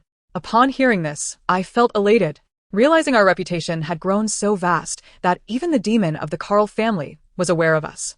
Zhang Ming broke the silence first. The situation before him was something he had never considered, shockingly sudden and bizarre. Achieving such cultivation at merely 20 was unprecedented in the spirit realm, prompting him to contemplate the celestial realm. The kingdom of 10,000 demons was vast, its myriad styles starkly differing from humanity, characterized by few cities amidst sprawling mountains, lakes, and rivers. Chapter 61. I am a senior exorcist of the West Kowloon Makabaka group. Ah. Help! Everyone was hurled to the ground by a powerful ghostly energy as the male ghost, arms outstretched like a massive bat, charged at Jiang Nanxi. Yet, Jiang Nanxi swiftly evaded. Observing her escape, the male ghost smirked, and a thread of crimson ghostly power emanated from him, coiling toward Jiang Nanxi. Her body was ensnared tightly. Fuyan opened the pocket of Zhang Zhengyu placed on the stone table and beheld its contents, a familiar shape that he instantly recognized. What? Are you unwilling to depart? Butler Qiao smirked, his eyes gleaming as he gazed at the 10 individuals.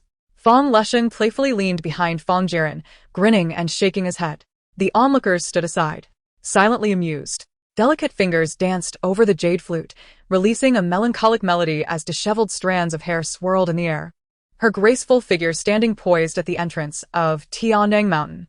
Lu Ling, a shadow in the backyard, moved with relentless speed, surpassing his own limits time and again, the howling winds whispering in his ears, a testament to his extraordinary velocity. Instantly, as if inciting public outrage, the injured were engulfed in fury, while Lin Ying chose silence, bidding farewell to the crowd. You are indeed a lazy person with lazy fortunes. The Queen Mother playfully tapped Wang Shi's forehead, as Wang Father called them to partake in the meal he had prepared. The thick darkness swiftly swallowed the group, as they descended through the underground passage at a slant. We pay our respects to the prince. They collectively inhaled deeply before kneeling before Lin Feng. The purity of spiritual energy is most desirable. This principle equally applies to the flying sword treasures. The more one strives for comprehensiveness, the more they end up with a hodgepodge, lacking distinct merits. This was a conclusion drawn by Yang Chen after witnessing Li Cheng's performance during his worldly trials. Meanwhile, the International Alliance of 11 nations was strategizing to form 2 colossal joint fleets to assault the Royal Navy of the Chinese Empire, aiming to seize maritime supremacy. However, this plan remained under discussion, and thus, the naval vessels of the Ottoman Empire had yet to be summoned by the unified command. Old 7. I pledge to you that in our final contest, regardless of the victor, we shall spare each other's life and then ascend to kingship. What say you? The eldest prince declared.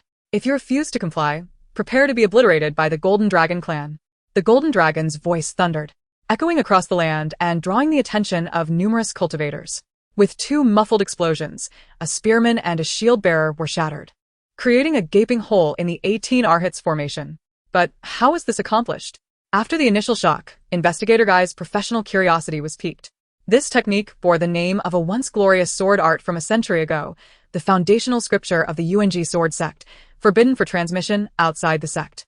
However, following the calamity that befell the UNG sword sect, after their stronghold was breached by formidable enemies, this unparalleled sword art faded into obscurity.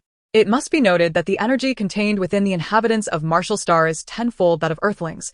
A Martial Star inhabitant equates to 1,000 units of energy, and those with powerful martial arts cultivation possess even more. Chapter 62. It turns out even male ghosts wear red shorts. Cough, cough, cough.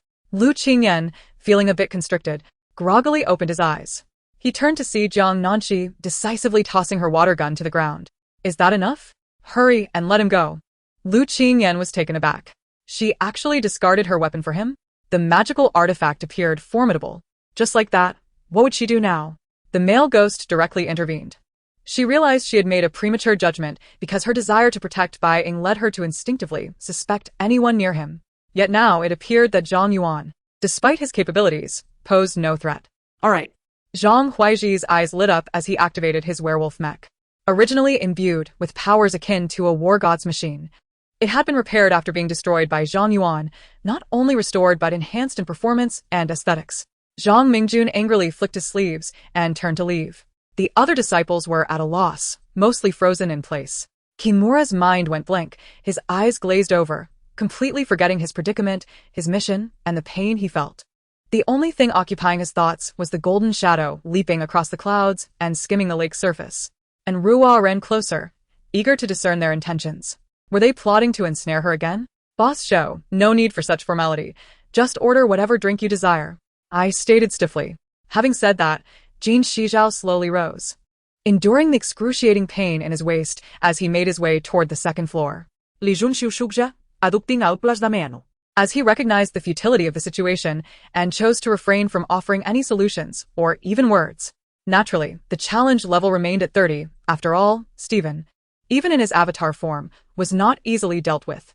The avatar of the mimicry technique differs from that of a deity, lacking the immense power and divine essence, making it almost inconsequential if defeated. Observing the somber expression of Lung Xuanqing, Lin Xiao suddenly regained her enthusiasm, propping her chin and continuing to chatter. In terms of legendary status, the nameless sword god of that day surpassed even the inaugural sect leader of the holy sect. Only by locating the 8th princess could the great serpent manifest in its complete form and bring despair to Japan. The demon cultivator's heart roared upon meeting Lin Xiao's gaze. He immediately fell silent, lowering his head in submission. She had never forgotten her master's kindness, yet this enmity was theirs alone, not to be interfered with by outsiders. She was aware of Yan Kai's breakthrough to the Void Realm. On that day, Li Meng had taken Yan Kai to the eastern frontier, where the rampant spiritual tide had been thoroughly absorbed by Yan Kai's breakthrough, leaving it sluggish and stagnant for weeks, as if deeply wounded by that consumption. Chapter 63. I didn't touch your abs, don't wrongfully accuse me. Jiang Nanxi stripped the human skin doll naked and bound it to a pillar, then began to mercilessly flick its little bird with a rubber band. Snap, snap, snap. Ah! The male ghost's screams echoed as he attempted to intervene, but each time he approached, Jiang Nanxi would relentlessly flick the little bird, causing him to tremble and roll on the ground in agony. Stop. You have to stop. But it was too late. The instant Five Eyes bit into the skin of the soup dumpling, a scalding broth erupted forth, causing him to wail in distress. Yet upon truly experiencing the scent of Hong Kong, one would discover a stark contrast between weekends and weekdays. Confronted with the reporter's myriad speculations, Xiao Yaosha announced a statement at the airport. They were the 3 direct disciples of the Moonless Fairy from the Tianyin Peak of the Jingyi sect. The soul of music can both attack and soothe. The Moonless Fairy is particularly adept at the latter, with rumors stating that her melodies can dispel inner demons. Wei Tong, determined to provide a surprise for He Jing, tirelessly mingled among the artisans. However, given the abrupt expulsion, Alisara had no choice but to shake her head and depart. Ashu expelled a leg bone resembling a cane from his mouth, which slowly drifted through the water toward Yang Xiao. Now, shall we move aside? Though his inquiry was softly spoken with a smile, it brimmed with malice. At this moment, not only was the Sword Mountain Manor in such a state, but all 6 major factions were similarly mobilizing their disciples toward the capital. For this reason, I could not sleep at night, contemplating for long. I believe it is time to announce to the world to hold a grand national martial arts competition, allowing military warriors, righteous heroes, and officialskin, as well as Han Dynasty relatives to partake in this grand event and to rebuild the Feather Forest. If not for this, Sun Shuang and Huang Wan would not have specifically come to warn him in the morning. Seeing that Imo Jun had said such things, Sun Yuzhan could only reluctantly agree. Sitting in the car all day truly made him feel as if his bones were about to crumble. Since rest was necessary, he might as well take a good night's rest. Cultivation is classified into levels: Qi Si, Cave Abode, Divine Sea, Earth Immortal. And the people of this world regard this hierarchy as a truth. Before the world was controlled by Jiangmu, all energies seemed trivial, losing their terror. The roaring waves ceased their tumult, and the turbulent waters returned to tranquility. Before long, the entire ocean became calm. Is severing the entanglements of fate truly the only path to the innate realm? Choosing suddenly in quit. Qian Hu, observing the luminous sphere circling endlessly, turned to the figure behind him and asked, if it were to truly gain the faith of the majority of Hong Kong Island's inhabitants, enveloping the island in divine light, then the Earth deities would find themselves in an awkward position. Reflecting on the chilling aura emitted by those individuals before, it was evident they were not benevolent. Guan Yu's heart sank slightly as he narrowed his eyes towards the direction behind him. The sun and moon are gifts from nature, generously bestowed and treated equally, without any hint of partiality. Chapter 64. The auspicious hour of marriage, head shall roll. Jiang Nanxi's gaze fell upon Lu Qingyan, noticing his fair skin, well-defined muscles, and near-perfect physique with broad shoulders and a narrow waist, especially his slender waist and solid 8-pack abs, which left her in a state of shock.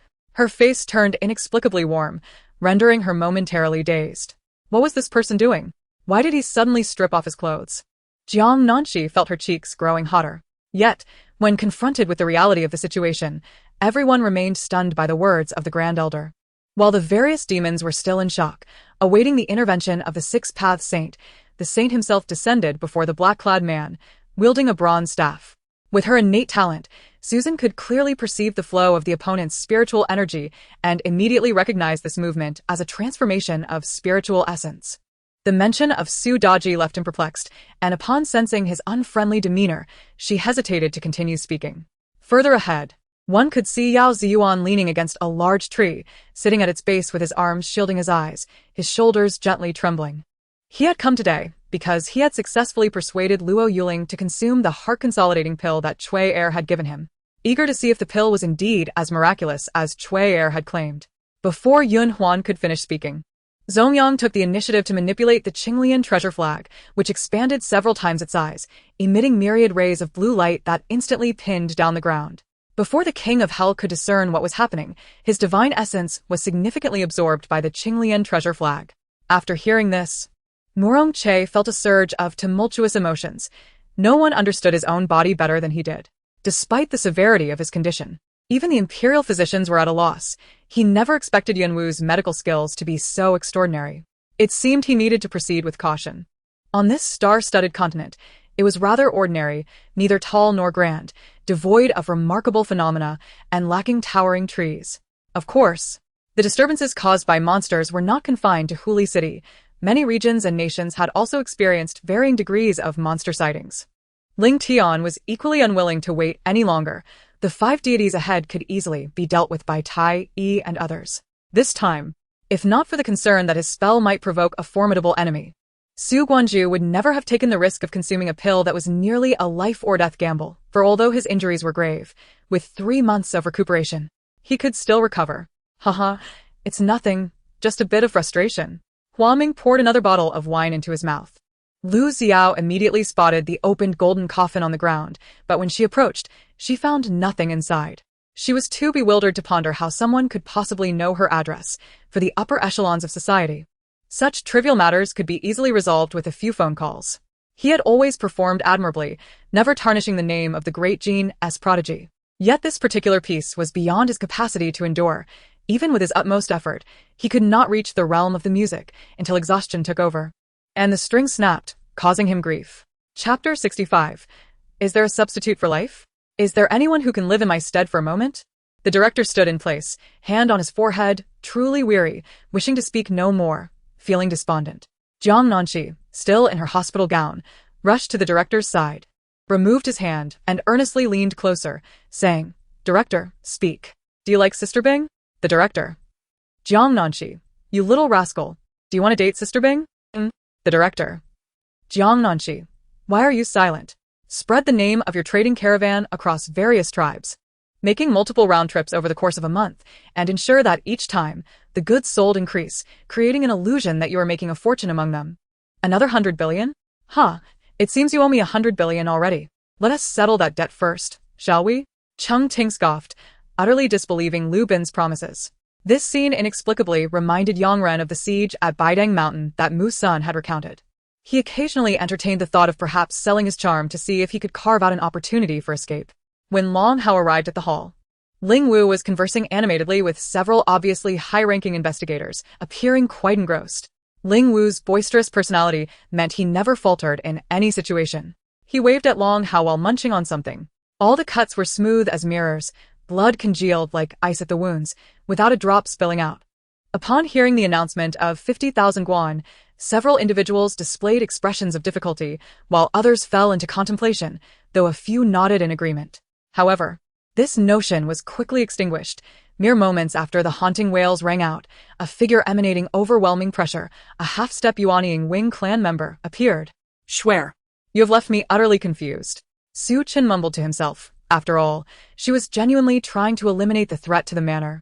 How had her words made it seem as though this benefactor was plotting some scheme? He recalled asking Long Hao for his thoughts on the attack at the pasture. Long Hao had merely given him a baffled glance, indicating he would not be attending the funeral the next day.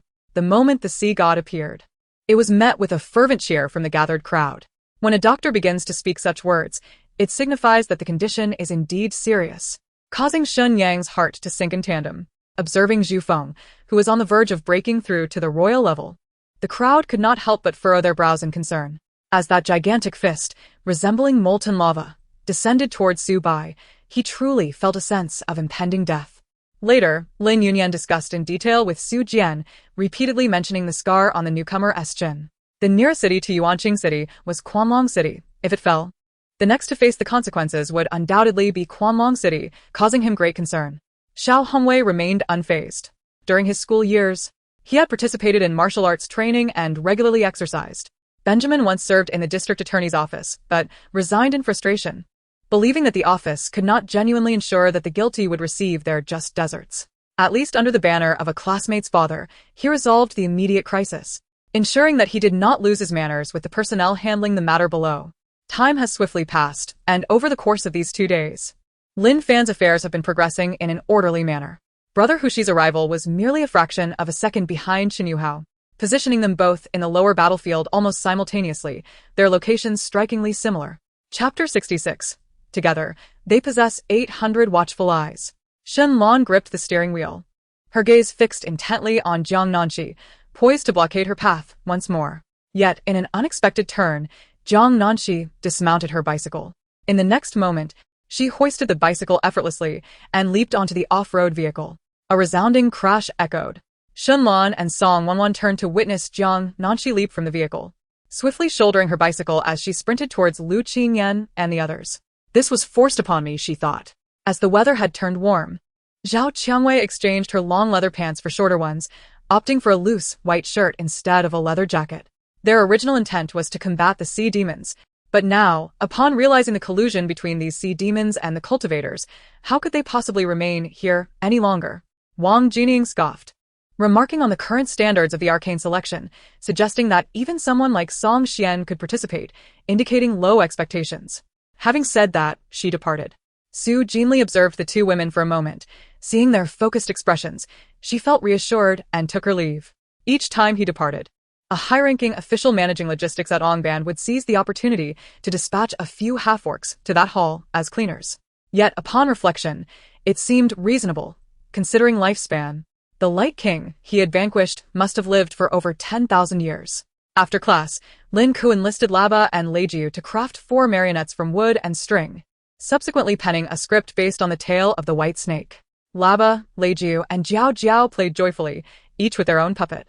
Under Yi Yun's subtle cue, Bailey Shirhan belatedly noticed the Empress still seated above, realizing she had been somewhat unruly and quickly lowered her gaze, showing proper respect. As it prepared to converse with He Wuhan, Qinglong, and Xuanwu, Shizuan and several elders encircled it, showering it with eager praise. Unbeknownst to anyone, the ostensibly resplendent master brother Feng Tianyu of the Tianma Peak bore immense pressure during this visit to the Black Blood Auction House. As his words resonated, Lu Guthyuan gripped his dark golden longsword, exuding an overwhelming aura of vitality. Meanwhile, He Wuhan sensed the black celestial seal on his arm pulsating with dark purple light. However, merely clinging to Wu Zetian's favor was insufficient.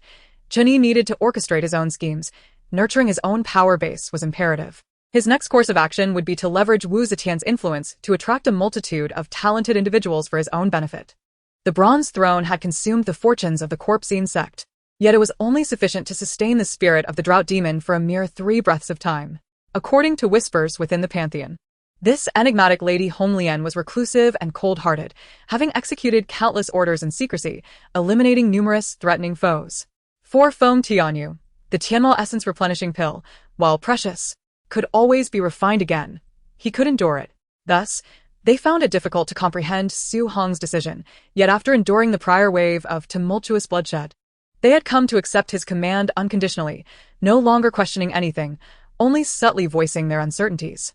Upon receiving urgent missives from Wu Liang, Wu Shi was consumed by anxiety.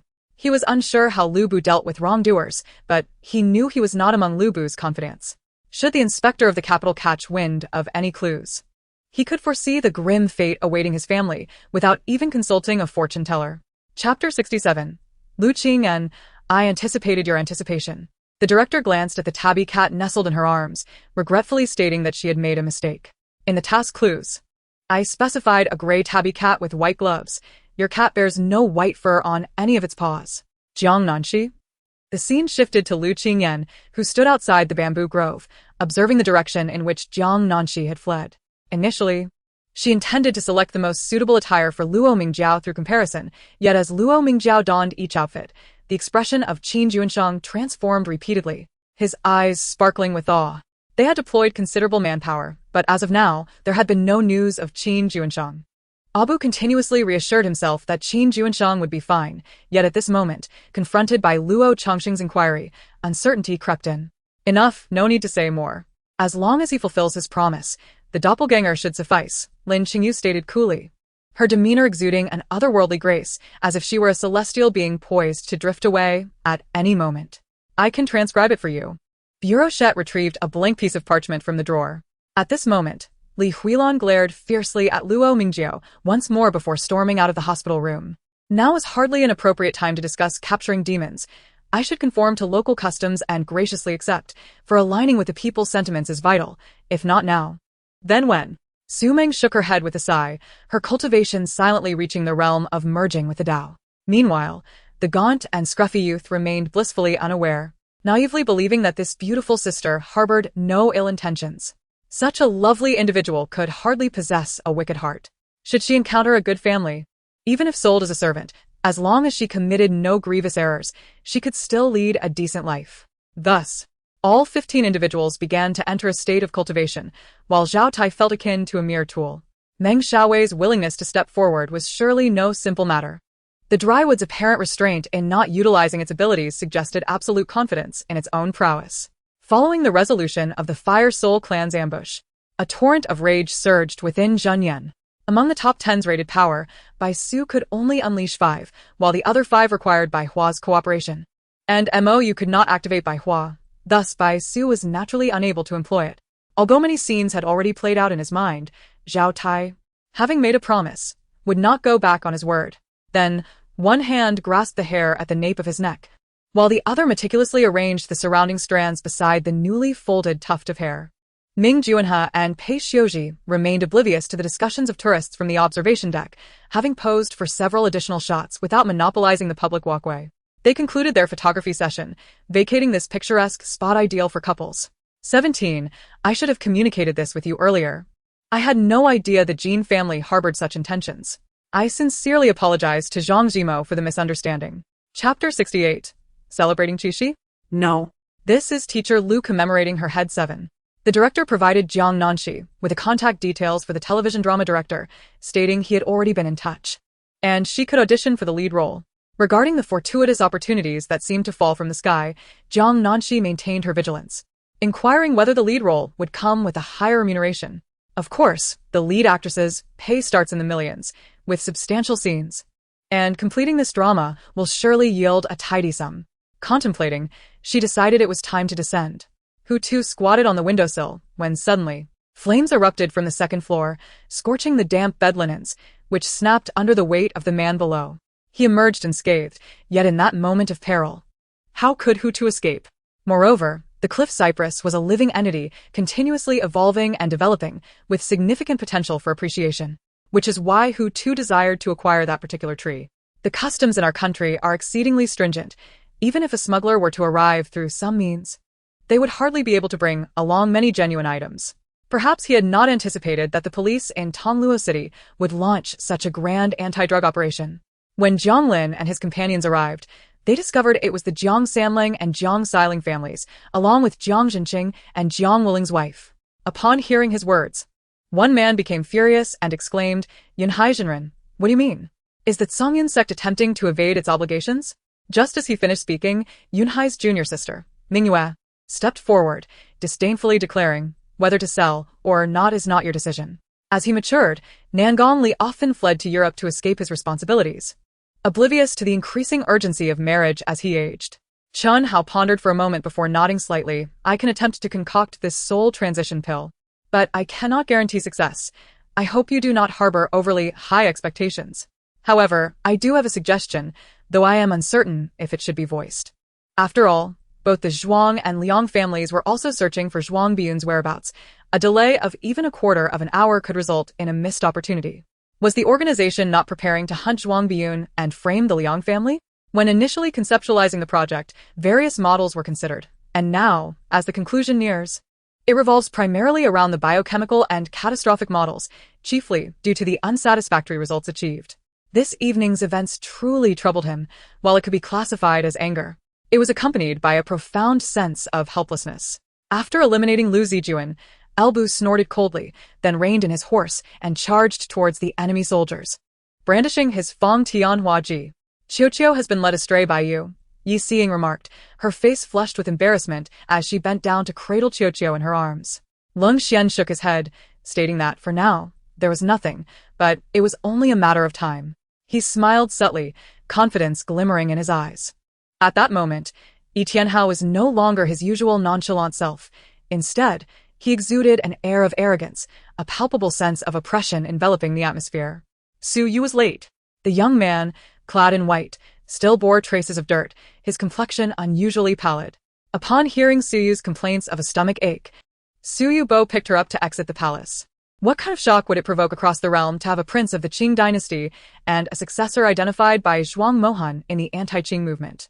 What advantages and dangers would this bring to northern Qi? Chapter 69. A thunderous sound echoed through the sky as the old servant made a dramatic entrance. Jiang Nanxi headed straight for the director. Upon entering, she found the newly cast female lead perched on the director's lap, feeding him fruit. Jiang Nanxi frowned and said, "Director Zheng, I auditioned for the role. Was it not agreed that I would play the lead?" Director Zheng glanced at her with impatience. "You, a newcomer, aspire to play the lead? The sun has yet to set. Do not dream." His initial agreement had merely been to give Director Xue a favor. "Then grant me a scene." Hearing Wu Lei's reminder, the auctioneer promptly nodded, and after 3 inquiries, he brought down the gavel with a resounding thud. A large shell, roughly the size of a person, washed ashore, having lost much of its vitality and now vulnerable to human exploitation. The scent of war had become overwhelmingly palpable. Even the typically languid Mo Fei felt the tension as he began to cultivate in a secluded spot, optimizing his state. Mo Fei extended his arm, encircling Shiyu's slender waist. The girl possessed an aura of cool elegance, her gaze too intense for most to meet, thus sparing them considerable trouble along the way.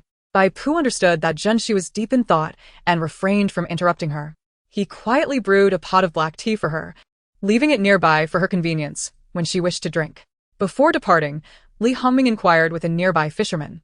Learning that the island of Yamatai was notorious for its treacherous waters, where storms and lightning were commonplace, and that 9 out of 10 ships bound for it often capsized. Mo Fei glanced at the mottled stone tablet, his expression a mix of nostalgia and surprise, realizing that it bore a connection to him. The Du family was under house arrest, making it impossible for them to prepare in advance. Had no one whispered in her ear, she would not have immediately pointed fingers at Qiu Lan upon her release.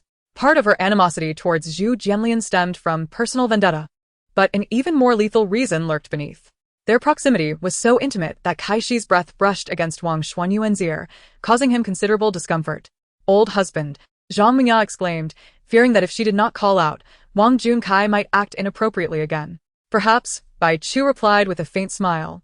As her half-armored form gradually transformed into full armor, her strength surging to a new level. With a single stroke, she directly suppressed the Demon Emperor. The elder's condition was reported to his private physician, Dr. Li, who was incensed. The elder was currently confined. The king of Ghostfire, in a fit of rage, erupted in flames, igniting the flame's soul staff, which blazed fiercely as he swung it down upon Shimin Wuyo. "You," Qin Shiyun shot a glare at this insatiable fellow. thinking to herself that he merely wished for her to remember his kindness.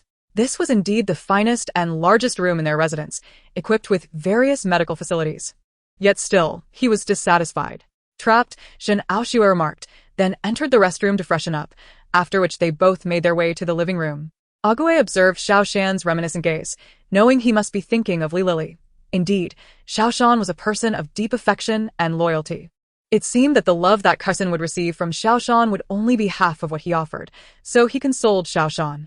Level 1 of the monster rating costs 100 feather coins, level 2 200, and so forth.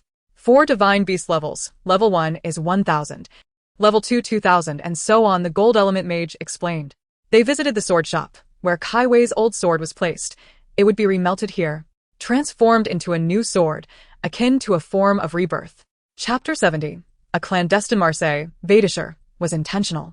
Lu Qingyan wrapped her arms around her waist, leaning down to whisper in her ear, "Why didn't you tell me when your role was stolen?" "Why should I tell you?" "So I could have a laugh during my boredom." Jiang Nanxi's lips twitched as she pulled away his hand and gave him the finger. "Get lost." The cool nobleman gazed at her, his eyes sparkling with amusement, his smile alluringly mischievous, instilling in him a sense of wild charm. Wang Mingqi, filled with rage and humiliation, wished she could strike this Chao Ge down with a sword, rendering him a true father-in-law. Mu Yunxue pivoted, suddenly appearing before Lin Chen, flames flickering in her palm as she launched a fireball toward his chest. At that moment, Qin Fan could no longer endure. He transformed into a beast and pounced, swallowing the antidote that Dong Wanru possessed. "I understand your loyalty to each other, but the information we have now indicates that we have yet to find them, including over 100 casualties with no trace of them." What does this imply? "It suggests that they may still be alive, do you understand?" Long Ye paused, returning to his seat with a clang. He likely witnessed Shimin Kuang's performance today, especially how he managed to match Lin Kuang's skills. "If you wish to earn more, you must perform well. This is merely a probationary period, and once you are confirmed, the salary will assuredly satisfy you. The 5th classroom exists, yet for many years, it has never admitted students." Bai Shan and Tiu emerged, receiving an invitation from the emissary of the future academy. Although Mo Fan could also concoct pills, he did not wish to waste time on them. The cultivators of Tsangzhou seemed oblivious to the treasures left behind. Such a large shard of the cold ice soul was conveniently mine. Joy coursed through Jian Yi as he raised his hand and threw a magical artifact, striking the iceberg directly. If not in urgent need, it would be best not to sell the materials from the stone painting, as their necessity has reached an unparalleled level. "Is it truly Brahma?" Feng Wu could not help but exclaim softly. While supporting her mother Yuling, she and Feng Yujing moved towards the cave wall. "Honey, where are we going?" asked Selong, who was seated in the Eek vehicle, noticing it had entered Beverly Hills. Jack did not shoot Alonzo, clutching a bag of money. He remarked, "This will be your only evidence," before turning to leave. That giant who had endured countless blows without retaliating, beyond his incredible strength and resilience. Could he possess other secrets? Was he also an otherworldly being? Han Manyu inquired in rapid succession. At this point, Sun Jian finally revealed a trace of distress, causing Chao Chao to involuntarily twitch at the corner of his eye. The sharp strike of a mantis blade swept horizontally, its power slicing through space, instantly descending upon Lin Feng. With a roar, a heavy blow struck Eek's back, eliciting a wave of nausea and chest tightness, causing him to collapse to the ground. Typically, when Tu Hua merely uttered a sound, it indicated her impatience, yet she still managed to temper her emotions. This suggests that the relationship between the two sisters can hardly be described as poor. It is more akin to that of adversaries. Chapter 71. May I stay at your house? Even as a cockroach. Lu Qingyan subsequently shared a photo of a 500 square meter villa in the suburbs of the capital, lounging beside an infinity pool under the sun. Lu Qingyan, at home. Jiang Nanxi, is this your house? Lu Qingyan, one of my homes. Jiang Nanxi, can I live in your house, even if as a cockroach? Lu Qingyan politely declined. Jiang Nanxi, you could pretend to keep me. The following evening, as night fell and the lights illuminated, Wang Zitian arrived early at the New Era Square, carrying his wooden guitar. Yet before he could react, he saw Zhang Yuhang casually take a long knife from the hands of a sentinel, slowly approaching him. Why didn't you bring your Luoyang shovel or a flashlight? Wu Xia looked at the hefty man with some disdain, beginning to tidy up himself. This rabbit meat was not ordinary. It came from a rather old soft-boned rabbit, prepared through a special cooking method that preserved its flavor while aiding the cultivation of soul masters. After exchanging a few words, the two parted ways, with Chun Tianxing activating his perception search. The four great families were represented as golden light points, and the golden attributes in the City of Magic had become quite scarce. Within the hot spring villa, the air was filled with exclamations of excitement, many individuals weeping with gratitude for their survival while celebrating their triumph.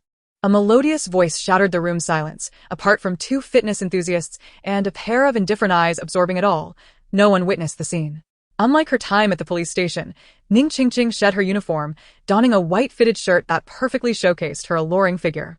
Even Lin Yuming and Li Jingjing, upon hearing the wailing from the hillside, stood up curiously to see what had transpired.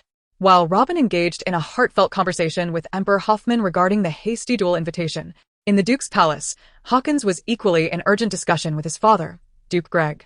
He was uncertain how the wooden cattle and horses were detonated. Perhaps they concealed assassins within, or perhaps they were triggered by talismans, but undoubtedly, they would explode as the scorpion-tailed tiger approached. All demons caught in the sweep trembled in fear, as if being targeted by a predator. This hesitation was not due to a lack of faith in Wang Ji, but rather an excess of confidence. Her uncertainty stemmed from her recognition of his potential. As he seemed to slow his movements. When the divine electricity reached the tip of the divine spear, he suddenly released his grip, using his arms as the weapon. The 9 absolute overlord spear was unleashed rapidly, sending forth a flurry of spear shadows that surged towards the silver dragon with fierce intensity. While delivering these words, Beavis DuPont was emotionally stirred, realizing that Robin's actions might jeopardize everything he had secured, deeming Robin's idea utterly disastrous. To unexpectedly rescue a mechanical expert skilled in vehicle operation was a delightful surprise, particularly since the pioneer lacked a driver. What was Lord Norritz's unfinished experiment? Lin Wei inquired, furrowing his brow at Norritz. You all should go. Be cautious on the road and take care of her for me, called out Holton from behind. Chapter 72. So preoccupied with work, I forgot to hang myself. Ho Xiao couldn't help but remark, didn't I tell you not to eat that self-heating rice? The oil and rice used are of such poor quality that they could be carcinogenic. Stop eating that. Hurry and buy some nutritious food. At worst, just take some vegetables and meat into the rainforest and cook for yourself. Jiang Nanxi replied, so what? I am already a corpse. Didn't you notice that from the moment you first laid eyes on me, a faint aura of death surrounded me? If you dare, I will kill you right now. Before he could finish, Zheng Shichen glared at him angrily, lunging toward the opposite sofa, poised to grasp Zheng Chenhong's throat. Whenever the topic of parting arose, Sakurai Yayoi would deliberately interrupt to discuss something else, as Lu Shu had not yet formally announced his departure. Regardless, he always felt the need to compare himself with his older brother, and no matter how he compared, he always believed his brother received more care. Although Jean Rouet had already informed Bai Zhangji of these matters, when confronted with the reality of the situation, Xiao Zihan still lacked the courage to face Bai Zhangji, as her deep feelings for him made her acutely fearful of his perception. Dreading even the slightest hint of disdain or aversion in his gaze, she averted her eyes. If a dream is sufficiently vivid, it may become indistinguishable from reality for those within it. Yungo, from behind, performed a fist salute to Wu Er, feeling grateful. He had never contemplated the business of dried fruits, but he did not know how to make them and would need to seek out a skilled master to learn. Lu Shu was astonished for a long while. Could the slaves here truly speak so boldly? Was his understanding of this world still insufficient? Fortunately, Ian, who had not mastered the 13 swords of returning essence well, only displaying a fraction of their potential, had a person of great skill executed this technique. Not even 1,000 Yushan combined would withstand a single move. Already accustomed to the queues for meals and shopping, Carl had yet to realize the food cart was surrounded, each scribe tiptoeing and stretching out their hands, resembling ducks fighting for food, creating a cacophony. Although the transformation was shocking, Zhang Xiao suppressed his thoughts, beginning to comprehend the threads of law power that flowed to him. As he absorbed these laws, behind him, 2 purple-black lights twisted together to form a pair of luminous wings that gently fluttered. Yi Miao felt a heaviness in her heart at the impending cold wave. Glancing at Song Hehua with anticipation, after an indeterminate amount of time, a whirlpool suddenly appeared, from which Xia Wuyo emerged. With Yi Miao's voice breaking through, many passers-by and vendors at the intersection turned their attention to her. A few disciples of the Yi clan bravely attempted to ascend the sword cliff, but as they reached halfway up, they cried out in agony, tumbling down in disarray. For those at the bottom, one often had to admit that, compared to hard work, the assistance of the affluent was far more crucial. Choosing a progeny with great abundance was certainly unwise, as it would entail a penchant for chess. And Gu Feng was not seeking to be a gunner in the simulator. Thus, the Lu family of Lu village took in the Wong family who had fallen upon hard times. From that moment on, the Wong family settled in Lighthearted. Wong Ting. Feeling aggrieved, ran to the door in tears, colliding with Wang Jun and Wang Bing, and hurried towards her residence in the West Wing. Regarding Xia Wuyo's denial, Du Guiyun chose to remain silent. His temperament dictated such restraint, and furthermore, the two were one and the same. To continue boasting would seem akin to self-promotion. Mrs. Gong trembled in fear at her voice, while Yen Sun approached with a cup of water. Instinctively, she sought refuge in his embrace, her eyes filled with trepidation and vigilance towards everyone present. Chapter 73. Being a mistress invites punishment. Being foolish is just right. Ha ha, what a dreadful workplace. With so many troublesome individuals around, am I to be one of them? I refuse to work. I can't even read. Ha ha ha. Jiang Nanxi stood atop the table, flailing her arms, trampling the map beneath her feet, writhing like a dark worm. What are you doing? How could you ruin the map? If you destroy it, how shall we chart our hiking route? Ho Xiao's expression changed drastically as he rushed over to intervene. In a daze, Sa Bei seemed to find himself on a vast prairie, the wind howling fiercely, leaving him chilled to the bone. I already know what to do, Xia Ling stated with undeniable confidence, still smiling. What? You are the first generation of moon thieves? The invincible leader who forcibly kissed angels? Wang Etian exclaimed incredulously, his eyes wide. This old man is indeed the legendary patriarch, the first moon thief? Ah Dong, what are you thinking? At this moment, I could no longer contain my interjection. Outside, onlookers were both astonished and terrified, as they had already sent someone to fetch Lord Ho. In just a short time, they were left wondering when their reinforcements would arrive. Upon entering, he found the space rather modest. Aside from numerous ice blocks, there lay 5 corpses. The low temperature prevented any foul odor from the decaying bodies. Gazing at the fist barely 2 centimeters from his eye socket, Wudong Taro's legs trembled, a wave of foul odor emanating from his groin as he was so frightened that he lost control. Zhang Li's words left everyone in stunned silence. Although his idea was somewhat insane, if it were to hold true, then Lin Ran would indeed be terrifying. Did she aspire to become the local tyrant of Nanjing? Hearing Qingsong Daoren's words, everyone fell silent, including He Lin, who had been weeping inconsolably, now fixated on Genie. Lu Ju raised his head to gaze at the darkened sky, reminiscent of his life over the past 7 years since entering the capital. Had it not been for the noble rescue, he might have perished in Dongzhou's main city 7 years ago. How could he stand here now? 2. Upon hearing Qingyu's words, Jie Er laughed until her stomach hurt. Qingjin joined in the laughter, while Qingfeng secretly admired Jie Er's cleverness. The first match featured the 2 drawn to number 1, the Fire Fist boy, named AIC, and the Yinyang boy, named Chengnua. As they stepped onto the arena, they exchanged names, and the battle was imminent. Believe in Qiu Xian's words, it will be fine, Rong Yu suddenly said. She was well aware of Qiu Xian's capabilities and was eager to see if he had made progress over the past 2 years. Caught among equally skilled competitors in a will battle, Shi Lei felt exceedingly anxious, questioning why he was placed in this group. In the moment the imperial physician hesitated, Zihan shot 5 silver needles into the emperor's body, yet he remained unresponsive. You are even more beautiful, remarked Rong Xiaoqing, his tone utterly natural and devoid of any insincerity. Very well, considering your attitudes are relatively sincere, I shall share the information with you, Zhang Yanran declared with pride. Chapter 74. Even ignorance is a form of intelligence, so what? Jiang Nanxi pondered for a moment. This request seemed simple enough, as the outdoor survival challenge was to be completed as a team. During the journey through the rainforest, the guests needed to act together. She could not diverge from the group to accomplish it alone. All right, Jiang Nanxi agreed. However, you are rather cunning. You must transfer half the payment to me as a deposit, or else it's off. What do you mean by cunning? Shunning felt a twinge of sadness, but could only comfort her, saying, Sister, there's no need to worry. We will surely meet again. We can correspond, and besides, the time has not yet come. Zhou Yinlan forced a smile, lowering her head in silence. Lin Shixiang could hardly believe this was Han Sanpao. The day he met him, he had been composed, gentle, and amiable.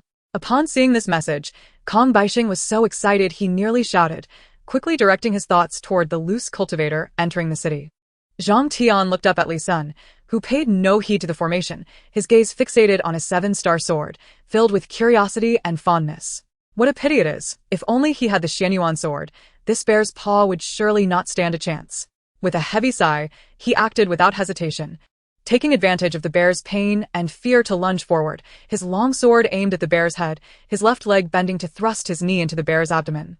The seamless series of movements forced the bear to retreat repeatedly, putting it at a disadvantage. You wretched creature. Ling Gexing seemed to lose her coherence. Unsure of what to say, overwhelmed by a multitude of complex emotions, she turned and left the martial fire carbon star. With a sharp slap to the back of Kusa's hand, her nails cut into his skin, sending his weapon flying. She supported herself with her hands, flipping her body 180 degrees, her legs striking Kusa's shoulders, forcing him to kneel on the ground. The injured members of the Yi family had just been administered medicinal pills by Yi Lei, resulting in a significant improvement in their conditions, with some even able to rise and move. In the vast contestant area, the number of participants had dwindled from over 600 to just 72 remaining talents of the potential dragon. If this tranquility persisted, a confrontation would never occur, unless the sword formation could be moved into the city of Buzhou. Zhuge Ming's discerning eye understood that the power he revered could not be simple. It now appeared to be a tremendous joke. The might of the sacred realm exceeded his wildest imaginings. With a spear pointing forward, a purple dragon of energy surged forth, the dark spiritual force crashing through the ocean to clash with the giant fish approaching from behind. Should this treasure fall into his hands, it would become increasingly difficult to locate Ko Miao Miao in the future. It was precisely because Legux could not find a suitable opponent to defeat Yi Ying that he chose Yi Huan, believing that only he could overcome such a formidable adversary. Before he finished speaking, Han Xiao thrust out a finger, unleashing an incredibly forceful energy that shot past Li Qian's hairpin, striking a stone pillar behind him with significant impact. It was not only Feng Yifeng who was astonished by Lian Mei's appearance. Even Xiao Sheng, along with the director and screenwriter seated nearby, watched in rapt attention as Lian Mei approached them like an ethereal fairy. In the distance, Lu Dehua and Tang Zhinya, wielding prop swords, also paused to gaze at Lian Mei, who resembled a celestial being. Chapter 75 almost made Ho Xiao cry. Ho Xiao was driven nearly mad by her logic, frantically tousling his hair as he continued to shout at her, "I am not praising you." Jiang Nanxi replied, "Then what do you want? You need to rewrite it." He insisted, "But I am foolish. I only know how to write like this, Ababa. Aren't you wise? I refuse to believe you cannot write. If you cannot write 1,000 words, then at least compose 500 simply." Upon seeing 4 figures appear in the sky, the powerful figures from the O'Brien Empire and Yulan Empire, all above rank 8, were momentarily taken aback. Once they regained their senses, they promptly knelt in reverence towards the 2 figures in the sky.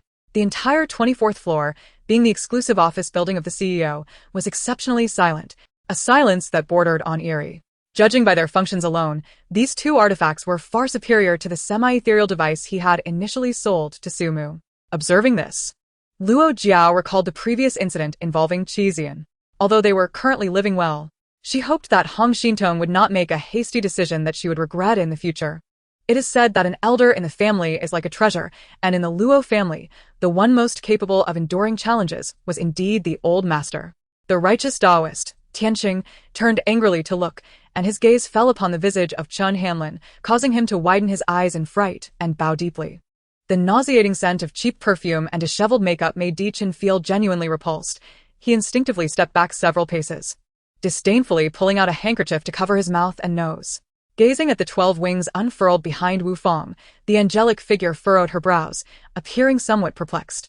Suddenly, the sound of countless icy arrows slicing through the air echoed from the sky. This time, Yang Luolan employed a wide-range attack, eager to see how Yi Feng would evade her onslaught. Soon, the sharp sounds of ice arrows striking flesh reverberated. Purchasing the demon sound was not necessarily a detrimental affair for the demon sound itself. At the very least, it could receive full financial backing. I shook my head at the old man, signaling that everything was under my control here, then turned my attention once more to the young man with a sinister expression. Mu Chinga sat cross-legged on the bed with her eyes closed, her hands forming a lotus shape on her lap. In a short while, beads of sweat began to trickle down her forehead, while her tightly shut eyelids fluttered slightly. Ji Xiang finally lost his temper, grasping Bai Jin's wrist forcefully, compelling her to meet his gaze. Due to the existence of the spirit iron creatures, the leading teacher was killed in battle.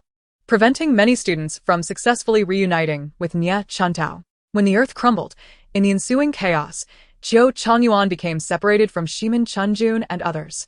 Originally accompanied by 7 to 8 students from the border area, they were all slain by the rampaging spirit iron creatures. Survival in such a place was not easy. Since the attack was launched using one's own identity, it was evident that the target was Dong Daji, specifically his moral character. Indeed, a gust of wind carrying a bloody aura swept through. Li Tian tightened his grip on the shattered star divine sword, awaiting the tempest's arrival. In the blink of an eye, the heavy primordial divine energy field had already spread over an extensive area. "Go wash your hands. We're having dinner," Modella said, handing a towel to the half-elf youth with a smile. Chapter 76. Director, could you please fry me 2 dishes? Jiang Nanxi asked. Director, you'd better keep your eyes open while sleeping tonight. Let me show you my newly ground red bean paste.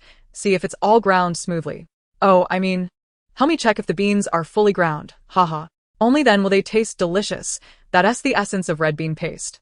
I adore red bean paste. The director couldn't help but suggest, perhaps you should take a break from chopping wood and go have something nice to eat with Li Chu, then rest in the lounge. It's quite chilly. Richard was taken aback. Before he could articulate his thoughts about Terry, Abbott had already expressed what he meant. Not wanting to sell Terry? It made sense. Abbott would not easily part with Terry, which was entirely reasonable. Indeed, as guardians of Lord Ziyuan, our duty is to remain steadfastly by his side. A guard who had not been injured remarked. Not long after, Yi Fan could distinctly sense the protease within these genetic agents spreading through each of his cells with the blood, causing his entire body to heat up, accompanied by the sensation of countless ants gnawing at him. Vander Wiel, John, I wish to purchase Gregory Vander Wiel from the Ajax youth team. Name your price. Richard anticipated being taken advantage of. He merely wanted to know the extent of the exploitation. I want everything of yours. Are you willing?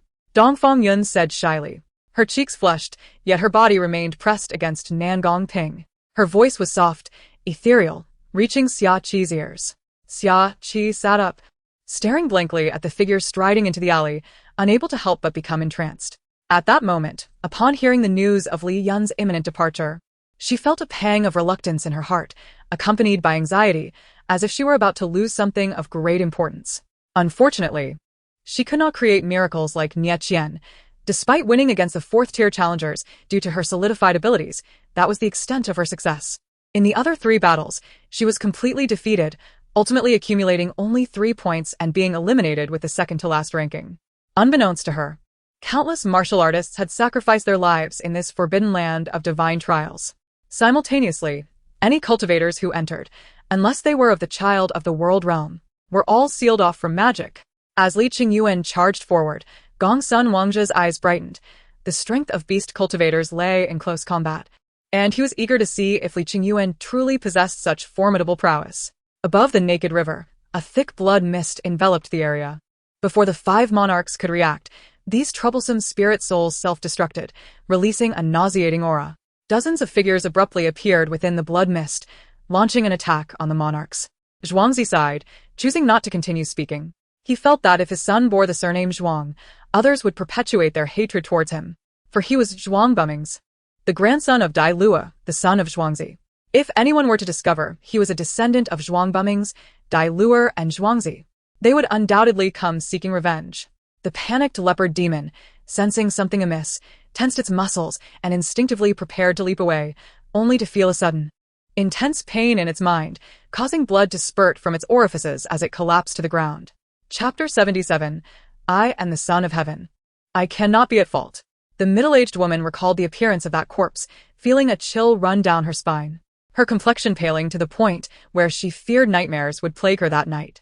What has happened to her flesh? Jiang Nanxi's voice echoed once more. I don't know who did this. It's utterly perverse to kill someone and then mutilate them. Whoever could obtain the Qing Yanin Ding, and if they could also find the Zi Yan Yang Ding, would be able to utilize them to synthesize the sacred artifact, the Fire Ding, leading to remarkable advancements in alchemy and artifact forging in the future. I clearly saw you changing your underwear and going to wash it in the water room just now. Zhao Qiu pointed at the damp, freshly washed underwear hanging on the radiator. Chen Ting's expression darkened, revealing a grave demeanor. According to rumors, the White Emperor's true form was that of a 9-tailed celestial fox, whose 9 tails transformed into celestial light, creating worlds, imprisoning all spirits, and extinguishing everything. even once trapping the primordial heavenly venerable within its celestial radiance. Chun Ting's heart trembled as he immediately associated this middle-aged man with the ancient Saint Emperor, astonished that a remnant of this great emperor's true spirit still lingered within the demon refining tower. Yes, you think we don't understand the law? If you have the ability, call the police. Wang Shuimei shouted defiantly. I privately examined your dantian and found its essence to be similar to that of the primordial energy from the origin of heaven and earth. Now that I see, it is indeed the case, Tang Jie remarked with a smile, unable to suppress his admiration for the man's intelligence. Such a person was the most terrifying.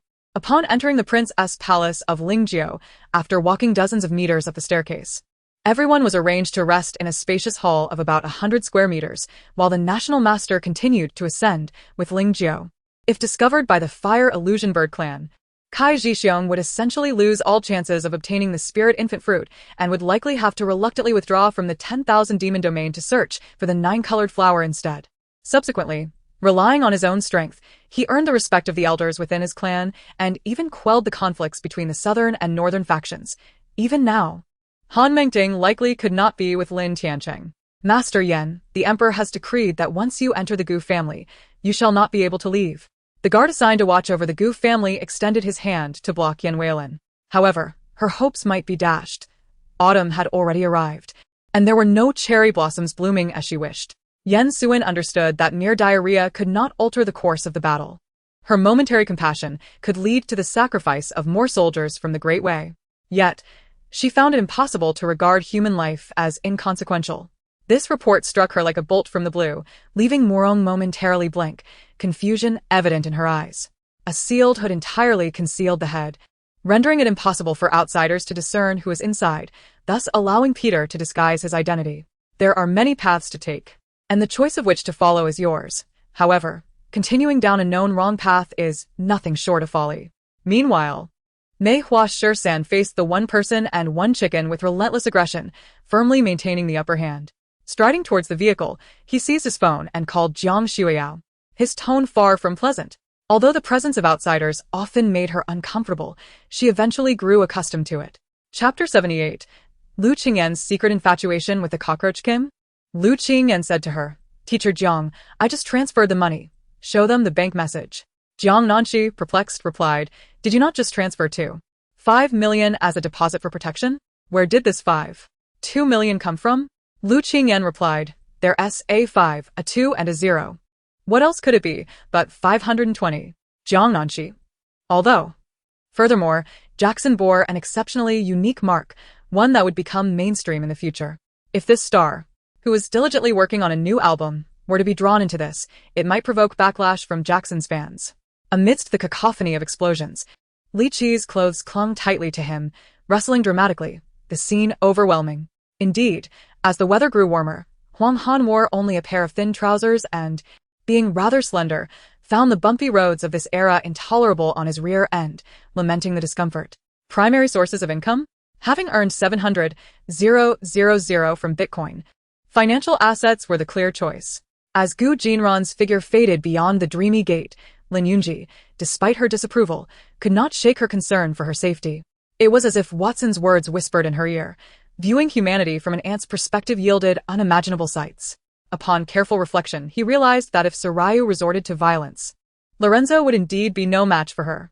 The cavalry had won 500 scouts alone, underscoring Wenren Sheng's emphasis on battlefield intelligence.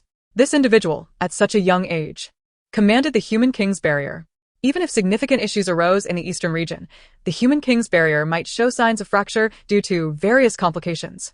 At 16, he was originally set to enter the workforce by year's end, earning a meager 30 yuan monthly as an apprentice.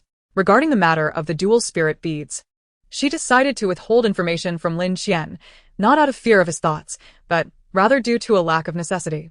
Shenmu accessed a system, smirked, and tapped the keyboard, bringing forth the silver decree in Liu Yangqiu's hand. No, he could never believe Exiner could be that kind of person. It must have been Feng Lingjing's machinations. Was he intent on severing all connections with the outside world, torturing himself at will? Images of the lipstick mark on Xiao Yishuan's collar flashed in her mind, and Xia Yuqing was not the least bit surprised. Yet, why had they broken up today? Through the flower bed, Princess Yongla spotted the man across from her. Unlike the delicate, Weak noble youths clad in flowing robes. This man wore a fitted, waist-cinched long robe with arrow sleeves, his long hair tied high, an aubergine headband accentuating his prominent forehead, with thick brows and deep-set eyes, exuding an extraordinary presence. Ning Shizhou observed her in silence for a moment before releasing her hand and entering the bedroom openly. I choose neither. You would do well to release me now, or I will not let this go, Mu Shouting declared defiantly, unwilling to accept reality. Finally, Mu Yeli spoke. His gaze toward Qian Beiying filled with a desire to inflict 1,000 cuts. Noticing Mu Wan's subconsciously tightening arms, his expression grew colder. I'm being unreasonable. If it weren't for you, he would surely have liked me. It's all your fault, Bai Ranqi said, her obsession distorting her heart beyond recognition. Moreover, both Mu Xian and Hua Yan were known for their extravagant generosity, spending hundreds of taels in mere days, a concern they had never entertained before. Xiaozhua had once trained his physique, evolving it into weapons, allowing his spirit and body to merge. Yet, in comparison, Xiaozhua's attacks seemed but a jest, utterly inadequate. Filian gazed in trepidation at the rain-like barrage of spells and weapons, feeling dizzy from the overwhelming sight. Chapter 79. The night was heavy with Yin energy. It is advised to share a room. Ho Xiao looked at Jiang Nanxi with displeasure. How could that be? Who would dare to sell human flesh? Are you hallucinating? He had intended to ease their relationship, but Jiang Nanxi's words confused him.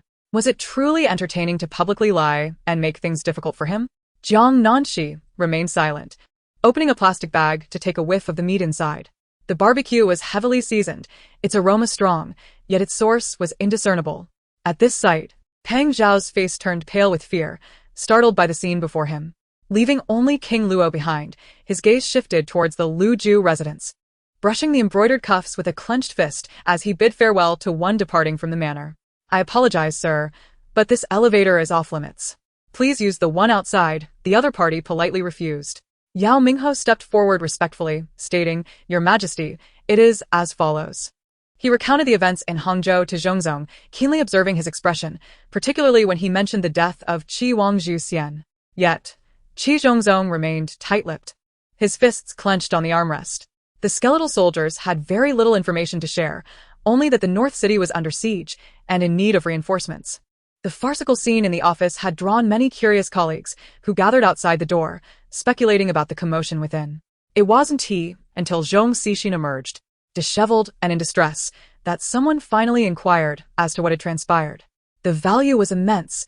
With serious effort, one could earn a strategic gold coin in a single morning. Please enjoy this tea. I fear our humble offering may not suit your refined palate, Elder Jean Dai humbly said, while pouring Wu Yong a cup of authentic Westlake Longjing.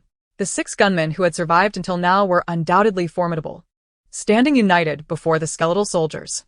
It was clear that their determination was strong, and this was likely the reason for their choice to engage in peaceful negotiations. It wasn't fear that held them back, but rather a simple acknowledgement that Chen Mingjing felt no courage to challenge Qin Yu in combat. Big brother. Second brother. He sensed the fading essence of primitive life, and Tong Tian, with a worried expression, rushed towards the source, while calling out to Lier. How could they have circled around to our front? Long Zhe Meiji hesitated before speaking, having followed Lei for some time. She observed his once pitch-black eyes now tinged with red, blood vessels stark against the white, alarming her, while his face and neck bore an unusual dark hue. Along the way, Yi Jinglan held Yaya in her arms, instructing the driver to run several red lights, reaching the hospital in the shortest time possible. Earlier, she had focused solely on pursuing the Yin family's fortune, oblivious to her surroundings. Now, having relaxed, she noticed a bouquet of fresh flowers. At that moment, Lu Meng was transfixed by the sight of the restroom's glass. Unbeknownst to him, Su Qian emerged, and upon their eyes meeting, Lu Meng felt a wave of awkwardness. Does this mean Lei still hasn't awakened? After hearing Master Sanqiao's words, Li Shui felt somewhat disheartened and asked with a hint of frustration, what do you like? I merely believe that Brother Jun is a person of great potential. If you choose not to assist, so be it. With that, Yiming turned her head away. Huangning approached, but Huangning shook her head, indicating she did not recognize the other person. Huangning couldn't help but feel sorrowful, tears welling up in her eyes. Bai Lingye sighed, releasing the Qixing sword, while Lu Xing wore a rather grim expression, yet he refrained from rushing over. Chapter 80. An encounter with a serial killer. Allow me to showcase something impressive. Drones were live streaming outside the two rooms, and viewers witnessed Jiang Nanxi entering the room alongside Lu Qingyan. The comments exploded instantly. Ah, Are you two sharing a room? What is your relationship? Ha ha ha, I can't believe my wildest theories are true. Lu Qingyan's devoted fans are about to swarm. Protect my beloved cockroach king. Jiang Nanxi is trying to seduce my idol. I'm going to fight you. Hurry up, get away from Yan Shen. Lin Xian recalled the family dynamics of three daughters-in-law, who bore the brunt of grievances, yet were often overlooked by the mother. She occasionally expressed resentment toward the grandmother, recounting past events without casting judgment, only mentioning facts, thus he could only remember 2 sentences. Wang Hao gazed at the data, murmuring to himself, disappointment evident in his eyes. He had initially speculated that the Tianheng realm represented a leap in the hierarchy of life, but it now appeared that the Tianheng realm was merely another application of energy. As Zhang Shoa and Hua Mei appeared, they were immediately detected by 2 insects that darted towards them with synchronized intent. Thus, it would be more accurate to say that she was directing her boyfriend to cultivate lavender rather than planting it herself. Lu Qiaopu took a deep breath, striving to quell her impatience as she patiently waited. Ultimately, the proprietress remained silent, prompting the elderly man to sit up straight and signal for Wang Jie to begin her narrative. You may choose not to gain, provided that others do not gain either. If others succeed while you do not, your mentality will become unbalanced. This is true for animals, as it is for humans. Upon hearing Wang Hao's voice, Xiao Tian swiftly turned to look at the Iron Man controlled by him. She shyly inquired, Tam, may I join as well? Her eyes concealed an unquenchable desire and the unique insecurity of a common child. The exchange of blows in the lane was meticulous, yet his counterattack caught him off guard. As he turned to leave, he noticed Wei and was quite close and instinctively attempted another basic attack. However, after Wei unrolled and shot an arrow, she deftly retreated a step. At that moment, I could only silently pray that the artificial would have a foundation. Otherwise, the natural could easily lead to sinking into some dark abyss. Miao Lingling and her companions soon realized that all of this was a trap set by a cult, aimed at assassinating them. Before Shen Yuyan could finish her sentence, she was interrupted by Sheng Guanyi, whose rare display of anger surprised Shen Yuyan. What more could she say? Did she not understand Sheng Guanyi's feelings for her? Why feign ignorance? Under a clear and vibrant palette, the blue sky and white clouds floated gently across the screen, accompanied by calm and soothing music, evoking a serene afternoon. Mei Beijing had already prepared herself in advance, dazzlingly attending the birthday banquet the following day. Hundreds of meters away, a cold youth clad in black stood suspended in midair, his robes billowing, exuding a chilling and desolate aura. At last, it was Lei Dong's turn to select. Due to X's victory over Kapu's, he had risen to second place ahead of Lei Dong, thus according to the rules. Lei Dong had the opportunity to torment him once more. What are you panicking about? Diana's expression turned icy, as if the surrounding temperature had plummeted. Damn it. These bastards are pushing it too far. Hu Jipeng exploded in anger, glaring and cursing. With the activation of the 10 celestial lines, the Tianshan seal unleashed unparalleled might, resembling a divine mountain, its vast aura manifesting and a mysterious essence swirling as it thundered down upon the corpse town. For Yifan had once told me that the reason the demon realm was despised by both upper and lower realms was their utter lack of humanity, devouring their own kin. Chapter 81. Is there a way to recruit the president? I possess a wealth of specialized knowledge. The audience was astonished. Wait. What are you showing him? After all this time shipping you and Yan Shen, Jiang Nanxi, don't tell me you're a man now. Jiang Nanxi, your actions are genuinely terrifying. Please calm down. Between becoming beautiful and becoming cute, you chose to become mutated and perverse, didn't you? Not only were the audience shocked, but Lu Qingyan on site also widened her eyes, especially upon seeing Jiang Nanxi pressing his hand down. Now is the time to initiate that endeavor we've been contemplating but lacked the capability to undertake. Since we can now analyze the incomplete formulas, I need you to immediately start producing those super medicines we previously encountered. I have another important matter to discuss with you. After this, the beings of the living realm will retake the underworld, and all ghostly heroes shall unite to subdue the Ghost King, cleansing the underworld's chaos. I sought you out in hopes that you could consume me. Sima's face bore no traces of weariness, even appearing to have reverted to a youthful form of 16 or 17, arriving with a sincere and unburdened demeanor before heaven and earth. As for the trash at the 17 training camp, the Equal Institute's Phoenix had long anticipated their shortcomings, yet it was surprising to see them so pathetically weak. After all, the current second and third years were merely the seniors of their nation's first and second years. Upon learning the reason behind Lighthearted's call, Wu Aiguo recalled his promise to Lighthearted and immediately thought of the coal he had pledged to him, which reminded him of the batch of grain he had promised to General Ko. While continuing to stir with a specialized gold-pointing rod, he tossed in the enchanted mugwort and took a bottle of strong rum, biting off the cork. "Turtle, it's up to you now. The second round begins." The wine madman remained eerily silent throughout. "That's because you do not comprehend the strength of the ant's nest." The wine madman offered little further explanation, taking a sip of his drink. Watching Chen Fangping lost in a passionate kiss, Xia transitioned from initial shock to astonishment, and finally to a nauseating urge to vomit. The feeling was utterly inescapable. She was angry with him, and I was angry with myself. As for you, do you think Yen watching is foolish? At this moment, I didn't even know how to deal with her. Reflecting on this matter left Yen Ruoming feeling utterly drained. "I fear everyone may not understand," Fu Qingju added. "Your senior sister enjoys teasing me like this. Today marks our 1-year anniversary, and I have been contemplating what gift to give her. Since you are here, it would be perfect to help us secure a room." The situation unfolded as follows. Seeing Da Kuang laboring tirelessly, Yu Shen, in a fit of benevolence, decided to lend him a hand. Zhang Peidi's eyes revealed a flicker of surprise. Such a relaxed demeanor was something he had never witnessed before. Suddenly, he began to grasp Qin Mo's sentiments. In this world, there is only love and indifference. Whom you cherish and what kind of person they are bears no relation to others. He raised his gaze to the sky, mentally estimating that those 20 brothers should have already been arranged.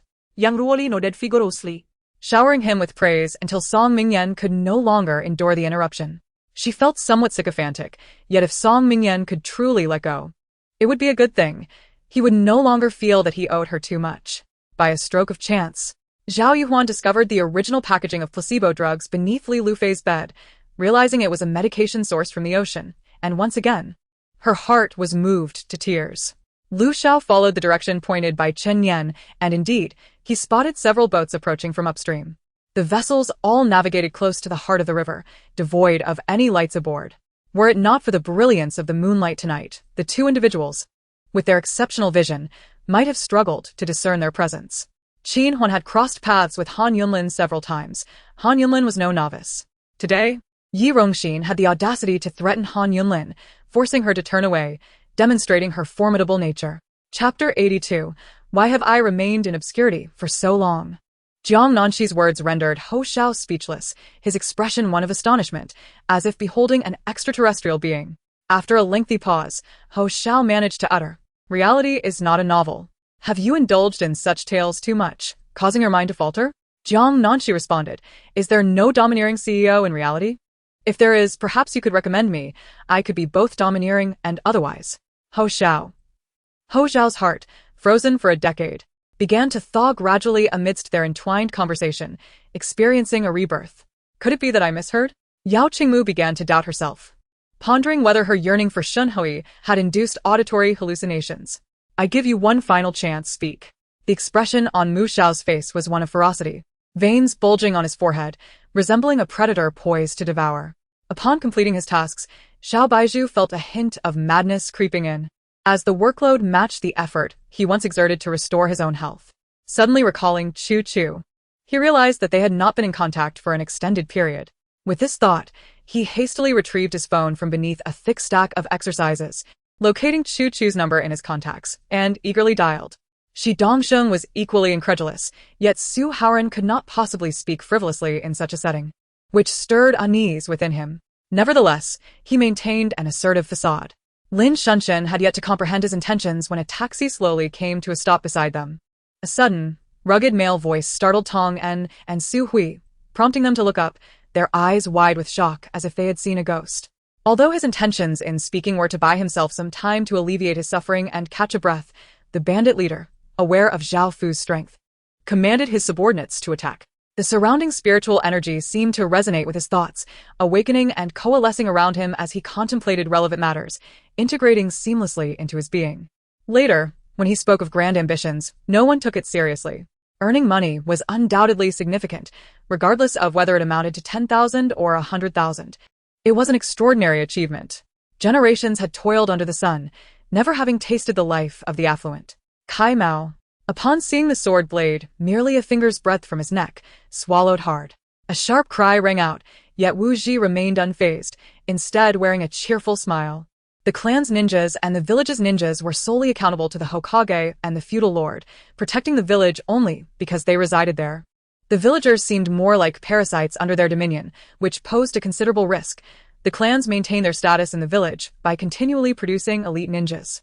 Once Sasuke fell into slumber, he commenced his training in the courtyard, having been compelled by his father to achieve his first kill on the battlefield. From his hands emerged a formidable black spear, exuding a fierce aura, as if forged from a mound of corpses akin to a mountain. When the child collapsed, the phenomena that ensued, including the rigidity of the body, mirrored perfectly the state of the old man in the coffin, thus confirming that the spirit that had entered the child was none other than the old man himself. Zhou Lin kicked towards his opponent, enveloping them in 6 shadowy figures.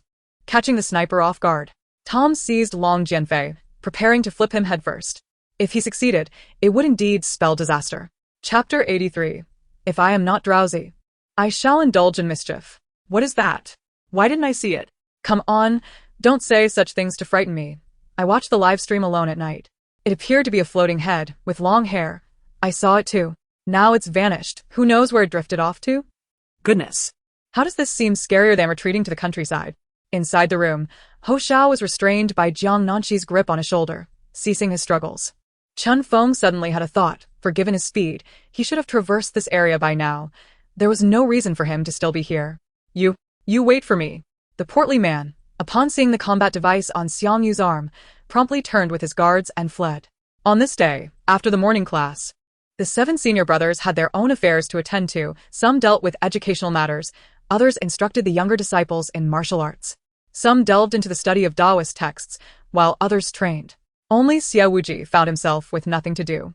The time for retaliation had arrived. Xiang Yu swiftly drew the 9 dragons halberd from the ground and ascended to a higher vantage point.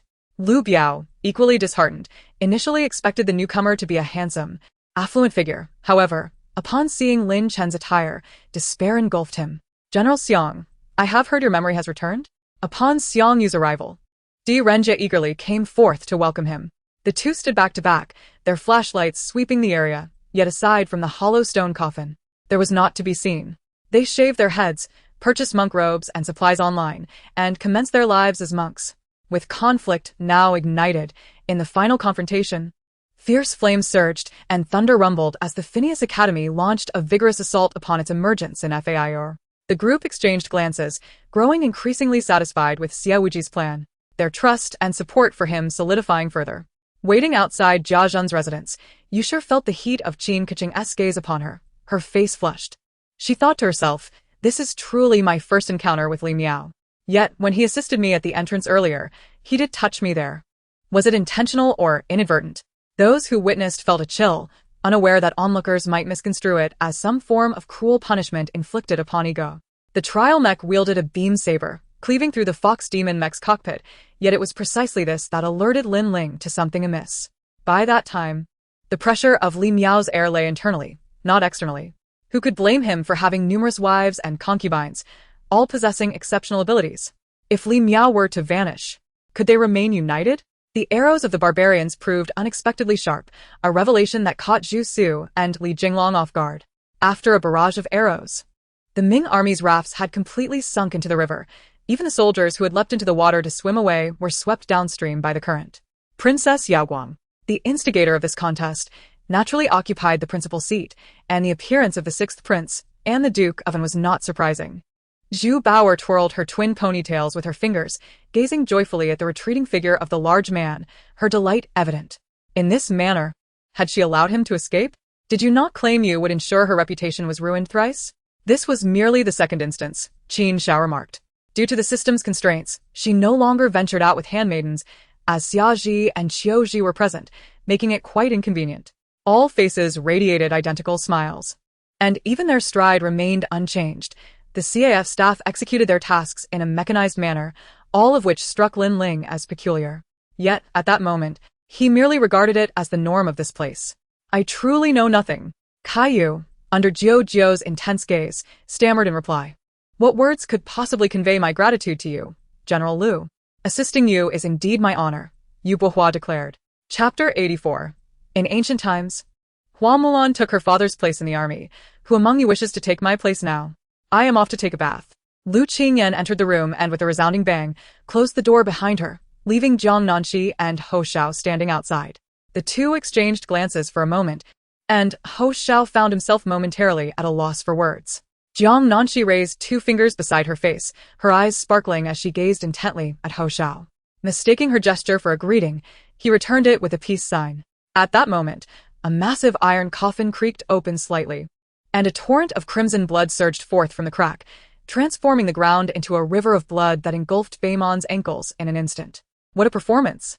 Yu Tian, what nonsense are you spouting? This is the truth. You are indeed connected in some unspeakable manner, Ouyang Hao remarked. The door of the safe house was shut once more, as the guards were expelled by the Count. He had not hired them to shelter alongside him.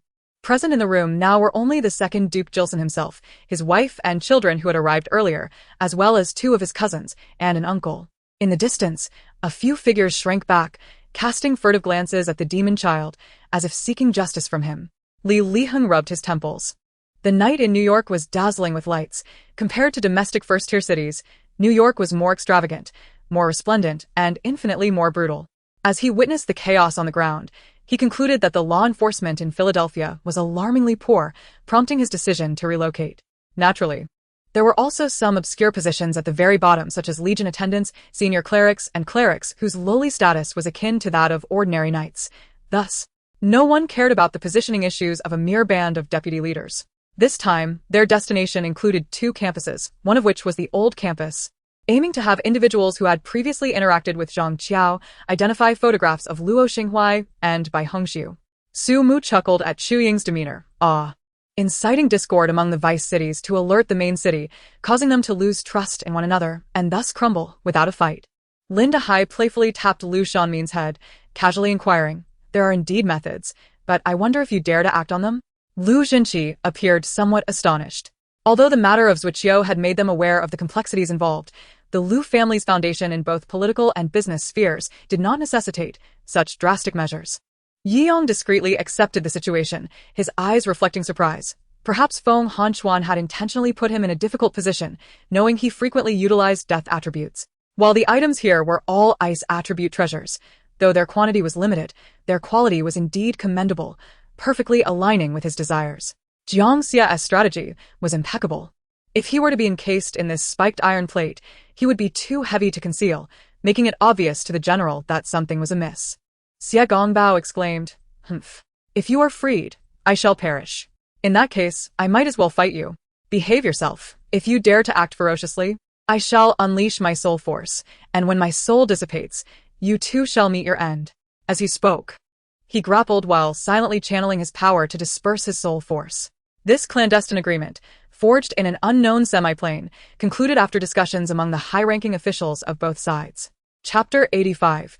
Regardless, I am not that kind of person. All I desire is to remove your clothing. Have you eaten yet? If not, eat my slap. Jiang Nanxi raised her hand and hurled the drone into the air, delivering a swift, spinning strike. The director exclaimed in confusion, while the audience gasped in shock. Thankfully, the drone's quality was commendable, and the staff operated it skillfully.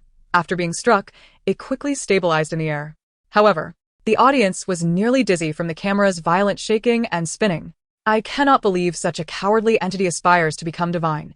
Humanity has fallen to such depths. The man in white was none other than the demon god Batian, who was repairing his divine form in the desolate land. The crowd nodded solemnly. If even Elder Huang had said so, then entering the spirit pool treasure land must be fraught with peril.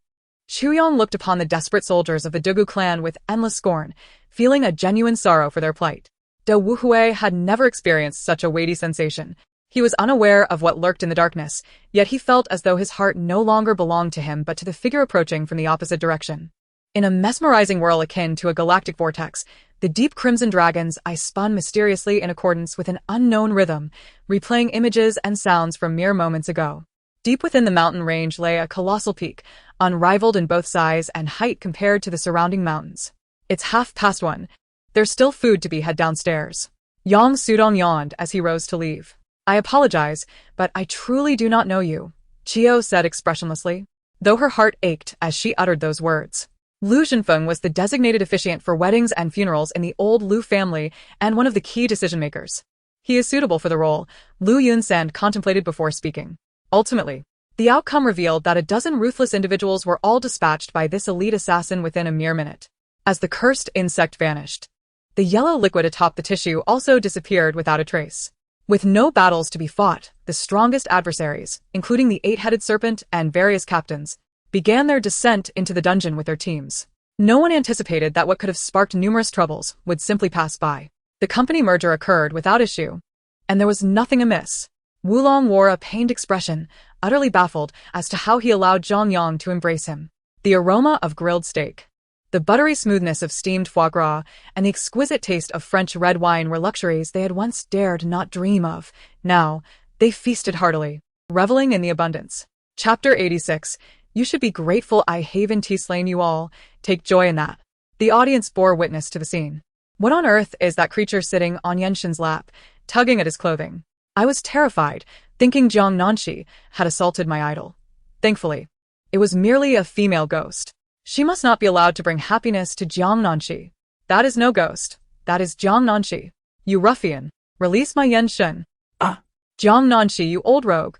Why disguise as a ghost to frighten me? Relaxing a bit, Xiang Ling was unreserved, gently patting the injection site, causing Wang Jie to blush profusely, as though he had been struck countless times.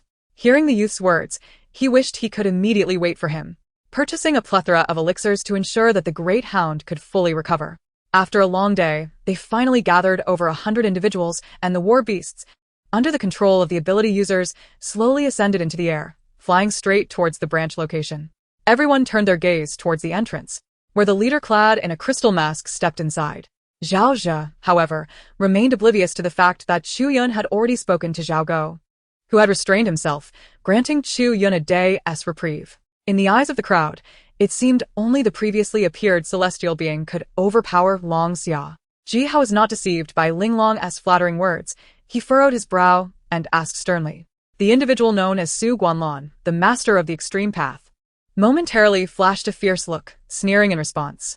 Thus, as the victor, or one assured of victory, Sun Qi would not be swayed by the mocking remarks of the true demon Hung Meng. Duan Zhong wished to convey to the second prince, I am acquainted with Jin Shuai, an esteemed master from the Eastern Yi, and we share a good rapport. Will you dare to employ him again in the future? Qin Shi Huang, engrossed in his meal, paid no mind to the visitor, perhaps not even hearing who had arrived. Qin Tian gently shook Leng Wushuang twice, but there was no response. I directly lifted her from the ground and tossed her into the sea. Do not be afraid, she cannot even overpower you now. Su Yishuan took out the dagger he had just snatched and placed it on the table. Upon seeing this, Yang Chen also laid his dagger on the table, revealing a perfect match. With a swift motion, a gray scythe sliced through the air, creating a stream of gray energy, its blade pulsating with an eerie vibration. Han Yang could no longer tolerate the antics of this individual and decisively kicked him to the ground, leaving him sitting there in a daze. Feng Jincheng, upon realizing that the one coming to collect the goods was Miyamoto Zong, flickered with a hint of distrust. However, as it was Han Yang's order, he had no choice but to trust the smut. The gates of the inner city were forged entirely of steel. The enemy had no siege weapons and could not breach the defenses. Sunderland collapsed onto the ground, gasping for breath. With a furious shout, a figure suddenly transformed into a fleeting shadow, darting out from behind the guards of the Chong family. Chapter 87. Earn 1,000,000 in an instant. Crack. The tendrils of the man-eating flower lashed out, producing a sound that pierced the air, with enough force to send a person flying. Jiang Nanxi, quick-witted, seized the tendrils and wrapped them around the man-eating flower, binding its buds into a large green dumpling. The flower could no longer expel heat. The seething heat emanating from the petals increased, and eventually, the edges of the petals curled. Since Zhu Mukin had suffered a head injury, aside from the prince, the princess, and a few maids and servants, no one in the Wang residence had seen Zhu Mukin. However, she believed she was more beautiful than her, destined to survive and perhaps win the demon lord's favor, possibly even usurping Sylvia's position in his heart. The scent of the 13 fragrances was extremely potent. Foam Mishing fashioned 2 rudimentary masks from torn rags, barely able to tie them around his face. Are you alright? Shen Keilang, noticing Lin Bai seemed fine, still inquired with concern. Foam Jean smiled at Foam Miching, who was clad in a long green robe, feigning innocence. Moreover, they were not even from the same academy. How embarrassing it would be if they shamed themselves in front of another academy. Before today, she thought He Xian understood the boundaries. But witnessing him extend a hand to Li Xian altered her perception of him. Wang Tong, noticing that Feng Jin had not yet reacted, pointed disdainfully at the candied hawthorn stall. However, given the time, their plan to fly kites today had already been dashed. It was past 4, and soon it would be 5, who would still be at the playground participating in activities then. Indeed, upon hearing the name Xiao Fan, Yanhe's complexion shifted to a pale hue, revealing a trace of menace, a flash of murderous intent crossing his face. Iwan Liskufa. His azure fur bristling with rage. After contemplating, he shook his body, summoning the infinite mysterious water to envelop him, transforming into divine armor as he propelled himself towards the great star. Yuni furrowed her brow and whispered something into Wang Ke's ear. Though it was unclear what she said, the 8 flagpoles ignited, morphing into wisps of law that constructed a killing formation, sealing off this vast desert and obliterating all forms of life. We can observe that all the purple-leaf gentian branches within the cave sprouted from these main roots, continuously branching, growing and extending, even spreading hundreds or thousands of meters beneath the temple. Just moments ago, Jia Ximin and Lockham had unleashed their full power, seemingly holding nothing back. Yet Hall remained expressionless as he stared at Jia Ximin. Li Yubang could not help but glare at Zhang Ling, exclaiming, "Look at the trouble you've caused. You say this is acceptable, but look at me and my father. Must our village be involved too? How can this be?" When Li Wei reached the campfire, all the good spots had already been claimed, leaving him and Kai unfortunate enough to sit downwind. Fortunately, the wind was not strong tonight. Otherwise, Li Wei and Kai would have been left in tears while grilling. Thus, the prerequisite for this martial art is to possess excellent physical conditioning, enabling one to withstand the internal pressures and gather true energy. Otherwise, excessive internal pressure could lead to self-detonation. Chapter 88. I'll revive you with an advertisement. Ho Xiao's expression immediately changed. Is this how you round up numbers? You've already raised the price to 3 million. 3 people contributing 1 million each amounts to even more. Shen Lan looked disdainfully at Jiang Nanxi. Why do you think Wan and I would give you money? Have you gone mad from poverty? Though the earlier incident was somewhat peculiar, it was not their situation. How could Jiang Nanxi feel at ease? Jiang Nanxi observed Shen Lan with amusement. He had seen his wife, who had appeared to be on the brink of death before entering, now fully revitalized. Noticing the change in Ouster's demeanor, Exus shifted his gaze to the tightly wrapped Yusui. Upon realizing he was regarding her with the eyes of a predator, Fu Huan averted her gaze and stood to take a bath, only to have her wrist seized before she could move. She did not look at him, but instead focused on his hand gripping her wrist. It felt like a dream. Li Qian cast a glance at me, signaling me to stop speaking. Unbeknownst to her, while she was changing clothes, the male teachers stationed outside the desert had been driven away. Why must it be you who hides her in your residence? Why can you, but I cannot? Why do you provoke her when I encountered her first? She must not wish to see me. It has to be you who spoke ill of me in front of her, causing her to loathe me. Hu Tu exclaimed passionately. Suddenly, a loud crash echoed as the 4th prince, seated in his chair, toppled to the ground. Simultaneously, the teacups on the table beside him flew up, striking him squarely on the head. Fu Huan, along with Fei Yun and Jianxing Gucheng, sat in the middle row, listening to the priest speak. Fei Yun leaned closer to Fu Huan's ear and whispered, "Do you not find this old man particularly tedious?" In the center of the lake, a large boat remained anchored, with Wei Ba standing with his hands clasped behind his back, while his 8-year-old son, Wei Zheng, stood on a chair, shielding his eyes as he gazed into the distance. The guards of the city lord's mansion were indeed well trained. In mere moments, the vast imperial pharmacy had been completely ransacked. Amit Ba echoed a Buddhist chant as an elderly monk, clad in a mulberry-colored robe with hair as white as snow, emerged from the back. The chant resonated powerfully, and silence fell over the temple. Just as Katyusha was born to despise Germans, so too was Artoria born to detest Hannah, claiming her identity as British. Lao in me li jembo besai me. His face obscured by sunglasses, revealing no expression, and he made no movement. Throughout this journey, the landscape was enchanting, brimming with spiritual energy and vibrant life, making it an exceptional place for cultivation, prompting Han Fei and his companions to express their admiration. Even Lu Yu nodded repeatedly, silently acknowledging the extraordinary nature of this locale. Uncle Lu delivered a punch to the spine of the man in black. The latter, unable to turn in time, staggered as if struck by lightning, his immense frame teetering before crashing to the ground like a towering tree. As he reached out to steady himself, Uncle Lu lightly stepped on his back. No. The nine-headed flood dragon king struggled fiercely, sacrificing his essence, yet having severed his ties to the demon race, he could not transform into his demonic form. This was the demeanor of a true strongman, reminiscent of the despised yet revered Qin of old, evoking both disdain and admiration. Chun Yaguang shuffled in, while Yu Luo stood nearby to reassure Su Qingru, who was now calmer and no longer furious enough to chase Chen Yaguang away. Chapter 89. Life is fraught with blemishes, and I have an affinity for polka-dot skirts. Ah! Shen Lan let out a piercing scream, flailing his arms in a desperate struggle. Jiang Nanxi, what are you doing? Let me go. Stop pulling my hair. It hurts. Jiang Nanxi completely disregarded his cries, dragging him towards the thicket. There. Shen Lan beheld a dark-haired head rolling ominously within the underbrush. A ghost. That ghost is here. Let me go. Shen Lan struggled even more fiercely, pushing against Jiang. The matter of Mu Ming's marriage had not been disclosed to their families, and his interactions with Qin Yi were minimal.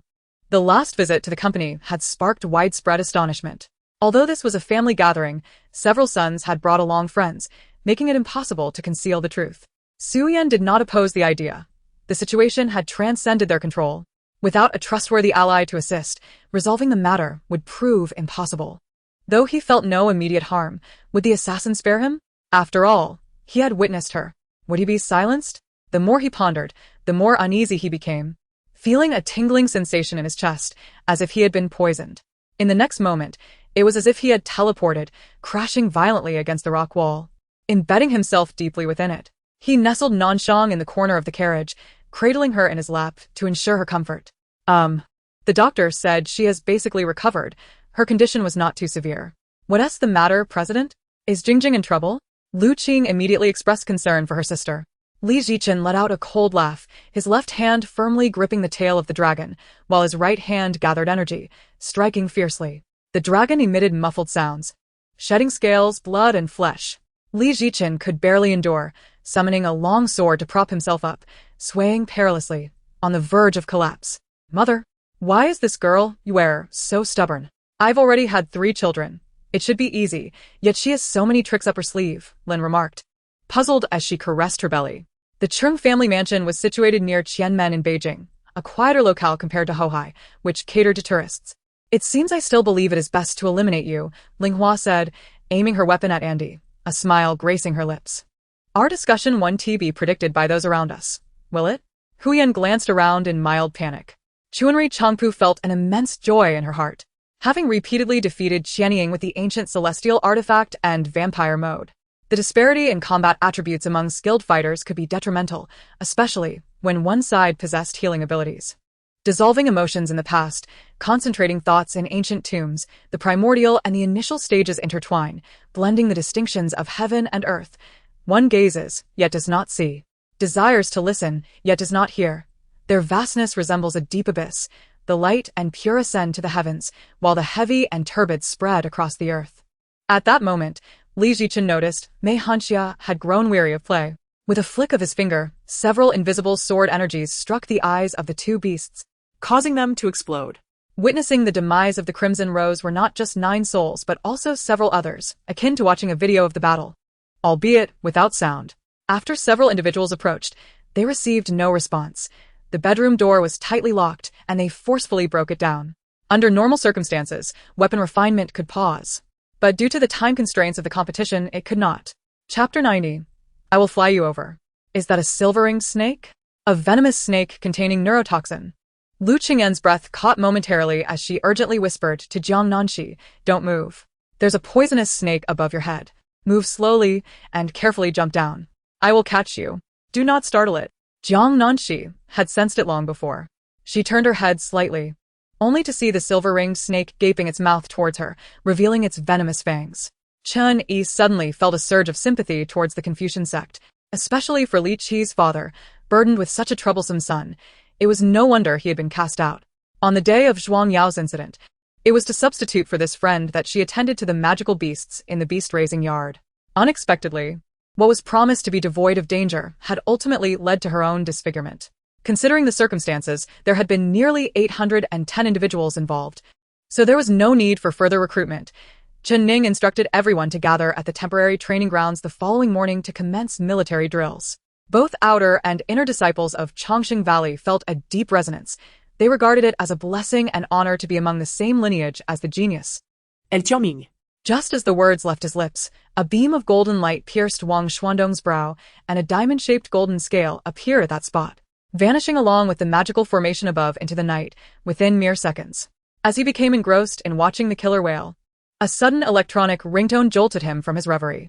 Both arms hung limply at his sides, feet slumped, as if he possessed no strength whatsoever. His body marred with blood and dirt, rendering the sight nauseating. Wait a moment. Why is there no clarification here regarding the elements of the invention laboratory? Doctor. Dato inquired curiously. The biting cold of midwinter pierced through the morning air as the group dismounted from their horses 100 paces from the cemetery and walked forth. Peng Mo inwardly criticized, pondering what leverage Zhao Shi held over him to exude such confidence. The ship had docked at the port, and following the Judicial Island incident, business here had declined significantly. Gao Lan had always been a kind-hearted individual. Upon learning of the Tong family's predicament, her first thought was why they hadn't sought assistance from the Gao family. However, Tong Lifeng already felt immense guilt towards the Gao family and would never dream of asking for their help.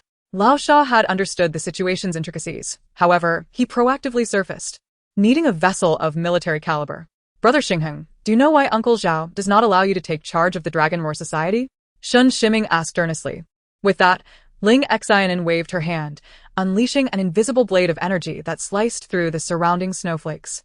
Prepare for battle, Wu Guangxian immediately commanded. As the supply ship gradually distanced itself from the main vessel, moving closer to the perimeter of the escort ships. Simultaneously, the two main ships pulled apart, forming a protective sequence. She wielded a sword that glimmered with silver light, shimmering like water, imparting a unique clarity and warmth. Yet, at that moment Lin Hutu, facing Luo Yanyu, appeared as if he had encountered death itself. Previously, ordinary individuals could not perceive the exterior of this gentle breeze due to the order and rules within the sanctum. However, Chu Qianhan was still miffed at Qin Xianlin. So she paid little heed, her thoughts consumed by the tragic fate of her dog. Just as everyone strained their ears to catch the crucial moment, a shadow loomed outside the door, dark as storm clouds, its murderous intent sweeping across the room, causing those within to scatter like frightened birds. Xie Juanhe's portrayal in the tale was far more endearing than his actual self. Go play elsewhere.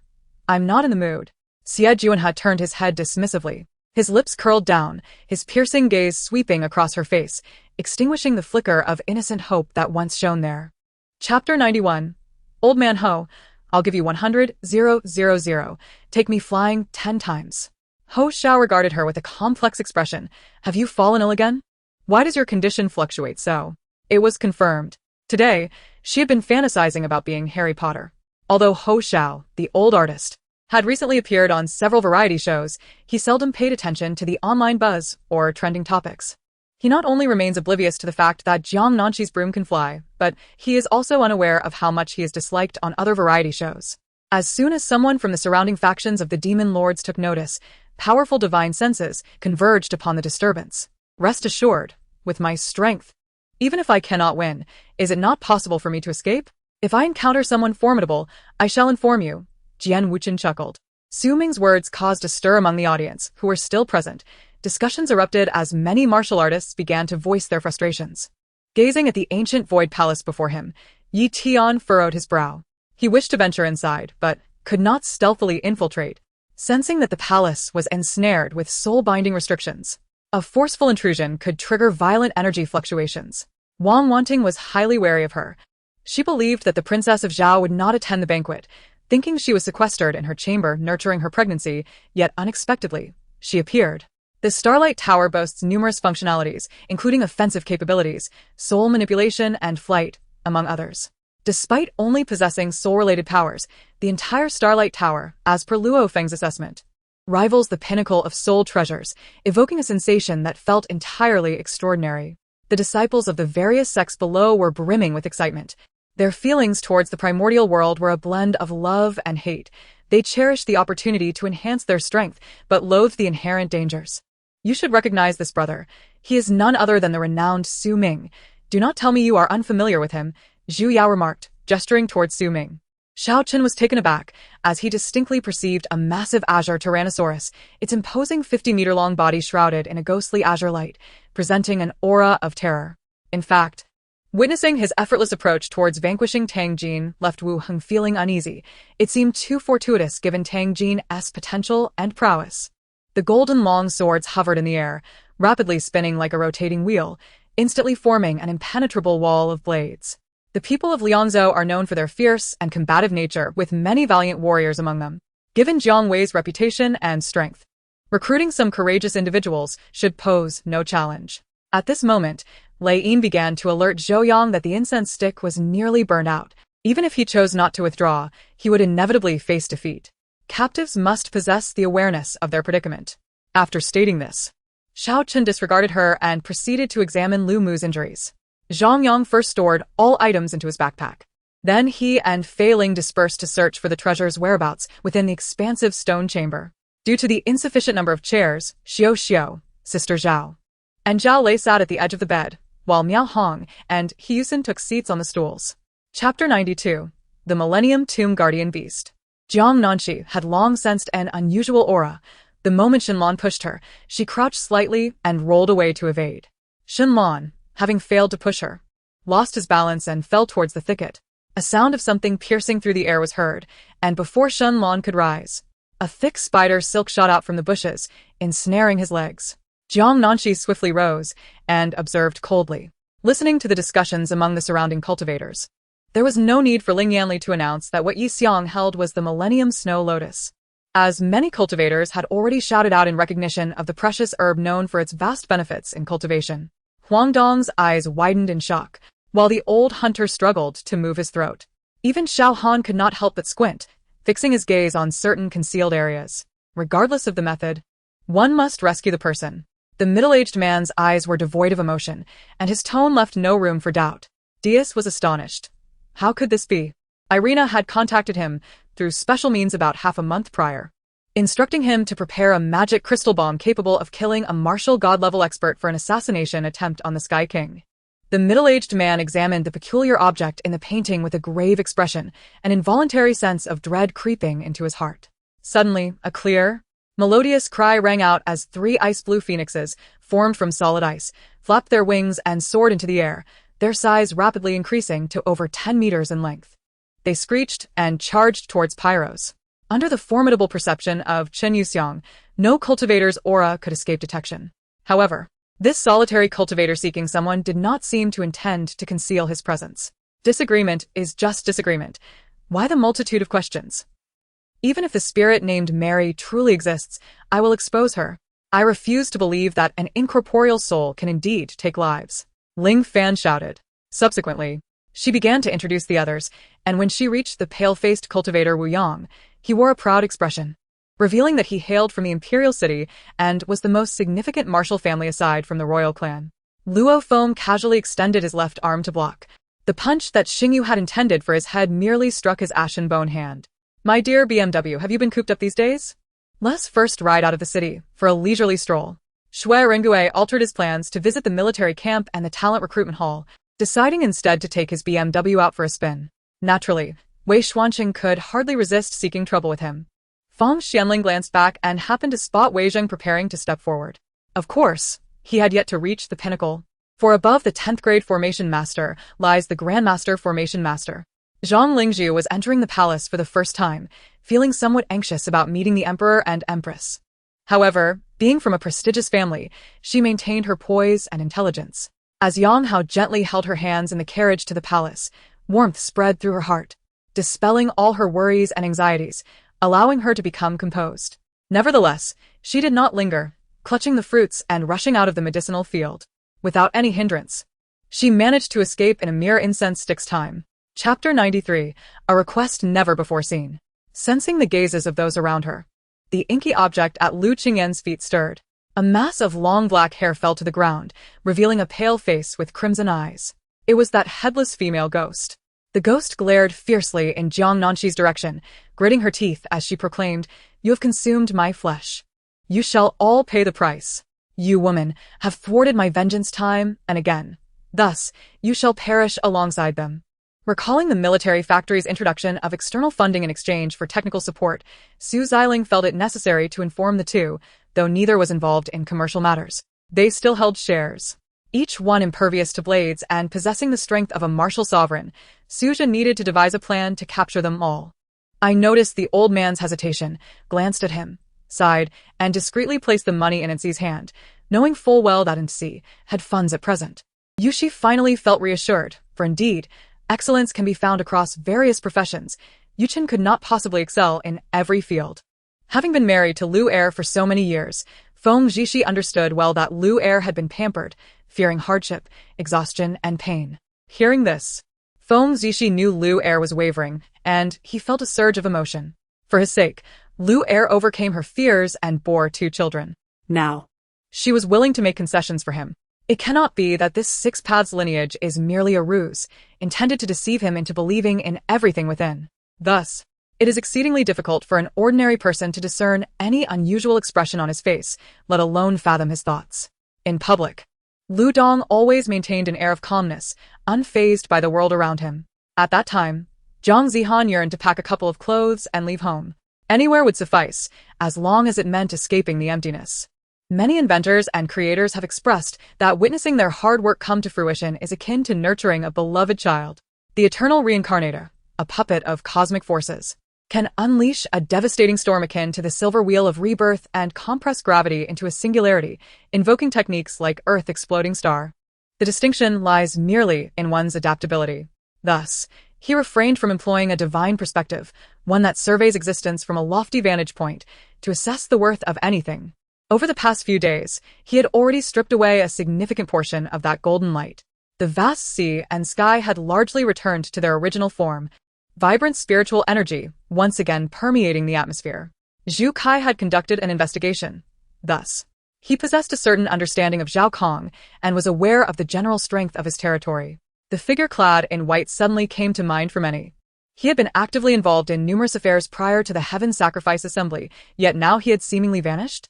The star piece representing the battleship became immobile, and the dwarf, in a fit of frustration, strained to move it, his face reddening, but the piece remained steadfastly still. With a furious glare at his opponent, the piece suddenly became mobile, causing the dwarf to lose grip and tumble to the ground due to his excessive force. Chapter 94. Have you learned to imitate? When encountering an annoying person, act this way. With a swift motion, Jiang Nanxi grasped the head of the female ghost in one hand and clutched a vine with the other, swiftly swinging away as the webs missed their target. However, the human-faced spider emitted a shrill cry, expelling another torrent of silk at an accelerated pace towards Jiang Nanxi. She leaped onto a large tree, holding the ghost's head aloft. Addressing the camera, allow me to showcase a new weapon, the invincible fire wheel. Jiang Nanxi raised her hand, signaling for them to rise, while simultaneously shedding her fox fur cloak onto me, dismounting to approach her subordinates. But who was she now, Lif or a new deity birthed by the system? After their merging, who was she? Humph. On the brink of death, he still had the audacity to insult. Lu Ai scoffed, disinterested in his futile struggles. Following a winding path to the park, she indeed saw Jia Jingjin park his car and extend his hand to Wu Sidong. Moreover, under the suddenly rising atmosphere of military fervor, many forest dwellers appeared within the realm of Yingtian Prefecture, with numerous individuals even enlisting in the army to confront the Jin people. Furthermore, settling in the solar system was of little concern. This was not his Earth, but an entirely different parallel world. His sole purpose here was to introduce his wives to his mother, who no longer existed in his world. Afterward, they would depart together, embarking on a quest to find a new home. Even with my mouth and nose covered, the acrid smoke still stung my eyes, bringing me to tears, each cough a painful reminder. For some inexplicable reason, upon hearing Thousand Souls Cauldron, my mind involuntarily connected it to the Thousand Souls corpse. Are you out of your mind? With the proceeds from selling the villa, you could easily become a millionaire, living lavishly anywhere you choose. Why would you come to work at my company? I retorted. Perhaps, in the eyes of the corpse general, I was utterly insignificant. Upon seeing me approach, the corpse general roared in fury, wielding a meteor hammer aimed at me. Naturally, if the Tiffany brand, known for its golden inspiration, were to be delivered to a place that could provide her with even more creativity and waited for a year or two, a masterpiece might emerge. Unfortunately, I was unwilling to wait, and neither were they inclined to squander that time. My finances and artistic abilities had already begun to sustain my existence in this harsh society. Regarding Moose's bride, I never dared to indulge in excessive imagination. My recollection was merely of a black robe enveloping a humble figure. Yet, upon arriving at the wedding venue, I discovered she was not as closed off and conservative as I had envisioned.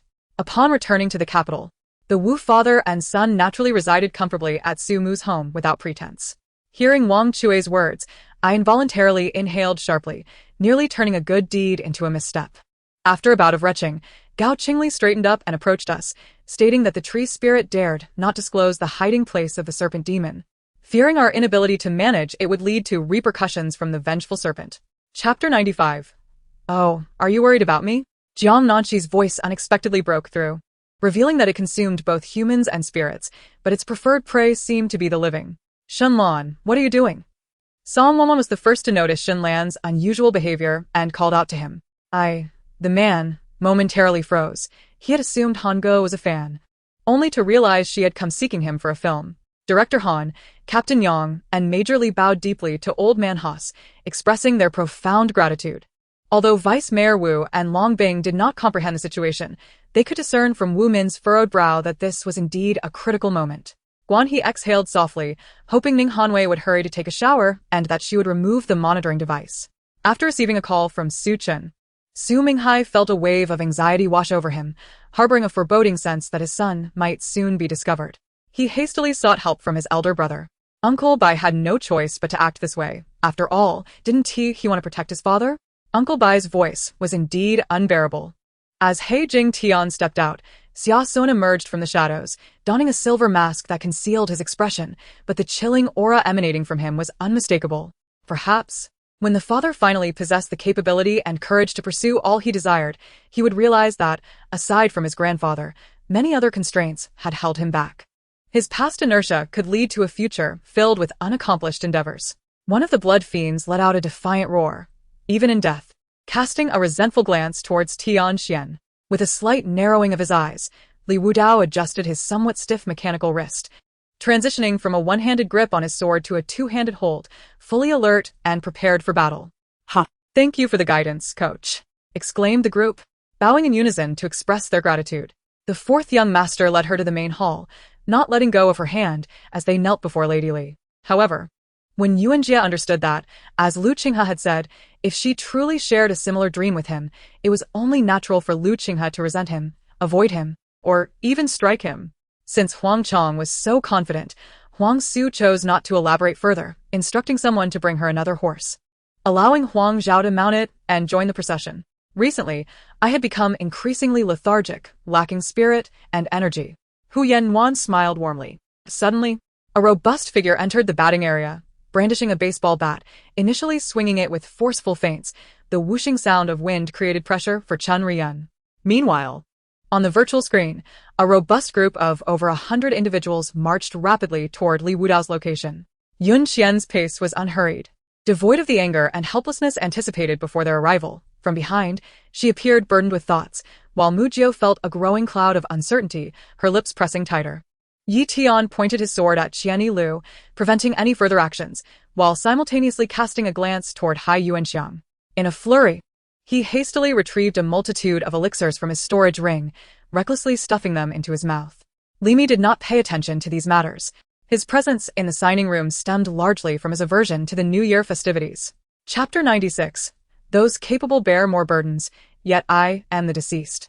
And the deceased hold the greatest significance. Jiang Nanxi glanced at Song Wanwan's condition. A gaping wound the size of a bowl marred her thigh, with the bone completely shattered and internal bleeding evident, rendering her life force exceedingly faint. Jiang Nanxi recalled her earlier divination that indicated Song Wanwan's fortunes were intertwined with her own. But Song Shishing and Song Wanwan were entirely ignorant of the arts of the metaphysical, suggesting that external forces might be at play. Should Song Wanwan perish here, her destined fortunes would dissipate. Al Xian appeared to grasp the situation only partially, nodding and shaking his head, leaving Ren Zhonglong in a state of bewilderment. The bothersome Lin Xiao buzzed incessantly like a green-headed fly, incessantly urging me to take my own life, so as not to implicate his son. If the Xiao family lacked the requisite strength to gain their acknowledgement and the approval of the National Martial Arts Association, they would forever remain subordinate to them, unable to attain even the status of elite. Guotian Yi, Li Madong, Yan Zilu, and other old friends who had fought alongside Long Luo were now members of this bloody alliance. The wolf demon's mournful howl resonated, startling El Xian, who soon beheld a glimmer of light. The sky was murky, devoid of sun or moon. A deep breath revealed a trace of blood in the air, while the parched earth bore scars from relentless sun exposure, cracks visible everywhere. The vegetation here, if one could call it such, was devoid of leaves, leaving only bare branches. Stark and eerie. However, now was not the time for contemplation. Rescuing him would not be an easy task. Not only was this island inhabited by formidable ancient witch clan members, but it was also enveloped in a protective black translucent barrier, evidently established by the ancient witch clan as a precaution against unforeseen incidents. Sighing softly, Almei felt a pang of empathy, although she had never experienced such searing pain. She could sense the suffering, and as she gazed upon Mu Li's face, a crystalline tear escaped her eye. Xia Mengqiu was momentarily taken aback, not expecting Song Yuza to appear at this juncture. Shortly after, Su Fan emerged from her bath, prompting Gu Jingchen to enter the washroom. Despite having slain a killer, Mu Tianran remained cautious, uncertain of how many more assassins lurked in the shadows. Elmei had anticipated Li's inquiry. It would indeed be strange if he were not stirred by her words, which had been crafted to captivate him. They gathered beneath the ancient tree like creatures awaiting sustenance, leaping in and out of the water. Yi Jiamei bit her lip, her eyes flashing with indignation. Who had disclosed this matter to Bai Shi's? The Wanzhou project team was outnumbered, and with Qin Songrua being so young and exceptional, it was inevitable that admirers would abound. To prevent a recurrence of the Lin Yuran incident, he had presented her with an engagement ring, signaling a declaration to all. Over the past few days, the Li family troupe had rehearsed several operas, though none had yet been performed. Moreover, when they launched a ferocious attack, the flame mammoth appeared not only unscathed but even more formidable. Each assault merely served to enhance its power. Chapter 97. I have 100 people wanting to kill me each day. At this moment, Shenlan had taken out his phone, intending to call the police, only to find it devoid of signal. How could there be no signal again? Shenlan's expression darkened further. Jiang Nanxi smiled gently at him, stating, I have forewarned you. The presence of the human-faced spider here indicates a more formidable force is disrupting the magnetic field. Upon seeing Jiang Nanxi smile, Shenlan felt an inexplicable chill and instinctively recoiled. Su Yun was bewildered. She had only met Mr. Qian a handful of times and never anticipated that he would support her in securing a song. Xiao Xiao tilted her head, observing Mu Xining beside her. He appeared so confident, yet in such matters, Xiao Xiao could not bring herself to concede, as surrendering was utterly inconceivable.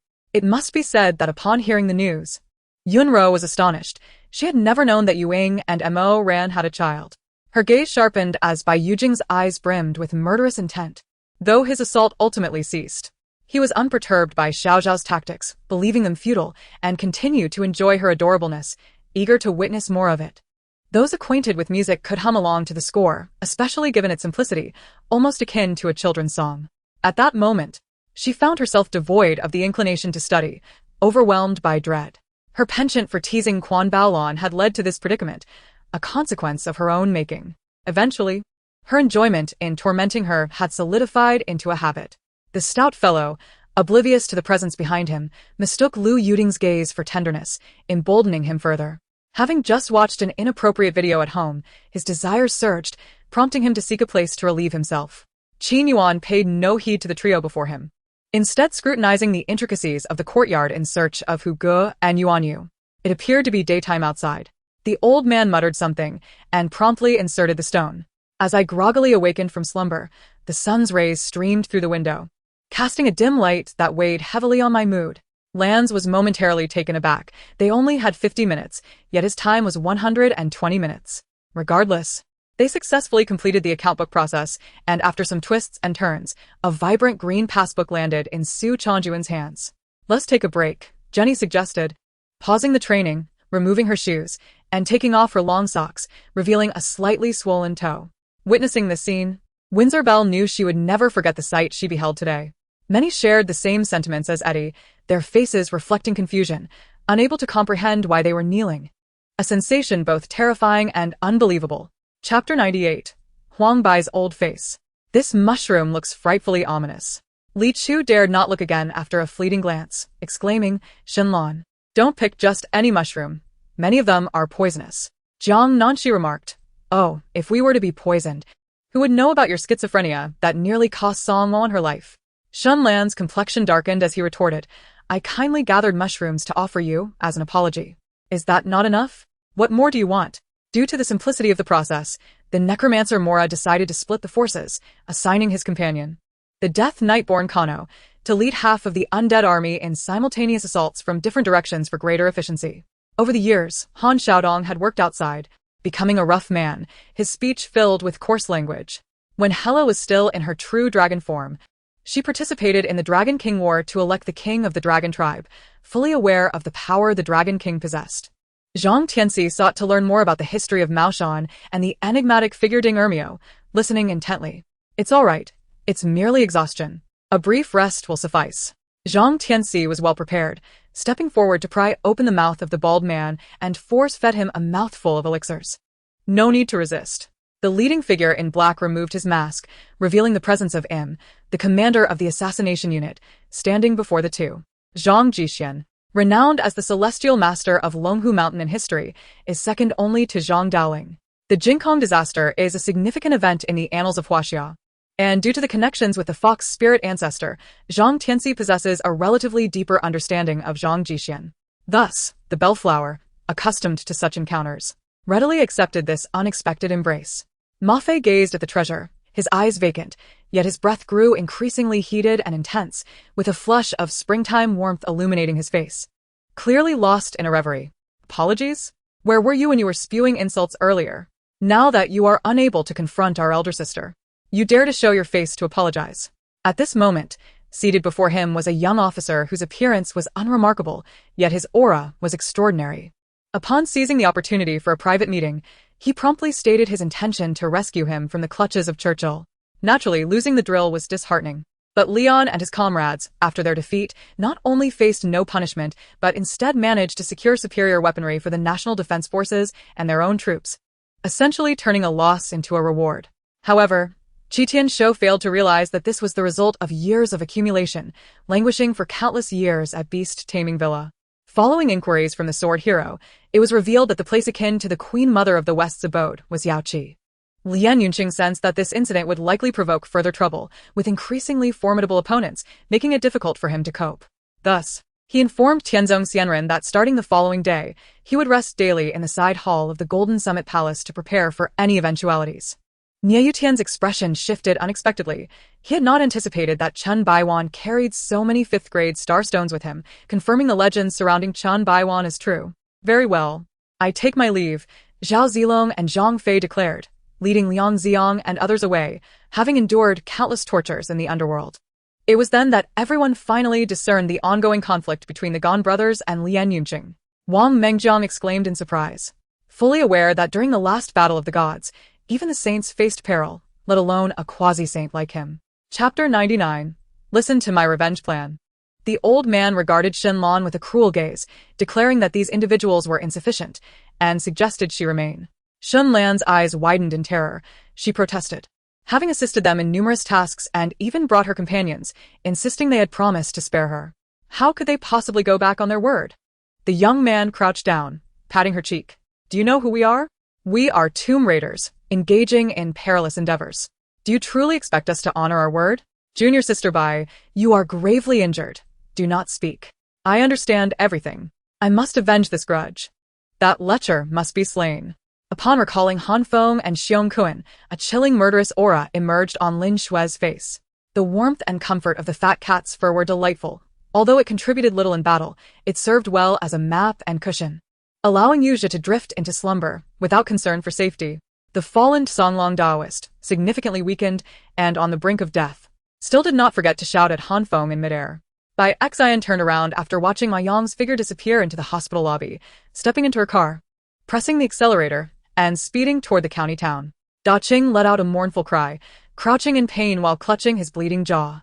But the wound inflicted by the trident could not be staunched. Within moments, blood flowed through his fingers.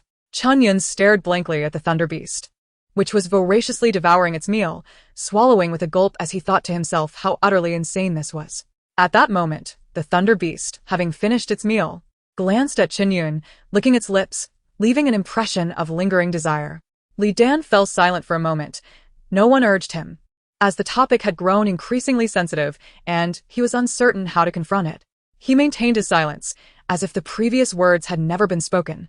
And after a 10-minute pause, he continued. Chu Hing chose a seat by the window, ordered some local specialties, and poured himself a jug of wine, drinking alone while a few attendants set up another table nearby. I have heard of him. They say he possesses little skill, yet craves the limelight, remarked another. Running was an exceedingly comfortable and natural endeavor for him. Even after nearly 80 minutes of intense competition, his legs remained light and agile. As the flames emitted by Meng Rand enveloped the cosmic warship, the atmosphere within transformed from its prior calm. The cabin experienced violent tremors, as all energy was diverted to the protective shield, forcing the crew to rely on emergency lighting while alarms blared incessantly in the command center. People inevitably gain some things and lose others. To have is to relinquish, and to relinquish is to have. Of course, he could not have anticipated that as long as Uni intended to conceal her true strength, no matter how keenly this golden tier warrior observed, she would remain undetected in her true power. Though Guan Yu's previous strike had missed its target, it nonetheless stunned countless palace guards, creating a chaotic scene. Shun Wei scoffed. Wondering if Mr. Pang truly missed her, it seemed more likely that he longed for her provisions and wished to exploit her. Yet Jing Chun was his benefactor. In Liang City, had it not been for Jing Chen's assistance, even with 10 Chineo, he would have met with disaster. And there would have been no chance for him to become the helmsman. Mother, did you not always say you wanted me to leave here? The masked uncle could easily earn tens of thousands of gold coins in one sweep. Let us share some and follow him south, suggested Phil. Chapter 100. Look at your uninformed faces. The space within the stone door was vast, forming a broad rectangular area, with an altar positioned in the center. The old man and the young man had just lit the oil lamps on the walls when a tremendous crash echoed. They turned to glance at one another. The old man wore a blank expression, exclaiming, "How could she shatter the stone door? This is made of the earth of the 6 harmonies. Even explosives can't destroy it." The young man was in utter disarray. I had been studying how to unlock the stone door. She feared that if she spoke further, she might waver. A single word from her master could dictate her expressions and even thoughts. Transformation was not feasible, yet as a messenger, it posed no issue. Bishop Utrakovsky smiled. Since Wushu Bin could still curse, it indicated that nothing serious had occurred. Ashue felt somewhat relieved. Quickly scanning her surroundings, her body lifted gracefully like a swallow, adhering to the dungeon ceiling, before quietly leaping forward several paces, finally spotting Wushu Bin. She was a demon, yet not devoid of compassion. Her emotions far exceeded the mortal realm's 7 emotions and 6 desires. Loneliness had led her to cherish every precious moment of care, making it impossible for her to let go of the actions taken against her by Lian'er. He approached the dressing mirror in the room, tidying his disheveled golden hair into a more mature style, reminiscent of Brad Pitt's iconic look. Beside the genetic reagent tube lay an object resembling a syringe, presumably intended for injecting the ability-enhancing gene serum. At that moment, Luo Yu felt a flicker of desire. This was the very serum that could bestow extraordinary powers. In truth, although he had not assumed the position, nearly everyone in the Ming dynasty knew that the Wu royal lineage was currently lacking only a name. The catapult, even a large one, had an effective range of merely around 200 meters, and the current white phosphorus bomb did not demand high power from the catapult, as its primary damage stemmed from combustion rather than the kinetic and potential energy typical of conventional catapults. The melodious chirping of birds often lacks any profound meaning, making it quite exhausting to discern without specialized training, rendering the comprehension of such a language quite challenging. Qin Chu, while not particularly fearful of their actions against him, harbored a profound concern about exposing his feelings for Su Yuran, which could inadvertently entangle her and her family in the turmoil. The assistant director was oblivious to the underlying intentions of Zhou Zhou's actions. However, the director, possessing discernment, recognized Zhou Zhou's sense of propriety and chose not to intervene. Lu Ming was astounded by Nai Fu's stance, which demanded that he engage in a one-on-one battle with the mighty elephant, prohibiting any assistance from the scarecrow.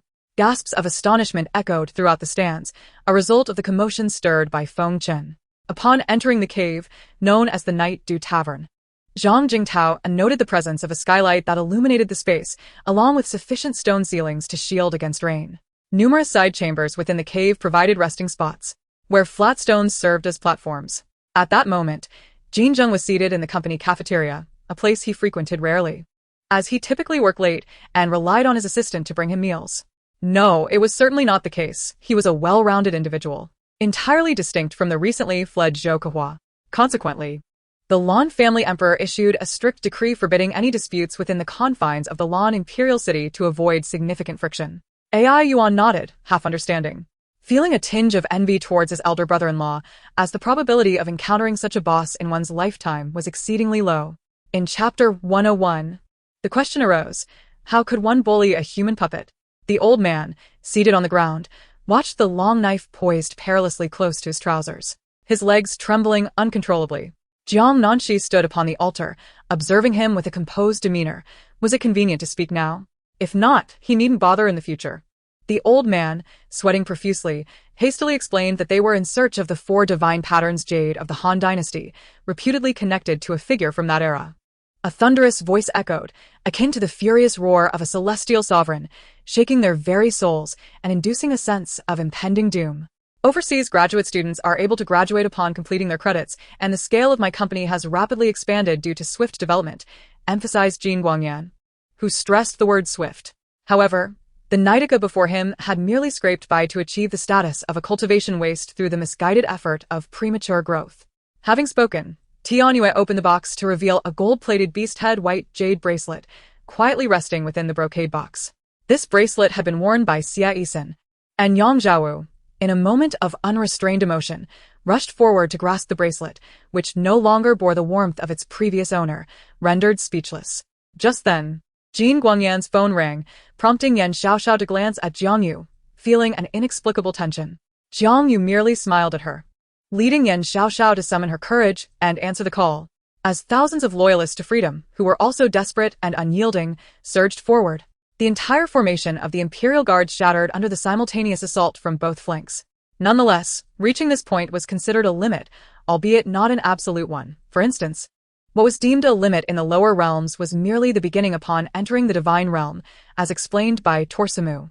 Feng Hua remained silent for an extended period before finally turning, her delicate eyes brimming with myriad emotions, pain, sorrow, and grief. Her shoulder had been entirely severed, with her arm precariously hanging by a thin layer of skin.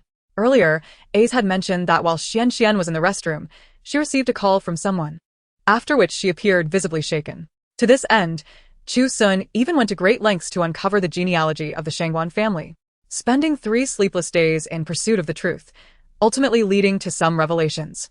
Reiwen thrived in the Qing Luo Empire, while certain individuals in the Qing Qi Empire displayed a complete lack of shame. Please do not create a commotion. Is the camera ready? A lewd voice interrupted their merriment. The steward of the Endong family, noticing the insufficient seating arrangements, hastily summoned chefs from the most renowned restaurant in the capital to ensure that the wedding of the family's master would be celebrated with grandeur and glory. Eventually, she pursued a medical career, realizing that even if she had sustained burns, with proper care and attention, gradual healing could occur, resulting in only minor scars rather than anything grotesque. Su Zhu abruptly came to his senses, glanced at Gu Qingnian, touched his mouth, and then pinched his own cheek. Due to the disruption caused by the earthquake, Zhong Guangxiu and Liang Horan's itinerary was altered, prompting Zhong Guangxiu to decide to inspect the disaster frontline that very afternoon via private jet. By a fortuitous turn of events, Qiu Qingbin discovered Qin Luo, the inheritor of the soul-pursuing needle, reigniting hope within him, yet who could guarantee that this was not merely the onset of disappointment? With such apprehensive emotions, it was nearly impossible for anyone to muster their spirits. In Chapter 102, the narrative took an unexpected turn, revealing the ancient Greek deity governing the Grand Abyss. Jiang Nanxi exclaimed in disbelief at the creature's unexpected utility, while concerns arose regarding the parasitic nature of its hair. The old man shouted in panic, racing down the stairs in fear of being pursued by the human puppet. You are courting death. You are destined to perish. Await your transformation into a puppet. Jiang Nanxi retorted, revealing that she had already encountered such a fate. The steward, poised to act, froze, glancing between the master and the second mistress, a flicker of trepidation crossing her features. In her brief, 20-some years of life, the last time she shared a room with a man was at the tender age of 4, a memory of sleeping alongside her parents. Regret? The prince jested, but before he could finish his thought, Xia Jia, already irritated, stepped forward and swept her into his arms, carrying her into the palace. Shi Liang smiled faintly, tears glistening at the corners of her lips, her gaze fixated on the trembling figure of the young man in the courtyard. She observed the scars upon him, her vision blurring and her heart gradually settling into an abyss of stillness. Late at night within the palace, an unsettling incident occurred. It was rumored that the Changlu Palace was haunted, leaving the favored consort restless. Following the earlier tribulations with the Li consort, many believed vengeful spirits were at play, leading to the candles in the palace burning throughout the night. No. Indeed, there were unavoidable circumstances at play, matters of life and death. Thus the general should show leniency. Dressed as a man, Yizhen was already strikingly handsome, but with tears welling in his eyes. He exuded an allure that made Yuan Lai shiver involuntarily. Throughout the journey, Zhang Erwa remained silent, sensing that he and Yang Qingyue were simply not destined to be. Upon returning to her bedroom, Xia Andua enveloped herself entirely in the quilt, rolling around on the bed. Lin Cixi observed Chen Lisan's hand firmly clasped within Fu Yun's palm, and the casual invitation for a future meeting sent shivers down her spine. Xiong Yanhua cried with profound sorrow, as if his heart had been irreparably shattered. At that moment, a Chu's livestream had garnered millions of views, and as she watched those supporting Dr. Yi come to her aid, a hint of confusion flickered in her beautiful eyes. Though it was the first day of the Lunar New Year, numerous families chose to venture out, particularly those with children, for whom amusement parks represented the perfect outing. Thus, witnessing the lengthy queues at the ticket booth, Su Yanxi could not help but sigh. There are indeed 3 sets, but all have been worn by me, Yao said. Feeling somewhat embarrassed by her admission, Mu Jinyuan, typically possessing remarkable self-control, found himself utterly unable to restrain himself whenever he laid eyes on her. In response, when Jing pulled off his sunglasses, revealing his sharply defined features, raising an eyebrow as if to say he would indeed discard them. In Chapter 103, a random individual was selected for a draw, devoid of any gifts, purely for the sake of chance. The small door leads to a modest stone chamber, yet it is suffused with a heavy, oppressive energy that coalesces into thick, swirling mists hovering above. As the stone door swings open, these shadows drift ominously towards Jiang Nanxi, manifesting as a colossal black skull suspended in midair. This is a mistake. We've opened the wrong door. The youth's voice echoes in alarm. He cannot help but shout at them, recalling that their previous entrance into the mausoleum was entirely by chance. Even Dongfang Bai, with his vast knowledge, had never before witnessed such a tumultuous phenomenon. Thus, the extraordinary value of this treasure is self-evident. Haodong, please listen to me. Yalu Xingwang clenches his fists, initially envisioning that upon their reincarnation, they would embrace their true identities as authentic members of the human race, bound in a perfect union. Suppressing his inner turmoil, Li Fangchun glances at the others, relieved to find them silent for now. Meanwhile, he and his 4 companions have surrounded Su Wuyo, indicating that they are prepared to take serious action. How do you know? Lin Inger queries, puzzled, as she has only just received the news. Yet it seems as though Li Fangchun is already aware. In contrast to the incessant promotion of how enjoyable the game is, I have observed a standard being established in a foreign land, one that influences countless individuals in our nation. Although the Ji family shares a blood bond, the intricacies of human relationships are far more complex. Jian, he grimaces at the thought of maintaining a proper posture throughout, feeling the familiar tingling in her legs. At this rate, it seems inevitable that Su Wuyo's first avatar will attain unimaginable strength within mere centuries. Drawing closer, the foremost figure appears clad in silver armor, draped in a silver cloak, astride a magnificent white steed, wielding a gilded spear that radiates an aura of menace and authority. Impressive. The gunners are formidable. Sea Leopard follows suit, firing several rounds to bolster their intimidation. Every action of Wei Er is executed flawlessly, yet Hu Xuedong, aware of his role as the instigator, quickly identifies an opening. He has done little more than allow Edward to uncover a hint of the truth. Such words, when heard, seem to echo the sentiments of a gracious elder sister, suggesting that the princess's plea for understanding reflects deep admiration for General Lin. The Heavenly Lord's expression falters. How could he articulate the past or reveal his intentions to Feng Shi? Observing that Feng Du remains obstinately ignorant, he deliberately seeks to impose control over him, launching a sudden strike. I pray day and night, hoping that one day he will hear my words and understand that So Chunfang harbors ill intentions. Many soldiers grapple with their inner turmoil, uncertain whether to adhere to the commands or to heed the will of the heavens. I am ashamed. What is happening? I merely inquired. Yet Lin Yunfeng has spun such an elaborate tale.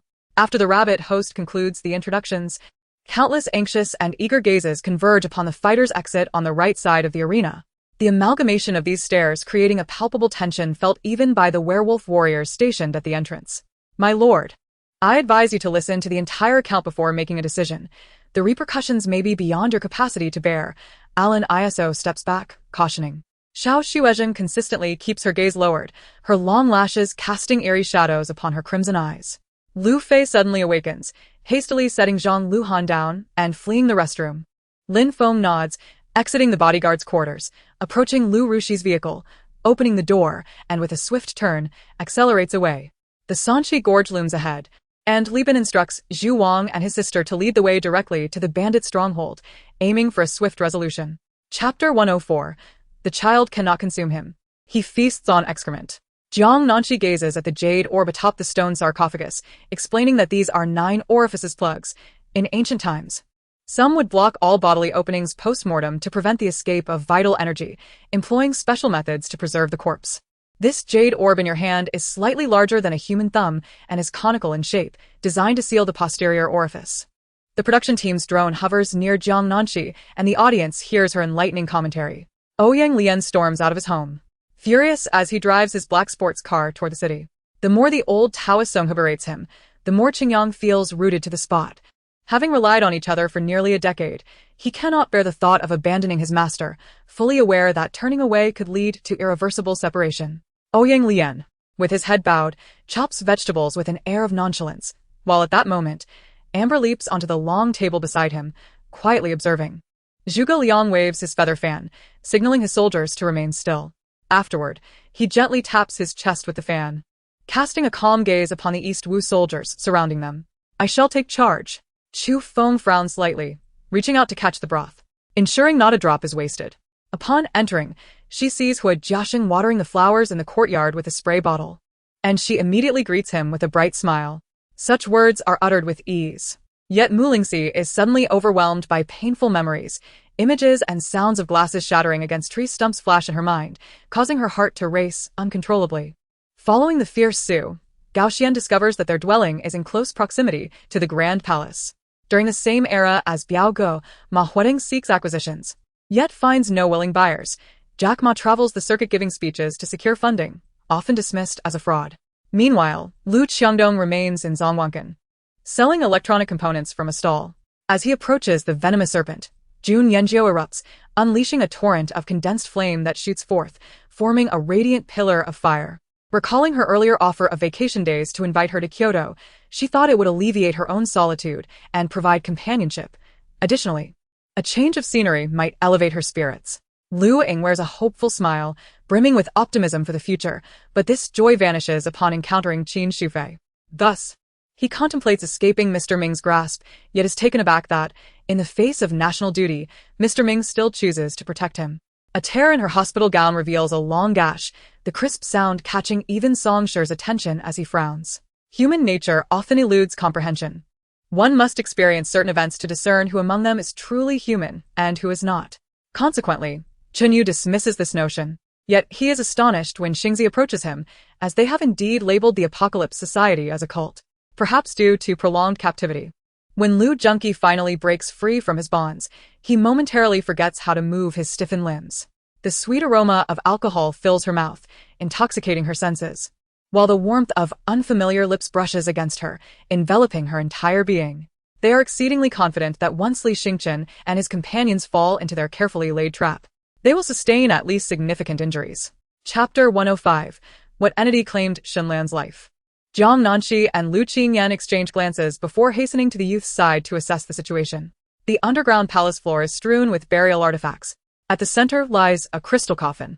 This coffin does not belong to the tomb's master, but rather to one of the accompanying burial figures.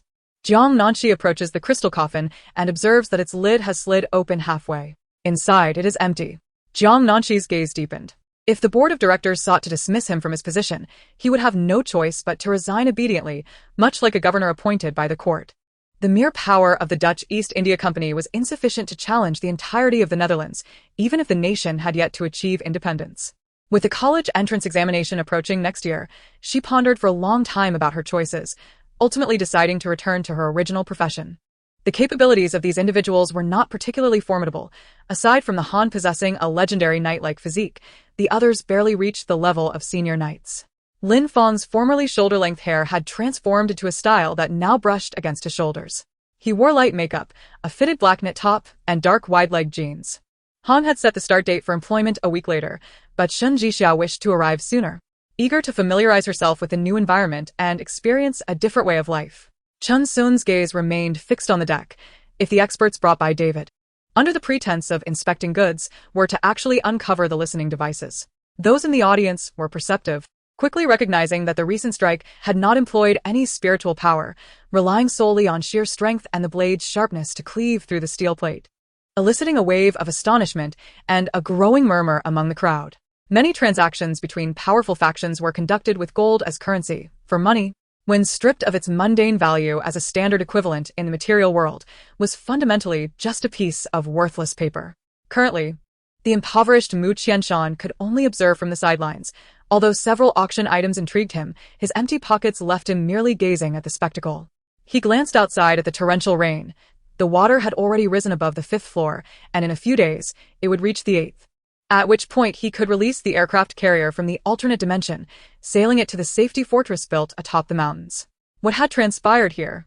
The centurion, concerned, approached a soldier to inquire. Shen Huai, now grown into a handsome and charming young man, was far more captivating than in his childhood. He could merely stand casually, yet he captivated all eyes. His deep-set brows and dark eyes held a glimmer of danger and cold amusement, reminiscent of an ancient, tranquil spring. Beneath the cool facade, warmth and gentleness flickered in his gaze. With such a large group of people, there was nowhere to accommodate them. So they were first instructed to sit on the ground in the courtyard, which was paved with stone slabs and meticulously maintained. Without hesitation, as everything was nearly prepared, Xiaoruoli promptly initiated her plans for planting crops. He Changhai, He Lanyue, and Li Qingmeng felt little about the situation. They merely regarded Lin Yu's knife as extraordinary, capable of effortlessly extinguishing such a slender incense stick with a mere flick. Once the entanglements were resolved, Yi Feng sensed the significantly denser spiritual energy surrounding him. Inhaling deeply before closing his eyes once more, the Changjiang River, constrained by the terrain, measured only 500 meters in width at its narrowest point, making it the most challenging crossing in the nation. The waters flowed fiercely, and the river's narrowness contributed to its reputation as the most treacherous stretch of the entire Changjiang. This was why the Grand Bridge had been constructed. Though filled with regret, when Rin Jiqi saw Yi Feng's worn attire, a sense of calm washed over her. Ron smiled, gesturing to invite, though his grip on the staff remained firm behind his back, his hostility towards Nursa diminishing slightly. He could perceive that the other party had never harbored any murderous intent, which was why he was willing to engage in further conversation. Chapter 106, Jiang Nanxi. Please don't do this. I truly fear. Nanxi. Lu Qingyan, seeing Jiang Nanxi surrounded by the corpse fire, rushed toward her. And the audience witnessed him charging directly into the inferno. How could Yenshin enter? This fire, with just a casual touch, would cause one to decay and turn to ash. Is he courting death? Isn't Jiang Nanxi capable of summoning clouds for rain? Why doesn't she conjure a downpour to extinguish the sea of flames? This is corpse fire, a millennium-old corpse fire. Water is utterly ineffective. Feng Yi commenced action. Previously, he had been observing Lin Yan's movements, but now he took the initiative. To put it simply, in the future, Feng Yi could leverage the Wing Chun martial arts school in Hong Kong to his advantage. Its head began to transform, dragon whiskers sprouting, claws emerging, and 2 dragon horns materializing atop its head. After slaying nearly 1,000 white rhinos, he acquired a piece of green equipment along with several blue items. Among the white rhinos on the slope was a creature wielding a massive iron hammer, towering above the white rhinos, resembling them but with a single horn atop its head. At that moment, they were less than 30 meters from the Gu Yan team. As evening approached, Feng Yi brought Mu Hongyang to Bull Demon Island, where the bull's spirit immediately emerged to greet them. The destination of the flying shuttle was the Sloanzer residential area in the Katana continent. Of course, they couldn't storm in directly, as that would be akin to declaring war on demons. Instead, they would infiltrate gradually, first observing the situation before launching their subsequent actions. A vast array of buildings collapsed under the enemy's onslaught, from their initial unfamiliarity to now deftly evading attacks. Yang Chong, while dodging, realized for the first time that power-type competitors could indeed be so insufferable. Pedro hesitated. He hadn't seen Leone in ages, and their chance encounter in the cemetery felt serendipitous. He hadn't intended to disclose Susanna's current circumstances to anyone. Just then, Feng Yi's eyes sparkled with insight as he observed fire serpents plunging into the sea of flames, not perishing but instead swimming through the fire like fish in water. The two of them had jointly captured 4 birds, dividing them equally, with one going to the village chief, resulting in one less for one of them. Jin Ing hurriedly spoke a few words to the Qingfeng ghost immortal, just managing to defuse a conflict that was on the verge of igniting. Suyan was also curious to see what this brutal beast looked like, whether it resembled a human or a ghost. Upon hearing Shangguan Xian's sharp reprimand, I was momentarily stunned. Feeling a surge of anger. This was my father. How could one speak to him so? It was one thing not to mention it, but once he did. The situation escalated, causing Wang Daoquan to close his eyes as if to faint. The doctor behind him quickly placed an oxygen mask over his mouth, causing a flurry of chaotic activity. Tu laughed heartily. In that case, do not blame Uncle for being disrespectful to your mother. As for the mere initial true fire, Uncle does not regard it as a threat. With that, he lightly stepped forward, his silver spear darting toward the fiery rain. I listened intently to the conversation between Nanbing and the Han, uncertain of what Nanbing awaited. All I could do was closely observe their dialogue, seeking an opportunity for survival. Haha brother, look, my shoe print on her bare backside is quite artistic. Lu Yi exclaimed with a hearty laugh. Such a person is unworthy of being a role model. The voice of Meng Qingru echoed in my heart, tinged with indignation. The blind man remarked, speaking of which, my father passed away early. I never even wore the soles of the shoes he made for me. This fellow was merely grasping at straws. But Luo Lai had entrusted the surveillance of old Anne's affairs to him, and he had to carry it out diligently. Chapter 107. Is it permissible to kill those who disturb one's sleep? Jiang Nanxi directly pulled the female corpse out and tossed it onto the ground not far away before lying down herself. The crystal coffin was filled with corpse energy. If anyone else were to lie within, their bodies would quickly be affected, yet Jiang Nanxi found it quite comforting. She could absorb various types of energy, not only and ghostly energy, but now even the corpse energy of zombies. The old man truly did not exaggerate. How is this different from having an advantage? Jiang Nanxi. I crave cold noodles. Lian Xian had never thought of the phrase cold noodles until it suddenly sprang to mind just moments ago. Suyan was curious about how her face appeared altered, so she took out a mirror from her bag to check. However, as soon as she revealed the mirror, she saw a familiar face staring back at her. Li Ping. Although his portrayal does not entirely align with my perception of a villain, it seems to resonate quite well with the writer's characterization. As the new moon ushers in nightfall on the opposite side of the earth, France has succumbed to darkness. Approaching her is Jiang Feng, holding a delicate silk tree flower, as he strides towards her. He gazes at her lowered brow and gently tucks the flower behind her ear. No matter how mysterious the circumstances may be, she is determined to find him, even if it means obliterating the entire Nanshan. Young master, I understand what must be done. Jier quickly comprehends, bowing his head before turning to act. The formidable figures of the Blood Knife sect, witnessing this unfold, are struck with dread. The Snowflake Inn, which they had only heard whispers of, turns out to house a treasure of demonic caliber. Such wonders are rarely possessed even in the demon realm, and they are astonished to discover that Chun Fei's brother, Chunda, possesses such an artifact. Upon seeing this, Gu Hao calls out and swiftly descends to join Yi Guqing. Gather your strength. Block those 4. The grand movements of the 4 ghostly servants have already drawn the attention of the opposing martial saints. Though they cannot engage directly, they can command those weaker than themselves to obstruct them. Chun Fei inquires, does Miss Zhuke have something to discuss? His expression is one of puzzlement as he asks directly. The silent suffering of a mute, unable to articulate his pain. He truly lacks any evidence to substantiate the truth of his claims. The Sacred Domain Mountain is a circular range encircling the central Yake Empire. If one were to traverse vertically through its cross-section, they would reach the Yake Empire in approximately 3 months. However, if one were to follow the circular path, they would be ensnared in an eternal loop within the Sacred Domain Mountain. Given his nature, he would have shot a golden sword to seize the opportunity. But the man still holds value, which is why he spared his life to act as a guide. Since that day of revelation, Li Jing has assumed the role of the Island Master's lady. Over the past year, Li Jing has been gentle and composed, treating everyone with kindness, leading the powerful individuals of Ice Moon Island to recognize that the Island Master has a beautiful and tender wife. A fierce wind howls as a row of 5 or 6 vampires is swept away, tumbling several meters and leaving the ground stained with their blood. Lin Feng ponders for a moment, then with a wave of his right hand, a barrier of light appears, sealing off the area completely. Subsequently, Lin Feng shatters the communication jade tablet, controlling the area to continue his assault. Chapter 108. You want this and that? How about 2 slaps? In the dim corridor, the young man glimpses a shadowy figure slowly advancing towards them.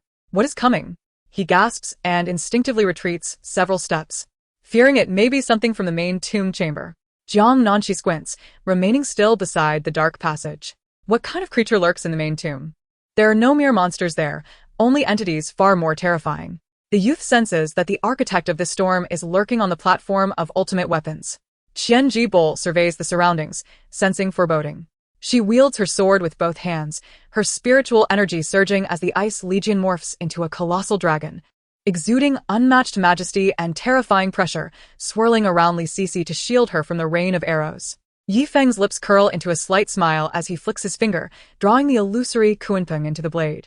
The calamity still anticipates the appearance of the card, yearning for an opportunity to leap forward, yet the card consistently seizes the range of skill release, denying him a chance to approach.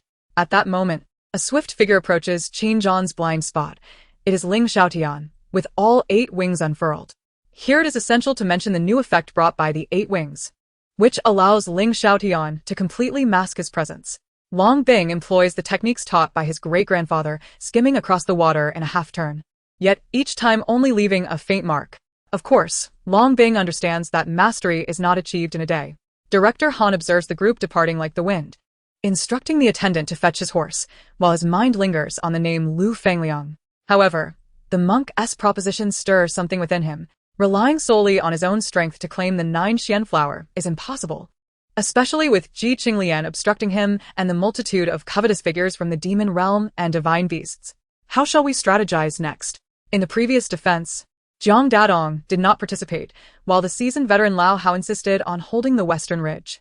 This time, he suffered a blade wound, and after being helped down by soldiers, he inquires about Jiang Dadong's plans.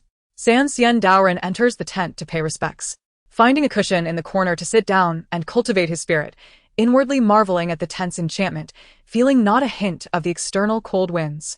If all goes as expected, the upgraded song Hailong will be far beyond what Xia Xingxiao can confront.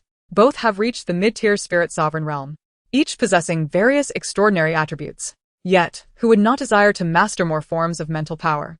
Perhaps this cauldron serves as their opportunity to ascend to higher spirit sovereign levels? Who can predict what lies ahead? Clash.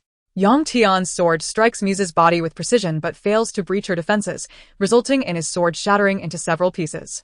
Without hesitation, he charges towards the seaside, where the 6 grandmasters are swiftly beaten into a state of disarray. Huang Shang informs Chu Pinghuang that he is mistaken about the venue. These individuals only heed Tian Li's commands and disregard his. The spiritual essence inscribed on the door's decorative tiles must contain some vital information that cannot simply be dictated by him. Chapter 109. Greetings, I am the Phoenix. I am 50. Jiang Nanxi contemplates and asks Lu Qingyan, do you sense that something has been watching us? Noticing that he shares her feelings, she further inquires, what do you think it is? Lu Qingyan ponders for a moment and replies, I cannot be certain. We must see it with our own eyes to know. Isn't that stating the obvious? If she could see it, she would know what it is. I have a method, though I am unsure how you perceive it. Lu Ji speaks slowly, only when Lu Ji shows signs of impatience. 2 figures swiftly dart past you, the Chung siblings, who, upon witnessing Lu Jun face impending danger, Refuse to stand idly by. Both are adept in martial arts, and seizing the moment, they spring into action. On the first day of June, a morning rain fell, ceasing only by afternoon, ensuring that this summer's hottest month would not commence with unbearable heat. The students exiting the building do not leave immediately. Instead, they gather around the siblings of Changsun, Gao Zijian, Shen Gongzi, Lu Ji, and others who have previously achieved recognition in wood carving competitions. The concern shown by Jihua for the Yang family is genuinely touching. She has never exhibited a petulant demeanor, aside from not having worked in the fields. She eagerly takes on every task, even cooking for many, yet her parents have never regarded her as mere labor, always allowing her to receive care whenever possible. At that moment, he instinctively retreats a few steps to evade a wave of lava. He cannot accept that his most loyal follower, Nanxinghuan, could ever betray him. General, Lu Chen quickly embraces him, casting a glare at Dong Yi, who recoils in fear and does not dare to speak. Sir Pavilion Master, we are not refugees. We are righteous warriors. Do you understand? The captain beams at the pale-faced Pavilion Master, articulating each word with clarity. The villagers have long departed, eager to reach a safer distance in search of food or to seek work in the county for sustenance. Li Zhola gently feeds Wen Zixia water. She has regained consciousness, but is extremely weak due to hunger. My mother may not have given you the gift of life, but she has bestowed upon you the great favor of nurturing. Xia maliciously contemplated that it might take this fellow 5 centuries to decipher the laws of the barrier, followed by another 5 centuries of accumulation. By the time he emerged, even the King of Tears would have turned to ash. Turning to pick up her car keys, she strolled towards the bar, entered a private room, and opened her phone, meticulously checking for any issues. As she turned, her almond-shaped eyes glanced at one side of the phone. Su Qingji's current thoughts were influenced by her 2 sisters-in-law, who had secretly cultivated vegetables in the backyard, yielding quite a good harvest. As the harbinger of death, Gu Xingyin found himself equally powerless as he witnessed Xiao Zhihe's demise drawing ever closer. After Madame Wang departed, Su Qingji let out a quiet sigh of relief. Indeed, in the realm of business, each step must be taken with careful contemplation. In light of this, that wretched girl, no matter how she provoked her, would be treated as though she were invisible. However, until the dishes were served, Mingrue made no mention of their affair, only engaging her in conversation about the customs and culture of Hangzhou, appearing quite familiar with the city. Chapter 110. Do you believe it is a phoenix? Or, do you believe I am Qin Shi Huang? Thank you for your gift. I present it to you. The rooster flapped its wings and soared up, proudly perching on her shoulder. Cluck, cluck, cluck. Take me out for Crazy Thursday. Jiang Nanxi scratched her head, although she couldn't fathom why she could understand a chicken's speech. Since it had presented her with such a precious treasure, treating it to fried chicken seemed reasonable. Lu Qingyan observed, mentioning candy. Gao Xingjie immediately recalled the red flags hanging on the hospital's high walls, causing his breath to hitch. Moreover, Cheng Jianxin was nurtured by Ji Daoquan. If Cheng Jianxin were to sever ties with Ji Daoquan, one could argue he was principled, yet one could equally assert he was ungrateful. However, he understood that the current electric vehicle factory was under immense production pressure, amidst a concentrated delivery period for new products, racing against time. Any prolonged halt would result in incalculable losses. Chen Shifan suddenly threw his head back and laughed. His hearty laughter revealed his genuinely good mood. Chen Shifan felt hopeless, finding Su Xia's frantic demeanor utterly adorable. The sensible Shili had even prepared a change of clothes and toiletries for Songbing in the bathroom. Rest assured, team leader Sun, the safety consultant from the Huazhong Energy Group's Xuanyang branch, has conducted a thorough and in-depth inspection of the construction here to ensure compliance with safety conditions. Cheng Tao nodded vigorously, earnestly assuring this. Pei Kongsheng had informed himself multiple times before marriage that Su Ying had physical defects, which made taking a concubine acceptable. Moreover, if he were willing to hand over Chen Lizi, would he still need to wait for the Wang family from Wangjia village to demolish his home? How dared he? How dared he? President Li huffed in anger, repeatedly muttering this phrase. The fool, had he not realized that the wealthy second-generation companions who came with him were all terrified? Gu Xingyue watched his retreating figure disappear into the night, feeling a warmth in her heart. The prince's first night extended into the early morning. Eventually, the princess, exhausted, joined him in the kitchen to prepare a meal. After agreeing with Madame Chu, Qiu Lingyang accompanied her to the northernmost part of the sanatorium. The houses there were relatively old and typically used for storing miscellaneous items, seldom visited by anyone. There existed a Taoist leader, overseeing followers scattered across the world, now in the most formidable and unknown realm of the Grand Light Temple, the Holy Altar of Light. Gu Xingyue found it quite amusing to observe her. Lu Bingxue and Nan Yuan were alike, their emotions plainly displayed on their faces. Their generation had aged, while the new generation, Gu Zilin, lacked the ability to rally their strength in the short term. Everyone was driven by profit, ready to flee at the first sign of advantage, and with hearts dispersed. How could they possibly weather the storm? Mama Chiu turned and placed a cushion beside the old lady, after Chu Liangrao nodded for the people to withdraw. He imitated the old lady's gesture and bowed. Truly, the national master is wise. Let us act according to his counsel. Antayo noted that this national master spoke deliberately yet with reason, alleviating some of her dissatisfaction with Ruer. Of course, Other martial artists also reaped considerable benefits. Even those who did not enter the dragon tomb saw their powers surge dramatically. Pregnant? Long Xiaoyan's gaze towards He Lanyao grew increasingly joyful. And he promptly commanded with his inner strength. It is him. He Lanyao squinted, her hand gripping the octagonal throwing dart infused with fierce inner energy, propelling it forward.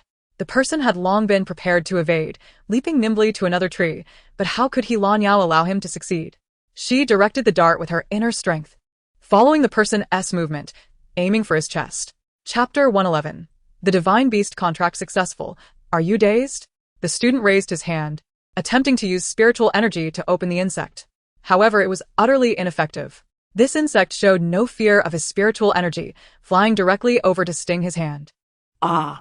He instantly felt a chilling force surge into his body, his arm rapidly encased in frost. Xiao Chun. The others, witnessing his plight, immediately panicked. A fierce wind, akin to a roaring beast, surged towards Hua Tian. This attack showcased Yin Peng's demonic power, perfectly combined with the Great Rock Wind method. How absurd! Damn it! I nearly perished, and Tai Ling Wang Shiqing began to curse, feeling somewhat speechless. Many strange occurrences had transpired that night in Tai Ling. It seemed that Wu Fan needed do nothing, merely existing in this world, awaiting his demise. Today, he had no desire for a bloody battle. Even if he could engage in an epic confrontation, contending against the catastrophic, it would surely come at a price. Given that the opponent had already ascended beyond the 5 calamity realm, Zhou called a halt, naturally due to excessive depletion of inner strength. Compounded by injuries from using forbidden techniques, he could no longer persevere and required a moment to recuperate. Zhu Tian had not anticipated such a lengthy duration. He thought that Grut, in heat, would merely need to mate with another 9-leaf tree for a quick resolution, yet there was still so much foreplay to endure. Hence, when he felt that sensation, his soul drifted towards that mountainous terrain. This was also why Wang Kar-wai remained seated, motionless on the ground.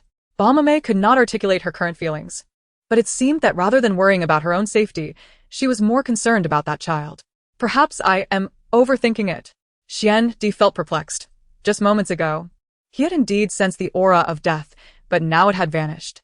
The locking sickle was one of the most common tools among the ninjas of Yingzhou Island, with one end fashioned like a sickle, the opposite end resembling a hammer, connected by a coarse chain. Only when the ninjas of Yingzhou Island wielded the locking sickle to perfection would they dare to challenge this exceedingly dangerous maneuver. Those factions, upon seeing the Sun and Moon sect members, despite their dwindled numbers to just over 300, did not recklessly attack. For they remained unaware of what trump cards the Sun and Moon sect might possess to survive under the assault of Tianhai Gate.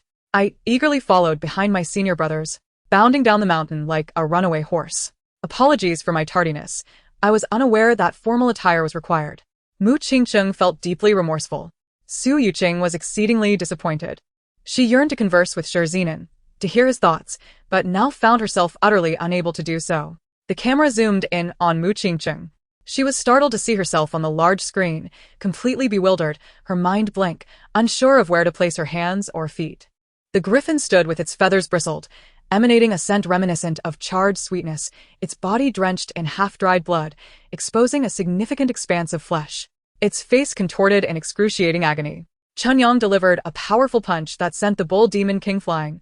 In a desperate bid, he lunged forward, claws outstretched, grasping the tail of the bull with a mere fingertips distance.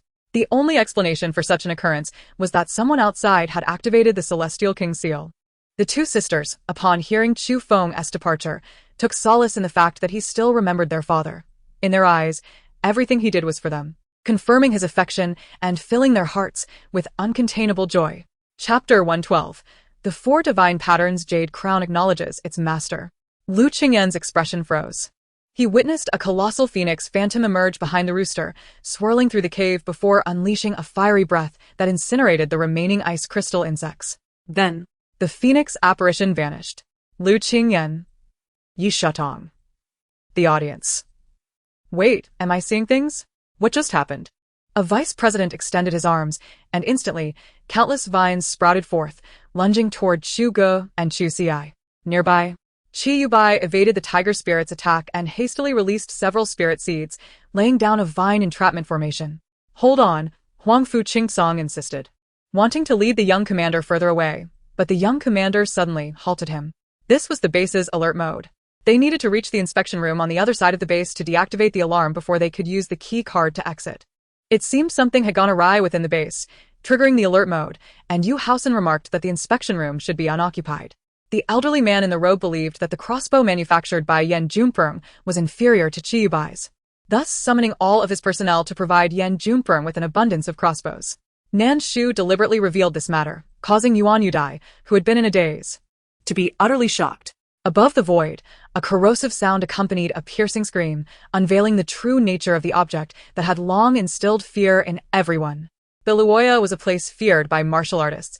Beneath its cliffs, no skilled fighter could ever ascend, while ordinary individuals could easily scale its heights. Gu Liushi whimpered, asserting that it was not his fault. After all, the cuisine prepared by their chef was too delectable, leading him to overindulge. He could not be blamed for this. After a while, he exhaustedly sat down. However, upon contacting the ground, he noticeably sank into it. He had no physical form, save for the areas covered by gloves. And upon contact, the situation would manifest as such. The hotel was in close proximity to the film crew, and when Mu Danju arrived, Lu Ziren followed, while Mo Lin sought a place to park. A beam of yellow light intercepted the shadowy man's attack, landing before Mo Lei, who was then shielded by a wall separating him from the shadowy man's assault.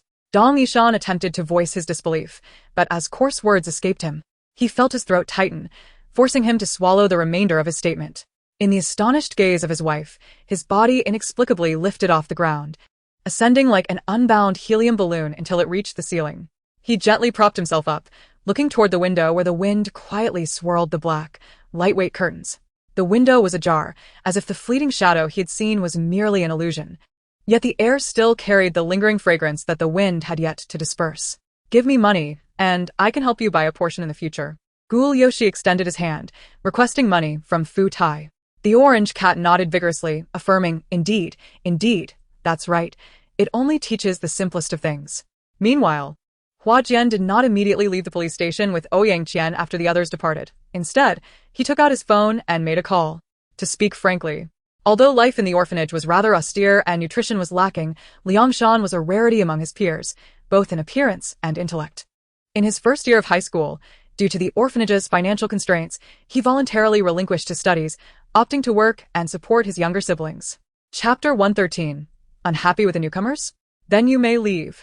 Alright, from now on, when asked about my sect, I shall claim I hail from the Bedgate, leading others to believe I am a master of a hidden sect. I, too, belong to the Bedgate. I serve as the left protector. The expression of the lad across from them was utterly hilarious. The other party paused momentarily, doubting whether they had misheard. Pardon me, I am fine. The matter is still under investigation. Do not create disturbances, he said as he strode into the president's office, brushing past Luo Tianya, who felt a chill from his icy glance. Yan Ying's shadow sword flickered through the chaotic battle, claiming the lives of several evolved beings from the realm of light. The Yang River had flourished even more than a century prior. Lu Qingyi reminisced as she traversed its streets, many of her cherished memories now gone. When will the bright moon appear? With wine in hand, I ask the azure sky. I know not the celestial palaces above, what year this evening may be. I long to ride the winds and return to the ethereal jade towers. The heights are unbearably cold. I wish to dance and sway in the moonlight. How is it different from being on Earth? Chun Yuan pondered, producing a medicinal spatula to enlarge the area where blood seeped, droplets cascading down, only to be immediately absorbed by the roots. Luo Chenyang, observing his mysterious demeanor, could only mimic him, shielding his face with a menu. Shun Zhongnan chuckled heartily, stroking his beard as he watched his son serve him tea and offer him a seat. If this continued, he would feel an immense sense of comfort in his old age. All he desired was to be with Lin Feng, even in silence, merely to be by his side. In the fourth round of the first half of the second map, this was crucial for the opposing team and equally significant for Chen Yao and his comrades. The distribution of arms points by Huzi was relatively conservative, leaving Xingho to handle the rear defense with 200 points, while the others followed Huzi to the door. The figure on the water, with chiseled features and a well-proportioned physique, bore severe injuries, had it not been for the occasional rise and fall of his chest. Onlookers might have mistaken him for a corpse. The 5 ancestors of the Wu family shook their heads incessantly, casting disdainful glances at the 5 ancestors of the Yen family, their expressions steeped in contempt. The island was anchored by 2 formidable sects, as steadfast as a mountain, with an increasing influx of talent anticipated in the future. No. As a soldier, one must dedicate themselves to the country at all times. How can I forsake my original ideals for personal gain? Unless the army abandons me. I shall not abandon the army, Yang Ying declared earnestly. Lin Feng shook his head, perceiving that this individual had become accustomed to arrogance. He raised his hand, lightly tapping, unleashing the power of 2% of the destruction finger. No, this is merely a household robot of average proficiency within our company. Li Changjiang replied with a hint of pride. Despite this, under the insistence of Wu Jian, apart from Wu Heng himself, no Shao had been distributed to Xiao and Wu Jian in considerable amounts. Guard? Li Wu was taken aback. He had been focused on confronting Luo Feidong and had not paid attention until now. Yun Qing nodded, understanding that for Wu Zheng, a forbidden master, this was no mere boast and likely held some reserve. Undeniably, the big circle was more formidable than Qinghong, yet it was also the easiest to handle. It all depended on who was more ruthless, more cunning, and more unscrupulous. Ultimately, this world revolved around profit and power. Indeed, Yenner exhibited some earlier. Is that not a concern? Kai Yen, upon hearing the straightforward exchange between spouses, felt her heart swell with joy, responding in a hushed tone. Just as a storm brewed outside, with numerous reporters lying in wait for Yi Zhiqiu in hopes of securing an interview, he, accompanied by the project team leader Wang Shizhen, was inspecting the progress of the various divisions of the Wui Army Engineering Team. Chapter 114, Stand aside, I am about to commence my display of grandeur.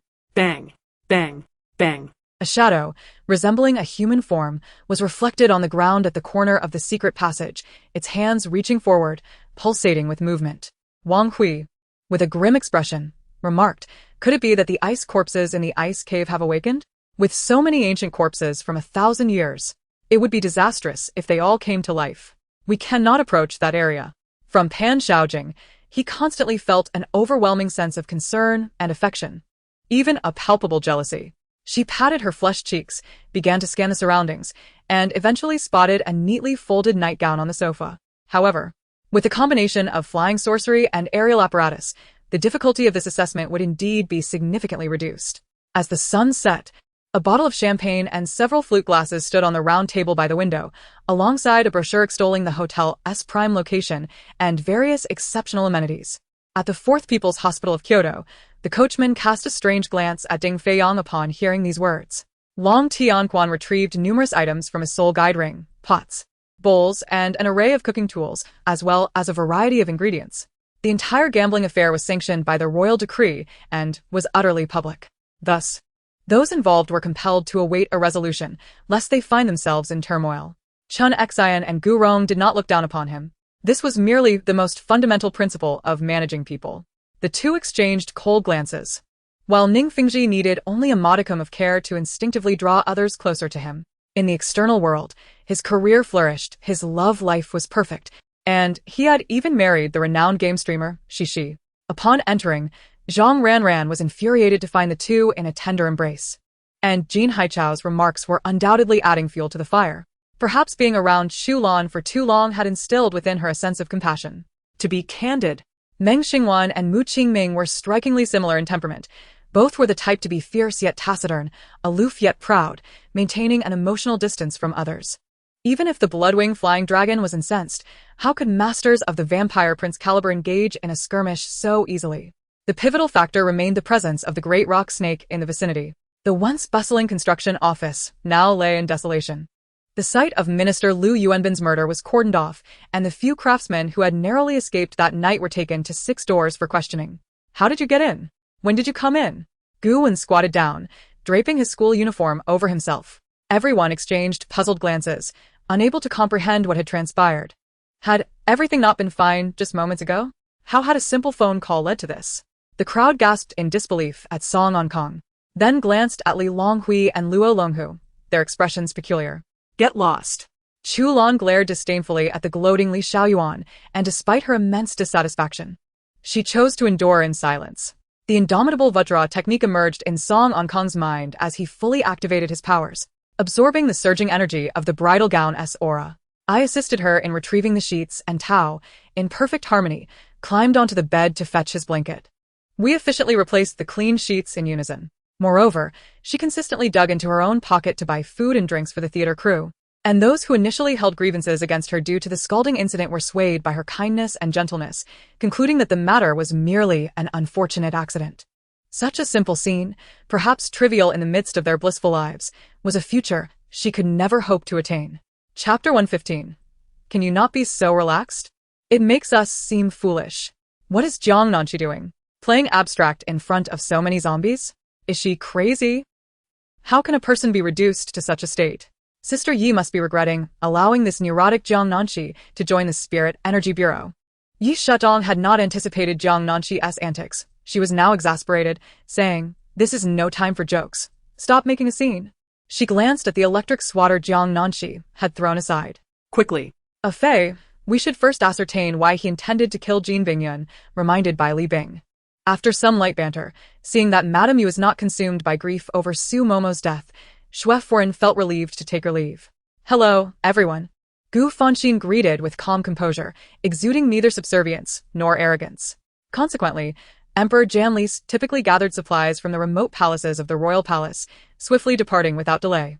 Unless unforeseen circumstances arose, his communications regarding the affairs of the Thessalian kingdom and the well-being of his sons had become sporadic and disconnected. Yet, the truth remains that I have indeed not discovered the relic.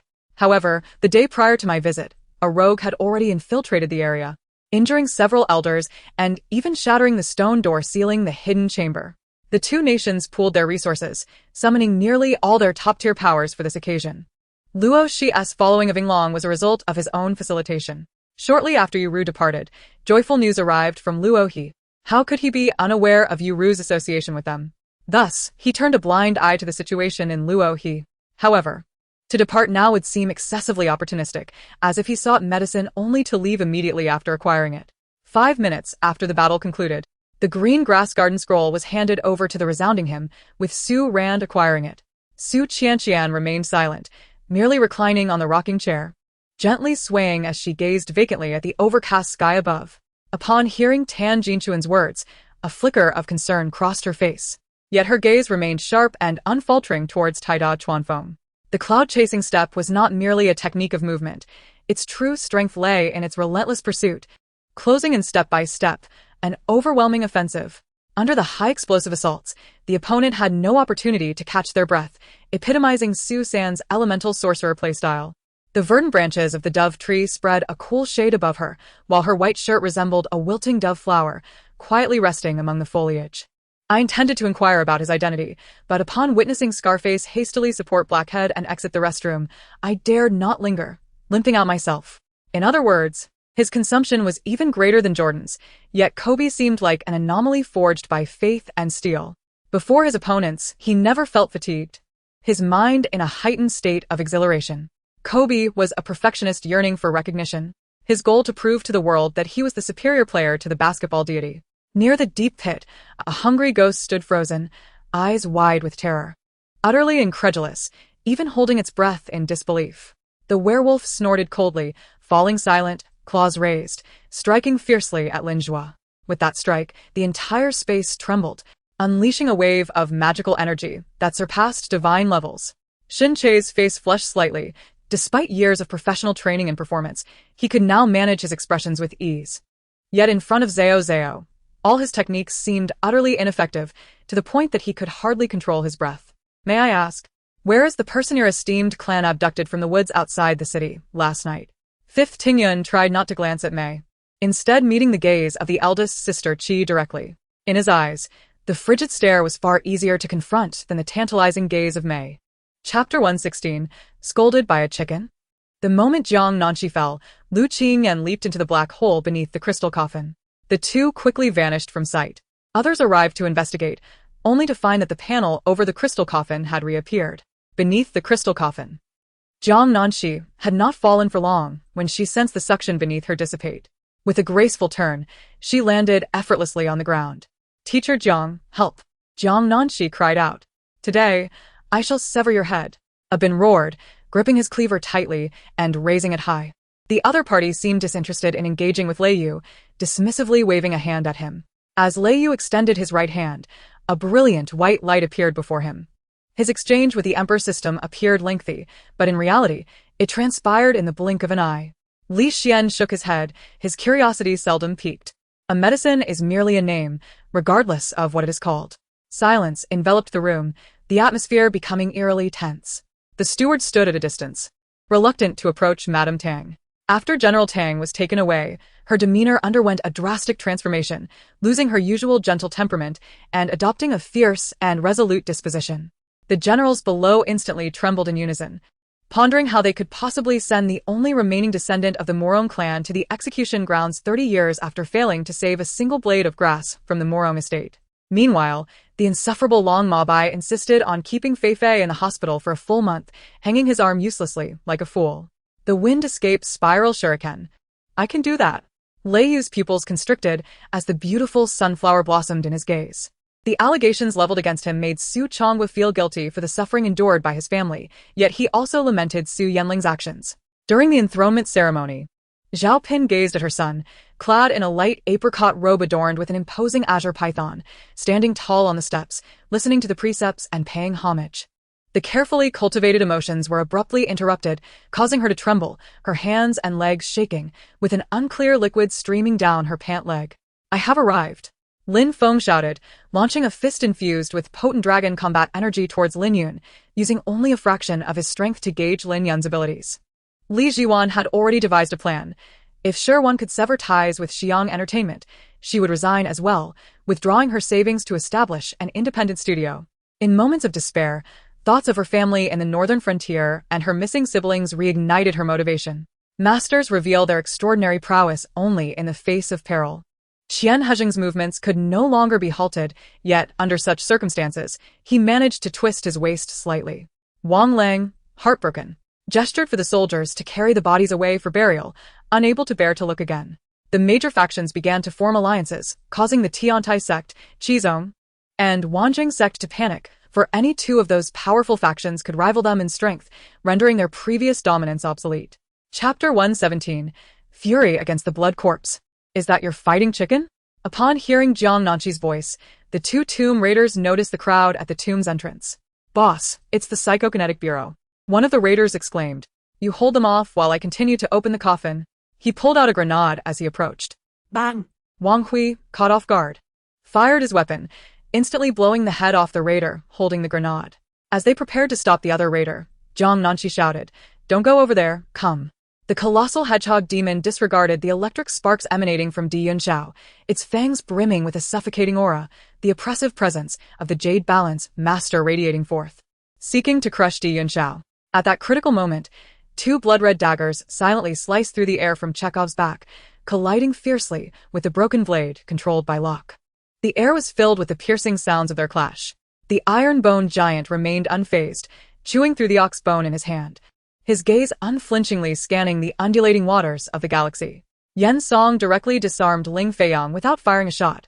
The situation was undeniably bizarre, with neither side's strength clearly distinguishable. Mouse Alley, situated next to the city's computer market, is the largest urban village in the area. The dilapidated houses in Mouse Alley are over 40 years old, truly classified as dangerous dwellings. Ziyuan New City, not far from the municipal sports arena, was a place Siyu had visited before. She pointed at a sign nearly engulfed by plant foliage, saying, Look. Don't speak recklessly, Rui Lingyu replied, casting him a glance, yet did not oppose accepting the sword. After all, such a supreme artifact was the dream of every mage, especially one gifted by Yi Xiaoyang. Are you planning to choose Chen Guohan, De Men Wulong, or repeat the choice of that previous individual, Kusanagi? Athena inquired with a smile. Since Athena's choice had been fixed, she assumed Yi Kai would select characters that countered her. This cave was left behind by a transcendent master from years past. Its grand formations were capable of trapping a purple mansion cultivator, and with a key in hand, he could certainly command the formation. After ascending to the peak of the Divine King realm, the Azure King had once obliterated the demon clan Saken with a single sword strike.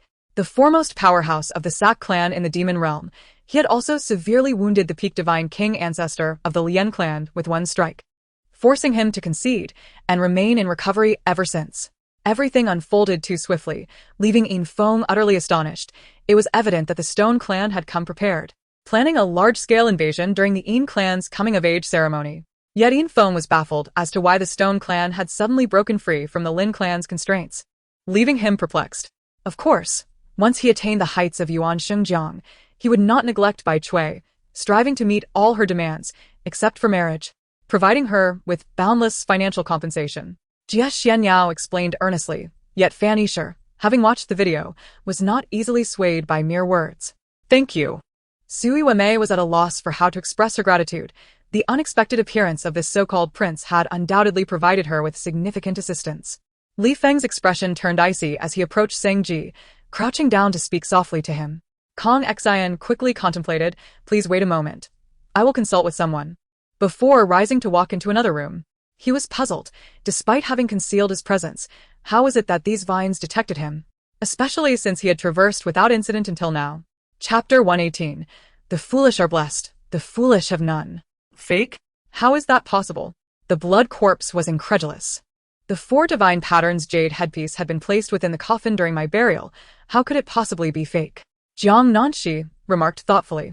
Wei Ling could devise a false coffin using the Corpse King array to eliminate future tomb raiders.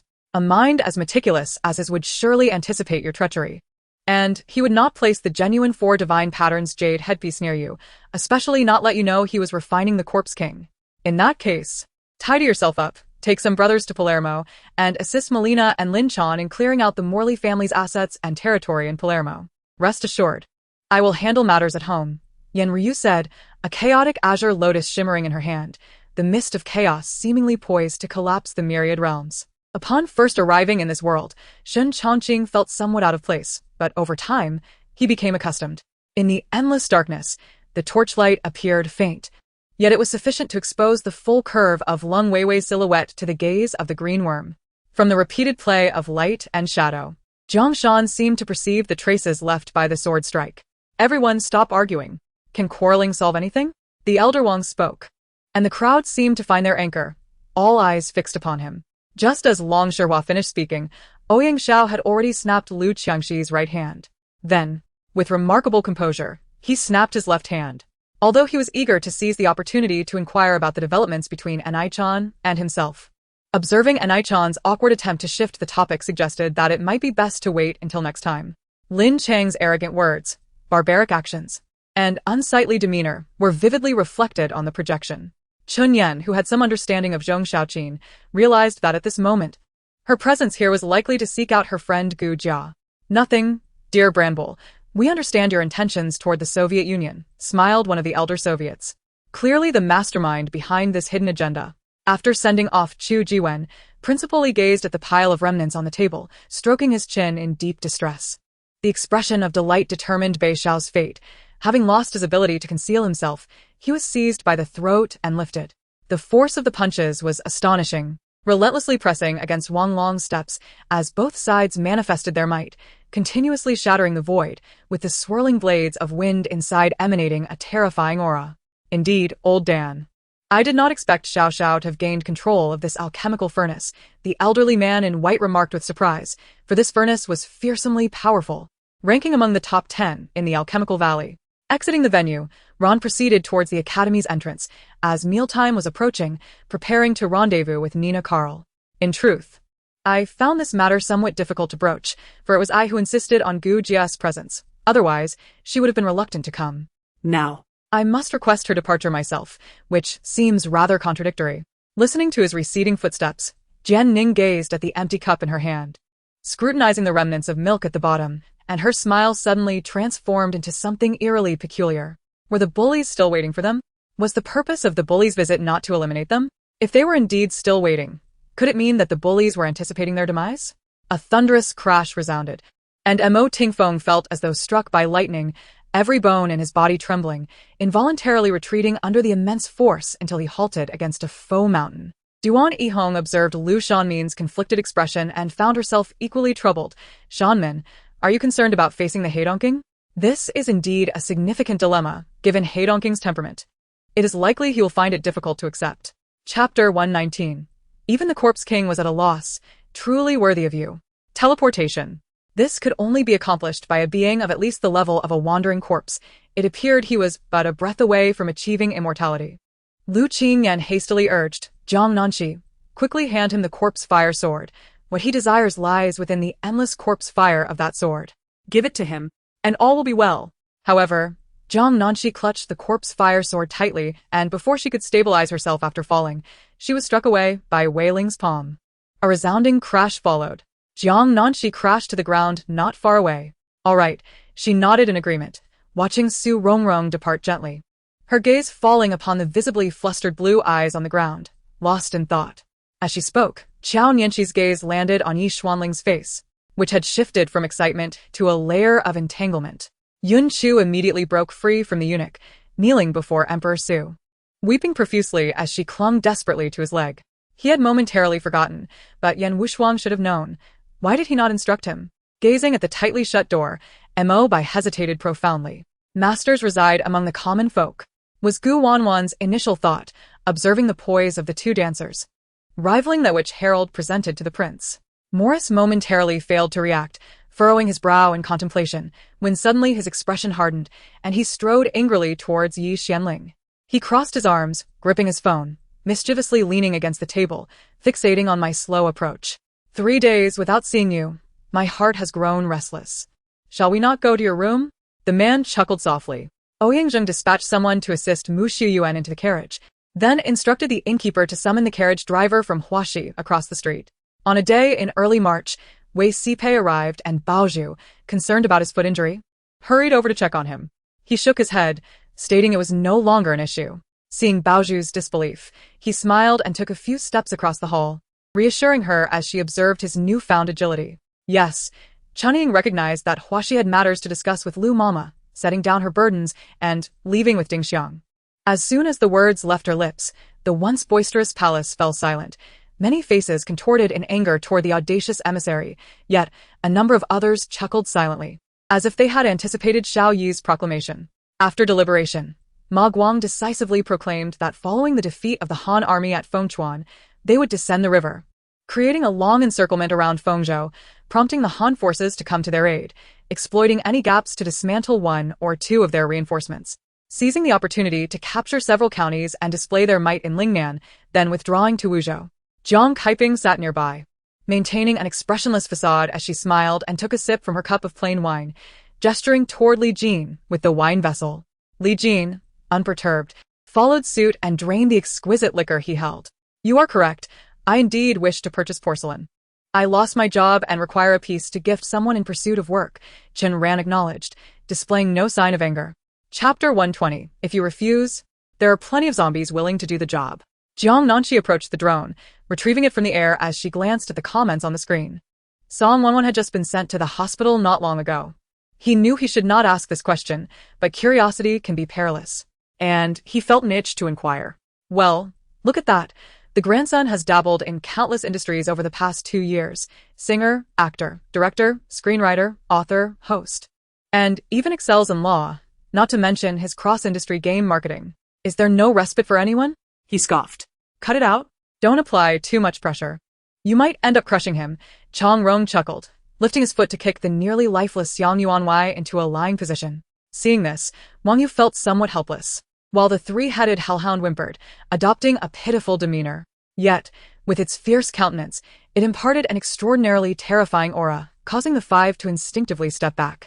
Get out. It is easy to imagine how mortifying it was for Lin Ling at that moment. She likely had never felt such embarrassment in her life. Rising abruptly from Su Duan's embrace and forcefully pushing him away, Zhao Yilong was momentarily stunned, sprawled on the ground with a dazed expression, remaining motionless for quite a while. In a game of dragon and tiger, if we join forces, we could win the casino's money, a significant sum, at least several million. If the casino is tough, we could win over 100 million, Wood said mysteriously. And at the moment of being blasted away, Go Sungama caught sight of countless silhouettes emerging from the ripples of the surrounding void. Who are you, and why do you obstruct my path?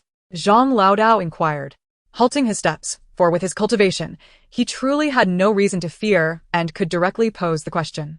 He found himself amidst a sea of shattered glass, his back pressing against the ground, instantly drenched in cold sweat from the pain. I did my utmost to assist him in rising, at least to avoid lying on the shards, but his towering stature rendered it impossible for me to lift him. In contrast to Jiang Yuanhao's haughtiness, Yun Xiao was considerably more understated. However, her actions were, in some respects, even more prideful. When confronted with problems, Most individuals tend to first shift the blame onto others or vent their frustrations at those around them. This is a natural human response to seek pleasure and avoid harm. Perhaps fearing that Shunyan would cause trouble, those behind the scenes controlled the venomous snake to eliminate him. The radar range of an aircraft carrier is indeed extensive, and Luke could hardly believe that the radar aboard the vessel was merely for show. "Sister, how have you been?" Yi Bauer entered the room with this concern, her heart heavy with worry for her elder sister. "It was my first encounter with him. Yet I had memorized his name from the very first day I stepped onto campus. He is Wang Zhaoyuan." Upon witnessing the numbers displayed on the timing screen beside the finish line, both Chen Dongsheng and Xie Tongguang on the podium were utterly astonished. After clearing his throat, Qin Bo's previously grim expression transformed into a warm and amiable smile as he approached the dining table. Within, there were several cultivation tanks, all empty, with the largest being the control console situated in the center of the room. To the likes of the 7 absolute ancestors, the greatest reliance of Yi Qinfeng lies in the original Dao embryo. As long as it is suppressed, Yi Qinfeng is rendered insignificant. Dr. Lin lowered his head, tacitly acknowledging Yi Li's words. Having raised Lin Yuan to nearly 20 years of age, he naturally understood the boy's thoughts. In Lin Yuan's eyes, his foster father could hardly compare to Yi Li, the valuable princess consort of the state. At times, from Chongning Palace to the inner court, he was the master of this vast palace city. Yet, as he passed through the tightly shut palace doors, the emperor felt as if those within were mere strangers, or perhaps slightly familiar neighbors known only by name. Could it be that Chen Jiu's illness had affected the atmosphere in Yunhe Palace? The room was chilling, and with Chen Jiu gravely ill, one hoped the master would not catch her ailment. Who would have thought that the joyous emperor collected everything, even coffins, which oddly appeared within this intermediate space. Jiang Han's hand trembled, revealing 3 enormous coffins that crashed to the floor, surrounded by the cacophony of battle cries. She felt the blood of unknown individuals splatter across her face, leaving her with no time to wipe it away as she was swept forward, almost airborne. In such moments, chaos must be avoided. Should they lose their composure, the arrival of Li Chujun and his men would only exacerbate the disorder. The immense blood-red taiji in the sky suddenly began to spin rapidly, distorting into a colossal eye.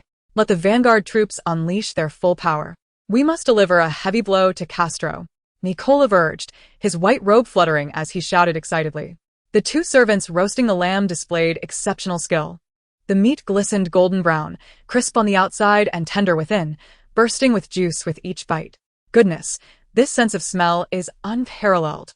Suddenly, Chen Tian felt something amiss. Why should he consider her feelings in his actions? Chapter 121. If you cannot ride a broom, then you shall ride a zombie, correct? The director's voice echoed from the drone. Why have you not yet set off? Others are nearly there. You still have several days to the finish line. You aren't thinking of giving up, are you? Jiang Nanxi smirked slightly. How could we possibly give up? Only a fool would forego earning money. This distance can be covered in 10 minutes. What is there to rush about? 10 minutes? Is that even feasible? The director paused, then asked, "Do you still intend to fly over on a broom?" He understood all too well. He had known it for quite some time. Wu Meng's heart was a tempest, akin to a raging sea, yet her lips could utter no words. Only tears streamed forth, blurring her vision. At that moment, they gazed at the unbreakable barrier, reminiscent of a city wall, their faces etched with despair.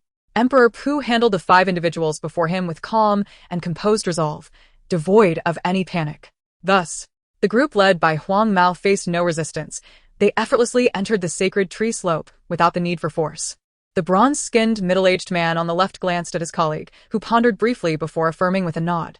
The bronzed man then approached Liu Mo in the pool of blood, offering him a blue capsule. The young man smiled gently, then addressed the crowd.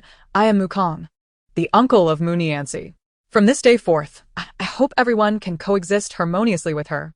Otherwise..." His smile remained, yet an icy aura enveloped him. A myriad of questions swirled in Lin Qinwen's mind as he observed the 2 before him. His heart raced uncontrollably. The bald Caucasian man nodded, shifting the gun's barrel away from the plump man's head, glancing towards his other companions. 3 cups of wine had she consumed, swallowing the bittersweet memories of her acquaintance with Chu Chaocheng, thus closing the chapter on her past. At this moment, Grandpa Song and his companions ceased their individual selling efforts.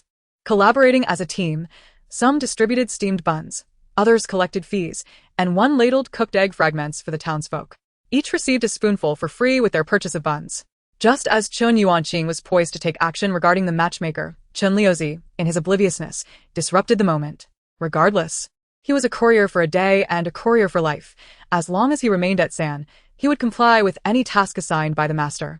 Moreover, he had initially been reflecting in solitude at the Chu family's old residence until Hu Yingying came to find him. Feng Jing opened his mouth to speak, but upon witnessing Yin Yi's unwavering trust in Bai Shu, he felt a twinge of frustration and silently nodded in resignation.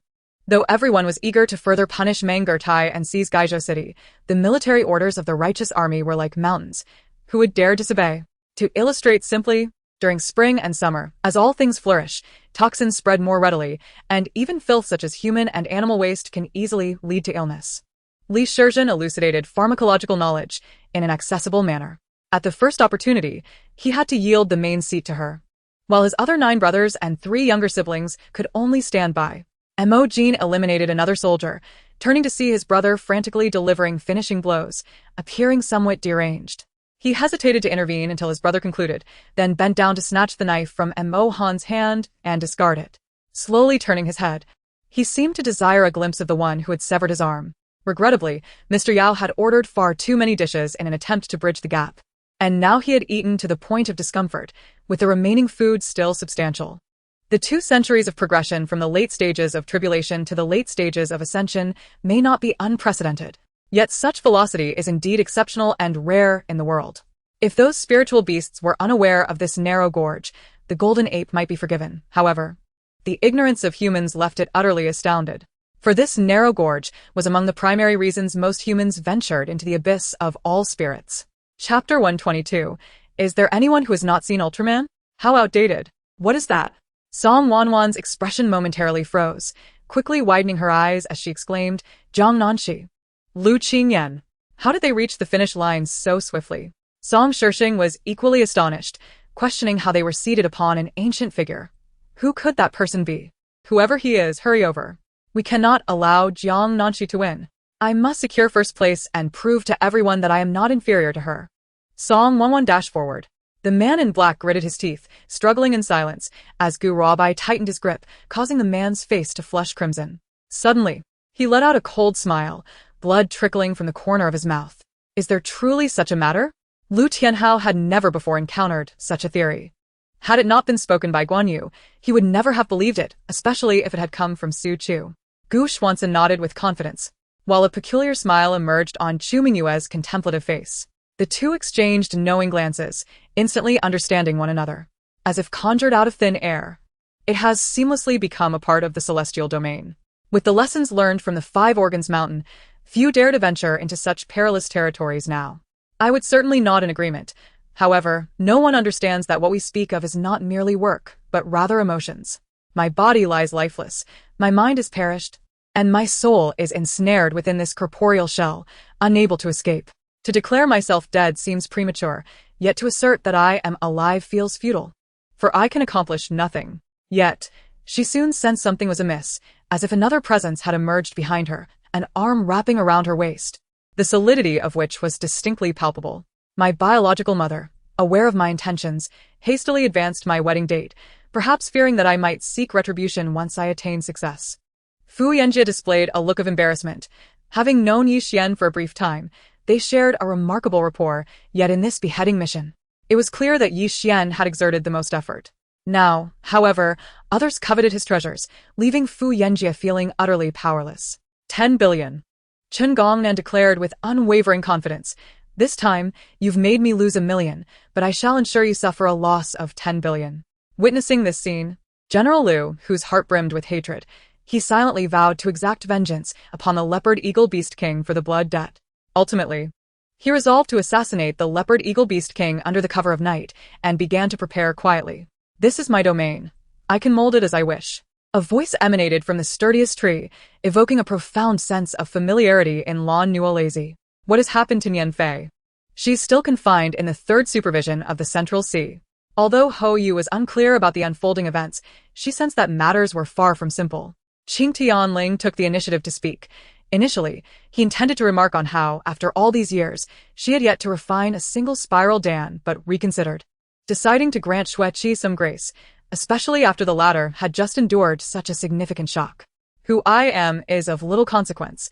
All you need to know is that our goals align. Her form gradually faded, slowly disappearing into the ether. Once Baitang Moran distanced himself.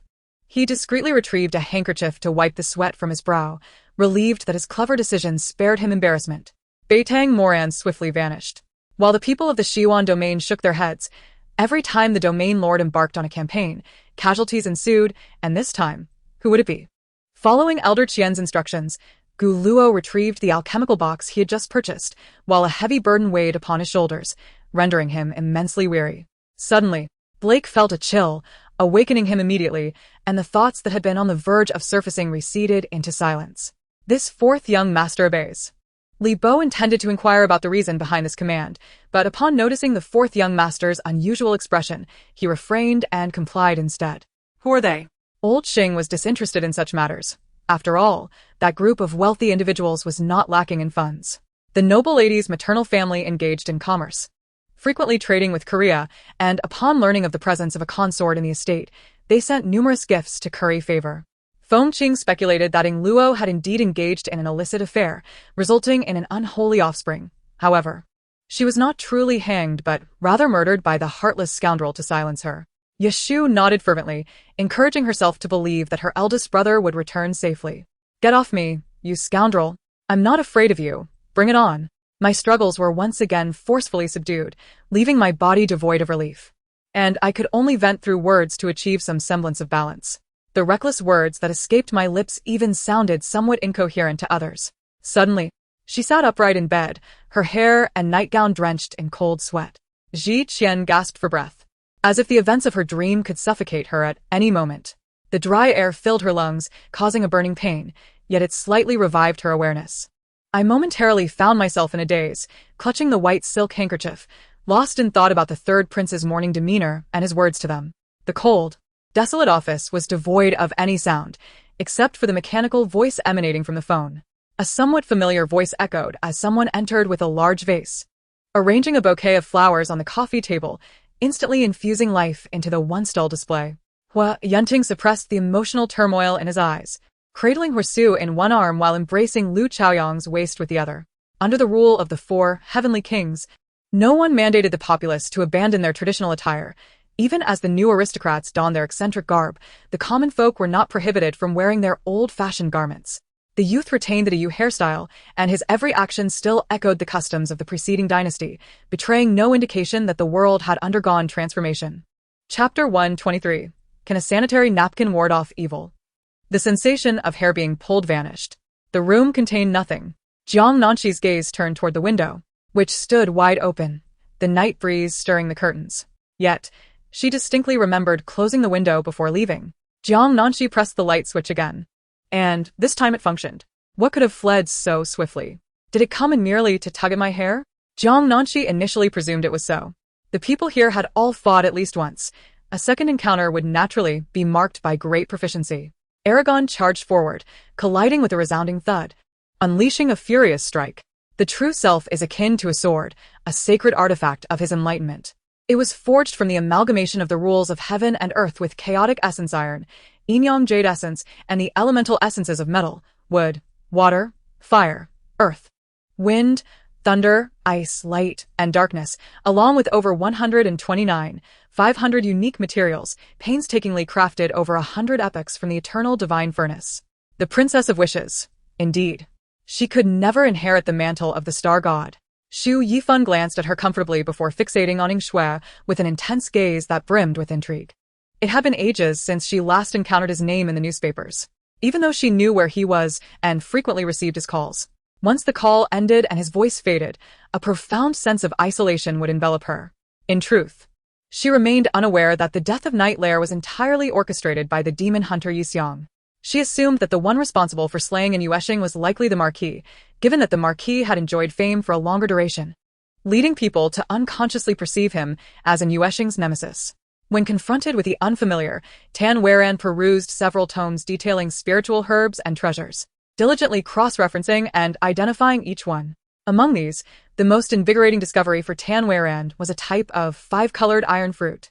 After several days at sea, having weathered numerous storms, the Nanxi vessel emerged from a shroud of mist, revealing a sea surface smoother than glass, eerily tranquil. He refrained from inquiring further, for this matter was not within his purview. Akiyama's assistants indicated that it was likely a test.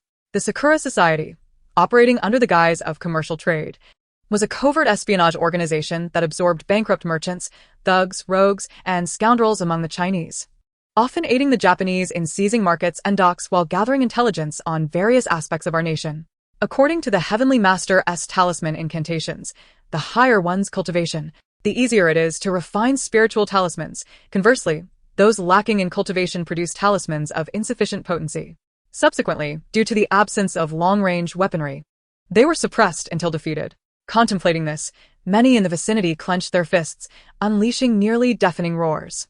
Nai, his wife Su Nafeng, and relatives Li Chang'an, Li Changda, and Li Fonghua resided in the ancestral temple of Yima Town, with Nai serving as the temple's head and Su Nafeng overseeing its logistics, while Li Chang'an, Li Changda, and Li Fonghua were appointed as celestial masters. At this moment, within the rectangular iron furnace, charcoal burned in 3 distinct colors: black on the outermost layer, transitioning to white in the center, and finally red, deepening in intensity. If it were not for Su Shi's presence in the Arctic design studio, Ling Jiuze would have remained indifferent to the commotion around him. He cared little for the chaos caused by others, as long as it did not affect his beloved Shibao. What sort of person is this? He trembled as he gazed at Hyuju, who was advancing menacingly towards him. With a single punch, he sent the evil tooth rabbit, which had lunged at him, flying. The creature's body instantly contorted from the force of the blow. At present, he could not make a move.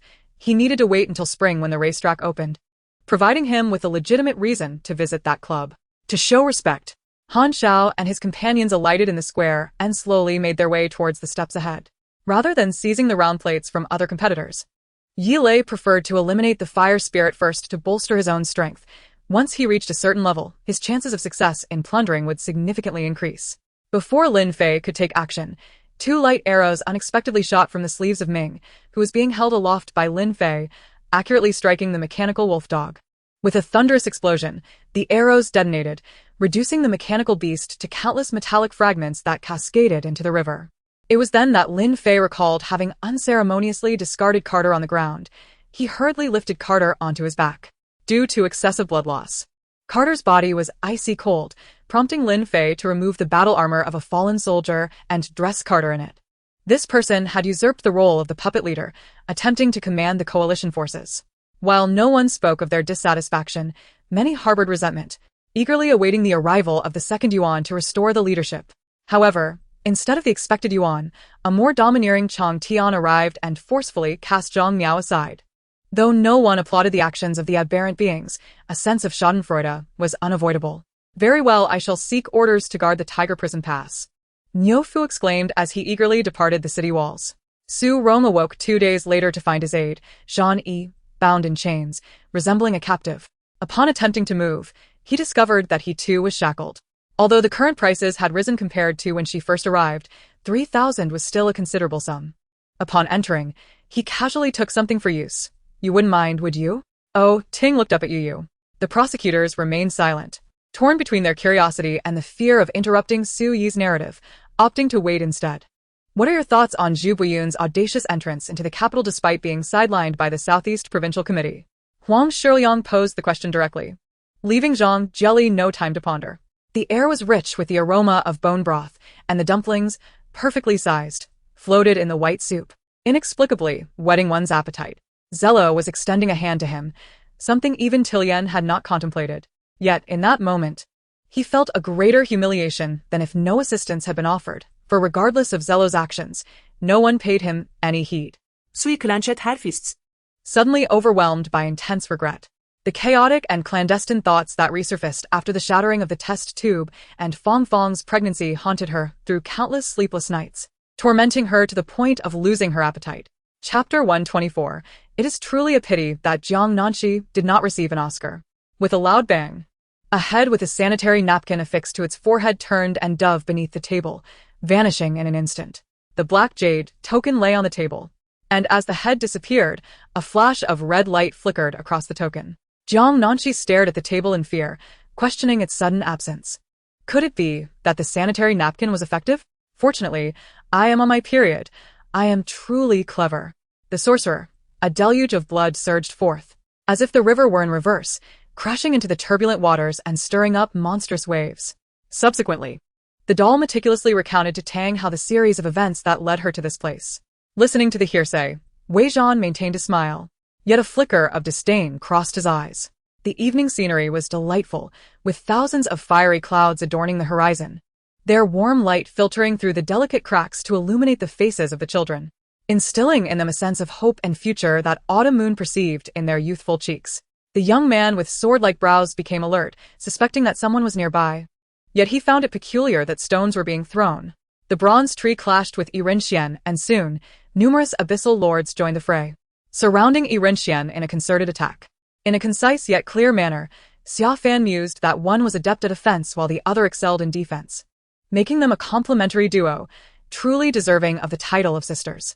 With Gu Xiu's current energy, manifesting inanimate objects was manageable. However, if it were living beings, the challenge would be significantly greater.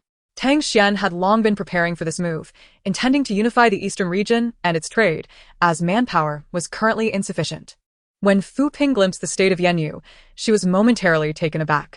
Nevertheless, she quickly approached, took a comb, and quietly stood behind Yanyu, meticulously tidying her disheveled hair without uttering a word.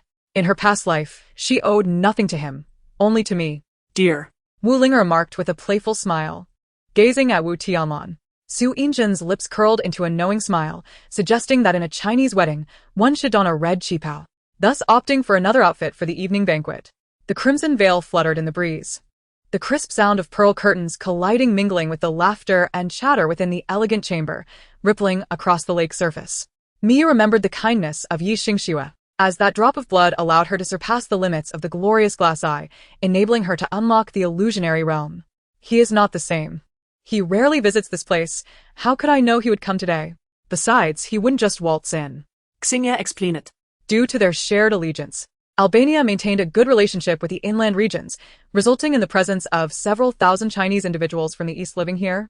Despite the country's total population being merely 2.5 million, Zhao Zixuan stood on the beach, utilizing his keen eyesight to glance in the direction where Wang Shui had departed. Seeing no sign of her, he grinned and leapt into the sea. Chapter 125. The curse was successful. Psalm 11 has gone mad.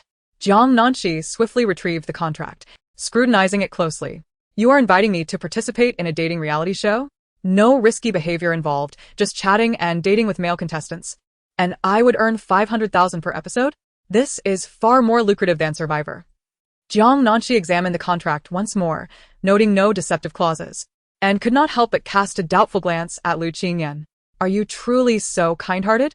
Lu Qingyan replied coolly, this is under the Lu family's banner. He merely intended to invite her to participate in a dating reality show. Yet Jiang Nanxi retorted, I cannot read. The anti-fraud teachings emphasize that the first step in preventing scams is to avoid suspicious calls and to refuse communication with fraudsters, lest one be led astray. Lu Qingyan? Observing her expression of distrust, Lu Qingyan endeavored to maintain a smile. Very well. How do you plan to locate that sorcerer? If you do not sign this contract, I... Had she not stepped forward in time, his innocence would have been jeopardized. Surely, he must have been aware of that. Dressed provocatively while performing some dance? Attracting attention. How could he still be a dignified prince of the South? However, the unease and sadness that arose within her upon witnessing the embrace of the two would not dissipate. She had visited Yunling, which had already closed down. According to the security guard on duty, Mu Yunxian had been taken to the provincial prosecutor's office for investigation. Enough of the chatter. Let us depart. Fu Jichu shook her head helplessly, leaving home with Xia Dai, heading straight for the mall. Wan Ruan's gaze followed the girl, who walked away after hearing their words. She recognized her as a disciple of the same sect as His Majesty, a member of the Qianqiu school. It seemed that the one His Majesty spoke of fondly, who liked Yin Chunian, was indeed her. The demon lord, upon hearing this, placed the fluffy purple pom-pom before him and glanced at it. As Su Zijuan finally departed, the boss let out a sigh of relief, subsequently summoning the waitstaff to pacify the onlookers. I understood that, with my father present, I would undoubtedly adhere to his wishes and lead the Levi family in collaboration with the royal judgment. Bai Yi nodded in agreement, for he excelled in making empty promises. When the moment of truth arrived, who would truly care about the details? Suddenly, a viscous, Dark substance began to seep from Jiang Ying's mouth, nostrils, and ears, prompting Xie Mingfeng to rush forward and inquire about its nature. No, I am merely cautioning you, for I detect a potent scent of death emanating from you. If you do not vacate the East City, you shall meet your demise within a week. She sat coldly in the interrogation chair, her expression serious, as if discussing a matter of grave importance. Witnessing the souls of the wandering tribe, Qi Xian would not allow them to escape. Using 13 ghostly needles, she pinned several of them down, while the talisman of the Taiyin division autonomously absorbed their souls. Qi Xian felt the talisman pulsate, releasing a rich aura. Though the Black Rose had awakened, her recovery was not as advanced as Guril's. She remained bedridden. The young maiden appeared to be around 20 years of age, bearing an uncanny resemblance to Lin Shujian from the past, as if she were sculpted from the same mold. The imperial physician had examined her and found no abnormalities, noting that Sheer had begun her wailing as night fell, with no adverse reactions.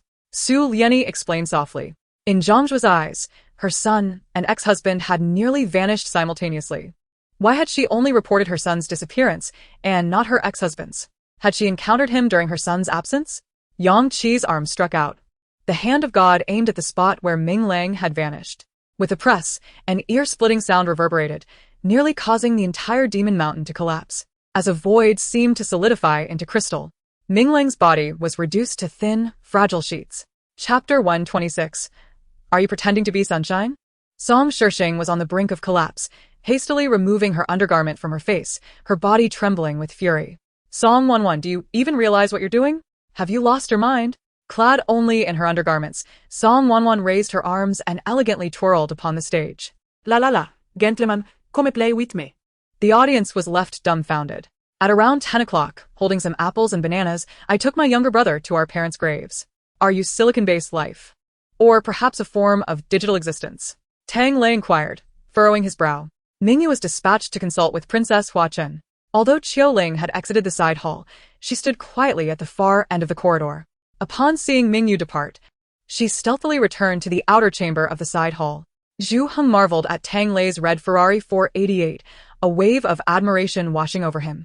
Yet, everyone understood this was merely the calm before the storm. Once unleashed, the ensuing chaos would be more terrifying than ever before. My heart jolted at the sound of something slicing through the air as Zhao Xingyao instinctively sidestepped. Before she could finish her sentence, a massive 3-meter-tall, 1-meter-wide package suddenly descended before Li Yifan, obstructing his line of sight. Before she could utter another word, the formidable expert approached her sister, removing the rag from her mouth and loosening her bindings. Observing Xia Anwan's blatant disregard for herself, Xia Xian paced behind her. Although Lu Peiqin advised her to endure, she could no longer restrain herself. Today, she would make Xia Anwan experience the consequences of provoking her. In the end, Yin Tianyu had no choice but to retreat to the bathroom, seeking solace in a bath to resolve his troubles. He filled the bathtub with water, setting up an array to maintain the temperature at a most comfortable level before slowly reclining into the tub. His captivating gaze, cold yet alluring, reflected the military uniform he wore, exuding both charm and masculinity. Ning Yi had anticipated Yunju would seek him out. He was currently preparing medicine with Shu Sirui, utilizing a recipe passed down through generations in the Ning family, known to aid in recovery. Securing the Tianlai resort would solidify the Mu Group's position as the king of real estate, simultaneously bringing countless opportunities and riches, marking a historic turning point for the company. The attire worn by myself and Lan Yukon bore a strong exotic flair, reminiscent of the modern Miao people of China. As long as humanity did not face total extinction in a single moment, Ainan believed that her dominion over the underworld would yield no different outcome. After a day of weeping, weariness enveloped me, and beside him, I felt a profound sense of security, so tranquil I could easily drift into slumber. They were siphoning your energy, and yet, Delano not only did not intervene but also opened its embrace wide, exclaiming, "Come, let's merge." To uncover the truth, one must employ a method to provoke the other party, compelling them to inadvertently reveal their true self. Though Lei Yang's expression remained largely unchanged, Gao Yu could not conceal her astonishment upon observing Wu Mian's demeanor. He possessed 10 taels of silver, now making his way towards his doghouse, having deceived the tour group to earn that sum. After ensuring Lu Xiuyan's comfort, Qin Zhen personally prepared a prescription, allowing her to recuperate in peace. Finally unable to consume any more, Jiang Nanxi set down her utensils, prompting the third madam to tenderly wipe the crumbs from her lips with a handkerchief. Chapter 127. Jiang Nanxi's chicken is playing basketball. The audience was astounded. Indeed, what is your relationship? How do you know each other so well? Haha, Jiang Nanxi. You wanted to play abstract and now you're subdued. Hearing Fu Wani's words, Li Jingtian's lips curled into a subtle smile, revealing his joy.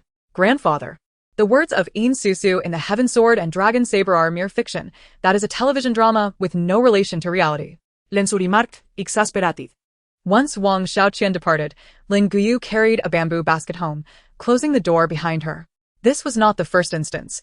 Several times prior, she had felt something heavy pressing down on her shoulder, so burdensome, she wished to kneel. Though somewhat dark, Lin Guyu believed that such men embodied true masculinity, as men ought to possess a certain rugged charm. However, she was rebuffed by Qingrong. Xianming, along with Ni Linga and Shenbai, exchanged greetings before departing with Qingrong. Nonetheless, Han Qi took up Xia Qianchu's bowl, preparing a portion for her to cool, ensuring she could drink it later. Even so, the San Yan tribe regarded it as a treasured possession, reluctant to utilize it lightly. When traveling to Tianyuan continent, they relied on such flying vessels.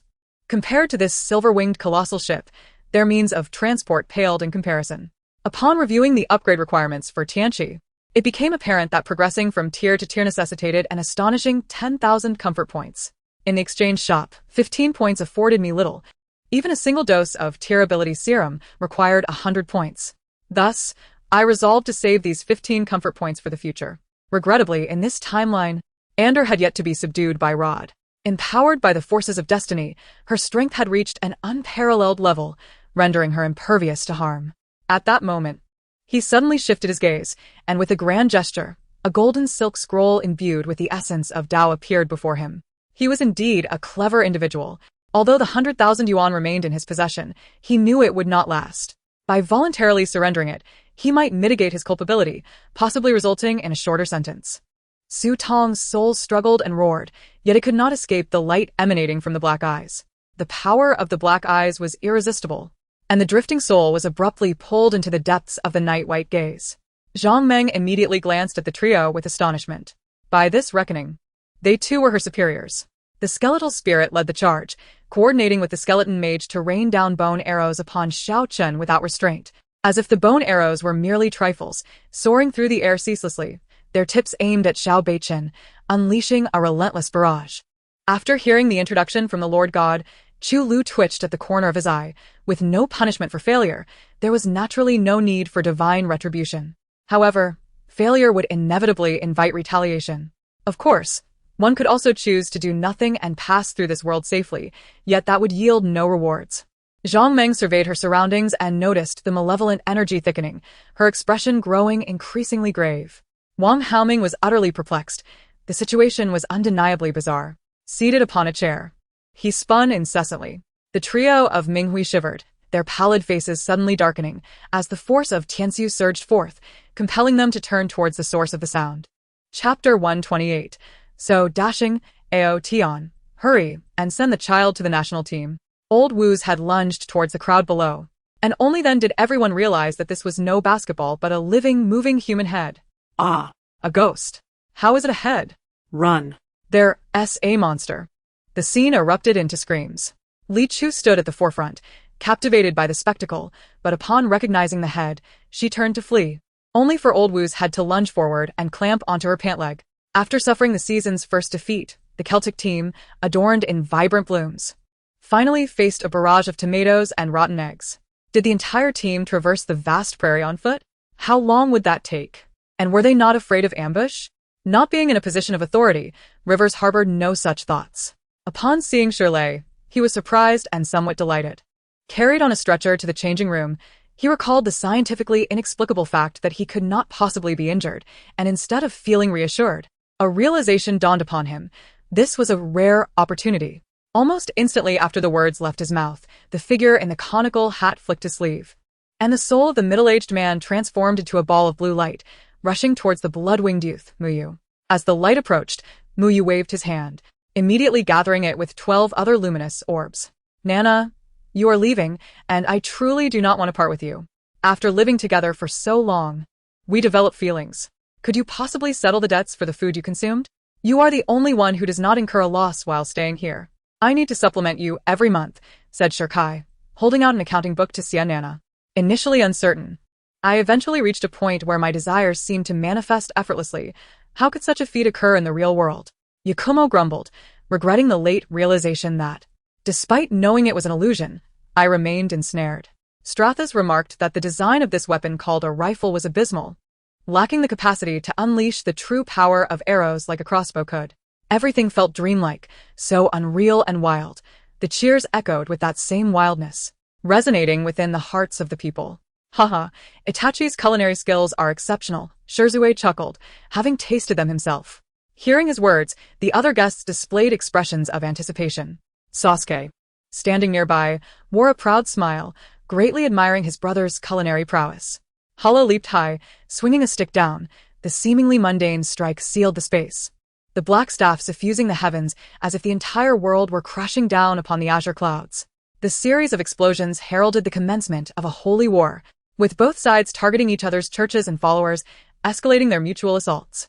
Satellite 1 ignited its engines, adjusting its descent trajectory.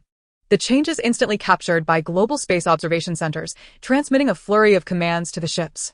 Old Stone Mountain, you need not blame yourselves. Such events are unforeseeable. Since we have turned to the path of scattered immortals, we must follow it to its conclusion, and I have no regrets, Old Feng stated. Sister Hong, compensate 50,000 for Lu Ji's injuries, and this matter will be settled. Do you have any objections? Yin Jie directed his gaze towards the three officers. They're all dead now. The only one who knows might just be me, Chun Hao remarked dismissively. Who in the universe still knows of their Jura clan? There is no one. Once outside, we hastily had breakfast by the roadside, and just as we were eating, Qi Qingshui arrived and joined us. Yun Cheng firmly closed the door, lazily lighting a cigarette, feeling somewhat vexed. It seemed the issue with the bodyguards could not be delayed. Who were these people? I had barely been gone a few days, yet someone dared to come knocking. They even brought roses. What was Lucy thinking? Chapter 129, No Joke. My little electric scooter can fire cannons. Jiang Nanxi's eyes narrowed as she glanced at the position of the camera at the entrance. Threatening me? Yes, indeed. I am threatening you. What can you do about it? The entire village is my hostage. If you dare to enter, you will have condemned them. All right, we won't enter. Get far away from the village. Jiang Nanxi chuckled, pulling Lu Qingyan up, turning to leave. However, she... Alas, since discovering this matter, the main consciousness immediately recoiled, seemingly unwilling to merge, for this would mean that only one of us could remain. The fairy seemed to be visiting someone, hence she was not dressed in mundane attire, but adorned in a Taoist robe. Hey, Gonting, have you ever soaked in a hot spring? Yang Qing asked, her eyes fixated on the various hot spring pools below. Oblivious to Shang Han's expression, suddenly inquiring with great enthusiasm. In the following time, Mo Ke spent his days immersed in cultivation, while the vehicles arranged by Luo Wanmei were delivered to the villa the next day, prompting Li Shui to curiously inquire about Mo Ke's vehicle changes. She had undergone a judicial assessment, concluding that she had a mental disability. This evaluation would serve as a basis in court, directly affecting her judgment. Just as she finished speaking, Yu Xiangyao interrupted her, nodding at the thought of this man's career. He grit his teeth and stepped out of the restroom to find his phone, but after searching through his trench coat pockets inside and out, he could not locate it. No mistake, I have dispatched personnel to search everywhere. However, we are in the capital. Tian Qian lowered his head, afraid to meet Lu Xian's gaze. Were it not for the differences in their professions, Yang Qing might have even mentioned membership systems and point systems. However, merely meeting Lin Wei increased her fondness for Fan Xiaoxi, while she and Leng Yunxin had never quite gotten along. A gentle breeze swept in, then circled and vanished, leaving Fujiya standing there, utterly baffled. Am I really that terrifying? To everyone else, they were merely wicked scoundrels, captured and imprisoned by the royal family due to their exposed crimes, possessing no remarkable abilities and thus lacking the confidence to join such a formidable organization. Fan Jin handed over his business card, and before long, two men emerged from within. One was Yao Kuang, whom Fan Jin recognized from yesterday, while the other was unfamiliar, yet bore a striking resemblance to Yao Kuang in both attire and demeanor, likely Mr. Yu Qi, the steward of the residence. However, the dishes served at this time, including the autumn watermelon salad, were indeed delightful, and everyone relished them, their faces alight with joy. Meanwhile, the three conversed, And Qin Feng learned about the old couple's circumstances, which were indeed quite challenging. Zhu Guochen and his gang mingled on the ground, inevitably crossing paths with the authorities. Zhang Guowei indeed receives their monthly tributes, turning a blind eye to their behavior as long as they do not cross significant boundaries. By the time he vaguely senses that Zhu Guochen and his associates have begun to overstep, it becomes increasingly challenging to intervene. The reason why Thanos perceives the stainless steel kitchen knife in Chiyu's hand as a divine artifact is that he believes Chiyu can effortlessly cleave through a colossal Zatari mothership that stretches for miles, clearly indicating the knife harbors incredible power. Chapter 130. I am a madman. Can't you let me be? The young gentleman driving the convertible is named Lu Jiechi, also a participant in 8,000 Heartbeats. Upon hearing Jiang Nanxi's words, he rolled his eyes, exclaiming that if this is an aircraft carrier, then my sports car must be a spaceship. I truly do not comprehend what this resort is thinking, hiring a lunatic as staff. Jiang Nanxi glanced down at her attire in surprise, retorting, I'm not even dressed in a patient gown. How do you know? As the teleportation commenced, individuals began to vanish in batches before the door. At that moment, the most unfortunate event occurred. Some had purchased counterfeit tickets, leaving us greatly disheartened. Such an overbearing and formidable technique was once exclusive to the puppeteer sect, which has long since vanished, yet such skilled practitioners still exist. What are you staring at?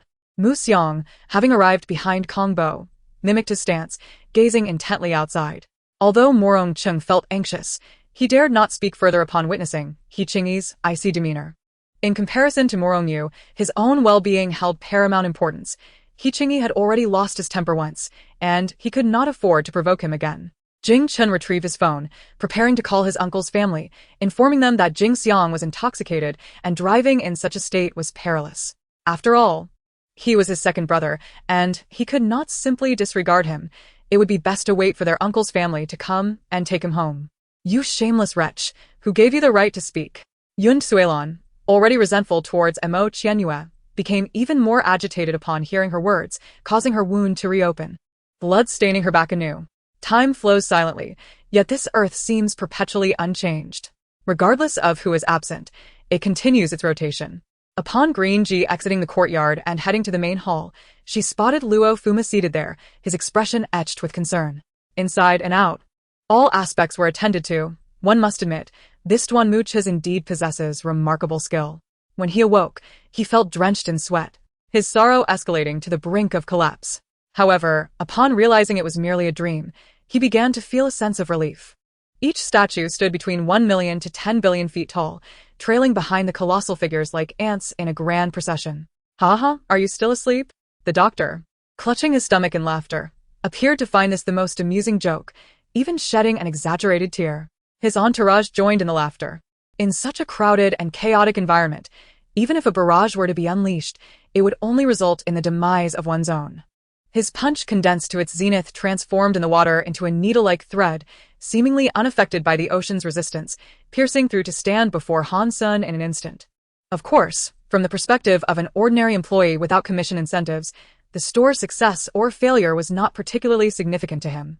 Lin Jun flew not at high altitudes but rather skimmed the ground at twice the speed of sound, taking care to avoid drawing attention. These melodies felt as though they were embedded within my very veins. My fingers danced naturally over the flute holes, each motion fluid, every note exquisite and moving. Chapter 131. To speak frankly, a little man should heed the words of a big woman. In the final part of our self-introduction, we were asked to showcase our talents, as doing so might win the hearts of the male guests. ISNT love a mutual selection? Why must we present ourselves like commodities for the male guests to choose from? Jiang Nanxi, I feel discriminated against. Li Chu, this is indeed discrimination. The subtle fluctuations emanating from this formation caused many to feel genuine trepidation. Mu Chen's hand trembled slightly as he wiped away the blood from the corner of his mouth. Even such a minuscule action unleashed an unbearable pain, his body pushed to the limits by the power of the nine-nether sparrow. In this life, she once basked in glory, standing above all, yet now she finds herself stripped of everything, left with nothing. Young Master Lu, this time Xiao Yi's troubles are bound to be significant. We should steer public opinion towards the matter of him vindicating those reactionaries. He will surely offend many. Park Taishi remarked. Seated before the computer, Qianhua beamed with joy, aware that this production was destined for success. However, she never anticipated it would explode in popularity. even propelling herself, the screenwriter, into fame, with numerous companies inviting her to write scripts. Some even sent over outlines. Let us see if that person has departed. Yang Shangjing slowly set down his teacup and smiled at Uncle Zhong. This valley was quite secluded, surrounded by lush trees that stretched out to obscure the large opening, making it likely that few would discover it unless viewed from above. Kneeling in her cell, she watched the increasingly distant silhouette of Jing Xuandi, feeling more helpless and desperate than ever before. Since there are greater matters at hand, you need not accompany me, Hanli said with a gentle smile. Before her stood a venerable elder with white hair, deeply etched wrinkles obscuring his age, and his half-closed eyes radiated warmth. The dragon bone sword, once a dull gray, rapidly transformed to black under the influx of deathly energy, the blade's edge shimmering with a blood-red hue. Inside the carriage, Ali's expression of indecision faded as she leaned against a soft pillow, feeling utterly drained, a profound fatigue surging from deep within. Grandmother remained silent, surveying the surroundings before placing her bowl aside. I understood her intentions. She either suspected some hidden intrigue within the walls or was certain that the male spirits had been nurtured within. Different levels revealed different perspectives. The Moon Demon Empress gleaned what she sought from Wang Yu, while Wang Yu articulated his own demands. In the dead of night, she dreamt of Wen Jin, recalling the intimate scene from the previous evening, where Wen Jin kissed her. With a crisp crack, pop, Lu Feng spat a mouthful of blood, soaring through the air before crashing onto the slope below, rolling downwards. He had slain many skilled practitioners, yet he never imagined he would meet his end so abruptly. Hearing a voice from behind the door, the air of Duke and shouted waste, followed by the sound of a whip cracking, prompting a cold smile to form at the corners of Chu Yu's lips. When Ran held an unwavering belief that regardless of the group's past or Mo Jingting's actions, Mo Xiuqun was pure, she trusted his character, believing him to be a man who appeared cold, yet possessed principles. Chapter 132. Why don't you just hang yourself? It would perfectly complete the word dick.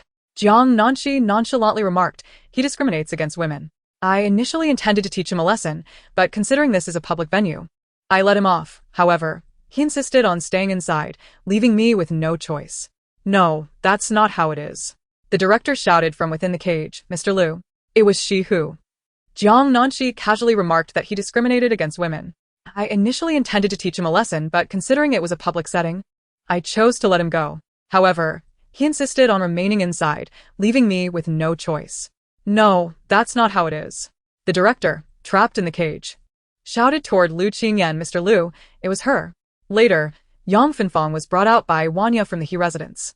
The girl had severed her feelings for Gu Yuan and had become quite close with Wanya, which, combined with her unfortunate maternal situation, truly evoked sympathy. After finishing her words, her already reddened eyes began to shed tears, and with her pale complexion, she appeared utterly pitiable.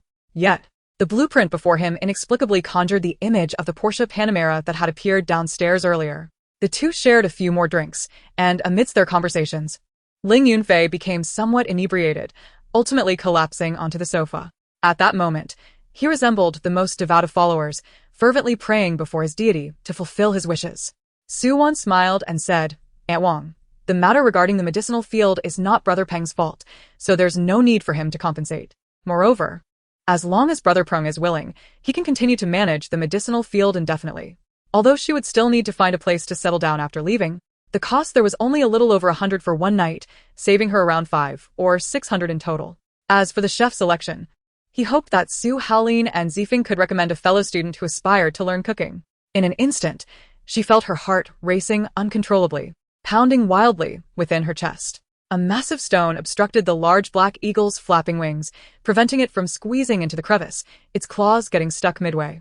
Gazing at the selfie sent by Lu Xiaojing, Liao Yifan admired it greedily. Every inch of the photograph captivated him, and he lingered over it for a long time, thoroughly enchanted. Soon after, he began to lavish praise upon Lu Xiaojing's beauty, charm, and elegance, employing the most exquisite words. Wan Yan's biological mother was the kindest and most naive person in the world. In her past life, she had treated her exceptionally well, fulfilling all her requests. Feifei's gaze was fixated on Yak's face, and at that moment, Yak's image in her mind appeared extraordinarily majestic. She never imagined she would encounter such a man in a nightclub. Did heaven also think she had not repaid her mother's nurturing grace, thus granting her a second chance at life? Since they shared a common adversary, their reconciliation would indeed be highly beneficial. This place was arranged by me. The perimeter was guarded by 3 groups of guards taking turns, all possessing commendable martial skills. The servants in the residence were genuine household servants from reputable backgrounds. Song he introduced.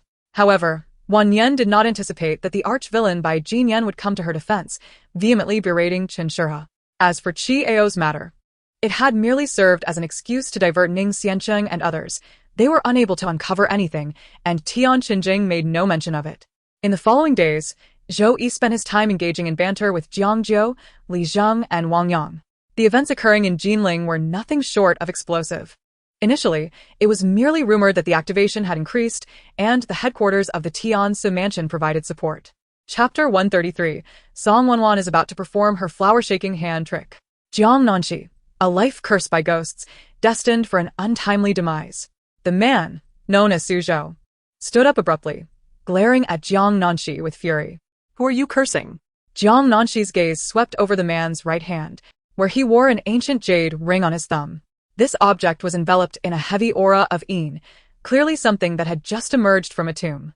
This indicated she might be a spy from the Red faction sent to the royal family, or perhaps she had only later aligned herself with the Red faction. If Jiang Feng had always been fearful, he would have been extinguished long ago. The only reason he could remain here was that he was fundamentally unafraid of them.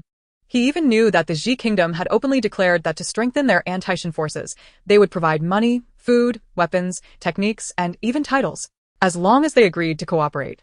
Su Yi was entirely immersed in his own world, bowing politely to the camera as he took his leave.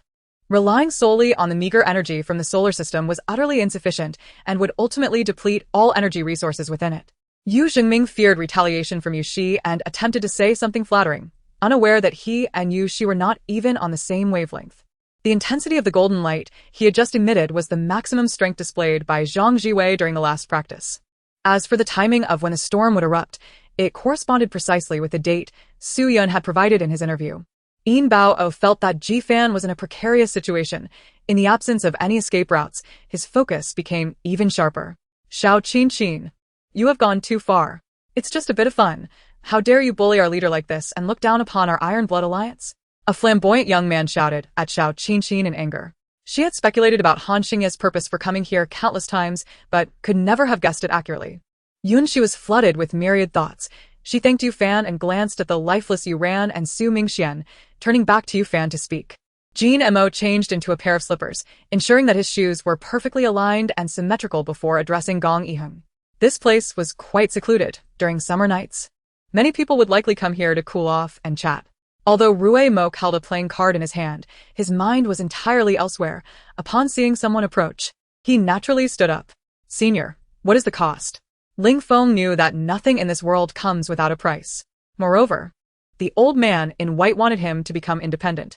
Meanwhile, far away in the capital city, a well-lit courtyard housed an elderly man dressed in an exquisite tang suit, standing beneath a towering locust tree, gazing up at the sparse stars in the night sky. Reminiscing, it has been many years since I have seen such a splendid night sky in the capital.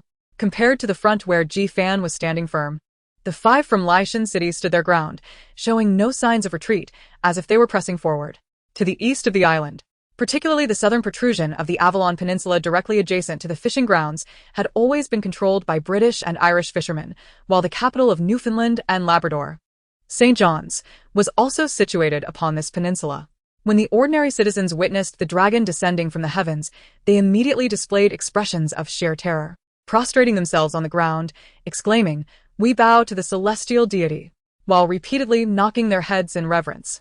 Yan Keqiu made his way to Ma Teng's camp that very night. For the sake of secrecy, he declined Lu Da's offer to send a general for protection. However, the Central American Isthmus, which had long been in a state of disunity, had not formed a unified nation as a result. Chapter 134. The innate flower-shaking hand sacred body. The others at the party halted their actions, staring blankly at Song Wanwan in the center performing her flower-shaking hand trick. As she continued shaking, feeling a bit fatigued, her consciousness gradually returned. She heard the murmurs of those around her. Isn't Song Wanwan the daughter of the Song family? Her taste is quite peculiar. She actually enjoys performing the flower-shaking hand. It was said that Song Wanwan did not grow up in the Song family, but had been wandering alone since childhood, and she certainly could not compare to those raised in affluent households. The others at the party stopped in their tracks. watching Song Wanwan in the center performing her flower-shaking hand trick. As she continued, feeling a bit weary, her awareness slowly returned. She heard the conversations around her. Isn't Song Wanwan the daughter of the Song family? The taste is utterly enchanting, for one finds joy in the art of shaking flowers. It is said that Song Wanwan did not grow up in the Song household but instead drifted outside from a young age, certainly lacking the upbringing of those raised in affluent families. Jiao Jiao, you have arrived. How delightful. Lin Hian's anxious demeanor gradually dissipated, a smile creeping across his face. To put it simply, only by your ascension to the position of commander of the Anong Guard can the forthcoming development of our Shirtu village proceed smoothly. Surely, you do not wish to live in constant trepidation, do you? The esteemed mathematics professors and luminaries in the audience cast their keen gazes upon Chen Xiaoxin, fixated on the problem board before her, their brows filled with eager anticipation for what was to unfold. Su Feng and the others pondered in silence what Song Tingyu had previously divulged to his younger sister, inciting such ire within her. The journey to the capital spans over 300 li. If one were to hire a carriage, it would undoubtedly require a considerable sum.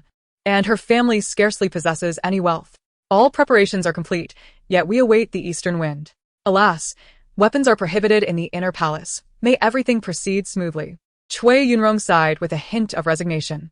By this reckoning, the Empress Dowager Jiang Nanxi has likely endured a decade of solitary widowhood in the depths of the palace.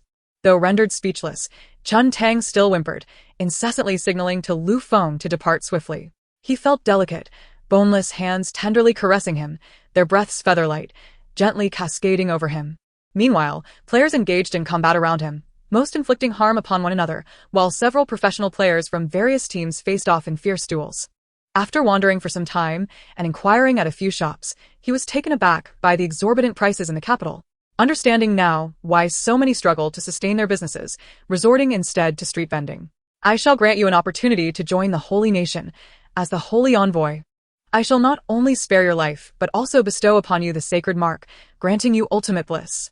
Despite the seriousness of the situation, he remained composed.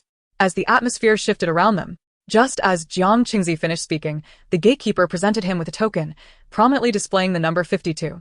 Observing his current proud posture and expression, coupled with a barely perceptible smile, it was evident that he brimmed with confidence for the impending battle.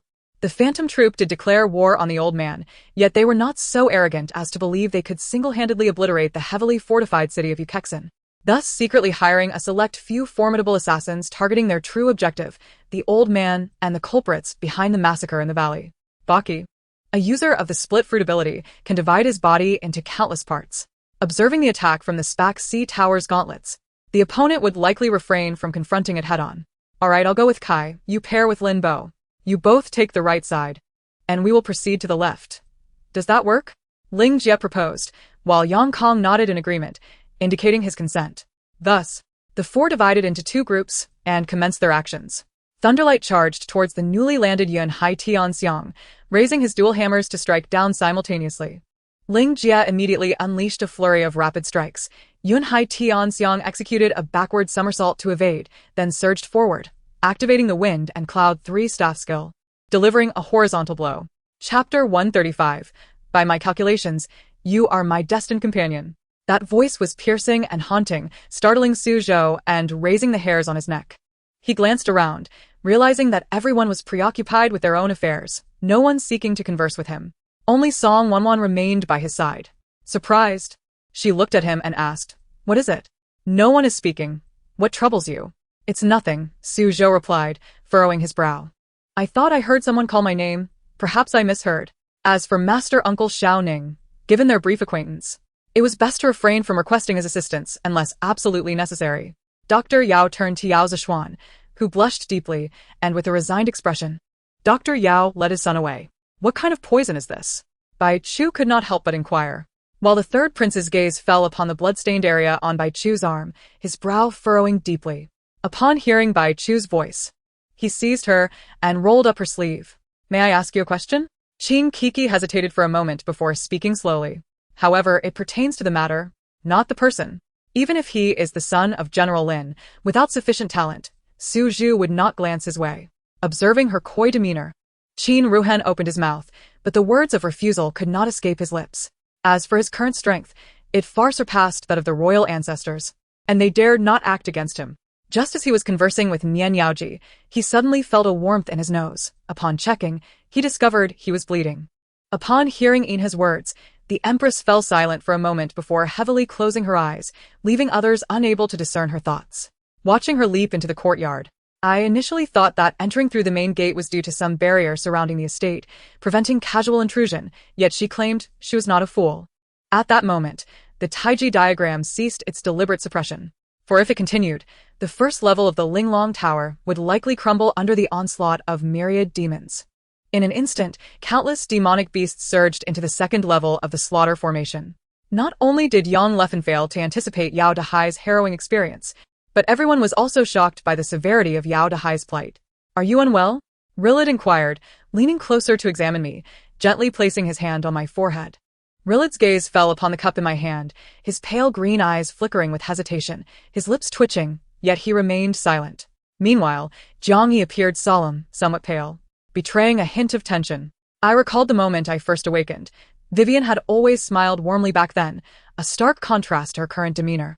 If time could rewind, I would certainly halt her departure from the castle. Gao Lan stirred slightly, as if sensing something, gradually waking up, but she grasped Li Hao's large hand tightly. Her face flushing as she bashfully uttered, "Please spare me. 2 times in one day yesterday, I feel a lingering ache." His generous offer of additional freedom was an attempt to elicit gratitude or a desire to witness my willing submission. In resignation, Tao Qian seemingly expended his last vestige of strength, departing this world with a mere touch of his finger. This was, in essence, a straightforward transaction. It was the final trump card, either you perish or I forget. Today marks the time for distributing the semi-sane essence. Thus, Zhang Ruoqing received 2 drops of the semi-sane essence. He contemplated offering counsel, but observing Li Yi's calm demeanor, he opted to keep his thoughts to himself and proceeded to arrange for the withdrawal of troops. Chapter 136. You promised to accompany me. Thus, you must remain by my side forever. Suddenly, Song Wanwan grasped his arm and said, "Su Zhou, you are going the wrong way. Where are you headed?" What are you looking at? Song Wanwan followed his gaze.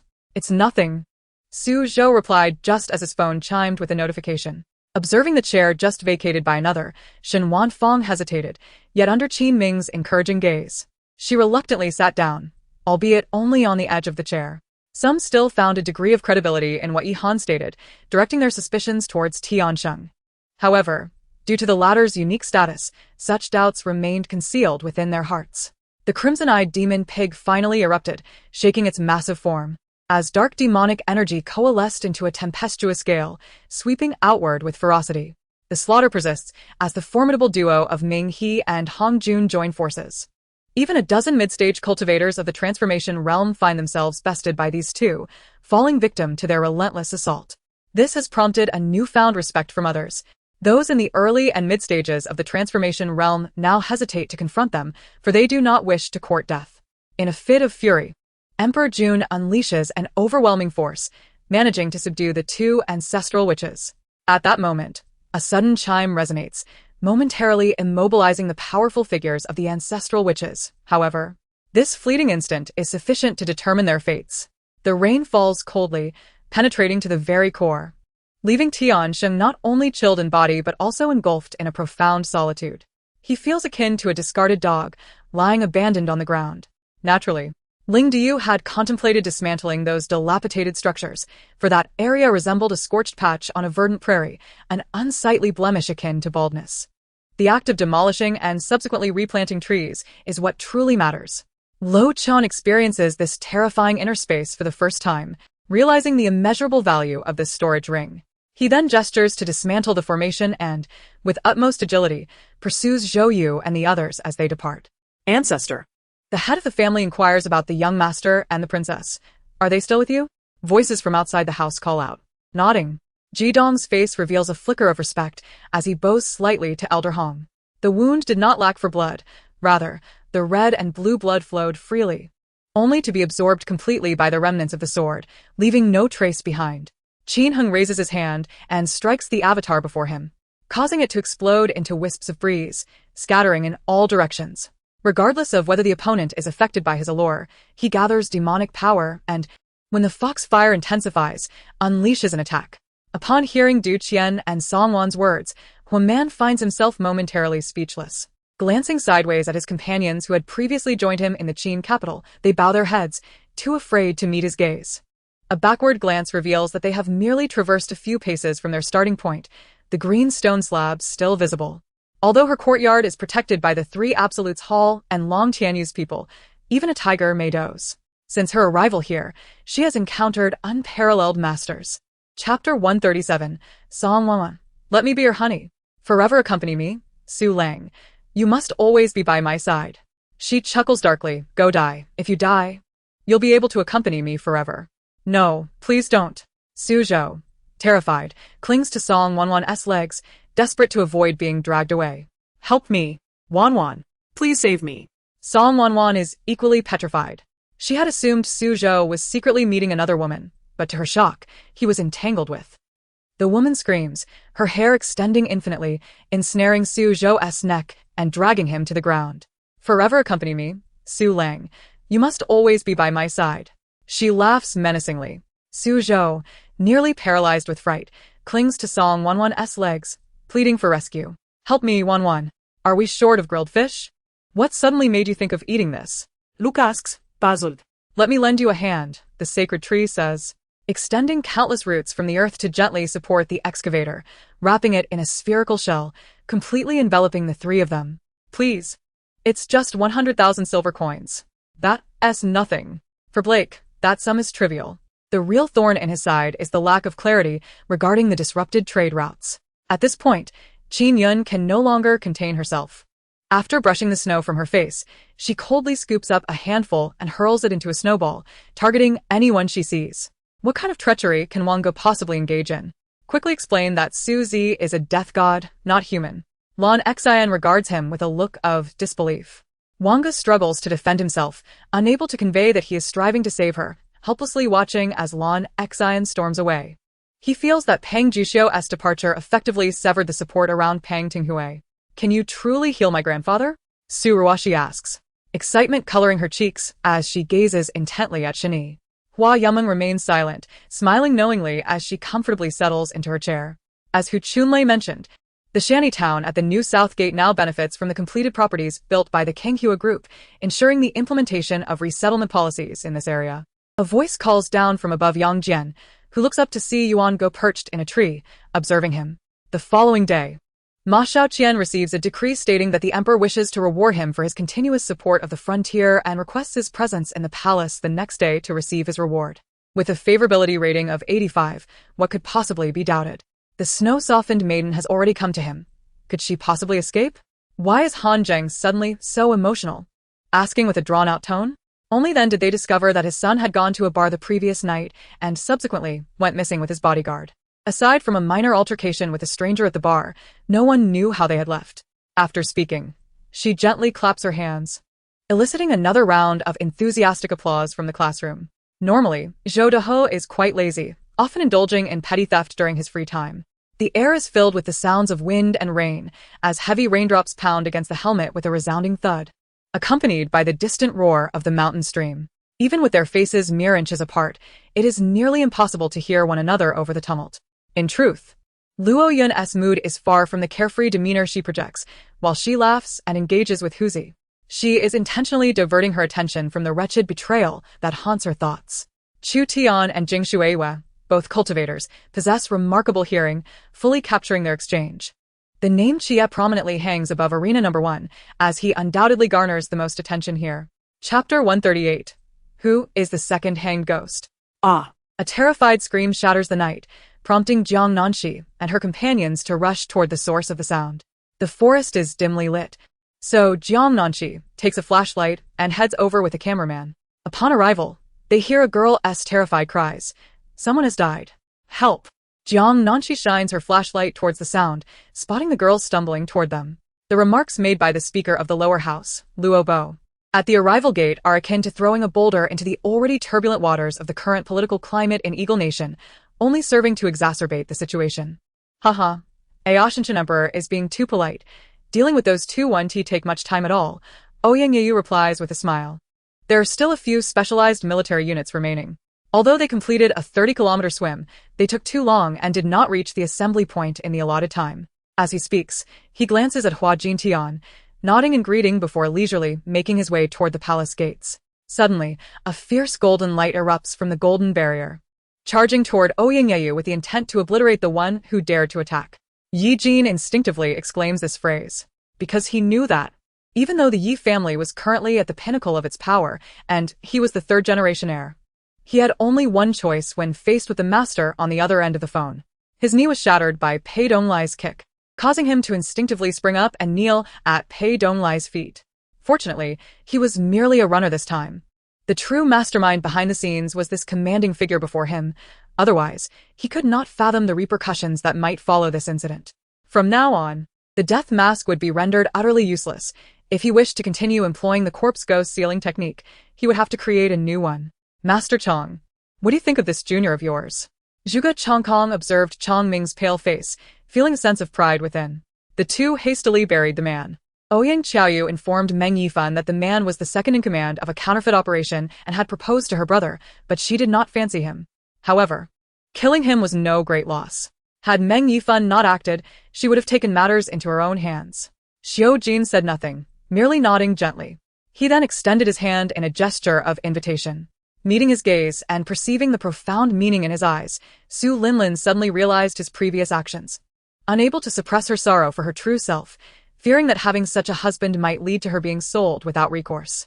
After scrutinizing him for a moment and confirming that his words were sincere, Su Linlin chose not to elaborate further, simply stating, "Let us get to work," before gracefully departing. These two fellows were typically known for their boasting. It was unexpectedly delightful to witness their mission's failure. It seemed she could only hope he would manage the repair shop adequately, Qi Degui remarked with deliberate sarcasm. Father enjoys smoking and often spends money on cigarettes, while mother has not informed him that she possesses wealth, Qi Suqiu stated. Yun Yi was hurrying along with several guards when he spotted Lu Wano descending from a sedan chair, causing him to relax slightly. He observed the servants behind him carrying some game and a spore, instructing them to place the hunted prey onto the cart at the back. Mei Renyao and the Zhao siblings then boarded the carriage, waving goodbye. The examination was a school-wide event. It was said that the test papers were crafted by external experts, as the school had none of its own. Yuan Futua abandoned the previous ethereal methods of mastery and grasped the 8 Desolations dragon elephant blade, starting afresh by etching the essence of the square inch onto the illustrated manual. Chapter 139, My Little Electric Mule is About to Fire. When Su Zhou purchased this jade ring at the antique auction, he was present. It cost 3 billion to acquire the imperial ring from the Song dynasty. Now that Su Zhou is dead, if he sells it, wouldn't that mean he has profited 3 billion for nothing? Lu Jieqi scoffed lightly. What female ghost could possibly be hidden within the jade ring? Jiang Nan protested. Almost as soon as the words left his mouth, Ling Qing hurriedly turned away, swiftly avoiding Lu Nian's gaze, and hastened towards the dining hall. Before fully opening his eyes, Su Zhou instinctively covered his forehead. He tiredly cracked open a sliver of vision, tilting his head as the flickering lights outside signified the encroachment of night. If you wish to know where Beihai City has gone, we can venture to a place called the Mad Shark Gang, Shang Tian explained. The promotional video and hard photos had been shot in haste. The hard photos were manageable, as they could be meticulously selected and slightly retouched for the amateur table tennis tournament's website. However, creating a visually appealing promotional video would require more time. Once Rongwu had sufficiently encouraged them, the Princess Mingzhu immediately sent someone to relay every word spoken by Rongwu to Princess Qinghui. Meanwhile, the God-Slayer sect was under the watchful eye of the Metaphysical Guild. Having left the city, those individuals could not possibly be unaware, making it easy to surmise who had taken the copper lead. They could not concede defeat so easily. At that moment, the Gravekeeper suddenly spoke, stepping to the edge of the abyss and muttering incantations. Wealthier herders might exchange some jewelry, antiques, or paintings, but these were less common, and merchants did not carry many. At that moment, the smile on her lips appeared to Moon Xiong as a devilish grin. She lamented internally that being in constant company was indeed terrifying, and merely thinking about it sent chills down her spine, for this entity was far more terrifying than the flying cloud beast. Jiang Zhaoman's words merely peeled away the fog, revealing truths he was reluctant to acknowledge or contemplate. Consequently, when Bian Rong spoke up, the atmosphere grew somewhat awkward. Zheng Qiaoshan opened her mouth, unsure of what to say. Lin Yuan pushed Lu Sheng aside, taking a tissue to wipe slowly, while Lu Sheng reached out, only to be evaded by Lin Yuan. The subsequent developments should involve first severing several branches and vines, then falling into the deep pool of the gorge, climbing ashore unscathed, and finally arranging some fortuitous encounters for himself, such as ancient legacies of divine skill or miraculous medicines guarded by mythical beasts. Wan Qi exhaled in relief, feeling that the situation remained within acceptable bounds. Such spiritual objects, if obtained effortlessly, would indeed be akin to falling pastries from the heavens. The crowd listened as he spoke. You may have misunderstood something. Throughout my life, I have acted with integrity. Every soul lost beneath my sword has been but a petty scoundrel. My love for Yun Chun is genuine. Why should she occupy the position of Madame Mu? The fate she faces is entirely of her own making. Reflecting on the past, Yu Miling cried out frantically. Lu Bo and Dandini sat on either side of Sherlock, while Famia was across from them. Every time Lu Bo teased Famia about eating, she became shy, no longer exhibiting her previous voraciousness. Amidst the conversation, a noise caught their attention. They looked up to see Zhou Yi emerging from the inner chamber accompanied by a prosperous, middle-aged man. Lowing, I apologize. Your life has been forcibly cut short here. I had no choice. My blood can only embrace you, and the son of the devil. Blame this merciless world. I am compelled. Chapter 140. What? Is it a blessing that I'm foolish? With a loud crash, the bright front light of the little electric mule suddenly unleashed a dazzling sphere of light, which then exploded against the pink ghostly figure. Lu Jiechi felt a sudden lightness in his body, the restraints around his neck vanished, and that ghostly shadow was directly sent flying. Bang! Before Lu Jiechi could react, the sound of the little electric mule firing again resonated. Another golden orb shot forth like a cannonball, striking the distance. After all, it was Bao Yun who, in a bid to rescue Lu Xiang, could not help but reach out to the outside world, allowing them to ascertain Lu Xiang's identity, confirming whether he was indeed, as they suspected, despite the life-threatening danger. The task of completing the wedding photo shoot only rewarded them with 100 million, yet failure would incur a penalty of 1 billion. Even if they never awakened, they could live as carefree, ordinary people for their entire lives. On its head, there was also a white cross-shaped bandage. It had been struck on the head by the store owner after carelessly touching their alcohol.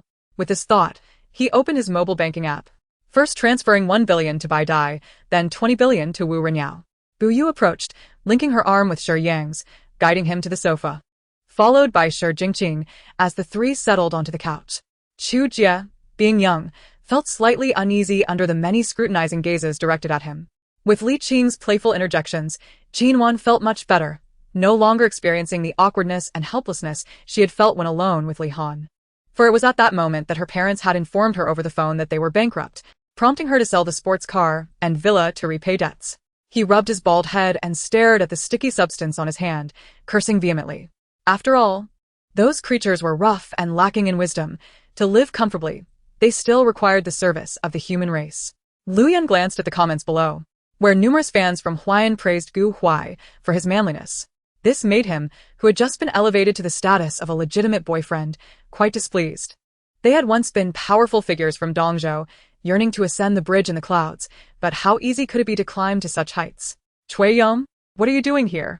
Shui Rui frowned slightly, her expression not particularly pleasant. Dai Dongjie, disappointed as he leaned against the railing, glanced at Shen Xinyun before turning to ask Bureau Chief Liang. The Rakshasa people had not anticipated that the Survivor Alliance would suddenly turn against them, disrupting their plans. In a moment of confusion, Peng Yu, under his sister's whispers, finally came to his senses. His eyes wide with surprise as they darted between Xiao and Lu Yan. Without a moment's thought, he blurted out a congratulatory remark. Cui Cheng and Fu Yueza held their heads in exasperation, while Shi Mu angrily kicked Peng Yu. A translucent, ethereal figure emerged from the wooden sword in his grasp, clad in white garments as radiant as the moon, with exquisite and stunning features, long hair cascading like pale snow to his waist.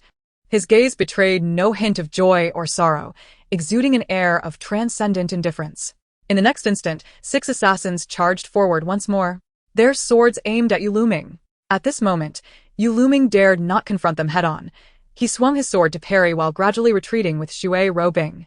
Though goblins were brutish and cruel beings, they were quite sensitive to power. This sensitivity, combined with their inherent ruthlessness, led to fierce and brutal power struggles. Those who craved immediate authority would certainly not seek out any skills from the White Wolf. Chapter 141. Your donkey does nothing but kick your head every day? Lu Jiechi's second brother was named Lu Jiaqiao. He had died a few days prior, found lifeless in his solitary apartment just yesterday morning. The news had only recently broken, and photos of Lu Jiaqiao's death circulated online. It was said he sought thrills, wanting to experience the sensation of suffocation, binding himself with special tools, but perished as he failed to free himself in time. Strangely, when Lu Jiaqiao died, he was still wearing a specific item. Yet, regardless of his heart-wrenching cries from behind, she would remain unwaveringly merciless. All of this was acquired through her use of hallucinogenic water. Otherwise, she feared the place she would end up in would certainly not be pleasant. This might not be quite appropriate. I've heard the things inside are quite expensive. The Dragon Emperor cast a troubled glance at the wood god.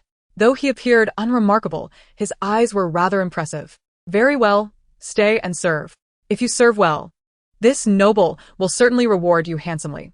Tonight, you will keep watch, Lady One casually remarked as she fiddled with the plum blossoms before her. The white peacock dared not confront the fire demon directly.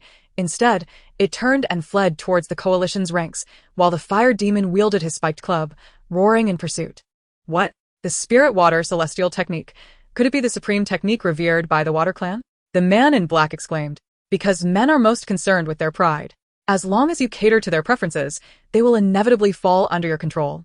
A soldier would willingly die for a confidant, once he considers you a true ally. Persuading him to sacrifice himself becomes a trivial matter. However, Li Moran remained entirely unfazed, accepting all the gifts they presented and exchanging knowing glances with them. Presently, Xuemeng needed the red thread score.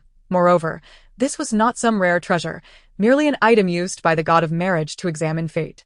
The next morning, sunlight streamed through the window onto a sleeping figure.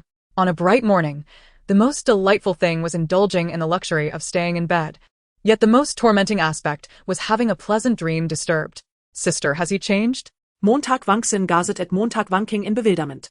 Questioning how such a selfish and irresponsible man could utter apologies to them. This left Mo Wanxin quite astonished. Upon seeing AFI, I couldn't help but exclaim, where in life do we not encounter one another? Yi Xiaomei had not slept well for 3 days, haunted by the fear of reliving that dreadful nightmare as soon as she closed her eyes. Meanwhile, Shiling Jing clenched his fists, yet he refrained from rushing out, lest he alarm Xuemeng. He was uncertain where his confidence stemmed from, knowing he had hurt Su Xia deeply, yet somehow, it seemed she no longer harbored hatred for him, even allowing him to embrace her. Chapter 142. Master Mouse, I can't take it anymore. I'm about to become a mouse. Jiang Nanxi, as a star, had her account adorned with a golden frame whenever she sent out a barrage of comments, quickly drawing the attention of both the audience and the host. Lu Jieqi felt a twinge of guilt, not daring to speak. The host, Gray, also noticed the comments. He retorted defiantly, "It's just a minor ghost. How could I not handle it?" Jiang Nanxi watched. "Of course, it's still a high-end order. Today, let the designer take your measurements." As he spoke, Hui Yunshu instructed He Junshan to contact the designer. Mingda felt he was truly unlucky. What had initially been a joyful event had suddenly turned into something else. At that moment, a thunderous dragon roar erupted, causing everyone to turn in astonishment. The courtyard allowed for a clear view of the situation outside. He realized that recently, Meng Meng had been slightly distancing herself from him, yet upon hearing she was in trouble, he could not resist rushing over immediately. It took 2 months for the essence and herbal power within the Dan court to fully merge. Eventually, the Dan court returned to its former state, but the surrounding Dan Shi had already rejuvenated the 2 dragon ancestors whose vitality had been depleted. Their gazes now fixed on the pills within the Dan court, eagerly awaiting their final formation. Once one masters the celestial arts, they may not immediately disseminate their knowledge to outsiders. However, over time, as everyone acquires the techniques, the deeper realms will be attained through exchanges of resources and methods. In truth, if one were to analyze it, such disguises could not be entirely indiscernible. After all, they are merely FA aids, incapable of achieving a flawless state. Yet amidst the chaos of battle, who has the leisure to detect these nuances? Everyone is too preoccupied with their own survival. As they distanced themselves from the frenzied clamor of the main city, the two continued to walk side by side in silence, neither wishing to utter a word. Inside, Nalan Luo's voice was clearly heard, prompting Gu Shixing to relent and enter. "You are not my match." Li Xiaoyao shook his head, stating that for the sake of Lon Kai, he did not wish to unleash a slaughter today. "You may leave now, and remember, do not provoke trouble. The Six Paths sect is already aware of your presence. They will surely create difficulties for you." However, here, everything must be conducted according to the rules. Just do your best to ignore them. The Grand Elder waved his hand, interrupting Li Xiaoyao's further inquiries with a warning. Hearing this, Meng Yanyan couldn't help but smile bitterly. The pair of earrings she had purchased only cost over 30,000 at the time. And now the starting bid was a staggering 100,000. Closed-door cultivation? Li Xiaoyao suddenly understood, which explained why the fifth elder dared to act against him. It turned out that his mother was still in seclusion. Countless ice weapons were launched, cascading like raindrops upon the soldiers mounted on the magical beasts.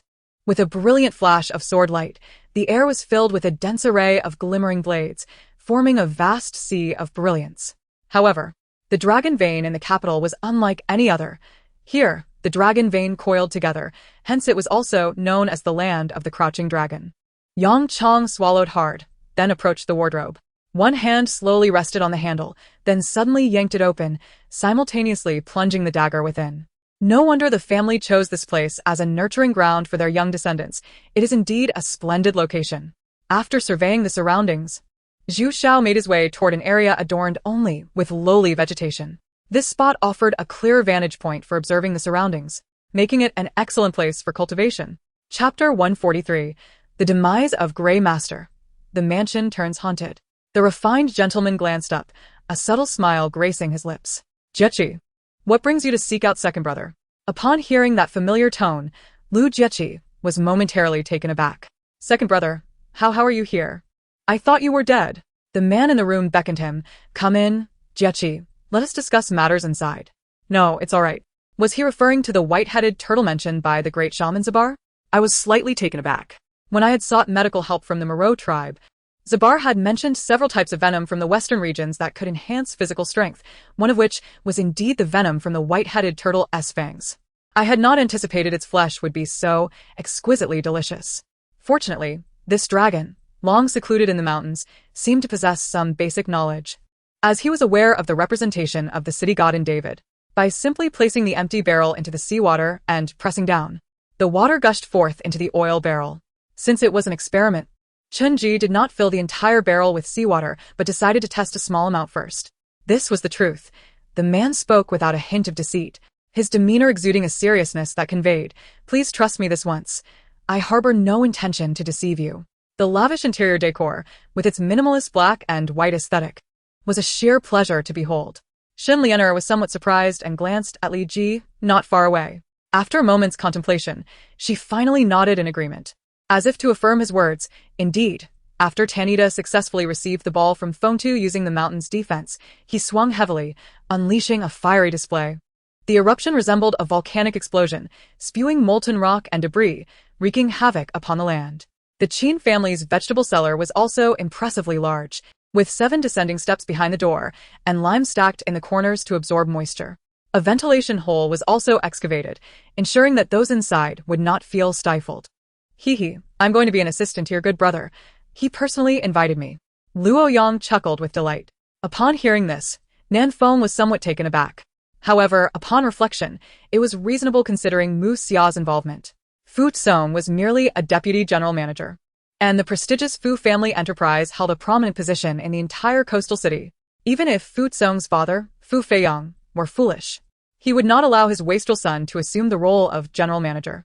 By this time, the luncheon had concluded, and most guests had taken their leave from Yang Wang and Qin Pei. When Yang Wang and his son escorted the numerous esteemed guests out, it was nearly the hour of the tiger. As he spoke, Wang Zihao seized the shard of glass that Xia Nian had previously cut his face with, mercilessly dragging it across her left cheek.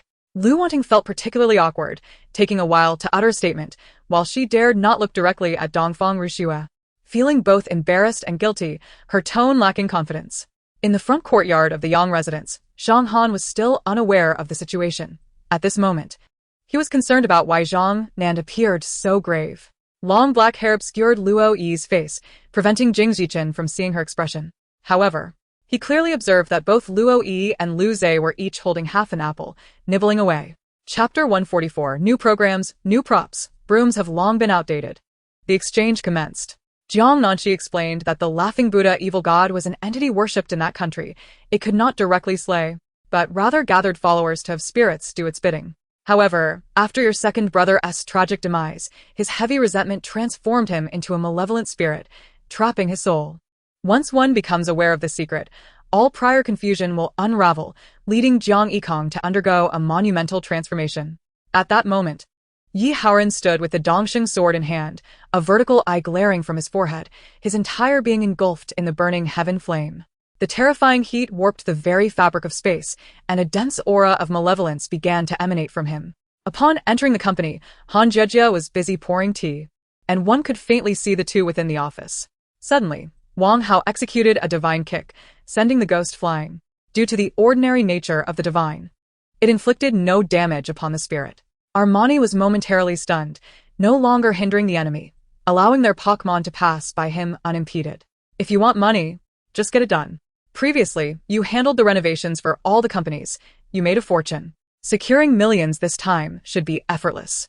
It all depends on your company's sincerity. Lu Jun, feeling somewhat fatigued, sat down on the bed. It was quite chilly here, and the winds were strong. Lin Ruofing could only shout a few times before hanging up the phone. Meow meow, don't worry, I believe your parents are still alive. Wang Hao's expression remained stoic, but his solid hand offered great encouragement to Meow meow. Lu Hai estimated that he would require another half a day's time, during which his internal silver celestial power would fully transform into the seven-colored primordial force. The iron scorpion was struck and emitted a strange cry as cracks appeared on its hardened carapace, sending its body flying backward. Witnessing the vibrant humans being completely devoured would unsettle even the psychologically robust adults. Yet these children seemed utterly unfazed. Sang Jiao Jiao was concealed within the stone wall that Fang Zheng had just touched, utterly motionless, her breathing nearly imperceptible. The dwarf priests of the 1960s need not fret about unemployment after reaching the maximum level. As long as they achieve it, they would be sought after by major teams. Upon overhearing the conversation between the Martial Path Bear Master and the Flying Mantis, Lin Yi suddenly realized that the Martial Path Bear Master had come out today to help him find clothes. Indeed, shortly thereafter, a sudden gust extinguished the flames along the roadside. The progress of the Peach Blossom team was slightly slower, primarily due to lingering in Firemo for an extended period. They had only just reached the presence of Ebonok on the 5th day. Ironically, Ebonok was able to clear everything today due to having previously been defeated once. The front desk was aware of the relationship between Lu Tianda and Lu Zhenghan. Upon seeing Lin Yu, who seemed unfamiliar with Lu Tianda, they were somewhat astonished. At this point, Yan Lin fell completely silent, for she understood that Zhao Jingse was speaking the truth. Such dangerously reckless actions as those from last night were beyond her capability and qualities. As long as we cherish our time together, such flattery was something Dongfang Ruxue could not bring herself to voice, her cheeks flushed with embarrassment. Chapter 145. Targeted? Then let us ground their plane. Song Shishing, who had just purchased a broom at a high price, was dumbfounded. He had spent 2 million on this broom, only to be told it was obsolete. Song Shishing stared at Jiang Nanxi's robotic vacuum cleaner and inquired, what distinguishes this from a broom?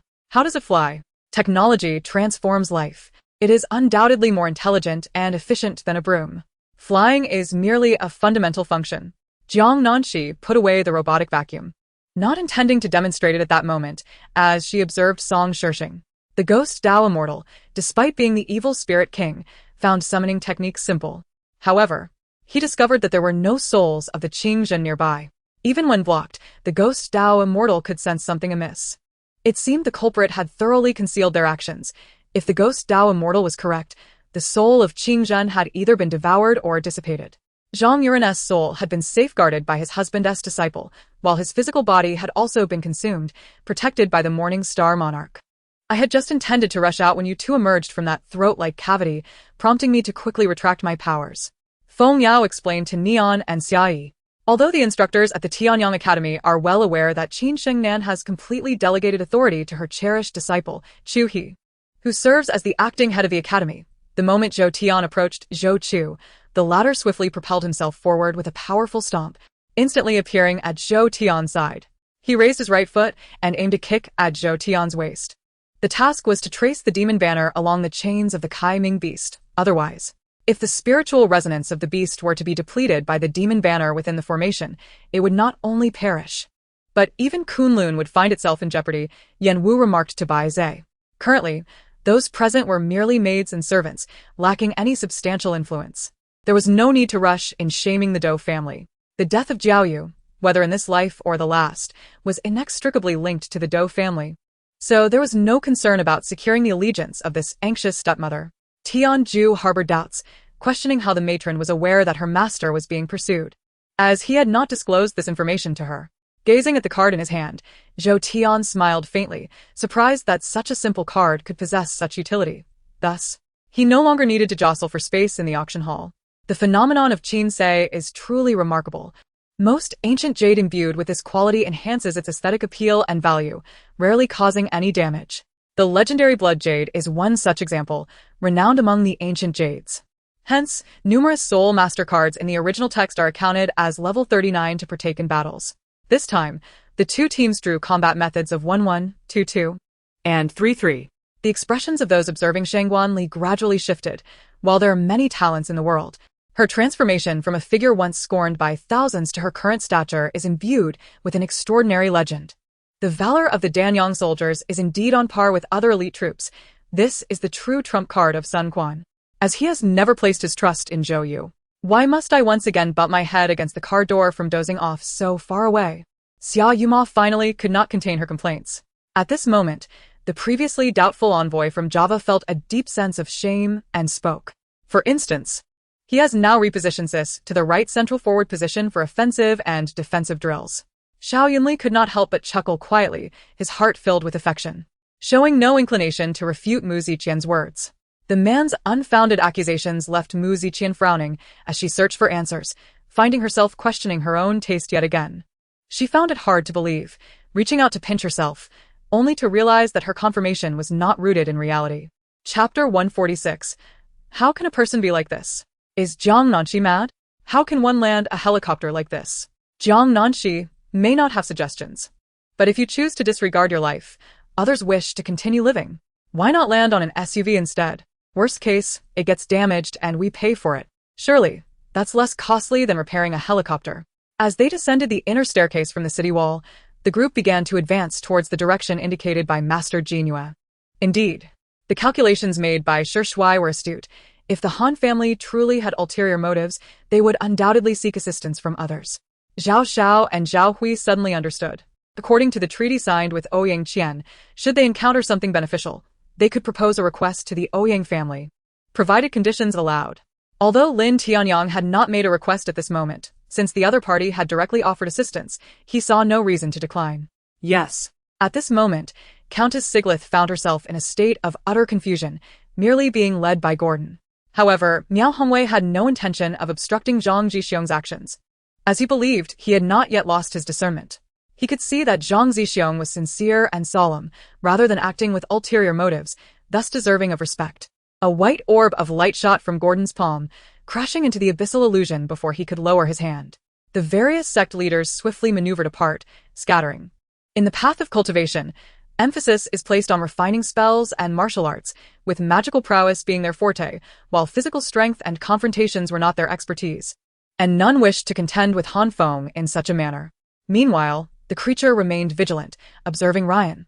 Although Ryan did not make a move, the creature sensed a threatening aura emanating from him, causing it to hesitate. Yet, it could not abandon its intention to eliminate in no way Orihime. At this moment, Emily, the captain of the Phoenix Guard from the Phoenix family, approached, her attire stained with blood.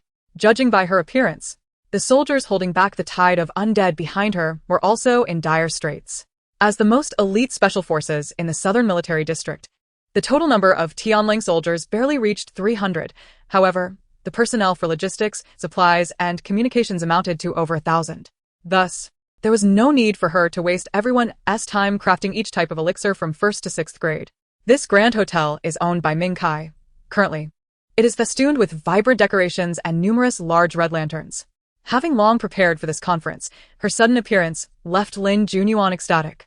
Successfully hosting this event was no longer his greatest pride. The call of senior brother Su finally drew Su Chi's gaze from the wine jar. He turned to see Bingyue. At times, one cannot help but feel pity, recalling how his mother was not by his side. He is now grown up. His sister, once fond of lively company, had not regained her memories over the past 3 years, yet it was uncertain if her spirited nature had changed. Thus, he tentatively asked if she wished to invite a few friends to the villa, only to be directly rejected by Bingyue. I know, I feel the same way. Her abilities remain intact, yet fairness must prevail, otherwise, other companies would surely contest. Lin Junyuan was discussing potential interpreters for the conference with Suzy Xuan when he suddenly found himself lost in thought. Chapter 147. She is not your biological sister. Witnessing the grimaces on the faces of the foreigners, Director Xue felt an immense sense of satisfaction, suppressing laughter for quite some time. Clearing his throat, the director approached the group and announced, "All right, we shall commence recording. You will have to manage on your own." The director instructed the pilot to keep an eye on his aircraft while he and the others continued with the recording. In the ebb and flow of excitement, this is the true essence of a noble character, although if one were to inquire of Roboni's thoughts, it might be particularly bloody. Friends around him had scattered to various cities, leaving him feeling lonely and helpless. Just then, he spotted the name Lung Tianyi in his phone contacts. Upon seeing the ghost King Cheng Lai, even the boisterous crow fell silent, as if someone had gripped its throat, flapping its wings without uttering a word. The boy's previously furrowed brow gradually relaxed. It was unclear what thoughts occupied his mind, but his fondness remained unchanged.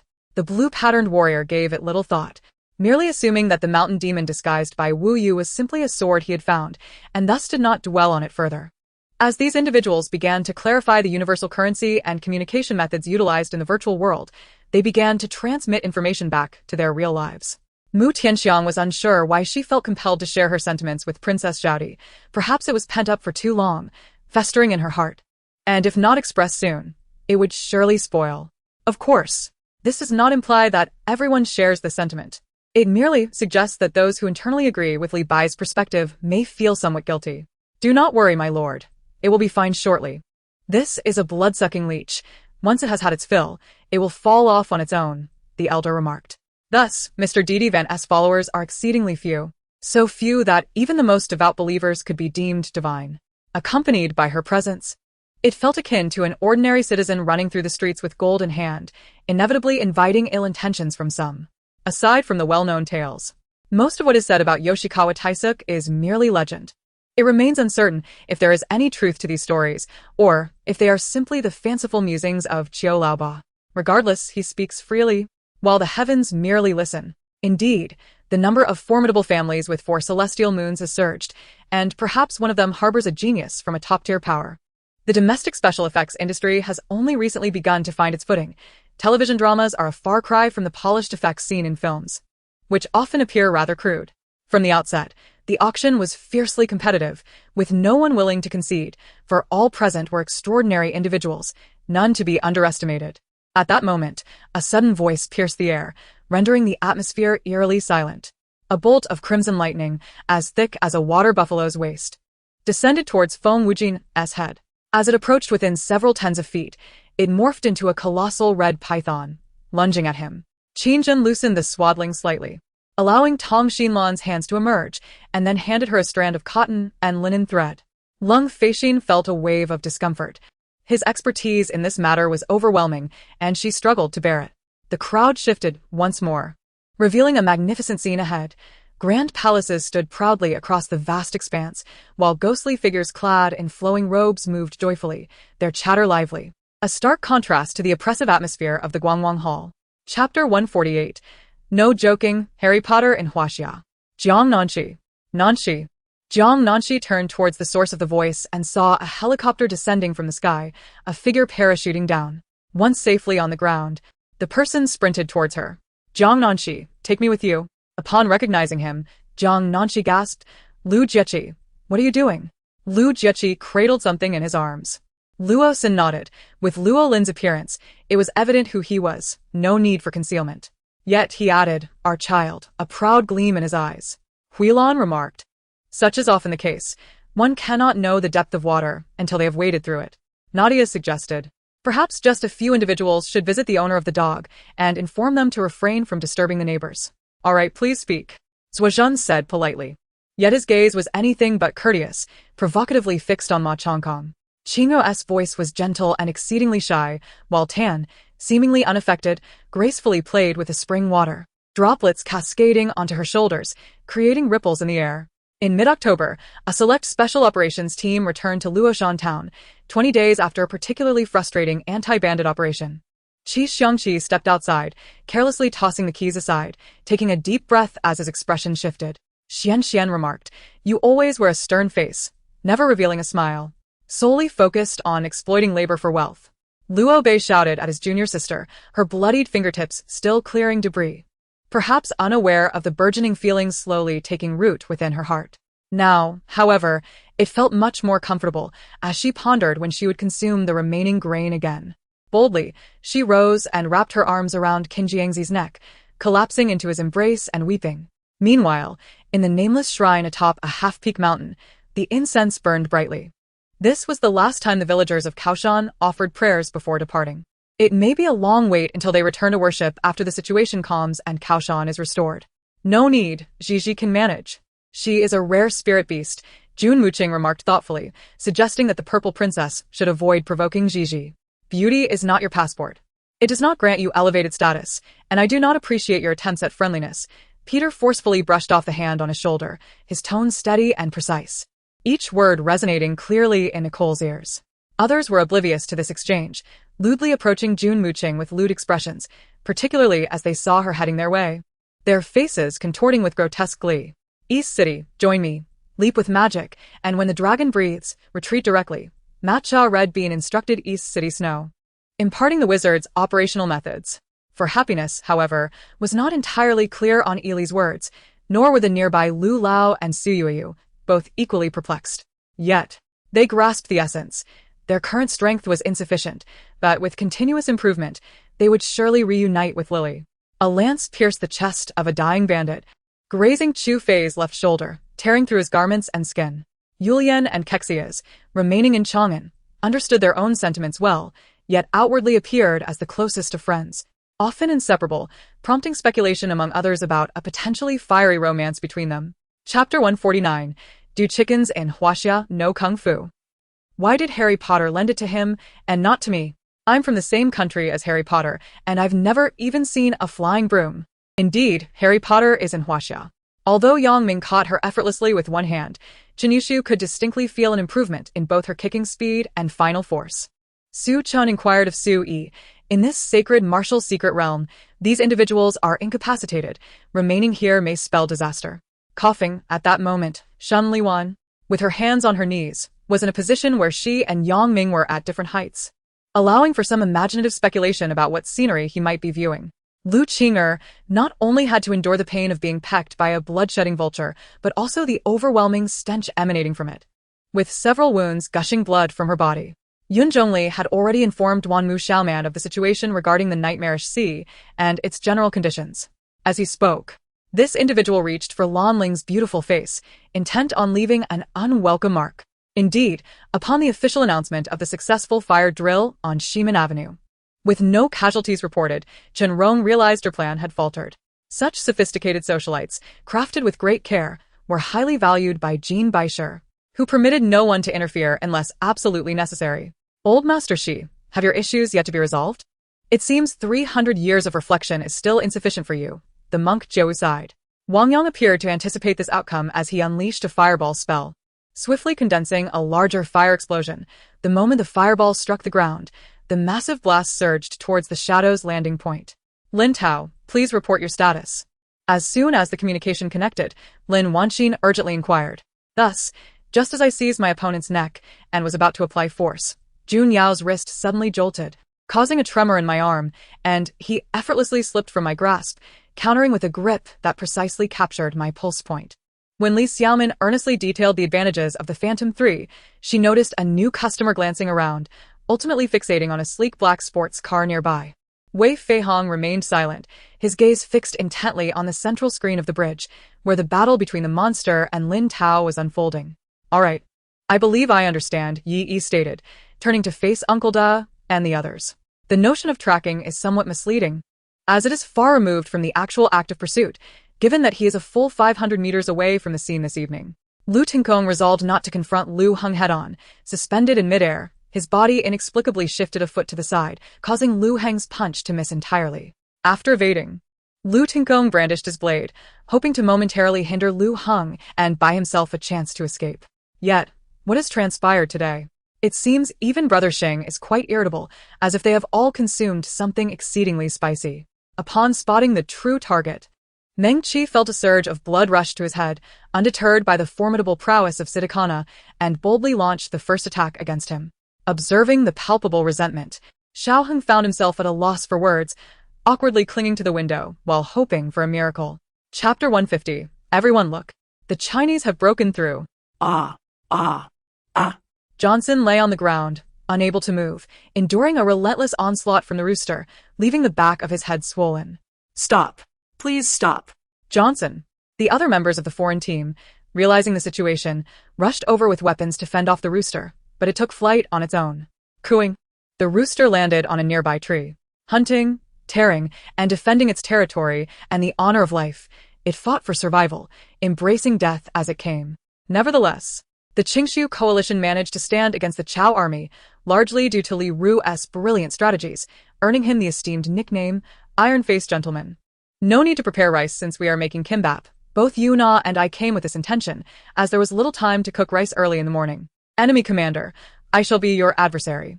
Just as Zhou Tsong felled another opponent, a warrior clad in armor rushed onto the battlefield and approached him. Signs of a significant change were becoming evident. Suddenly, the clouds in the sky dissipated. Yifeng belud. As a purple light illuminated the horizon, the once formidable spiritual energy of the heavens vanished in an instant. To be fair, Chen Deng did not believe that Tao Qian had sent this individual merely to report battle achievements and claim credit. 8 beams of starlight shot into the sky, channeling the celestial power from the void above and infusing it into 8 star banners. 7 of the banners stood tall at 7 zhang, their hues a blend of purple and blue, arranged in the formation of the Big Dipper, while a central banner rose to 9 zhang, entirely purple, serving as a guardian to the formation, belonging to Li Ling's purple micro Big Dipper array.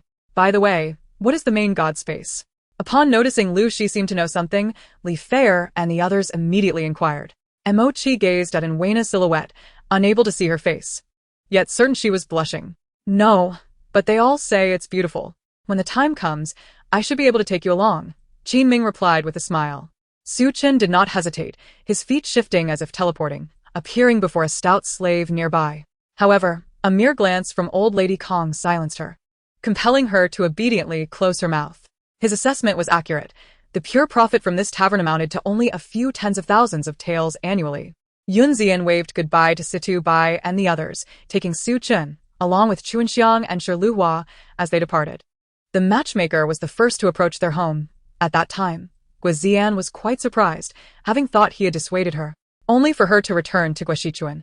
To his astonishment, a large rat, with blood-red fur and shining skin, possessed sharp teeth and claws, larger than an adult cat. Recently, Zhou Sheng felt quite anxious, refraining from further inquiries, fearing more bad news. Meanwhile, Yi Ning had tended to the wounds of the patient and approached the man with a nose resembling a wine-soaked visage. A Xuanwu mark began to take shape on his body, seeping into him rather than resting on the surface of his forehead. This time, they had employed a skilled observer. To suppress all individuals above the Foundation establishment level, they had spared no expense in resources and connections.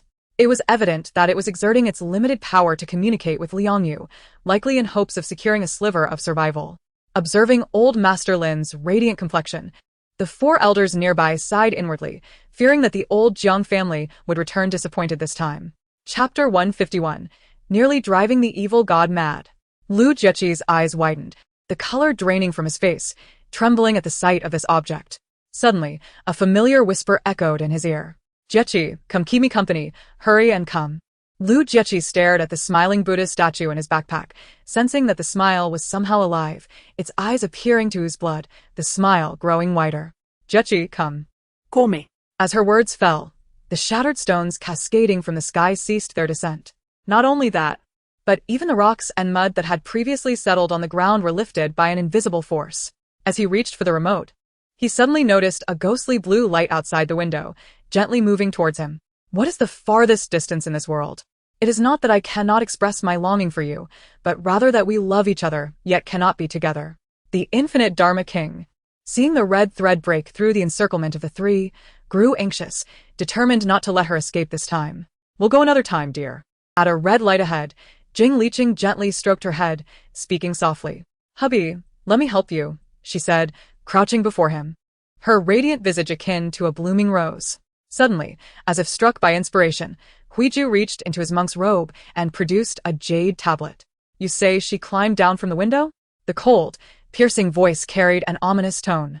Subsequently, the two turned, placing their hands on either side of the stone door, simultaneously murmuring an unknown incantation, causing the door to slowly creak open. Yes, but you must arrange the grandest wedding banquet in the myriad realms for Luo Shi. Moreover, to call me father, you must first defeat me to earn that right. The goddess Luo had already vanished. Liang Shan, ultimately soft-hearted, recognized the karmic ties associated with these deaths. And since he was a man of his word, he decided to save those he could, although he wondered how much karma he would ultimately bear. Thus, they approached the Chuanjin sect and spotted Yin Jiping practicing. Lin Tianyao greeted him. However, he had not expected someone as youthful as Nagato to maintain an undefeated stance under his command. You only know how to eat, you glutton. Although Feng Mu glared at Feng Shiji, he still instructed his servants to prepare some meals. Xian Yin, uneasy, followed closely, knowing that Zichen was quite picky. While Li Chan, after calling out brother, dashed over, her cheeks tinged with a hint of crimson as she glanced at Hua Shu. Is Lu Jie missing his family? The northern Lu clan is known for its cunning. Xian Feng suddenly inquired. Indeed, through its movements and gaze, Feng Wu observed its arrogance and disdain for her. The thin blanket beneath him was almost negligible, allowing him to feel the damp, hard wooden floor beneath. He reached to touch the neatly folded bedding beside him, which was equally insubstantial, barely keeping out the current spring chill, exuding a damp, icy rigidity. The feeling of treading in place seemed to be fixed at a certain length. Ah! Chapter 152. I apply to date Lu Qingyan. Crack. Jiang Nanxi's fist struck the face of the Buddha statue, unleashing a cascade of golden light that resulted in a new crack appearing on its surface. The statue emitted a trembling sound, tinged with an unmistakable hint of fear. The force behind that punch conveyed a formidable threat that involuntarily instilled dread within it. Who is this madwoman? Jiang Nanxi glared at the statue and remarked, What's the matter? Still not happy? With a resounding crack, her fist met the statue's visage once more, igniting another flash of golden brilliance and deepening the fissure. The Buddha's quaking voice hinted at a growing terror, as the potency of her blow resonated within its being. What kind of background does this insane woman possess? Manager Zhang revealed the truth of the situation. He had not wished to act in such a manner, yet he found himself compelled by circumstances beyond his control. Do Jingran, clutching a bottle, oscillated between laughter and tears, mustering the courage to dial the number he had long yearned to call, only to discover he had been blocked. The previous night, the venue had been a gathering of numerous individuals, journalists from various media outlets, many streamers, and a host of humans eager to learn of the unfolding battle, along with several formidable beings from the demon race. Previously, an ancient martial arts management association had overseen such matters, but Wang Fan had dismantled the organization. If he were to destroy the association without assuming responsibility, that would be utterly outrageous. You, fiery one, dared to encroach upon my Divine Valley Chamber of Commerce. Had it not been for the recent news received, I would have annihilated you. His eyes gleamed with a wolfish intensity. Today, they must succeed. Otherwise, Shangguan Yue would not let them off the hook, and their rewards would evaporate. Don't do this, Wang implored as he embraced her from behind. Chaning leaned against his sturdy shoulder, silent tears cascading into her flowing hair. She strove to suppress her sobs, her gaze fixed upon the reflection in the glass. Where she noticed Wang Yi was also staring back at her, his eyes filled with concern.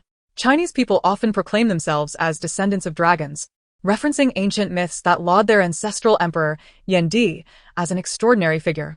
Yet, the two overly ostentatious individuals also incited jealousy among their classmates, particularly since Chun had a vibrant personality. The poem states, Do not attempt to interfere with my destined path, my fate is mine alone. Seeking joy, time wanes. The Grand Celestial Martial Concert. In truth, in this era, under such defensive conditions, it is not uncommon for an attacking side to spend months without breaching a city. Meanwhile, the neighboring Ending Shuanghua remained blissfully unaware that the two of them had caught the eye of a daring flower thief of innate origin, and the adjacent VIP room was currently staging a fierce battle centered around the two of them, thanks to the excellent soundproofing of the room's magical array.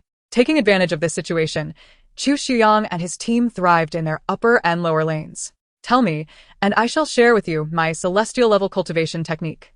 This is my only bargaining chip, the red demon suddenly declared. Within these waters, powerful demon beasts often lurked, some even rivaling transcendental beings, yet Yan Zhen remained indifferent. With a sharp reprimand, she charged at the two, knowing she could not pass until they were dealt with. Though her heart brimmed with fury, a sense of desolation lingered in her thoughts. This time, the Huainan army boasted a force no less formidable than the garrison of Hangzhou City, and their soldiers were even more elite than before. Under such circumstances, Lu Chu's initiative to launch an offensive seemed akin to striking a rock with an egg. In Chapter 153, What's Wrong with Me Transforming a Barbecue Grill? Can't you do it? Jiang Nanxi finally released him and turned her gaze towards the nearby stream.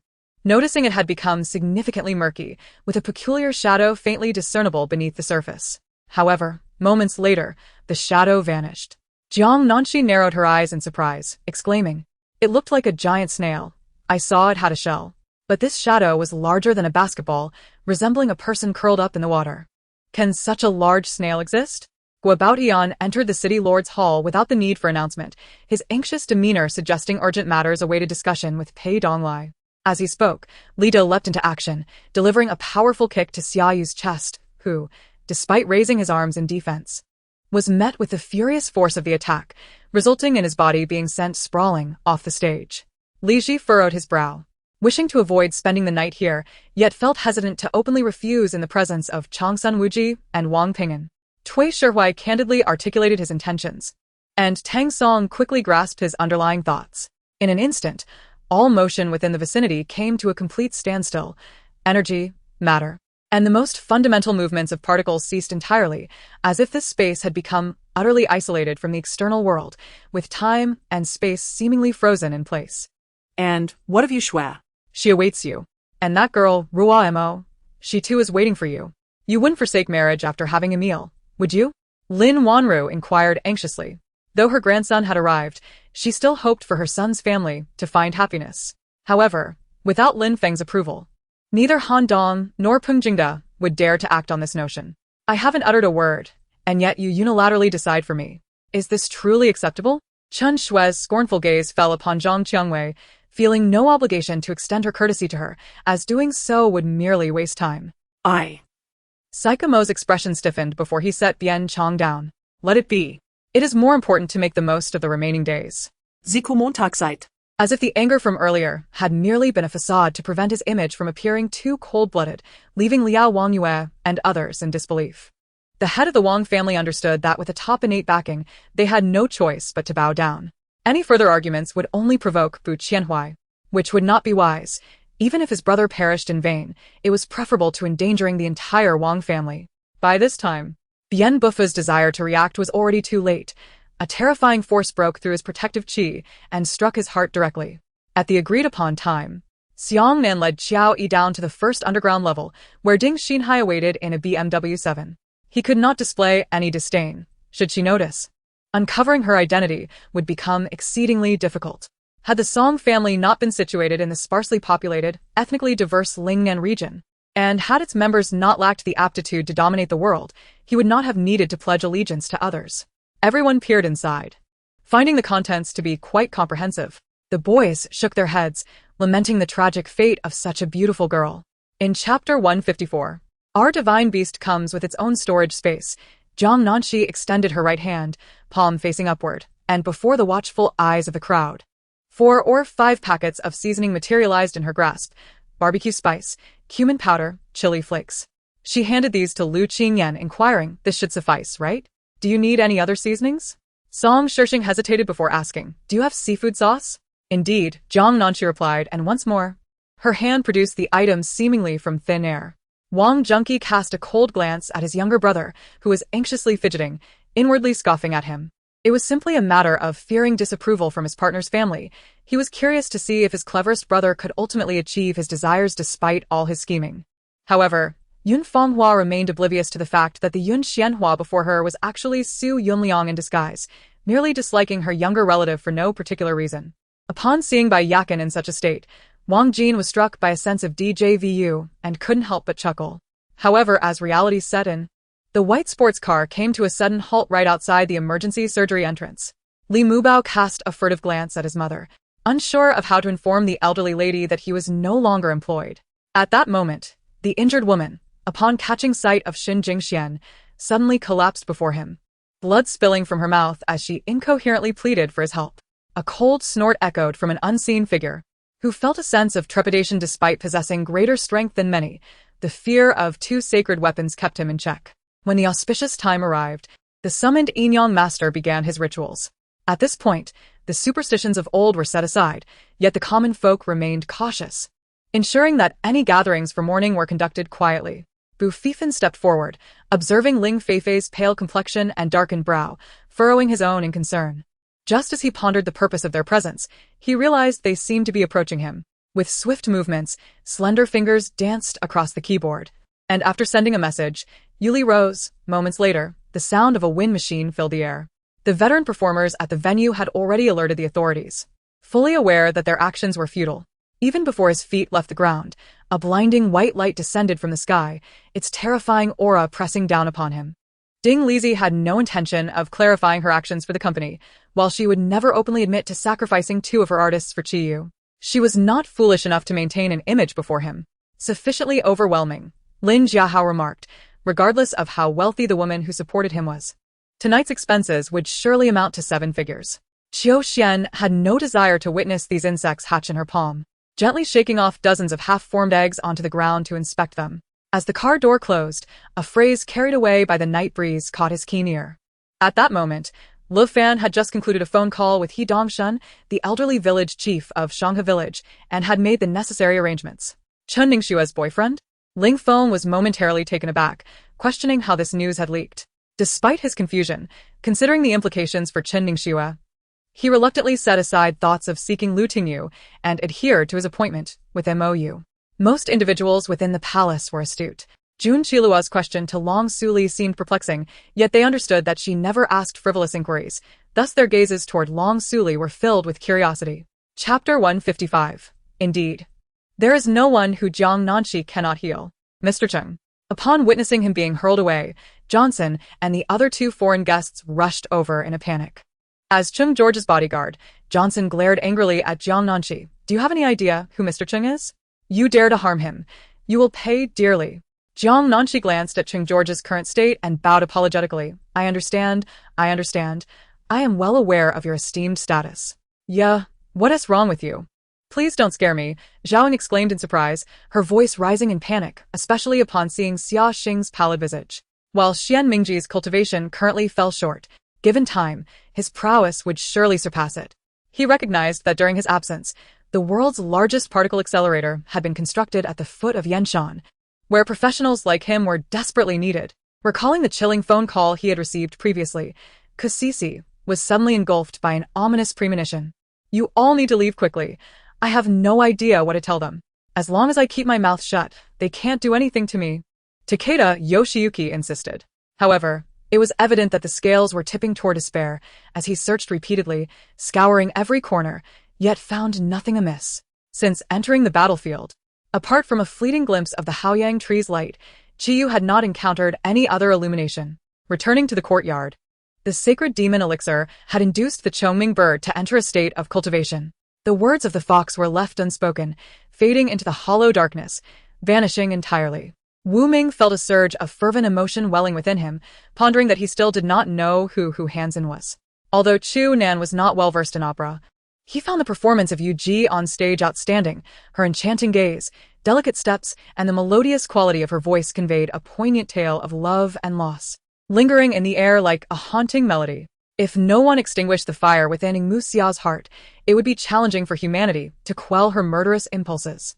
At the command tower of Zhonghai International Airport, the duty manager Yan Ryu stared intently at the television, her gaze unfocused. After a long moment, a tear slipped from the corner of her eye as she recalled a man's words from the past. The French team, comprising the French National Gendarmerie Intervention Group, has executed over 1,000 missions since its inception, rescuing more than 500 hostages, apprehending over 1,000 suspects, and eliminating at least 10 terrorists, making it a formidable force against terrorism. After tending to Wu Wa's wounds, Lao Ba combined the leftover rice and vegetables into a large pot of steaming food, serving it in 2 massive wooden bowls on the table. Chu Nan understood that, devoid of his abilities, he was no match for the third-level martial spirit of Wukong. Yet, he must join this company to have a chance to interact with the princess of the Dual Cultivation Palace. It turned out to be a dream. Yet it felt so vivid, as if it were a piece of his missing memories. Wu Ming sighed deeply, shaking his head in resignation. Grateful that the memories of yesterday lingered, particularly the image of that alluring figure with her voluptuous form. Can you bear the burden? Qin Tianda pressed Shi Shun down into a chair. I have long heard of the Shijia's reputation and hold great respect for your father, Shi Qian. It is regrettable that we have never met, but with your assistance, I am empowered, akin to adding wings to a tiger. Chapter 156. Could they have come to Ileo Mountain for this? Johnson hastily retrieved the items from the water's depths, beautiful, vibrant red orbs resembling rubies. This stream contains rubies. We're going to be rich. Johnson murmured in English, glancing around to find that no one was paying him any mind, quickly stuffing the gems into his pockets. He then feigned indifference, blending in with the others. As Adaki reached this point in her explanation, Liu finally recalled the need to engage with the fragments upon their first encounter, and after some inquiry with Adaki, realized that the fragments possessed dual purposes. The essence of would silently spread, and Lin Liangtan's injured body began to recover thanks to the vitality it brought. Sure Mo and the others noticed the disturbance and, while their expressions shifted dramatically, they overlooked the anomalies beneath their feet. Another vortex appeared, and their figures vanished from sight. The spear of the formidable horse charged towards his face, yet Ajun remained unfazed, circling his horse effortlessly, evading without the slightest intention to attack. In the blink of an eye, Situ Jun Nan unleashed over 10 moves, yet the spear never managed to graze him, leaving Situ Jun Nan breathless. She turned away, taking a few steps before hearing that voice again, now accompanied by the laughter of an infant. Although Jasmine heard Adaki's cry, she did not react immediately.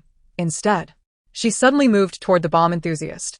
The world often claims that the more one drinks, the warmer one feels, while the more one consumes water, the cooler one becomes. Indeed, it did not deceive me. By the time I finished the last half bottle of water, my heart had turned thoroughly cold. However, the rewards would not be distributed today. In 3 days, a grand alchemist conference would take place, a gathering of alchemists to exchange ideas and delve into the art of alchemy. Free from the gaze of other cultivators, the man, pinned to the ground, continued to wail, his legs twitching incessantly. Yet, when Zhou Yu suddenly ceased his actions, a flicker of hope ignited within Luo Yan's heart. He wished that this cold-hearted individual would suddenly lose his mind and let him off the hook. The rainbow jade rhinoceros stirred from its slumber. It symbolizes the balance of the 5 elements, initially appearing in a jade hue but shifting to a fiery red based on its attributes. Zhang Yao, however, hesitated, gripped by an inexplicable fear of such a formidable presence. Thus, he engaged in close combat with the demonized ancient Qin warrior while meticulously analyzing its attack patterns, angles, and timing. High above, Yun Fan, whose aura was extremely weak and waning, bore a peculiar smile as he slowly opened his palm, releasing wisps of black sand that glittered ominously in the air. I knew that if there were any hope, it would prevent her mother from facing calamity. Yet, based on my observations, the likelihood of disaster loomed large. My only concern was whether Jia could withstand any unfortunate events. Mo Lu sighed heavily. With an exquisitely angled strike, a sword was unleashed, infused with tremendous force. Hu Ho's expression shifted dramatically as he retreated 2 steps, his breaths coming in heavy gasps, clearly struggling against exhaustion. The elders regarded the elderly woman with trepidation. She was in the late stage of foundation establishment, merely a step away from golden core cultivation, a realm they yearned for but deemed unreachable. Car? Song Jingxiang's face reflected deep confusion as she scanned her surroundings, evidently unable to locate the vehicle she remembered. The mechanical cart she spotted, nearly completed, could not be associated with what Song Samma had referred to as a car. Indeed, seeing this contraption struck her as rather peculiar. Chapter 157. Old Dead, Dare to Harm Me? Jiang Nanxi scrutinized closely and noticed a thin layer of frost covering the dead hand. After pondering for a moment, she reached down to pick it up, only to discover it was firmly embedded in the ground. As she tugged at it, a chilling sensation coursed through her fingers. This hand felt so cold and rigid, as though it had been frozen in a frigid realm for an eternity. Yet, the Ileo Mountains were not cold. How could this hand be so frozen? Everyone finally shifted their attention away from this matter.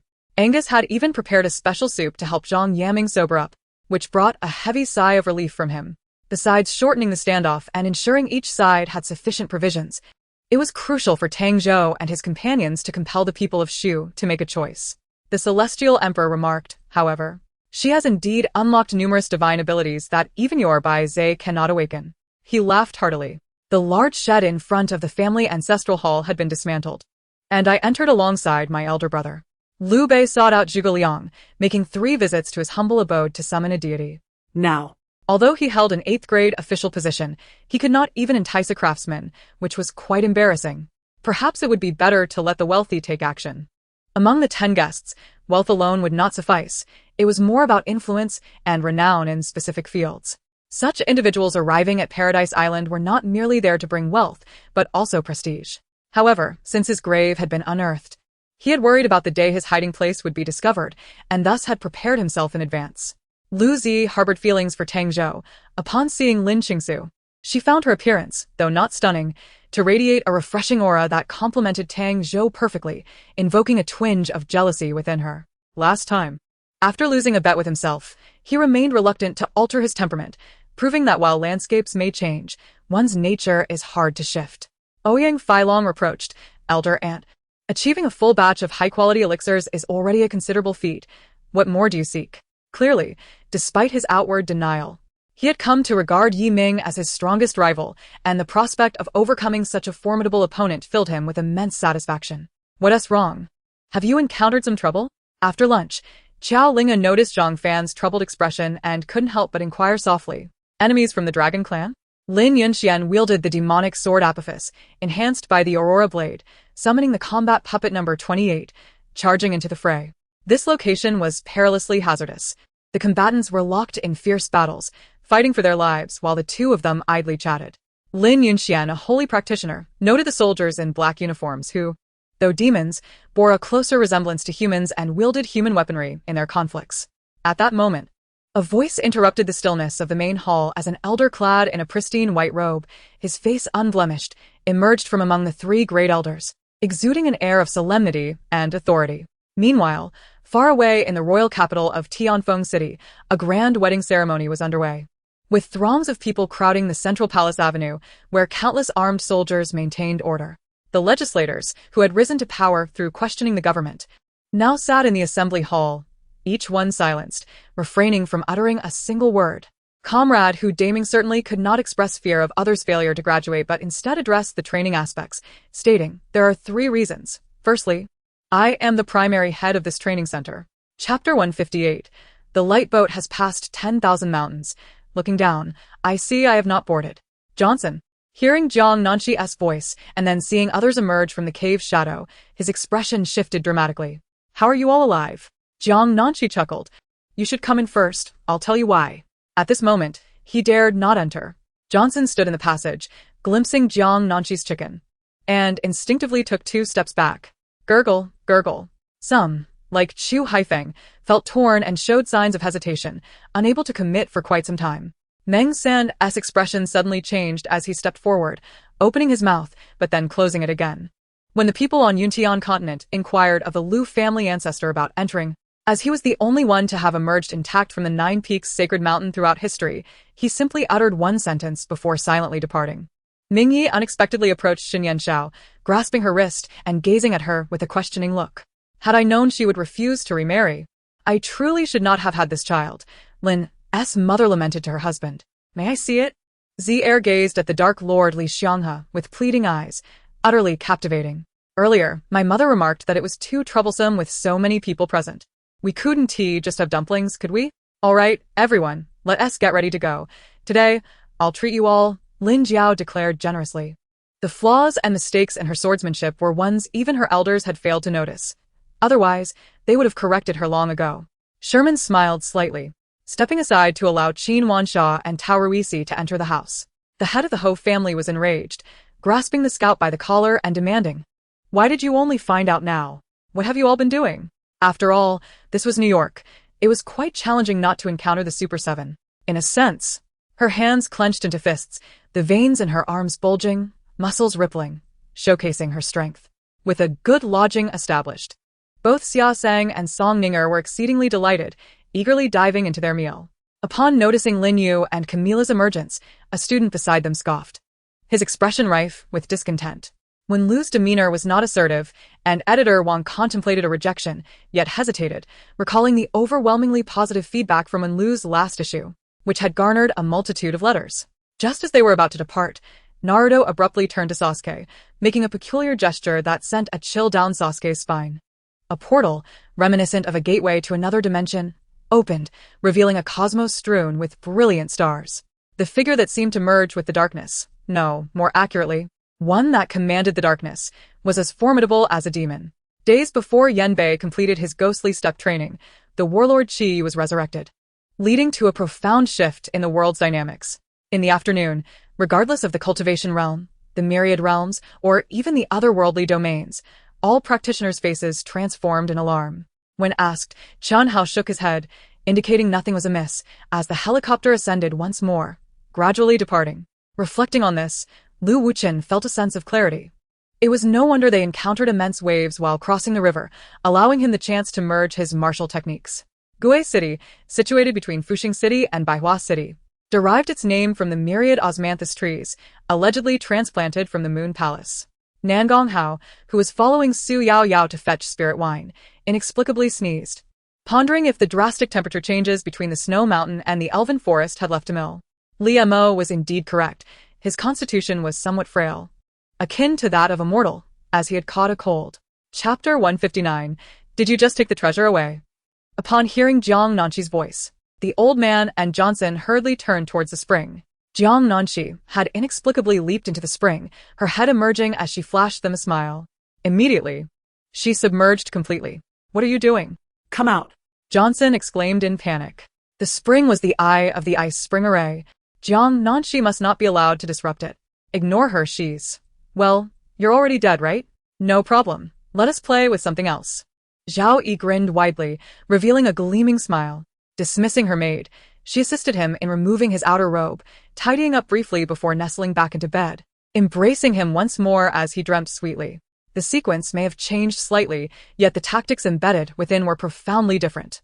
Yu Kun sensed a shift in the atmosphere, his expression altering dramatically as he disregarded Gu Buqing's threats, bellowing angrily.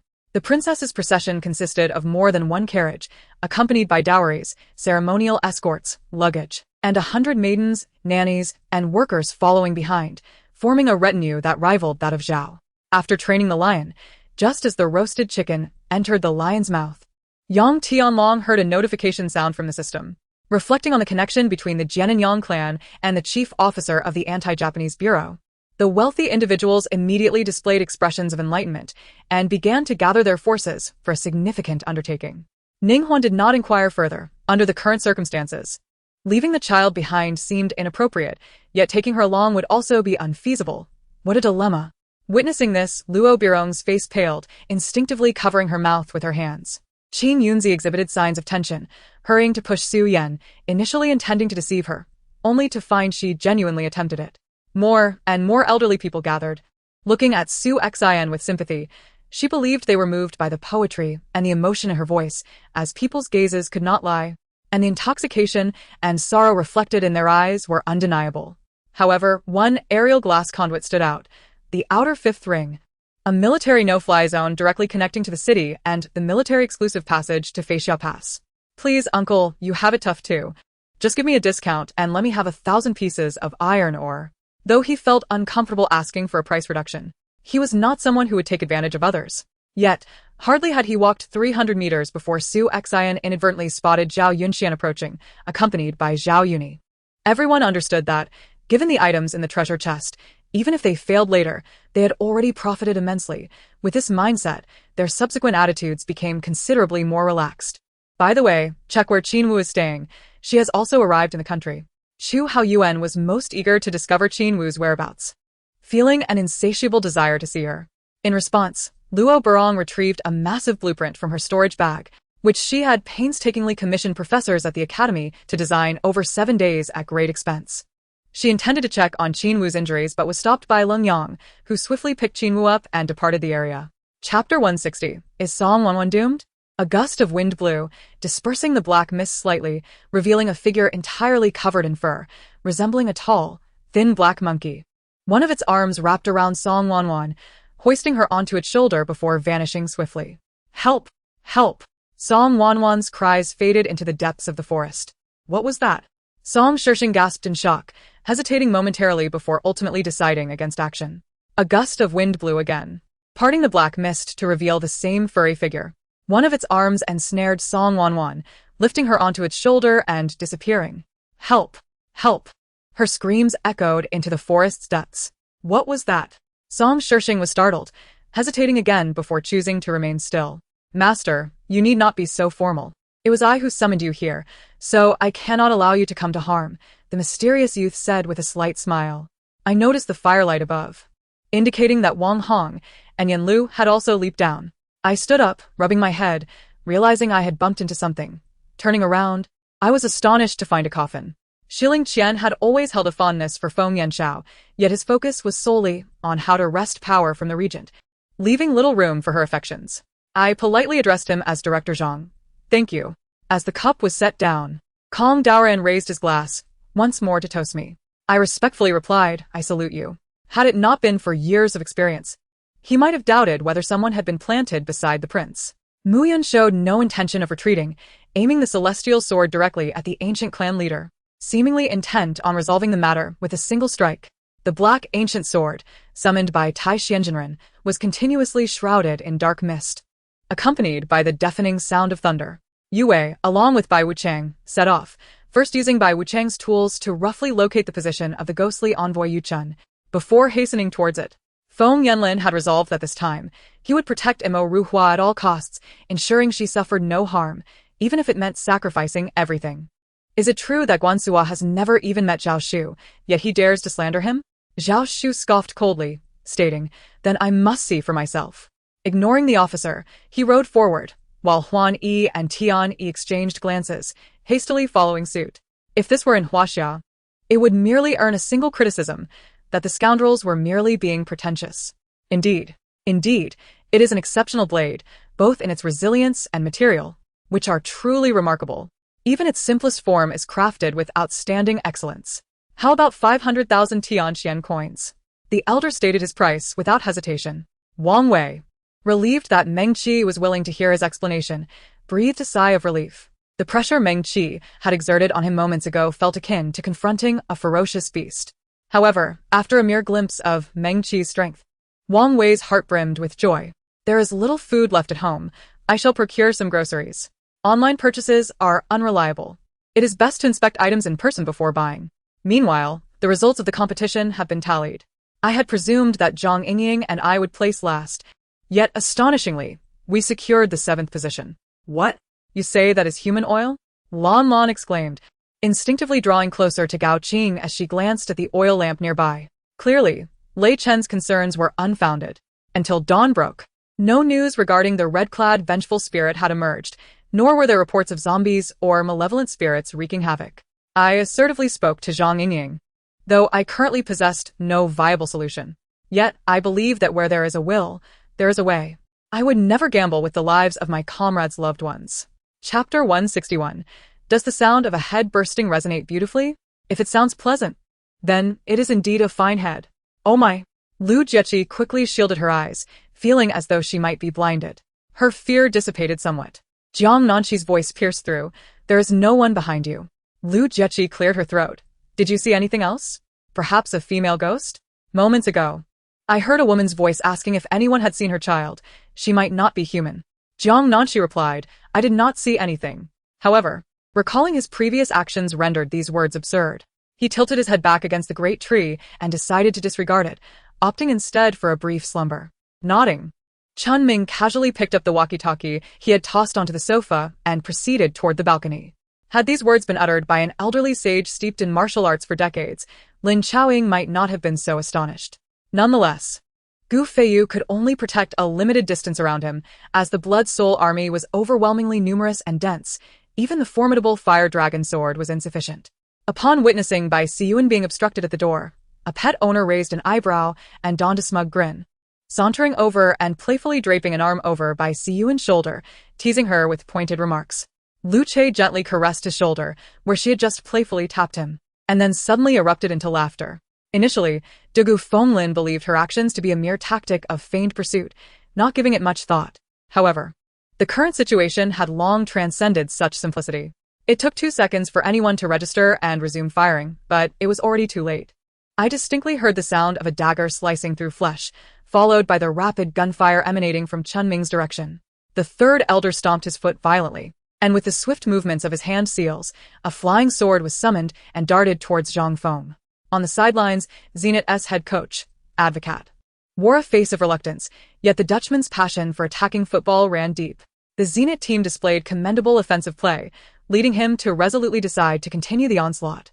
Albeit with reinforced defensive measures against Gao Junfok's brother was equally remarkable. Although he missed a shot, Ji Guiqi still amassed 36 points, 13 rebounds, 4 assists, and 4 blocks, tying the rookie game's scoring record set by Stoudemire in 2004. If he could score just one more point in the final minute, he would claim the record outright. Mom, I have good news to share as well. Yao Yao tugged at Lin Yu's skirt, her face alight with the same joy. The first story that Ada wrote was The Legend of the White Snake. Given its existing lore, she contemplated embellishing it further, even pondering whether to include elements from her dreams, such as the Cloud Mountain Ferry platform. Little did she know how Bai Sujin would react upon hearing this tale when she descended into the mortal realm. Grandma Song Ning had longed to see her grandson marry. Having been away for many years, she feared missing her precious grandson's wedding. Though somewhat dazed, she still had the presence of mind to ask about Sui Huan first. "This young lady, what business do you have with me?" The brown-clad elder noticed Ada and came to an abrupt halt. These two factions quarreled incessantly, yet overlooked that the most decorated player among the active roster was neither of them. The Spurs Duncan and the Great Shaq each possessed 4 rings, while neither the 23rd nor the 24th had surpassed the achievements of the Big Fundamental and O'Neal. Their competition for 3rd place was more fitting. The 4 did not dare to linger, crossing several blocks before finally descending to the ground. The ghostly aura of the dragon was terrifying. Even with his heightened cultivation, Long Tian dared not become ensnared in its grasp. Chapter 162. Parasite. Dying on the spot. Johnson instinctively turned his head and spotted a woman, drenched and kneeling a short distance away. The woman was unclad, her long hair cascading to the ground, continuously dripping water. Drip, drip, drip. Johnson stared at her, utterly entranced, as if his soul had been ensnared. "Johnson," old Sue interjected, "what do you think the 8 celestial mansion lords ahead would choose?" Chu Yunduan retorted. Lu Hong accepted 2 business cards and, upon glancing at them, felt a chill run down his spine. The Zhanxiong Group and the executive vice president were conducting joint interviews? Although Lu Hong was not well acquainted with this company that had only relocated this year, he was aware of its standing in the Beijiang business community. The prominence of Tianhe Dairy and Zhongbun Network alone was enough to earn it a stellar reputation. "What does that have to do with you?" "Repeat what I just said." Guadalu, having once served as a substitute teacher, performed with ease in his role as an educator. Only Li Ruoqian remained relatively untainted, not having engaged in overly intimate matters with Zhongling, though she had indeed been kissed by him, sharing moments of closeness. The divine artisan issued a low growl, unleashing an invisible and terrifying wave of magical power that shattered the rain of swords into mere fragments. Moreover, the Wu family had previously interacted with Chu Yunduan multiple times, making them a particularly sensitive clan. Each day, numerous individuals sought information from them. Any misstep could invite the ire of outsiders. Upon hearing Gong Sun Zhu's words, all onlookers were taken aback. They had never known Gong Sun Zhu to be so amenable. Would one simply forgive the murder of their beloved pet? Though for those long-lived deities, the cycles of 3,000, 6,000, and 9,000 years might not seem exceedingly lengthy, the peach of immortality, as the focal point of the Queen Mother-S themed parties, held undeniable efficacy and value. Countless times she had contemplated leaving, yet the potential struggle for survival upon departure, coupled with thoughts of Andres, compelled her to persist. The youth observed the transformation of Lanefell, his gaze shifting with surprise. "Stay calm, stay calm." Xiangyu refrained from launching a frenzied attack and instead began to respond composedly to Yan Liang's onslaught. Arlia held the starry sky radiance firmly, the tip of her sword poised before Sorrentis, who, at that moment, had relinquished the divine spirit's melody. Liang Fei noticed reporters peering through the door cracks, capturing their previous conversation on film. Looking back at the spot where they had stood, the stone ground had turned as dark as ink, with the remnants of weeds wilting instantly between the crevices. Before the celestial display, there were 10 talismans, each separated by a slight gap, their edges perfectly overlapping, creating the illusion of a single entity from the front. Zhou Dadong and several local warriors were intimidated by the gleaming swords, resigned to being escorted away by the officials. This was not a matter of love or lack thereof. Rather, the identities of the parties involved dictated that they could never fully invest their affections here. Li Qingfeng, clutching a platinum card, exited the Lu group and hailed a taxi toward the Mixue group. The innate divine sword ruthlessly cut through the throng of those obstructing the path, and in an instant, blood splattered amidst the cries of agony as all were left with swords piercing their hearts, vitality swiftly ebbing away. From that moment forth, the 9 realms began to gradually evolve into cities across the land, giving rise to institutions such as the Hall of Saints and the 9 Elders. Chapter 163. Is there a foot immortal at home? Jiang Nanxi remarked that something had been added to the mix. Lu Jieqi gasped in surprise, inquiring what had been added. Could it be that this Saba tribesman intended to poison us? Uncertain, she continued, stating that the rice dumplings emitted an odd aroma, suggesting the inclusion of peculiar spices. Given the village's already strange nature, it would be wise to exercise caution. Just as Jiang Nanxi finished speaking, Lu Qingyan interjected, suggesting that the ingredient might be tangxianzi, which indeed had a distinctive scent. Regardless of the oddities, it was the opportune moment to infiltrate Songyue City. Hesitation would be unwise. For waiting until the decisive battle at Wuming Mountain concluded, regardless of the victor, would be detrimental to them. Chun Ting spoke in a low voice, his gaze fixed on the immense city miles away. The notorious name of the shameless individual had spread throughout the school, making everyone avoid him like the plague. Who would come to his aid? Zhao Yu secretly calculated that he could enlist Yao Jing to rally Dong Qingcheng from the judo hall, and persuade Gao Fei to seek help from Wei Chijunwu at the boxing gym, along with another contact from the art gallery. At this juncture, Wei Jiahao refrained from his usual imposing demeanor, eagerly opening the door to exit the vehicle. Zhang Ruyun, upon hearing that his master uncle had stolen from the courtyard of the renowned Chu Fizi, felt his face flush with embarrassment as he hastily rose to apologize. Yet the 2 elders simply jested, brushing it off without concern. The freezing technique compounded the power of each sword. Thus the impact of the 49th sword left even the sword qi encased in ice. Subsequently, the young man in gray approached Fengchen, lowering his proud head and kneeling. Who are you? A chilling malice filled the air, his aura rising to its zenith, ready to unleash a lethal strike. In this space, without the courage to fight desperately, one could indeed face mortal peril. The road ahead, marked by the path of the war god, offered Feng Wuqing a forewarning. Perhaps the Gua family, too, required the backing of a level 4 merchant. This 7th-grade star martial artist was dispatched by a level 4 merchant. The outcome remained uncertain. However, regardless of the circumstances, Gao Fei would not fear his adversaries. Mao Yingjun, a remarkable material for forging, could craft innate artifacts from the early stages of innate cultivation, thus garnering the attention of the refined offspring. Yet, it was unclear when the sensation of anxiety began to abate.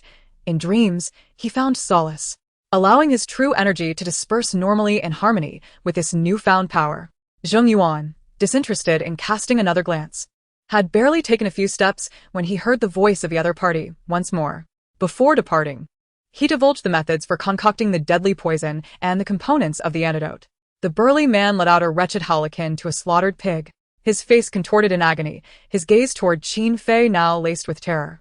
Gong Yao brought the unconscious Gong Jian to the lake, using magic to catch several fish, igniting a fire with a snap of her fingers to prepare grilled fish. Why does his reaction resemble that of someone who heard Chun Chongqing remarking on the attractiveness of a certain young lady? Princess, are we truly to reside here from now on? At that moment, Tao Xian crouched on the ground, observing the wild grass that had crept in through the cracks of the floor, her face adorned with an expression of boundless astonishment. The corpses in the moat, of which there were a dozen, undoubtedly had mysterious causes of death, intricately linked to the individual before her. However, new items only remain novel for a brief time. When first purchased, even a speck of mud could cause distress, yet a few months later, a slight scratch becomes inconsequential as long as it is not overt. This feeling was indeed long forgotten. Although the spiritual energy here was not abundant compared to other places, it felt remarkably familiar.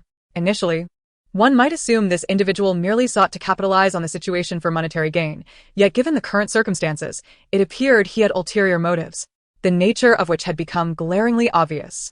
Lu Lang took a deep breath, striving to mask his emotions, despite having anticipated the outcome. The loss of nearly 30 men weighed heavily upon him. In less than a day, 2 battles had resulted in close to 100 soldiers lost. representing 1/5 of his entire independent regiment. If this continued, how many would remain? Chapter 164.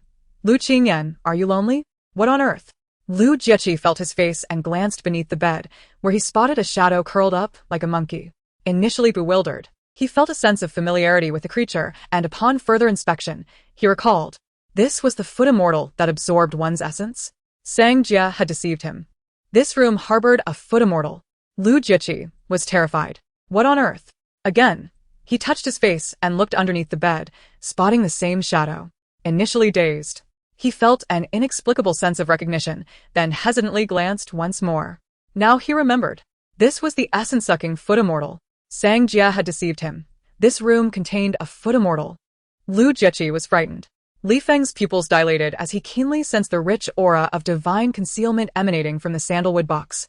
Had it not been for Cheng Zixiao's presence, accompanied by over 10 guards, they would have undoubtedly lunged forward. He had originally come to check on Li Qingqian's injuries. Yet not a word of concern escaped his lips. The 3 main officials from the east appeared pale, their bodies trembling slightly as they exchanged glances filled with a hint of fear. Su Jian's gaze was vacant, his face a mask of terror, clearly overwhelmed by the day's events. As for Haizi, following the county competition, the players from Tonghuang had come to understand his abilities. Thus they did not dare to be negligent. However, a magician is distinct from an apprentice. Beyond their pride, their demands are numerous and substantial. Subsequently, the two collaborated to establish their ventures in Tianhai City, and in terms of lineage, Jian Shintong was a generation above Master Lei, often boasting of his seniority.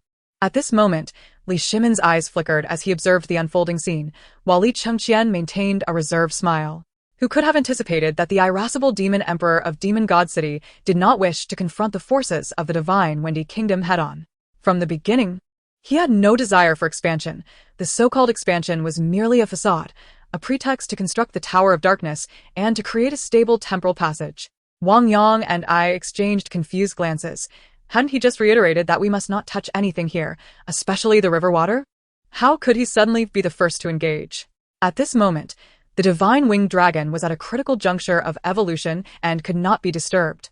Chen Jingyuan had no choice but to press on. Upon hearing this, everyone erupted into hearty laughter as they envisioned a grander future filled with hope. Thus, the empire assembled a northern expeditionary force to combat the encroachment.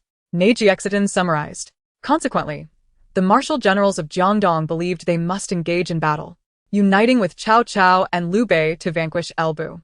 However, God knows how Uncle discovered the stone door. Had it been me or Wang Yang, we certainly would not have found it.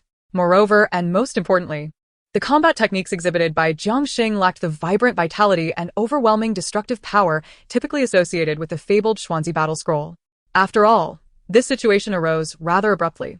Just as he was about to call his uncle for clarification, an unexpected icy sensation filled his mouth, rendering his entire oral cavity numb. Speaking became a challenge. Even moving his tongue felt arduous. A flicker of emotion passed through Tong Ren's expressionless eyes as he grasped Mordred's hand, who then helped him to his feet. It was their first encounter with such exquisite fireworks, an experience that was utterly delightful, despite the subsequent punishment that was quite painful. The moment itself was still remarkably beautiful.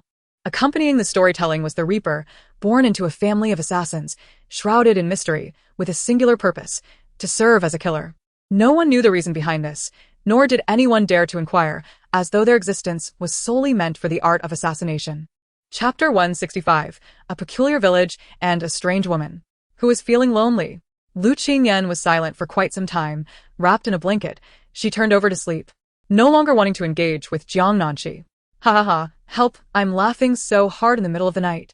Jiang Nanxi, could you please stop being so hilarious? How is she able to calmly utter those lyrics without simply singing them? No wonder it's said that funny girls struggle to find love. Jiang Nanxi is genuinely allergic to romance. Huh? Lan Yusin was taken aback. She never expected the previously aloof He to suddenly become so amiable, which genuinely surprised her. With this thought, Anruo disregarded any explanations to Lu Ling and directly scaled the wall, pursuing the source of that lingering aura. A beehive and a sheet of toilet paper served as a makeshift trumpet, accompanying the military tunes still emanating from the electric screen. Nothing much, let us begin. Lu Ling quickly interjected, swiftly concealing his astonishment. It wasn't that the properties of the spiritual liquid were irreplaceable, but rather its cost was. Xia could freely supply his own people, as it all required expenditure. Thus, everyone cheerfully accrued debts, engaging in services within their means to repay. As soon as Yue approached the living room, he was enveloped by a familiar yet intensified scent. He had now inherited the entirety of the estate. He could not eliminate her, yet he had caused the demise of her parents. The players on the Milan field were unconcerned with the suspense of the match. They only knew that they must strive to attack and create even the slightest opportunity. After all, Xiaohe's legion boasted a formidable fleet of flying ships, along with numerous legends, magical constructs, and a mechanical army. Yo-Yo's master, Jijiu, was the most trusted old servant, residing deep within the Black Forest, guarding the female demon slayer sword. "You have successfully provoked me," Chongqing declared as he deactivated his invisibility, appearing before Su Xinfeng. In the blink of an eye, his father was nearing 80. The once imposing figure in his eyes had seemingly transformed into an old man. Hans instinctively furrowed his brow. Assessing that the assailant's combat prowess was on par with his own, the current number of personnel was likely insufficient to contend with the attacker, necessitating external assistance. Damn it! A young man clad in black cursed, identifying himself as Shi Zhongtian, the fifth distinguished youth of the Zhongtong continent. Fan Qingxin initially feigned indifference towards the clothing, but as Lin Qingfei recounted the tale, his expression grew increasingly solemn. Behind the office desk sat a middle-aged man, the same individual who had previously been seen with Nike and General Motors in that office. Thus, in India, there are countless peculiarities. This Spartan had assaulted and murdered the 16-year-old Lan Zhao. However, the Taoist Miaozhen opposite raised an eyebrow, displaying a hint of disdain. Yet a terrifying wave of power began to emanate from his hands, as a white glow surged forth amidst the agitation of his celestial energy. He smiled triumphantly for a moment before snapping his fingers, signaling his bodyguards to escort the dwarf, Barney, away. The bodyguard nodded and, along with two companions, slowly led Barney out the door. Chen Nua scrutinized him closely once more, reaffirming that he still bore no recollection of him, save for their somewhat unfriendly encounter at Heishan last time. A heart-wrenching scream pierced the air. What fell was not ordinary rain, but rather a deluge imbued with corrosive power. Upon striking the martial artist, it could penetrate his defensive barrier, eroding away at his skin, leading to a horrifying decay of his entire being. Chapter 166, The Sacrifice to the God of Sabat. "Hey, are you abandoning your child?" Lu Jiechi exclaimed upon witnessing the woman suddenly flee, rushing after her while cradling the child. However, just a few steps into her pursuit, a shadow loomed before her, and a thick shroud of darkness engulfed her, obscuring her vision. What on earth? Lu Jiechi gasped, struggling to open her eyes to ascertain her surroundings, only to meet a pair of crimson eyes. The surveillance indicated that, over the past 3 days, He Xiaoya had indeed not appeared in Tongjia village. The individuals accompanying Shili began to suspect that Lin Go and his group had tampered with the footage. Having learned from past misfortunes, Zhang Cheng had already sealed off the area with ghostly energy. Even if Ho Jingshan and the others were incapable, that ninja would undoubtedly not escape. "I'm not afraid. As long as you are by my side, how could I possibly be in danger?" Li Qian smiled gently. Xiao Xiao surprisingly sensed a hint of sadness in the voice on the other end of the phone. She had actually agreed, indicating a change in Li Qian compared to before. The Red Dragon pondered uneasily. The master had long-standing ties with the White Ji Immortal Lord. And given the chaos in the 9 heavens, was it possible that the master had made prior arrangements with the White Ji Immortal Lord? Bai Lingfeng lightly shook her head. "The Star Element Martial Sovereign, the crux of the matter is that our Tianyuan continent is currently weakened. Following the ancient turmoil of demons, our strength has been in decline. A millennium ago, we endured a cataclysmic event, leading to a further diminishment of our overall power. Our vitality has yet to recover, and we have faced further upheaval due to the demons breaking free from their seals. Firstly, your county has a high population density. With over 200 million residents in one county and more than 160 million are agricultural laborers. Thus, the per capita arable land is scarce. A 5th-rank guerrilla general led 5,000 cavalry ahead of their supply ships, hastily arriving at Hygiene Town. Gordon examined the sewer maps to plan the route while Brock marked the path along the way, the two working in seamless, silent harmony. Simultaneously, his right arm transformed into a devilish weapon configuration, equipped with Philosopher's Stone bullets, specifically designed to combat devils. "Excellent. I knew you hadn't forgotten me. Teacher Li," Kasim exclaimed excitedly, clapping his hands. "We have all admired you greatly after hearing of your exploits." Furthermore, at this moment, Mariana was brought to tears by Cuddy. indicating her genuine feelings for him. Before she could rise, Bai Jiang had already donned his gear, stepping forward upon the morning dew. The assassins parked their motorcycles on the bridge, firing wildly at the bubbles in the river, while the two clung to the bridge's pillars, shivering in the frigid water. Ultimately, Su Yao's words were deftly sidestepped by Chen Jiangyan. She no longer heard him calling her baby. Zhu Wen erupted in fury during the court session, and the reasons were twofold. Not only had the Xianming sect failed to eradicate the threat thoroughly, but the sudden emergence of Li Xingyun further fueled his ire. Morningstar was taken aback by her abrupt change in attitude, yet it was merely a fleeting moment. He was not one to dwell on the reasons behind events. Within the crystal chamber, a pathway of white jade steps led to the center, where a colorless, transparent crystal coffin lay, encasing the motionless form of a resolute Western man. Even in death, his presence exuded a pressure that left me breathless. "One night is insufficient. We can rest now and set out at midnight," Dai Puno stated in an irrefutable tone. Mu Shichen smiled faintly, clearly drawn to the box. What significance could that box possibly hold to elicit such desire from Sanyi? Chapter 167. Are you summoning a deity? In that case, I shall summon Ultraman. The Saba people surrounded Jiang Nanxi and her companions, preparing to escort them to the altar. Sang Jia arrived, deliberately parting the crowd, urgently urging Jiang Nanxi to flee. Yet, she remained motionless.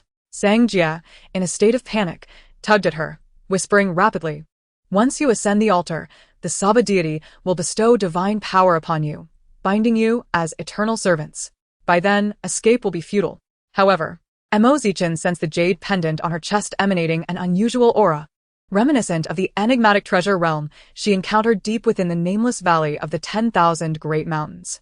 In just 5 days, the entire Raccoon City had transformed into a desolate wasteland, with millions of zombies aimlessly wandering the streets, staircases, and rooftops, emitting mournful moans.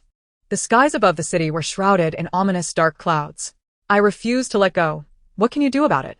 Xiaowen declared haughtily. "This belongs to my senior brother. Remember to return it when you discover something better."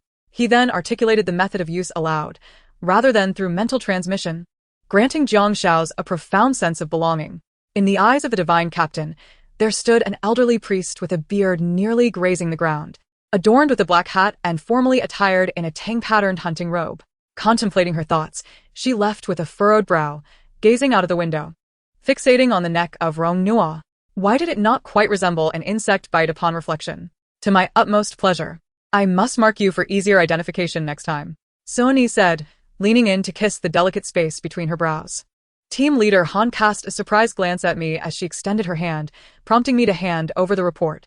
At that moment, the others regarded me with astonishment, collectively eager to see my score. The two Josephs exchanged disdainful smirks, as if Lin Tao were asking them a foolish question about why 1 + 1 = 2. Silently commanding the giant robot to launch an attack. This ability was quite peculiar. Regrettably, the cultivator's attack power was insufficient. Otherwise, slaying a fierce beast with a single strike would be trivial. Shen Lian posed the most crucial question. His search for the researcher of the dragon's heart was solely to address Xuanxuan's affliction, which was his primary concern. Huilan remarked, "No one can match your generosity. I wouldn't even accept clothes given for free. If it weren't for an old colleague's call, you might have successfully deceived me." Jinyu replied, "If you possess the ability, refrain from complaining about neck pain. Ignoring sound advice will only exacerbate it. Stay informed through reputable news, and your health will have a reliable safeguard. By consuming more credible news, your awareness will heighten, thus preventing any pitfalls." Jianqi noted, "It's wise to conserve resources like fuel, water, and electricity.